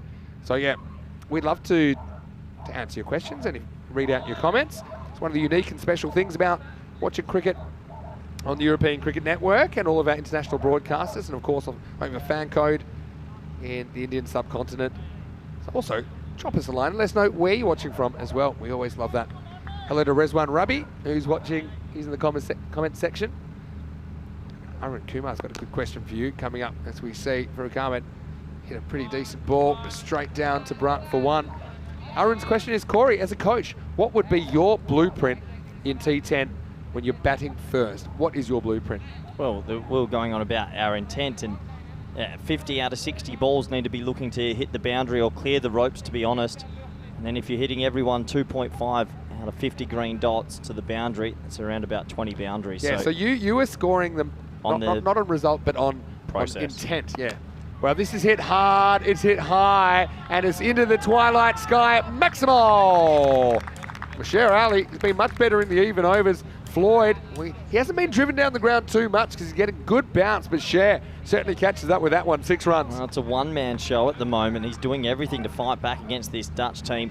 This very good Dutch team as well. He's 41 off 18. He hits it a big way. He's a brute force. It's fearless though, isn't he? Floyd with a comeback ball. It's a bit quicker. Again, a step away. I just think he's been better when he stands still. If he's going to step away, then he should bat on off stump or outside. I've got to say, it just makes some of these balls quite unreachable. I've got someone that's just slipped into my DMs who loves to Hitter Overdyke. Now, he's been involved in the Dutch setup before. I hope you're enjoying Hitter. It's be interesting. Left-hander to left-hander. He's just asking me who are the key players for the Dutch in my eyes. And to be completely honest, it's the man that's come for his first trip, Saqib Zulfikar at the moment. Yeah. No one can touch him. And in the last game, he hit 41 off 12. So he's just become a double-wielded sort of player that no one can really control. I saw it live in Rotterdam when we were there. You know, he can really own a game, can't he? Oh, his leg spin's so good and it's so quick. Wow. Well, that's going to be a sight screen buster. Maximal. Sher Ali. Well, that ball's going to come back with a flat side. The 50s come up, and Sher Ali is having a party at the moment. Well, 48 now off 20 deliveries. He is literally a one-man show. That's a great cricket shot. That's not easy. I mean, that was crunched. Yeah, you heard the sound. I mean, I always went deaf in my headphones because the sound that ball made from our effects microphone.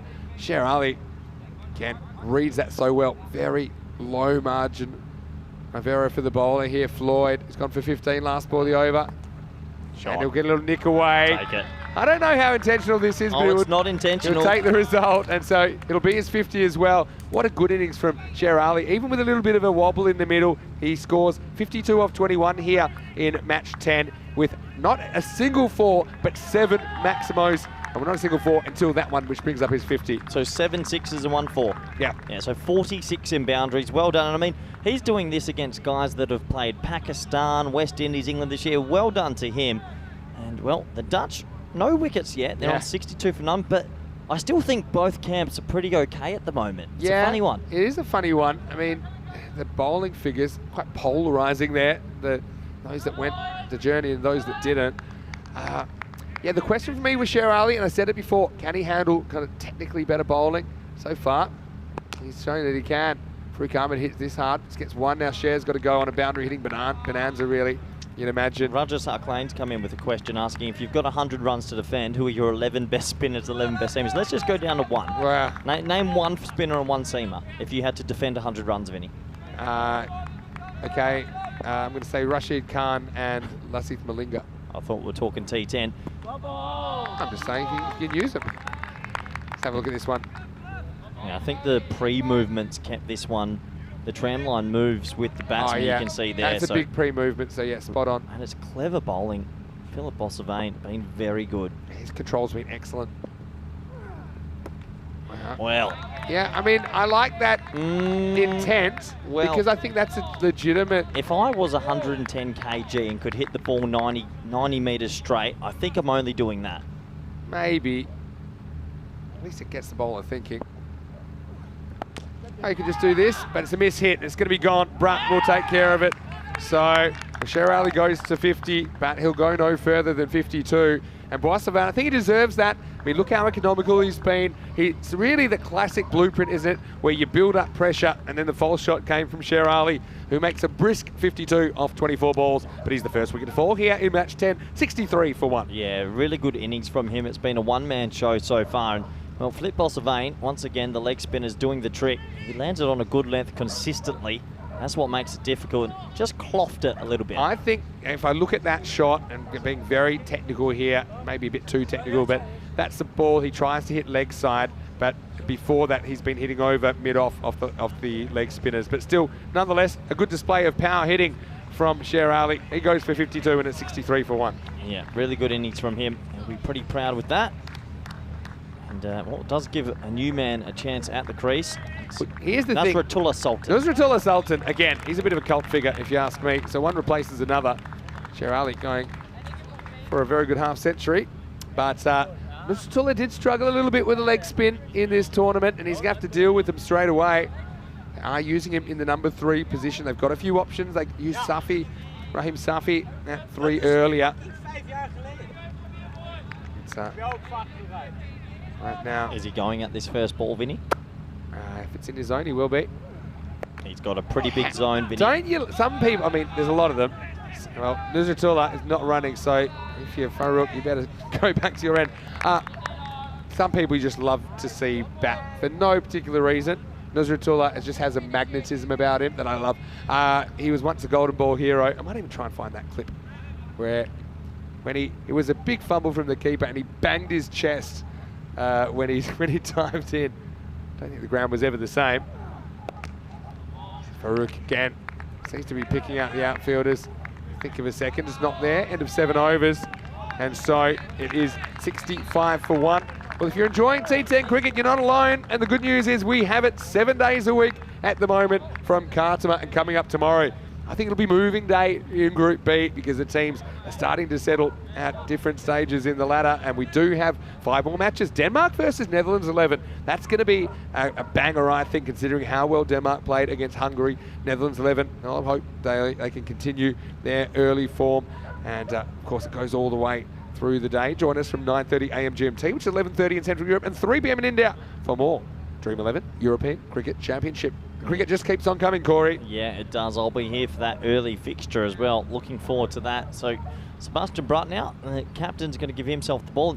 I think the Netherlands are still pretty happy at the moment. They're in control of this game. Yeah, 93 pace. Ahmed's got to either get out or swing getting out. I actually think I'm hooking him here with 3 overs to go. This is a complete hook. Yeah. Dust out the R sign. Brutt comes in and gets him with a good slower ball. Hook him. It's time for the R. I think so. I mean, you really got nothing to lose here. He's 12 off 18. He's almost faced 33% of the innings. Yeah, that's a good point. Thank you.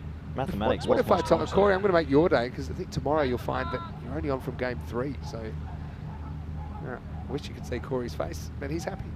You can have a bit more of a brunch like I did today. Well, this one is going, and bowler makes a meal of this one. Brutt, he doesn't bowl too many bad balls. Well, as soon as you mention the hook, for a rook's woken up, and that's actually his first boundary, a 6 maximum time over fine leg. Well, better late than never. Just angling in at the leg stump, and he puts it away. Nice shot. Another question from hitter Overdyke, who won't leave us alone. Who's the favourites to win the tournament? I don't know. England, isn't it? Surely. Reigning champs. Probably. Yeah, they'd be favourites. It's early stages. I don't think you've displaced them, even though you did win Group A. And we don't even know who's going to win the other groups yet. I mean, Netherlands have been good, but we've seen things happen. We've seen them pushed, so they're no guarantee to even be there, of course. If they are, I think they'll be pretty strong. This one is hit back, slightly mistimed by Farouk, but he will get a single over to Nusratullah. Well, this should be good, because yesterday, I know you weren't here yet, but he hit one straight over the commentary box that I think they're still trying to dig out of the hill behind us. Well, look at him. See, he's got that low hand. Yep. He's using this like a battery ram. He's going to swing so hard right now, Vinny. Yep. He is, and that's why my eyes are glued to the action. How big is he? He's big. Oh, boy. He's a unit. Nusratullah Sultan. He's facing Brutt. I think he's going to get a slow ball. Slower ball misses. There you go. Yeah, it's not conventional, that's for sure. I think it's smart bowling, though. I think what you don't want is to bowl in the slot at pace to Sultan. He'll just swat across it and just smack it over square leg. The other thing is you could try it. If you're going to go pace on, you've got to go Yorker to him, I think. Or you can just not bowl it at all. We're loving the questions. Keep them coming in. Come to them when we can. Oh, Roshan Pal's messaged me from India. No question, I'm from India and I'm a good cricket player. Good for you, Roshan. Okay, good to know. They do have some good cricket players over there. I'll sleep better now. There it is, and it's going to be 6. So this time he picks it and he swats it. The Sultan's away. He is swinging. Sweden up to 78. Maximo time. Well, you said when he hits it, it stays here. Look at him on your screens there. Those forearms, oh my word. He basically blocked this 6. I mean, his arms are thicker than my legs, I think. Nusratullah Sultan. Look at those biceps. My word, I've got a bit of a man crush up here. He is huge. Guess what? You're not in an army of one there, Corey. He's a popular cricketer. I know that Andrew Ryan, who sometimes gets in the box for us here, he makes me text him whenever Sultan comes into bat. He gets out of work. Oh, height maybe? Probably height. It must be height. Must be height. It was climbing. I had a feeling it's slightly over the top, but he's a long way back as well. And Nusratullah, he's got $1 million smile as well. Well, everyone's smiling, Vinny. Yeah, and everyone wants to see the replay, that's why. Well, I think it might have hit him outside the line. It's actually a double patter. So it might was 2 things there, which I think are debatable. I think it's a smidgen outside the line. Yeah, I think if the initial impact was outside the line, if you ask me, that comes and hits both legs. Anyway, Nusratullah's not bothered. He'll be facing now because we'll head into the ninth. It's 79 for 1 after 8. One more question. Harsh Kumar Singh's slipped into my DMs. Who's winning the T20 World Cup, Vinny? Go. Australia. All right. Do you know why? Last time I said that without thinking, and they did, and you said I was a moron. That was back in Greece. Remember that? Don't remember Greece too far. Yeah, I'm not surprised. Yeah, we were in Greece, and you said no. So I'll stick with the hosts. Smashed. Yeah, that's how you do it. And, well, he gets bat on this one. Maximo! Nusrat goes bang. He had some issues against leg spin before, but I think he's put those issues to bed with that shot for now anyway. Oh, my word. Is that Kookaburra okay? He thumped that. That is just power. Oh, to bat with so much strength. I'm so envious right now. Yeah, well, guess what? You got 5 to come, but Saqib's a good bowler. He won't be too bothered about that. He'll feel he can get Sultan here. Good adjustment. Didn't give him something good drive, got him reaching. This is borderline. think it's the one that does turn a bit. Let's have a look at it on the replay. It's a wide for me. Does he take a slight stance? It's a step cut outside? shot. You have to take a snap to take it. Was it before he bowled it? Yeah. That's the question. All right, he's got this slightly wrong, but doesn't matter when you're that strong because this is out of here. Maximo! Well, Sultan needed every centimetre of those biceps to muscle this out of the ground because Corley, he was hunting it. He tried to pull it back from beyond, but he couldn't. 6 more to Sweden. Well, this is going to sound crazy. It's actually good bowling. He sees him run down, so he pitches it short, but he still brute forces it for 6. His miss hits even go for 6. Nusratullah Sultan.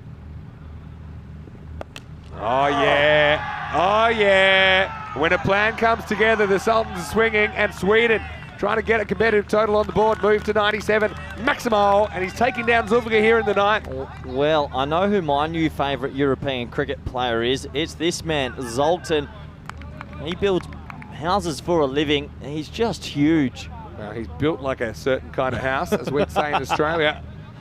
Well, and Zulfiqar's trying to keep his cool here. He knows just one mistake and he'll have him, but he's running out of chances. He's only got 2 left in this over. They plug that gap now at deep square leg. I think they were encouraging him to play that shot. He said, you don't even need to encourage me. I'm going to do it anyway. Ow, that's out of here. Oh, yeah. That one's over the trees. Maximo. Nusratullah Sultan is loving it, and it's all happening in the 9th. 100 up for Sweden. My word, Vincenzo.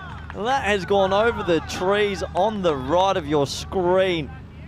Yeah, that's big. Saqib's bowled a pretty good over here, if you ask me. He's done theoretically everything right.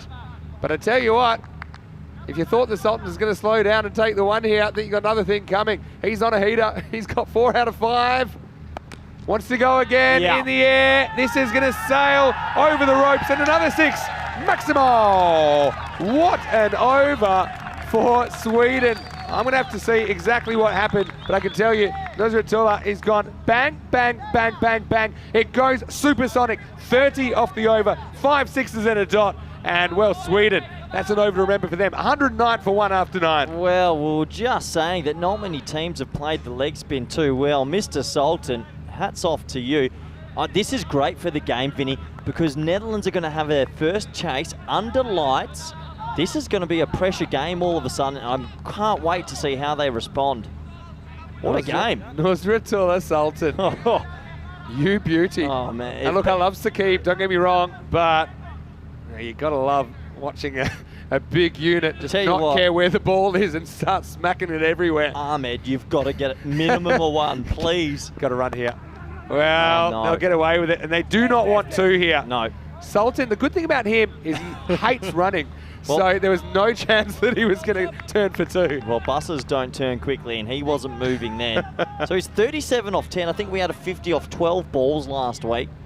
I mean, what power hitting. We were talking it up how big he is, and he's just shown his brute power. Can they get to 120? Sweden, plucky little Sweden. All right, this should be interesting. Brutt's the guy who you want with the ball in his hand, the 10th over though. Now, if I'm Nusratullah Sultan here, I'm playing for a slower ball. Yeah, and then you can adjust to a quick one, not the other way around. Or watch how he holds the ball here. Is it deep in his hand? Knuckleball? This is 100% a slower ball. That was kind of in between. Oh, I like it. They're not taking the 1. I like it too. Oh, I love it. Well, when you've got someone striking under 100 and then you have someone striking at 370, why would you take the 1? Yeah, true. Oh, Sultan's just alphaed him. But then does that beg the question, why do you still even have Farooq Ahmed at the crease? 100%. You might as well retire Farooq Ahmed, but I like it. He's thinking. I mean, he's 37 off 11. Back yourself. This is a great contest now, if you ask me. 5-4 to come. He's just trying to go sideways, but accidentally he's going to get 6. Maximo! And Nusratullah, I just assume this went for 6 because he's so powerful, and Bratt puts the base on, and look, he's actually batting front on. He's actually facing the jungle here, so he's not mucking around. He's actually telling Seb, it's like Babe Ruth calling his shot. He's just looking straight in the jungle saying, this is where I'm trying to hit you, and regardless, it'll be 6. Well, if people thought Netherlands were going to come here and beat Sweden comfortably, they are saying no way, Jose. Look at this approach. See if he does it again. He almost went full Shivnarine Chandapal on him, saying, hey, guess what? This is where I'm hitting it. 3 to come. Wide. Oh, you're kidding me. That's such a wide. You're kidding me. That is such a wide. Oh, my word. Oh, look, he goes one stump outside, but look, one stump outside, and it's like, oh, you're kidding me. That's look, everyone can't believe that one. The Swedes have cracked it. Well, Sebastian has just made a bit of a gesture, which I think is a bit of an exaggeration. That is probably the worst call all day in a wide, I have to say it. And now he's going to get banged. And where's it going to go? You've got to try for 2, even though you can't run. And they're going to try it, and he's going to be run out. Oh, I've got to say, though. Controversy at the back end, Vincenzo. You know what? I agree. Let's not move the line anymore. I'm with you. I'm with you. The line should just stay. It just causes confusion, right? Yeah. It causes confusion, and you're moving like an imaginary line. It's hard enough with the line there to call it, right? And now you're calling it an imaginary line. It'll be a run out, but Sultan, well, that's just... Take a deep breath, Vinny. What an innings. Let's focus on the good. Let's focus on the gig. No. Let's focus on the good. Right. Good fielding from Boris Gourlay. But Mr. Sultan has brought them right back in this contest. We'll talk off air about it after, Vinny. I know. Well, cheer him off. It'll take 7 people, but cheer him off. What an innings. Nusratullah Sultan. What a special innings it is. I mean, he's basically got Sweden right back into this game, and he deserves a big round of applause. He sure does. Let's focus on that innings from Sultan. It was a coming of age, really, at this level. He's going to be a very popular cricketer. He already is, if you know about the Sultan. And he is dismissed for 44. No, he got to 50, didn't he? 52. That's Sher Ali. That's now 44. Sorry, I'm getting all the big stroke players mixed 44 up. off 14 with 7 maximos, so he equals the amount of maximos that Sher Ali, mate, I've never heard such a groan after a replay. How many games done here? Like 300? All right, last ball then. Let's rock. Wow, maybe high-ish. not. Wow, they're going to come anyway, because you might as well. They'll get there. Well, again, aren't they going to check this one? Yeah, you can see Zadran. This is high-ish. Oh, what's for going me? on? We're going to have a look. This could be a no ball. Let's have a look. Yeah, That's a no ball. That's a no ball. Oh, I tell you what, Sweden have been robbed at the back end. I mean, what does the rule say, Vinny? What's our rule? If it's waist high or above, and that to me is waist high. Oh, absolutely. He's hit it creased. Well, I don't know. You know me. I'm a very understanding, and I know the umpires are under a lot of pressure with these tight calls. It's a long day for them as well. I think they've been pretty good today for the most part. But I just think there's a couple of those there that cost them a run, cost them an extra ball, cost them a free hit. And it's very similar to Daniel Dorkaye one in the final. Well, very similar. But I mean, they lost a one because of the wide. You then get the reball, and they also should have had a free hit to end the innings. Right, I'm throwing the headphones. Corey Ruckers will take you through the highlights here as Sweden have put on 117 in the 10 overs. Yeah, wasn't it good to see Ryan Klein back into the action? He bowled really well, but Ollie Ellenbus, unfortunately for him, he got hit for some really big sixes. It was Sher Ali who came out the blocks, all guns blazing. And it wasn't slogging, it was controlled hitting. That there is sensational. Well, Sweden, they got that second over away. It ended up going for 20 plus, and that got them right back into this contest. And, well, they brought the spin on, did the Netherlands, and usually that's been doing the trick for them throughout this week so far. But they got a little bit of a hold of Saqib Zulfikar, who's been one of the star bowlers. And it was that man, Sher Ali, who was hitting it to all parts. So they went to the left arm off spin of Clan Floyd, but he got a piece of that as well. A little bit of luck on the way, but you do create your own luck in this format until Flippy Bossavane, who bowled sensationally, picked up the big scalp. And that only brought one man to the crease, and it was the man we'll always talk about, Nasratullah Sultan. He just bombed everything. We talked about his forearms, we talked about his size, but you've also got to back it up, and that's exactly what he did. Some monstrous hits. He ended up taking Saqib Zulfikar for 31 off and over, which is absolutely phenomenal. Boris Gourlay with a cheeky smile there because he knew that would have been close to another spectacular catch or assisted catch. And this was the over that swapped the tide around, and Sweden got themselves ahead, Vinny. Right, I've walked around the block and I'm good now to take you through the rest of these highlights. And what I can tell you though is the question would be, how would Sweden handle the leg spin? We saw Hungary really struggle under lights. We saw Sweden struggle, I think. In particular, Sultan, funnily enough, he struggled with the leg spin the most. I mean, after his 6 hitting bonanza, We saw him run out, but I mean, yeah, let's focus on the fact that he has got them to something I think above par. Look, especially at night, because I think that 115's the par on this ground, so they've made 119. But the Netherlands, like I say, a bit like their bowling, their batting is above par as well. So I think we're going to have a really good contest. Got to say, pretty disciplined stuff. Well, on paper anyway, no balls, no wides in the innings, which shows you that the Netherlands weren't giving too many away for free, just the leg by in the innings. Sherali with 52 off 24, dominated, and he scored his runs very quickly, but not as quick as Nurullah Sultan, 44 off 14. Now you just wonder, Farouk Ahmed, 20 off 21, he was an anchor, but he did seem to kind of hold them back. I mean, nothing against Farouk. I've seen him play some good innings, but I think in this innings, yeah, he just wasn't able to do too much with the single Maximo in his innings. So, looking at the figures, you see that Wasavan, I think best of the bowlers, 1 for 6 from him. I thought he was very good.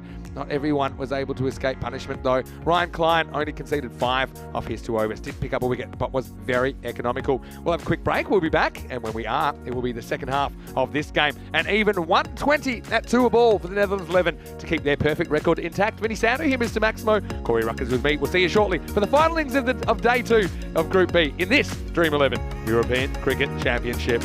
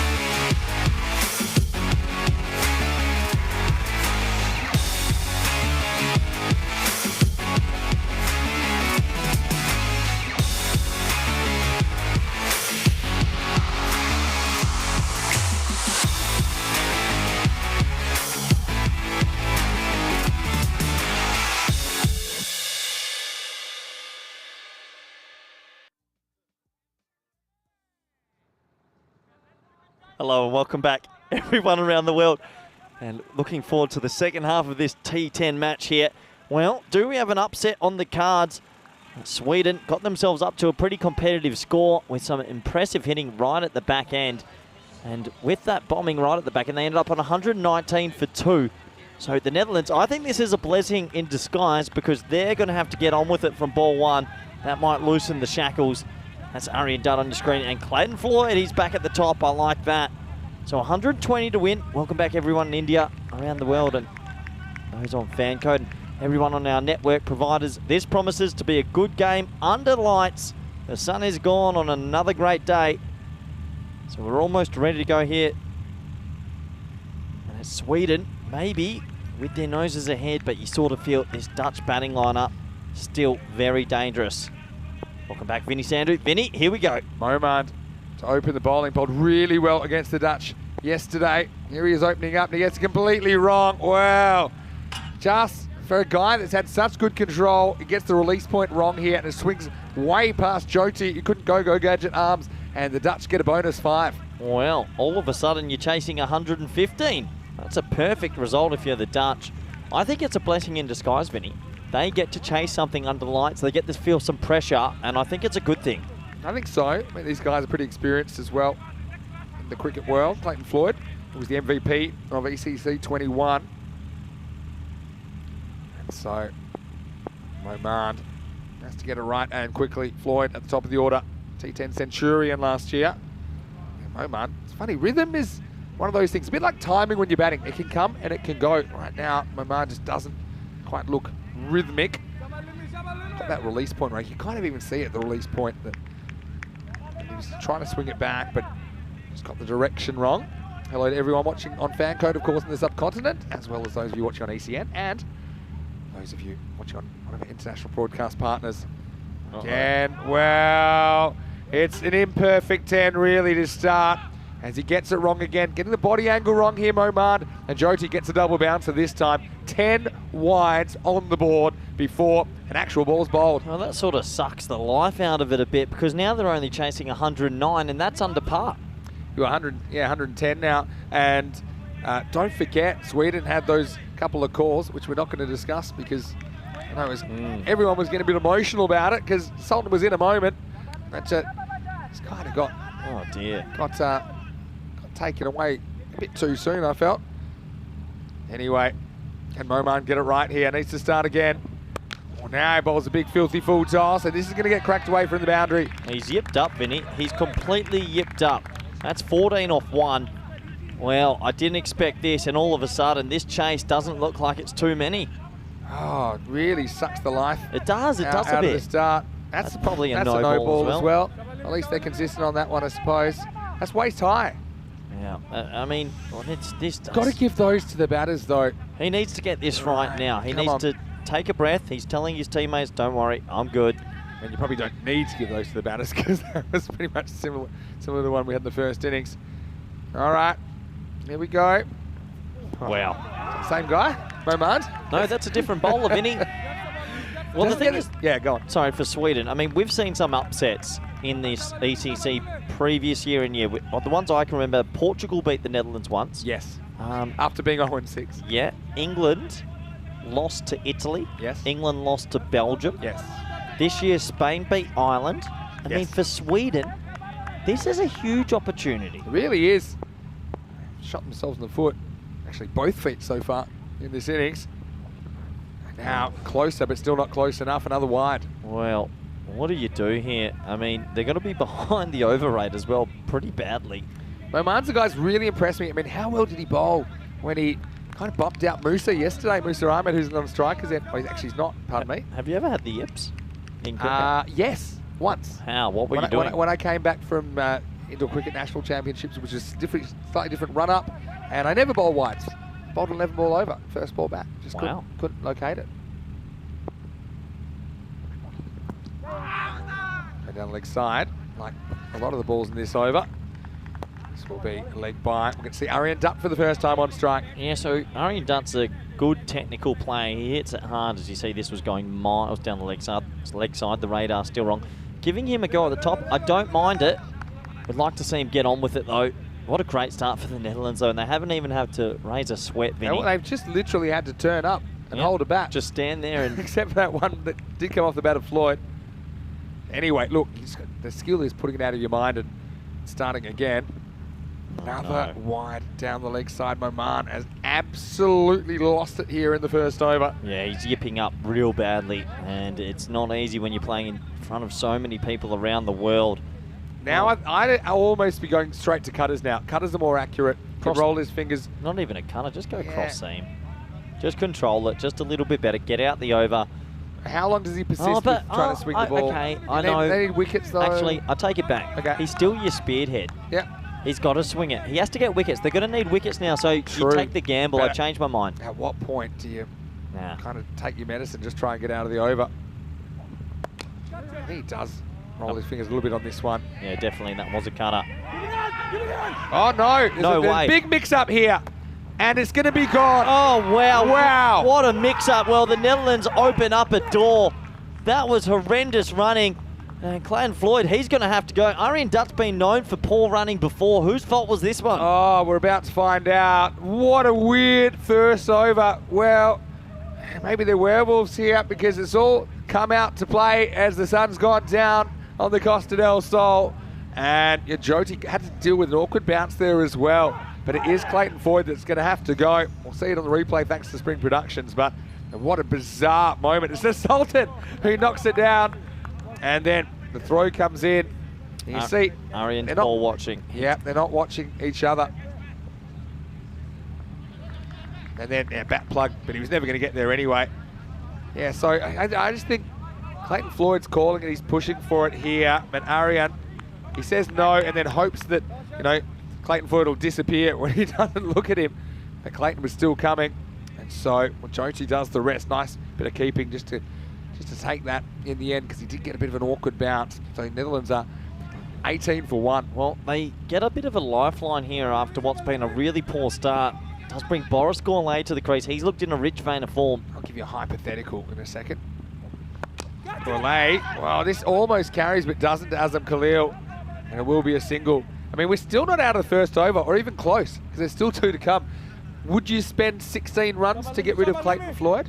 Good on. No. No, not worth it. No. Just asking as a trade. Not for the strike rate that it is, because you're giving 16 saying, runs at basically infinity. I'm saying, would you give a target? I'm going to use 16 as a number. Yeah, but would you rather 16 off 0? Would you rather defend 104 with a Floydless Netherlands or 120 with a Floyd? All right, this is going to be cracked away. That's a really good cricket shot. Very good cricket shot by Aryan Dutt. Oh, he's had to recover after, I suppose, getting involved in that huge mix-up with Floyd, but can't really criticise this, just pushes this one. Pure timing, 4 runs. Yeah, nice shot, 4 runs, and, well, that's a good way to get him going. 23 for 1 off 1. Or 13 after the first 10 were given away before a ball was legally bowled. I think that over really, really does push the Netherlands into a good position. Does. 73 matches without a golden ball. Now, Corey, when was your last golden ball? I'm going to say. I haven't had one personally in 31st of March, Portugal. Can't touch your Portugal. How many games am I up to, actually? You always say this. I think you'd I'd be close. be nudging towards the 300 mark, probably. Hope you 290s. Yeah, we'll work it out later. Get the graphic up for tomorrow, Vinny, because I reckon tomorrow's the day. The thing is, as commentators, we don't celebrate 100-game milestones. Oh, because, I do. Because we'd be having over one. It's like having a birthday every month. Because in a month, we'll do around about, what would it be? It's over 100 games a month. Anyway, deep in his crease here is Coralie. Just like to get funky. Gets a bit crazy here. Well, well done. They'll get 1 overthrow. That's probably a deal. What is going on in this game? People are slippery and sliding. It's all happening right now, Vinny. Well, that's a great piece of backing up. I mean, firstly, it's an outrageous stroke by Gourlay. It all happens at night. And he gets hit on like 2 pads. Oh, that's brilliant. That was flying for 4-leg buys. And then, yeah, did you see Aryan actually crashed into the bowler Chowdhury, I think, as he was attempting that overthrow. So, there's Viv. Got his glasses on. Yeah, very popular character, Viv Kingma. Chowdhury. Up and straight, needs to be stopped. It is stopped. Zabiahid. I'm really surprised to see that with Boris Gorlan straight, they don't have a fine leg. I mean, nearly every team must know this now. He loves the ramp, he loves the paddle. He does it. He's done it all tournament from his first few balls. They do have the fine leg up, though. There is one. I mean, do you tempt him to do it once? Because that wasn't a good one. You know, it can also be his undoing, right? His strength is his weakness in that sense. Yes and no. Wait for the call. I'll tell you what. He's setting up outside off. If you're going to keep things reasonable from the I'm going to play devil's advocate. Had an emotional reaction earlier. Well, if you're going to play devil's advocate where he's setting up and what we saw at the end, that's actually okay. I think sometimes there's a call that's just a bad call and that they shouldn't all be consistent. If that means you don't want to be consistently wrong. All right, this is in the air and it's going to be out of the ground. Maximo! A bit more of a traditional shot this time from Gawley, but it's the slog sweepers, as you like to call it. As he gets down on one knee and escorts it out of the ground. Yeah, he's very good at this. He's really good at this. Nice shot. Sometimes you wonder, does he have to lap when he's so good at that? I've noticed this. Some of these guys are so deep in their crease, they'd actually hit the stumps with their bat. Because they're outside off, they don't. This one is well knocked down by Zahid. Not going to go for a 2 this time. Yeah, so I mean, that's the thing. Look, we had a bit of an emotional reaction because we're all caught up in the moment. No, you had a moment. When you're the rational one, then we know it's danger time. But in the end, you know, sometimes you just got to say, look, it was a bad call. You'll have the same situation again. You don't want to call it the same again. You just want to try and get as many right as possible. Chowdhury's gone for 9 here. In the air. And, well, it'll be taken. What a good catch that is. Excellent catch from Zaka Takawi. It just hung in the air a little bit too long. And that's going to be the end of Aryan Dutt, who's going to have to go for just the 6 in the end. And Netherlands have lost both openers now. They're 33 for 2. Well, Netherlands keep tinkering with who's going to open the innings. And this is what keeps happening. Aryan Dutt goes. He got nothing of that. Really smart catch, though, Vinny. The Swedes, well, they're up for this. Had a good first couple of steps there, Takawi. You know, a lot of talk about, okay, under lights, fielding, under lights. Get over it. I honestly think the only teams that have really been affected by it have been the ones that have been talking about it. I think that, like... Well, funny you say that because we had a rule for the Spanish. We said, do not talk about the lights. It's not a variable we control. That's true. Just get on with it. Yeah, well, excellent catch by Takawi. Keep it tight, keep Goes it tight. to his preferred side, the left, but still had a lot to do. So, Aryan Dutt going to have an uncomfortable conversation with Floyd in the dugout. Well, Sweden still have a lot of work to do. Ryan Klein comes in. We know how powerful he is. He's a bit more of a batting all-rounder in this trip. And they've still got Sebastian Bratt, Sakib Zulfikar. I mean, they're such a dangerous side, the Dutch. Still feel like they're in control. Chowdhury with a big wicket. Klein to keep out a good one first up into the second over. Game's alive, Corey. 2 overs down. It's 33 for 2. Well, this is a huge opportunity for Sweden. We were just talking about some of the upsets we've seen in the last 2 years of maybe a lesser-known country beating a very well-known country. I mean, this would go down as Sweden's biggest ever victory. Yeah, I think you're exactly right if they got there. Yeah, I would agree. Be a great day in their cricketing history. 2 teams tied on 6 points. Finland 3-1 did taste defeat for the first time today. Netherlands 11. They are kind of hanging in the balance here. I do think they're probably just a little bit ahead in the game. How many times do you see a team in 4th that's 1 and 3 with a positive net run rate? Denmark aren't out of this. And you know why? They absolutely whacked them earlier, and they've got the Dutch in the morning, and that's not going to be an easy game for the Netherlands either. You saw how well Shangiv T batted. He was something else. He smokes it. He is different gravy. One thing we've got to know, when did this innings start? I know it's early to say this, but they are bowling extremely slowly. This innings has been going about 12 minutes. Of course, they've got the clock up there now, right? Well, so they've got the clock on the board next to Frederic Constant. So tell you what, you don't want penalty runs later in the piece. Yeah, that is so true. I like this. You're going back to your spearhead and you're saying, forget that first over. You're the spearhead for a reason. You swing the ball at night. Let's go. Big gamble to bowl Momand. Gone! And Gawley tries it. One too many party tricks, and Momand, a very different start this over. It crashes into the stumps, and Boris, he has to walk. It's 33 for 3. Well, I actually think he hits this. I think he gets it off the bat into the stumps, so he'll go down and play it on. Man, I love watching him bang it straight. I know this is a good shot for him, but this time, unfortunately, he loses his wicket. Vinny, I think this is off the bat. Yeah, maybe. I mean, that's where you need to get the old men in black glasses, don't you? And just erase the last 12 minutes from Lamar Moman's injury from his memory. Let's have a look. I think you're right. He smokes it into middle stump. Yeah.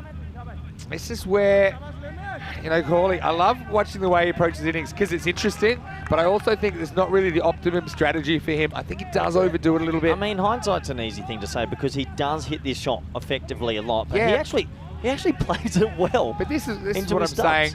He almost gets out. So he almost gets out playing it, then he does get out playing it. And I think you look at when he didn't play it, he just had better results. I think you do that later in the innings when you're trying to force them to put a fine leg back to open up a gap in an outfield somewhere else. But in the power play, you've already got heaps of outfield gaps because there's only 2 outfielders. So I just don't think it's necessary. Well, don't think that this one's over yet. I mean, this Dutch batting lineup, do bat deep. They're a good team. Sebastian Brutt, the captain, a lot of responsibility on his shoulders. Yeah, he can slam the ball. Both these two very dangerous, but both yet to score. Sebastian will grab a single here to get off the mark, and he was the hero last night, wasn't he, when he defended only a handful of runs against Hungary. And this is the thing, Hungary got in a winning position last night and just couldn't finish it off. I don't think I would ever say Sweden's been really ahead in this game, but they've kind of got it to in the balance after making 119. Let's give some credit to Moment as well. To come back like that after you bowled 12 wides or 14 wides, sensational. That is resilience. Now, this is a little bit short. This is absolutely cracked. That is a fence smasher. Well, Pete, well, you better hide behind that fence, and hopefully it's Kookaburra proof because Clark gets off the mark with a bang. He's a powerful man, and I think that shot basically sums it up. That was brute force crunch. He has laced that. It's only 2 bounces for 4. Yeah. The thing I'd worry about for Momant is if he does bowl a leg side wide, where will he be at? It's only halfway through this over. It's been a much better one at this stage. This has the feeling that it's going to be a Tuesday night doozy. I love the cricket under lights. It's always exciting. Yeah. Tuesday night cricket live from Spain on ECN. This one is a cutter and it beats the field. So it's going to be 4. Klein's looking really, really dominant here. Back-to-back boundaries in the last over of the power play. Well, the thing is, the Dutch's run rate is absolutely fine. It's just the wickets column might make him a bit twitchy. I mean, he didn't get all of that, and mid-on was quite wide, so maybe half a chance. Just a round of applause, a sedate round of applause by the Dutch. They'll be maybe a tad nervous, but still think they're ahead at the moment.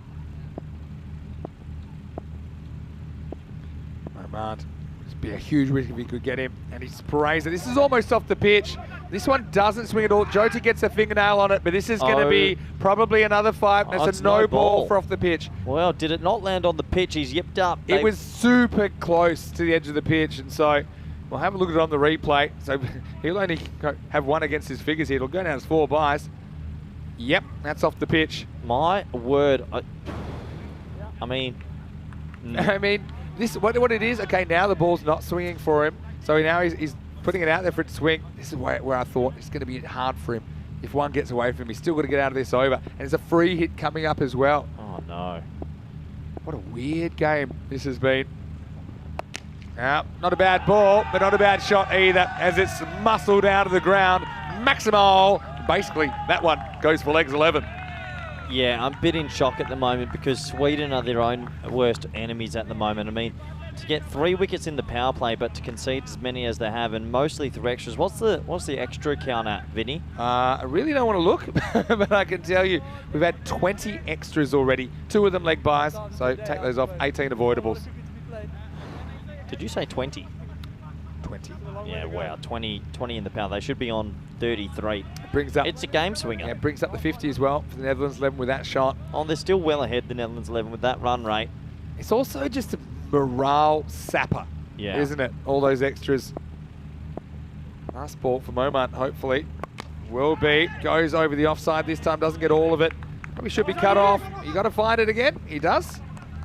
And so that will be the end of the power play. 3 overs of madness, Corey Ruckers. And the score is 55 for 3. Yeah, I don't think I've ever seen 20 extras in the power play, 3 wickets, and the team on 55. This is an odd sort of evening. We've had a couple of odd evenings, haven't we? It's like when the full moon's out, Vinny, and the Kooks come out. It's got the full moon. Yeah, the heebie-jeebies. This is the full moon period. I where start getting a bit even weird. look at that first innings where there's some really, really tight overs and just some terrible overs. It was kind of mountains and molehills kind of first half of this game. Yeah, absolutely. Very odd game. I think this man coming into bowl right now is the key for Sweden to get back into it. The left arm off spinner with a really good arm ball. His name, Zaka Takaway. He is a very good bowler, and he needs to find a breakthrough and a couple of dot balls just to calm down the Swedes. Yeah, so he's been a pretty good performer. Takawi took a very good catch. So now what are we down to? I mean, they need basically 93 pace from here, 9.3 and over. Not much here. They're well ahead. Well ahead. Oman, let's just hope it's one of those games for him because he has been so impressive so far for Sweden. Look at that. The nervous faces over there. I'll tell you what, every time this guy bowls his first ball, it swings in at the stumps, and the Dutch didn't read him last time. Yeah. I mean, he's lucky he got some bat on Tough that. for Jyoti as well because I think he's been beaten by that angle a few times as well. How harsh is the 4 byes on the keeper for that no ball off the pitch? Oh, yeah, that's 4 byes. That's so rough. That is rough. Well, it goes for this. That's and mine. Gets it pretty good. And you need to get out of the way because that's banging off the comedy box. Maximal, 6 runs. And that one, I think, might have knocked one of the lights out. Well, I've given you a hip and shoulder as I tried to catch that. Spewing. I thought that was coming straight to us. I know we get called the odd couple sometimes. I'm painting a line down the middle of this commentary box and you stay on your side and I'll stay on mine. That one was coming our way. Nice, good footwork. And he's going to manoeuvre this one for 4 more. Quattro, Cadenas Mas, Klein. Very, very dangerous here. Well, I think the bowling's been good for him because he's certainly been free in his arms and he is 26 off just 8 balls. Yeah, I think Sweden are their own worst enemies here. Those 20 extras in the power play and then a couple of long hops. I mean, that ball there, I think anyone would put that away for 4. I just think that maybe the occasion's gotten to them a bit here. They went into that break so cock-a-hoot, and right now it's just running away. Yeah, such a strange game so far. Oh, he's so unlucky not to chop that on for the Swedes. That's that arm ball that not many people are able to read. Yeah, I mean, sometimes, look, correlation isn't causation. Maybe Moman was destined to just have a game where he sprayed them. But still, he's put his team in quite the hole. This should be stumped. I think this might be, well, I don't think so. I don't think it's gone down. It bounces off him onto the stumps, but when? That's my question. Not quick enough for me. Look. He's back. He's back anyway. Bat didn't go on. Yeah, he's back. But Yeah, no. that's another big opportunity. I mean, just another small thing that the Swedish players have missed. Not the easiest because it goes straight over the stumps, but still, you'd hope to get it. Now this is range hitting straight down the middle. Well, Tiger Woods would have been happy with that one from Brutt, who gets a boundary, and that is the end of the 4th over. Netherlands 11, very impressive. Now they need under 50. It's 71 for 3 after 4. Yeah, well, he had a life the ball before, and he cashes in the next ball. Netherlands 11 in complete control of this fixture, only need to go at 8s. And yeah, there's a lot of moments that Sweden will look at right now. The 20 extras in the bottom left of your screen, the missed stumping.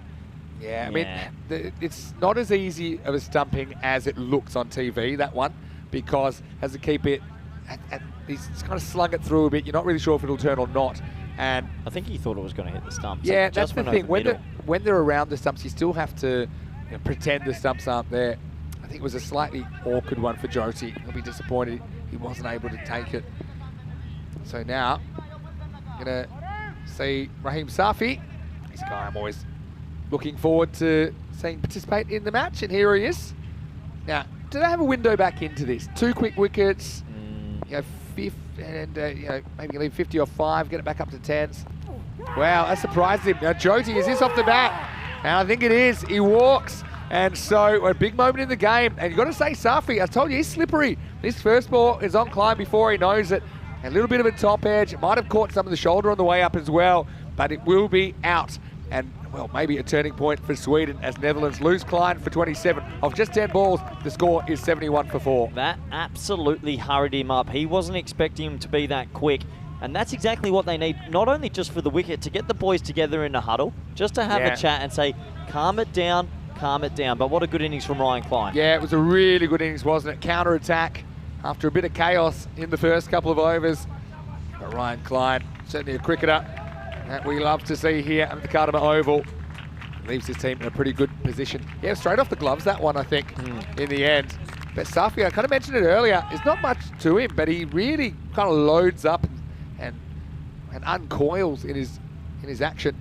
But it's not going to be easy because Saqib Zulfikar's come to the crease, and he is a guy that can really win you a match. And right now, they're in a good position, Netherlands 11. Yeah, absolutely. I mean, if they're going to win this game to win, they have to remove these two quickly. Pitches up this time. Drive square for one. The thing is, if you can get Saqib and Sebastian out, they've still got Musa Ahmed, who's not in the greatest form at the moment. Arnav Jain, who maybe isn't a T10 batsman. You're sort of opening it up a bit, but these two, if they bat for a period of time, this game's going to be dead. Run rate required 8.4. That's not much, Vinny. It's not, but if you can bowl a good over at this stage of the game, it can go up quickly. That's what they'll be telling themselves. Again, have a look at the face of Safi here. As,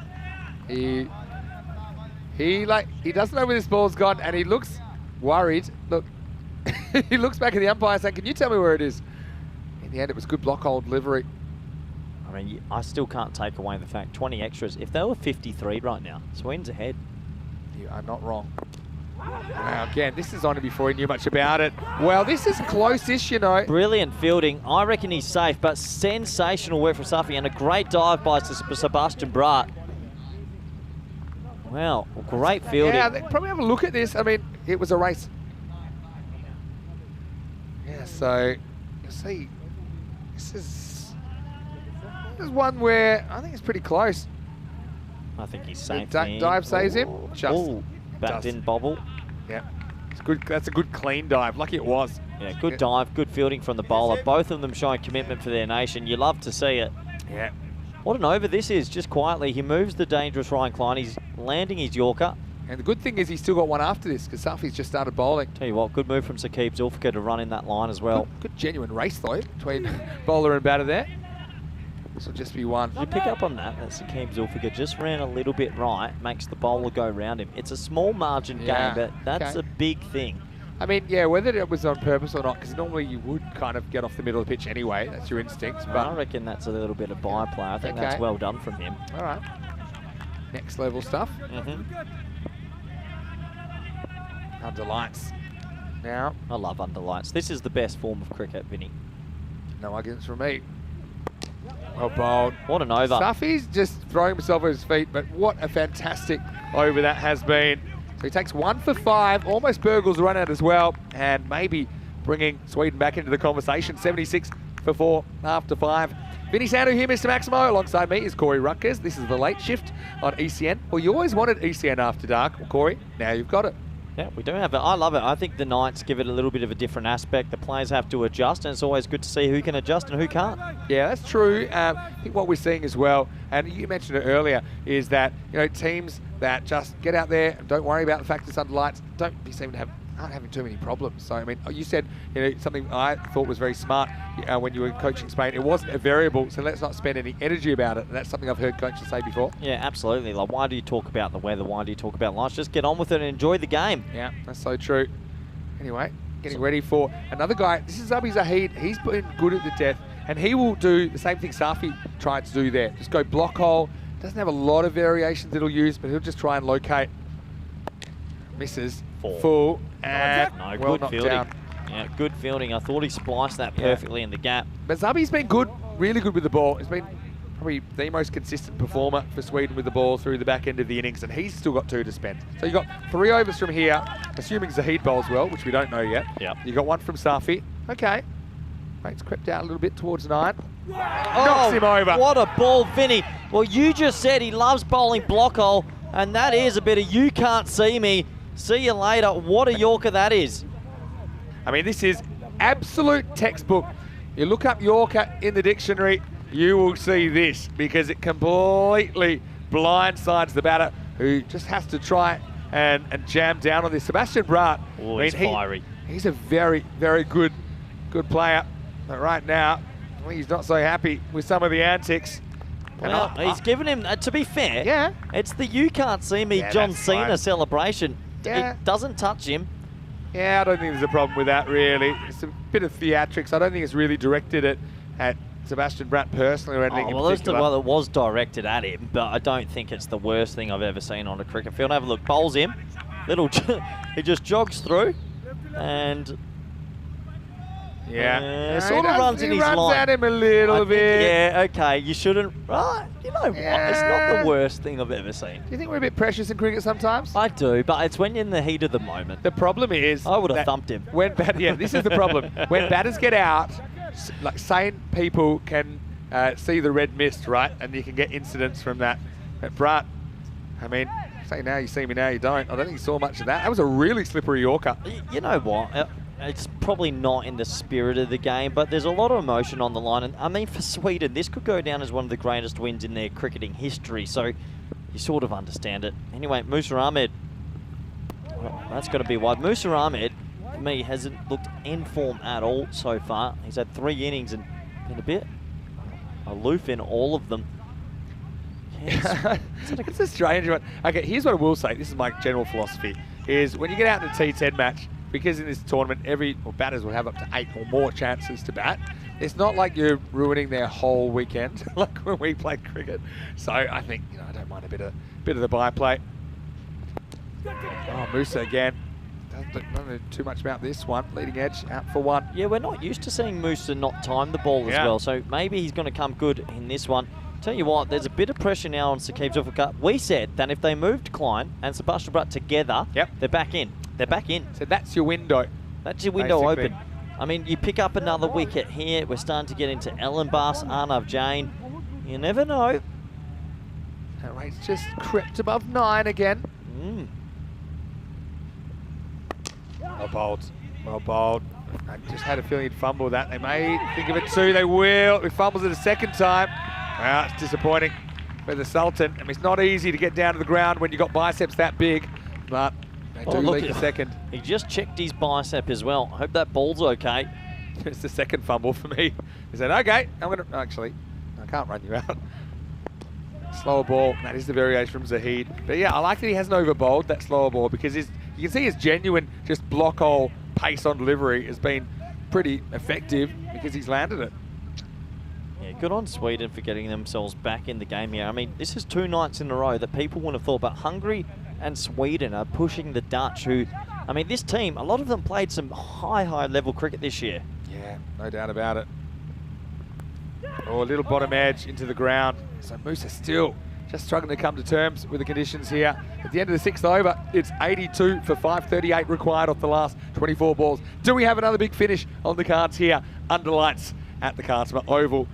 Yeah, well, unless someone goes bonkers, we're guaranteed probably a last over finish again.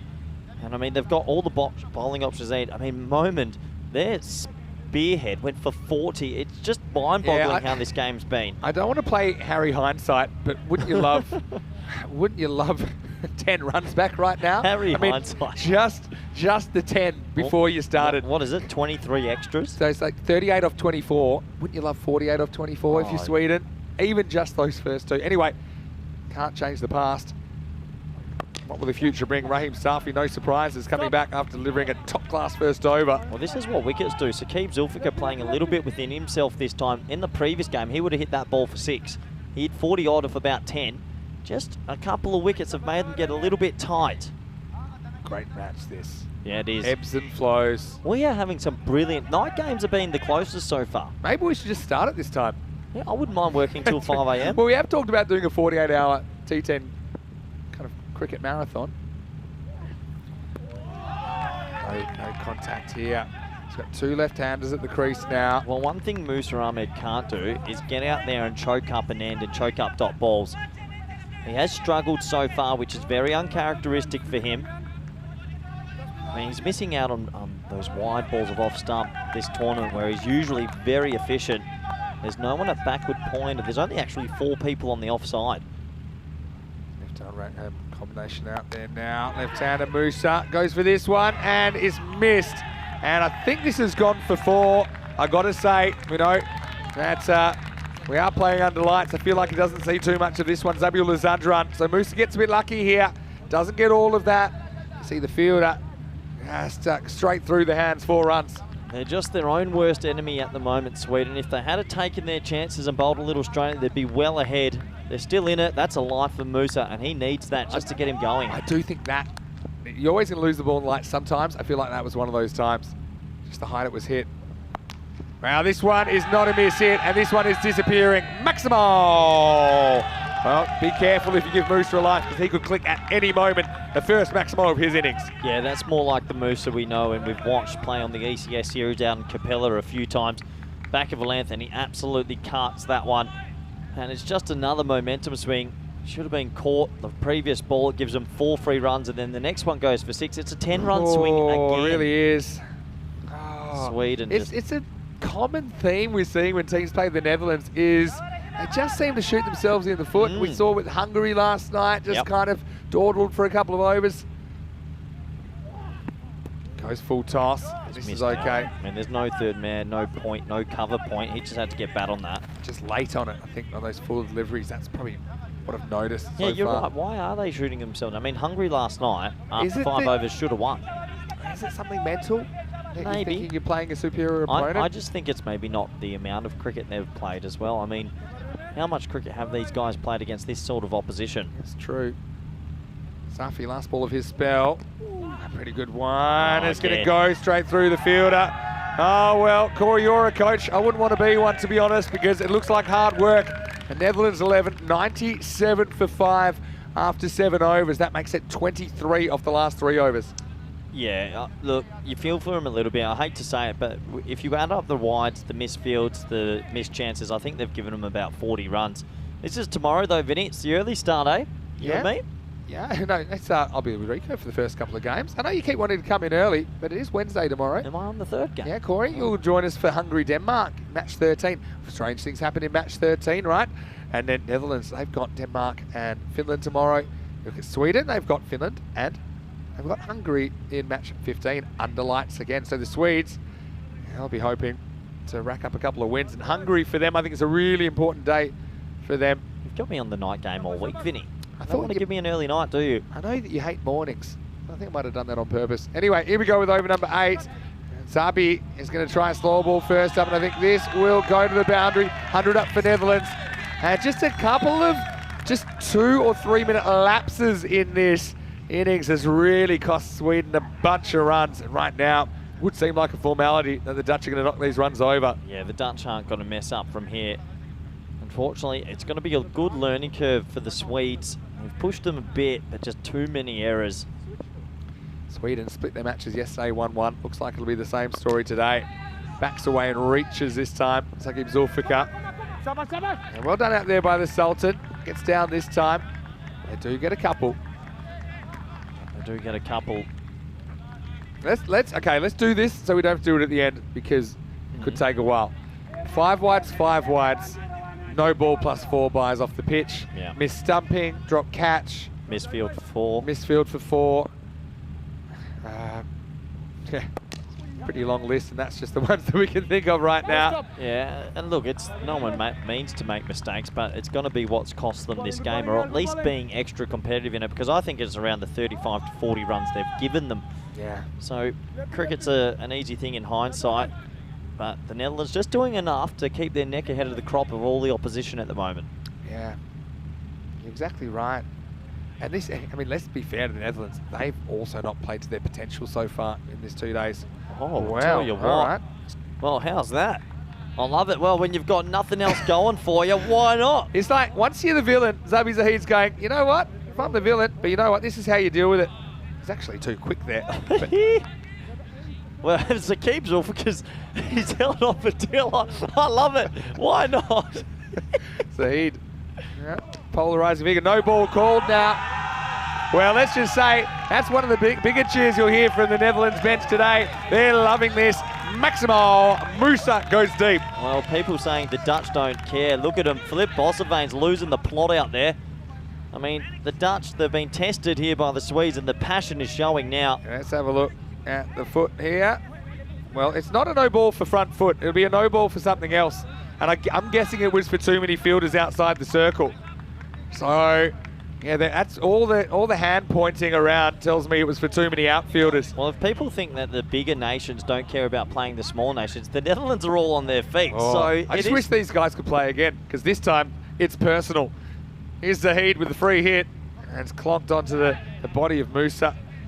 You got to say that someone's going to be brave enough to be unpopular. I think they needed something from nothing. So, you know, I'm not saying I agree with it, but Sabi Zahid's prepared to kind of put the team ahead of his own popularity, put it that way. If he's prepared to fight dirty, I don't mind it. It's a real sand in the eyes move, wasn't it, from Sabi Zahid? And now this is going to go, and it's going to go places. Maximo! And that takes him within 3 of the target. Looks like we could be headed for an early empanada, Corey, because now it looks like that is almost game, set, match for the Netherlands 11. Well, the empanada store's calling my name. The chorizo and the Nutella, they're going to get met tonight. Musa Ahmed's found his touch. The Dutch are going to win this. And, well, they've been tested. They've definitely been tested. They're not at their best yet in this tournament. I definitely think they've been a little bit under par, but they're going to walk away with another victory. Yeah, they will. And I think Musa, for him, he's only faced 10 balls. Feels like he's had a whole war and peace story out there. His head up, his been down. But I think he'll go to bed feeling a bit better that he's had a couple out of the middle. 3 to win now. Will this be it? Well, maybe. Well, I think it will be. I think that's gone for 6. It's definitely gone for 4. But it will be game, set, match, and Musa gets there with a boundary. I think Khalil does really well, actually, to get a finger on this, and he can't quite knock it back into play. I think he knocks it over the line. So it will be a Maximo to finish, I believe. And so Sweden are going to go down, and Netherlands 123 off 8 overs, beat Sweden 119 with 2 overs to spare. And I think in the end, I mean, at night, tempers flaring under the floodlights, but ultimately, I think Sweden gets something out of the day. They did have a win earlier on. Netherlands keep their perfect record intact. And I'm out of breath. I think it's time to start wrapping things up, because, Corey, there was a lot of drama in the night game once again. Yeah, a lot of drama. Well done to both teams. It was really competitive. Sweden trying their best, but the occasion getting a little bit big for them. And Netherlands, the big brother in this one, they kept their cool, they kept their calm, they hit the boundaries at the right time, and in the end, they win it pretty comfortably, really. But for Sweden, I mean, they're still impressing a lot of people in this tournament. They've come here with a big fighting spirit. Good to see that man in form, Musa Ahmed, get his form back, I should say, as the players shake hands. And, well, that caps off a pretty special day too. Yeah, it does. And, well, the sun was setting here on the Costa del Sol, and there's Joti. Means a lot to him, of course, but unfortunately, his arms weren't 5 metres long, because he couldn't do anything about these first 2. That one went under him, to be fair, but he got a double bounce. Moman just had a bit of a moment there. He held it together for a little bit. He said, everyone just relax, and he said, I am relaxed. But ultimately, it would be a self-inflicted wound that would be the first wicket. It was a chaotic start in the power play, Corey. Yeah, everything about this was chaos, and that run out, well, did it open up an end, sort of. But Boris Gourlay came out and did exactly what he does best, the slog sweep over wide mid wicket. Arian Dutt was trialled at the top, didn't really get going, and that's a spectacular catch by Takawi. Really good fielding. I mean, they did some good things, didn't they, in this, I suppose, 8 overs of the second innings. I mean, Gourlay, I think, gets a bit too clever by half here, hits it onto his own stumps, stop, drop and roll. Into the Swedes, they were fired up, and they know it'd be a big fish to catch if they could knock over the Netherlands 11. But Klein, wasn't his innings important as well? Maman, well, he compensates. Look, if you average out all his deliveries, they're probably straight. But I tell you what, the standard deviation was very high. Pierce Fletcher almost cracking a smile. That's how you know that Netherlands, well, they are a team which have a lot of potential.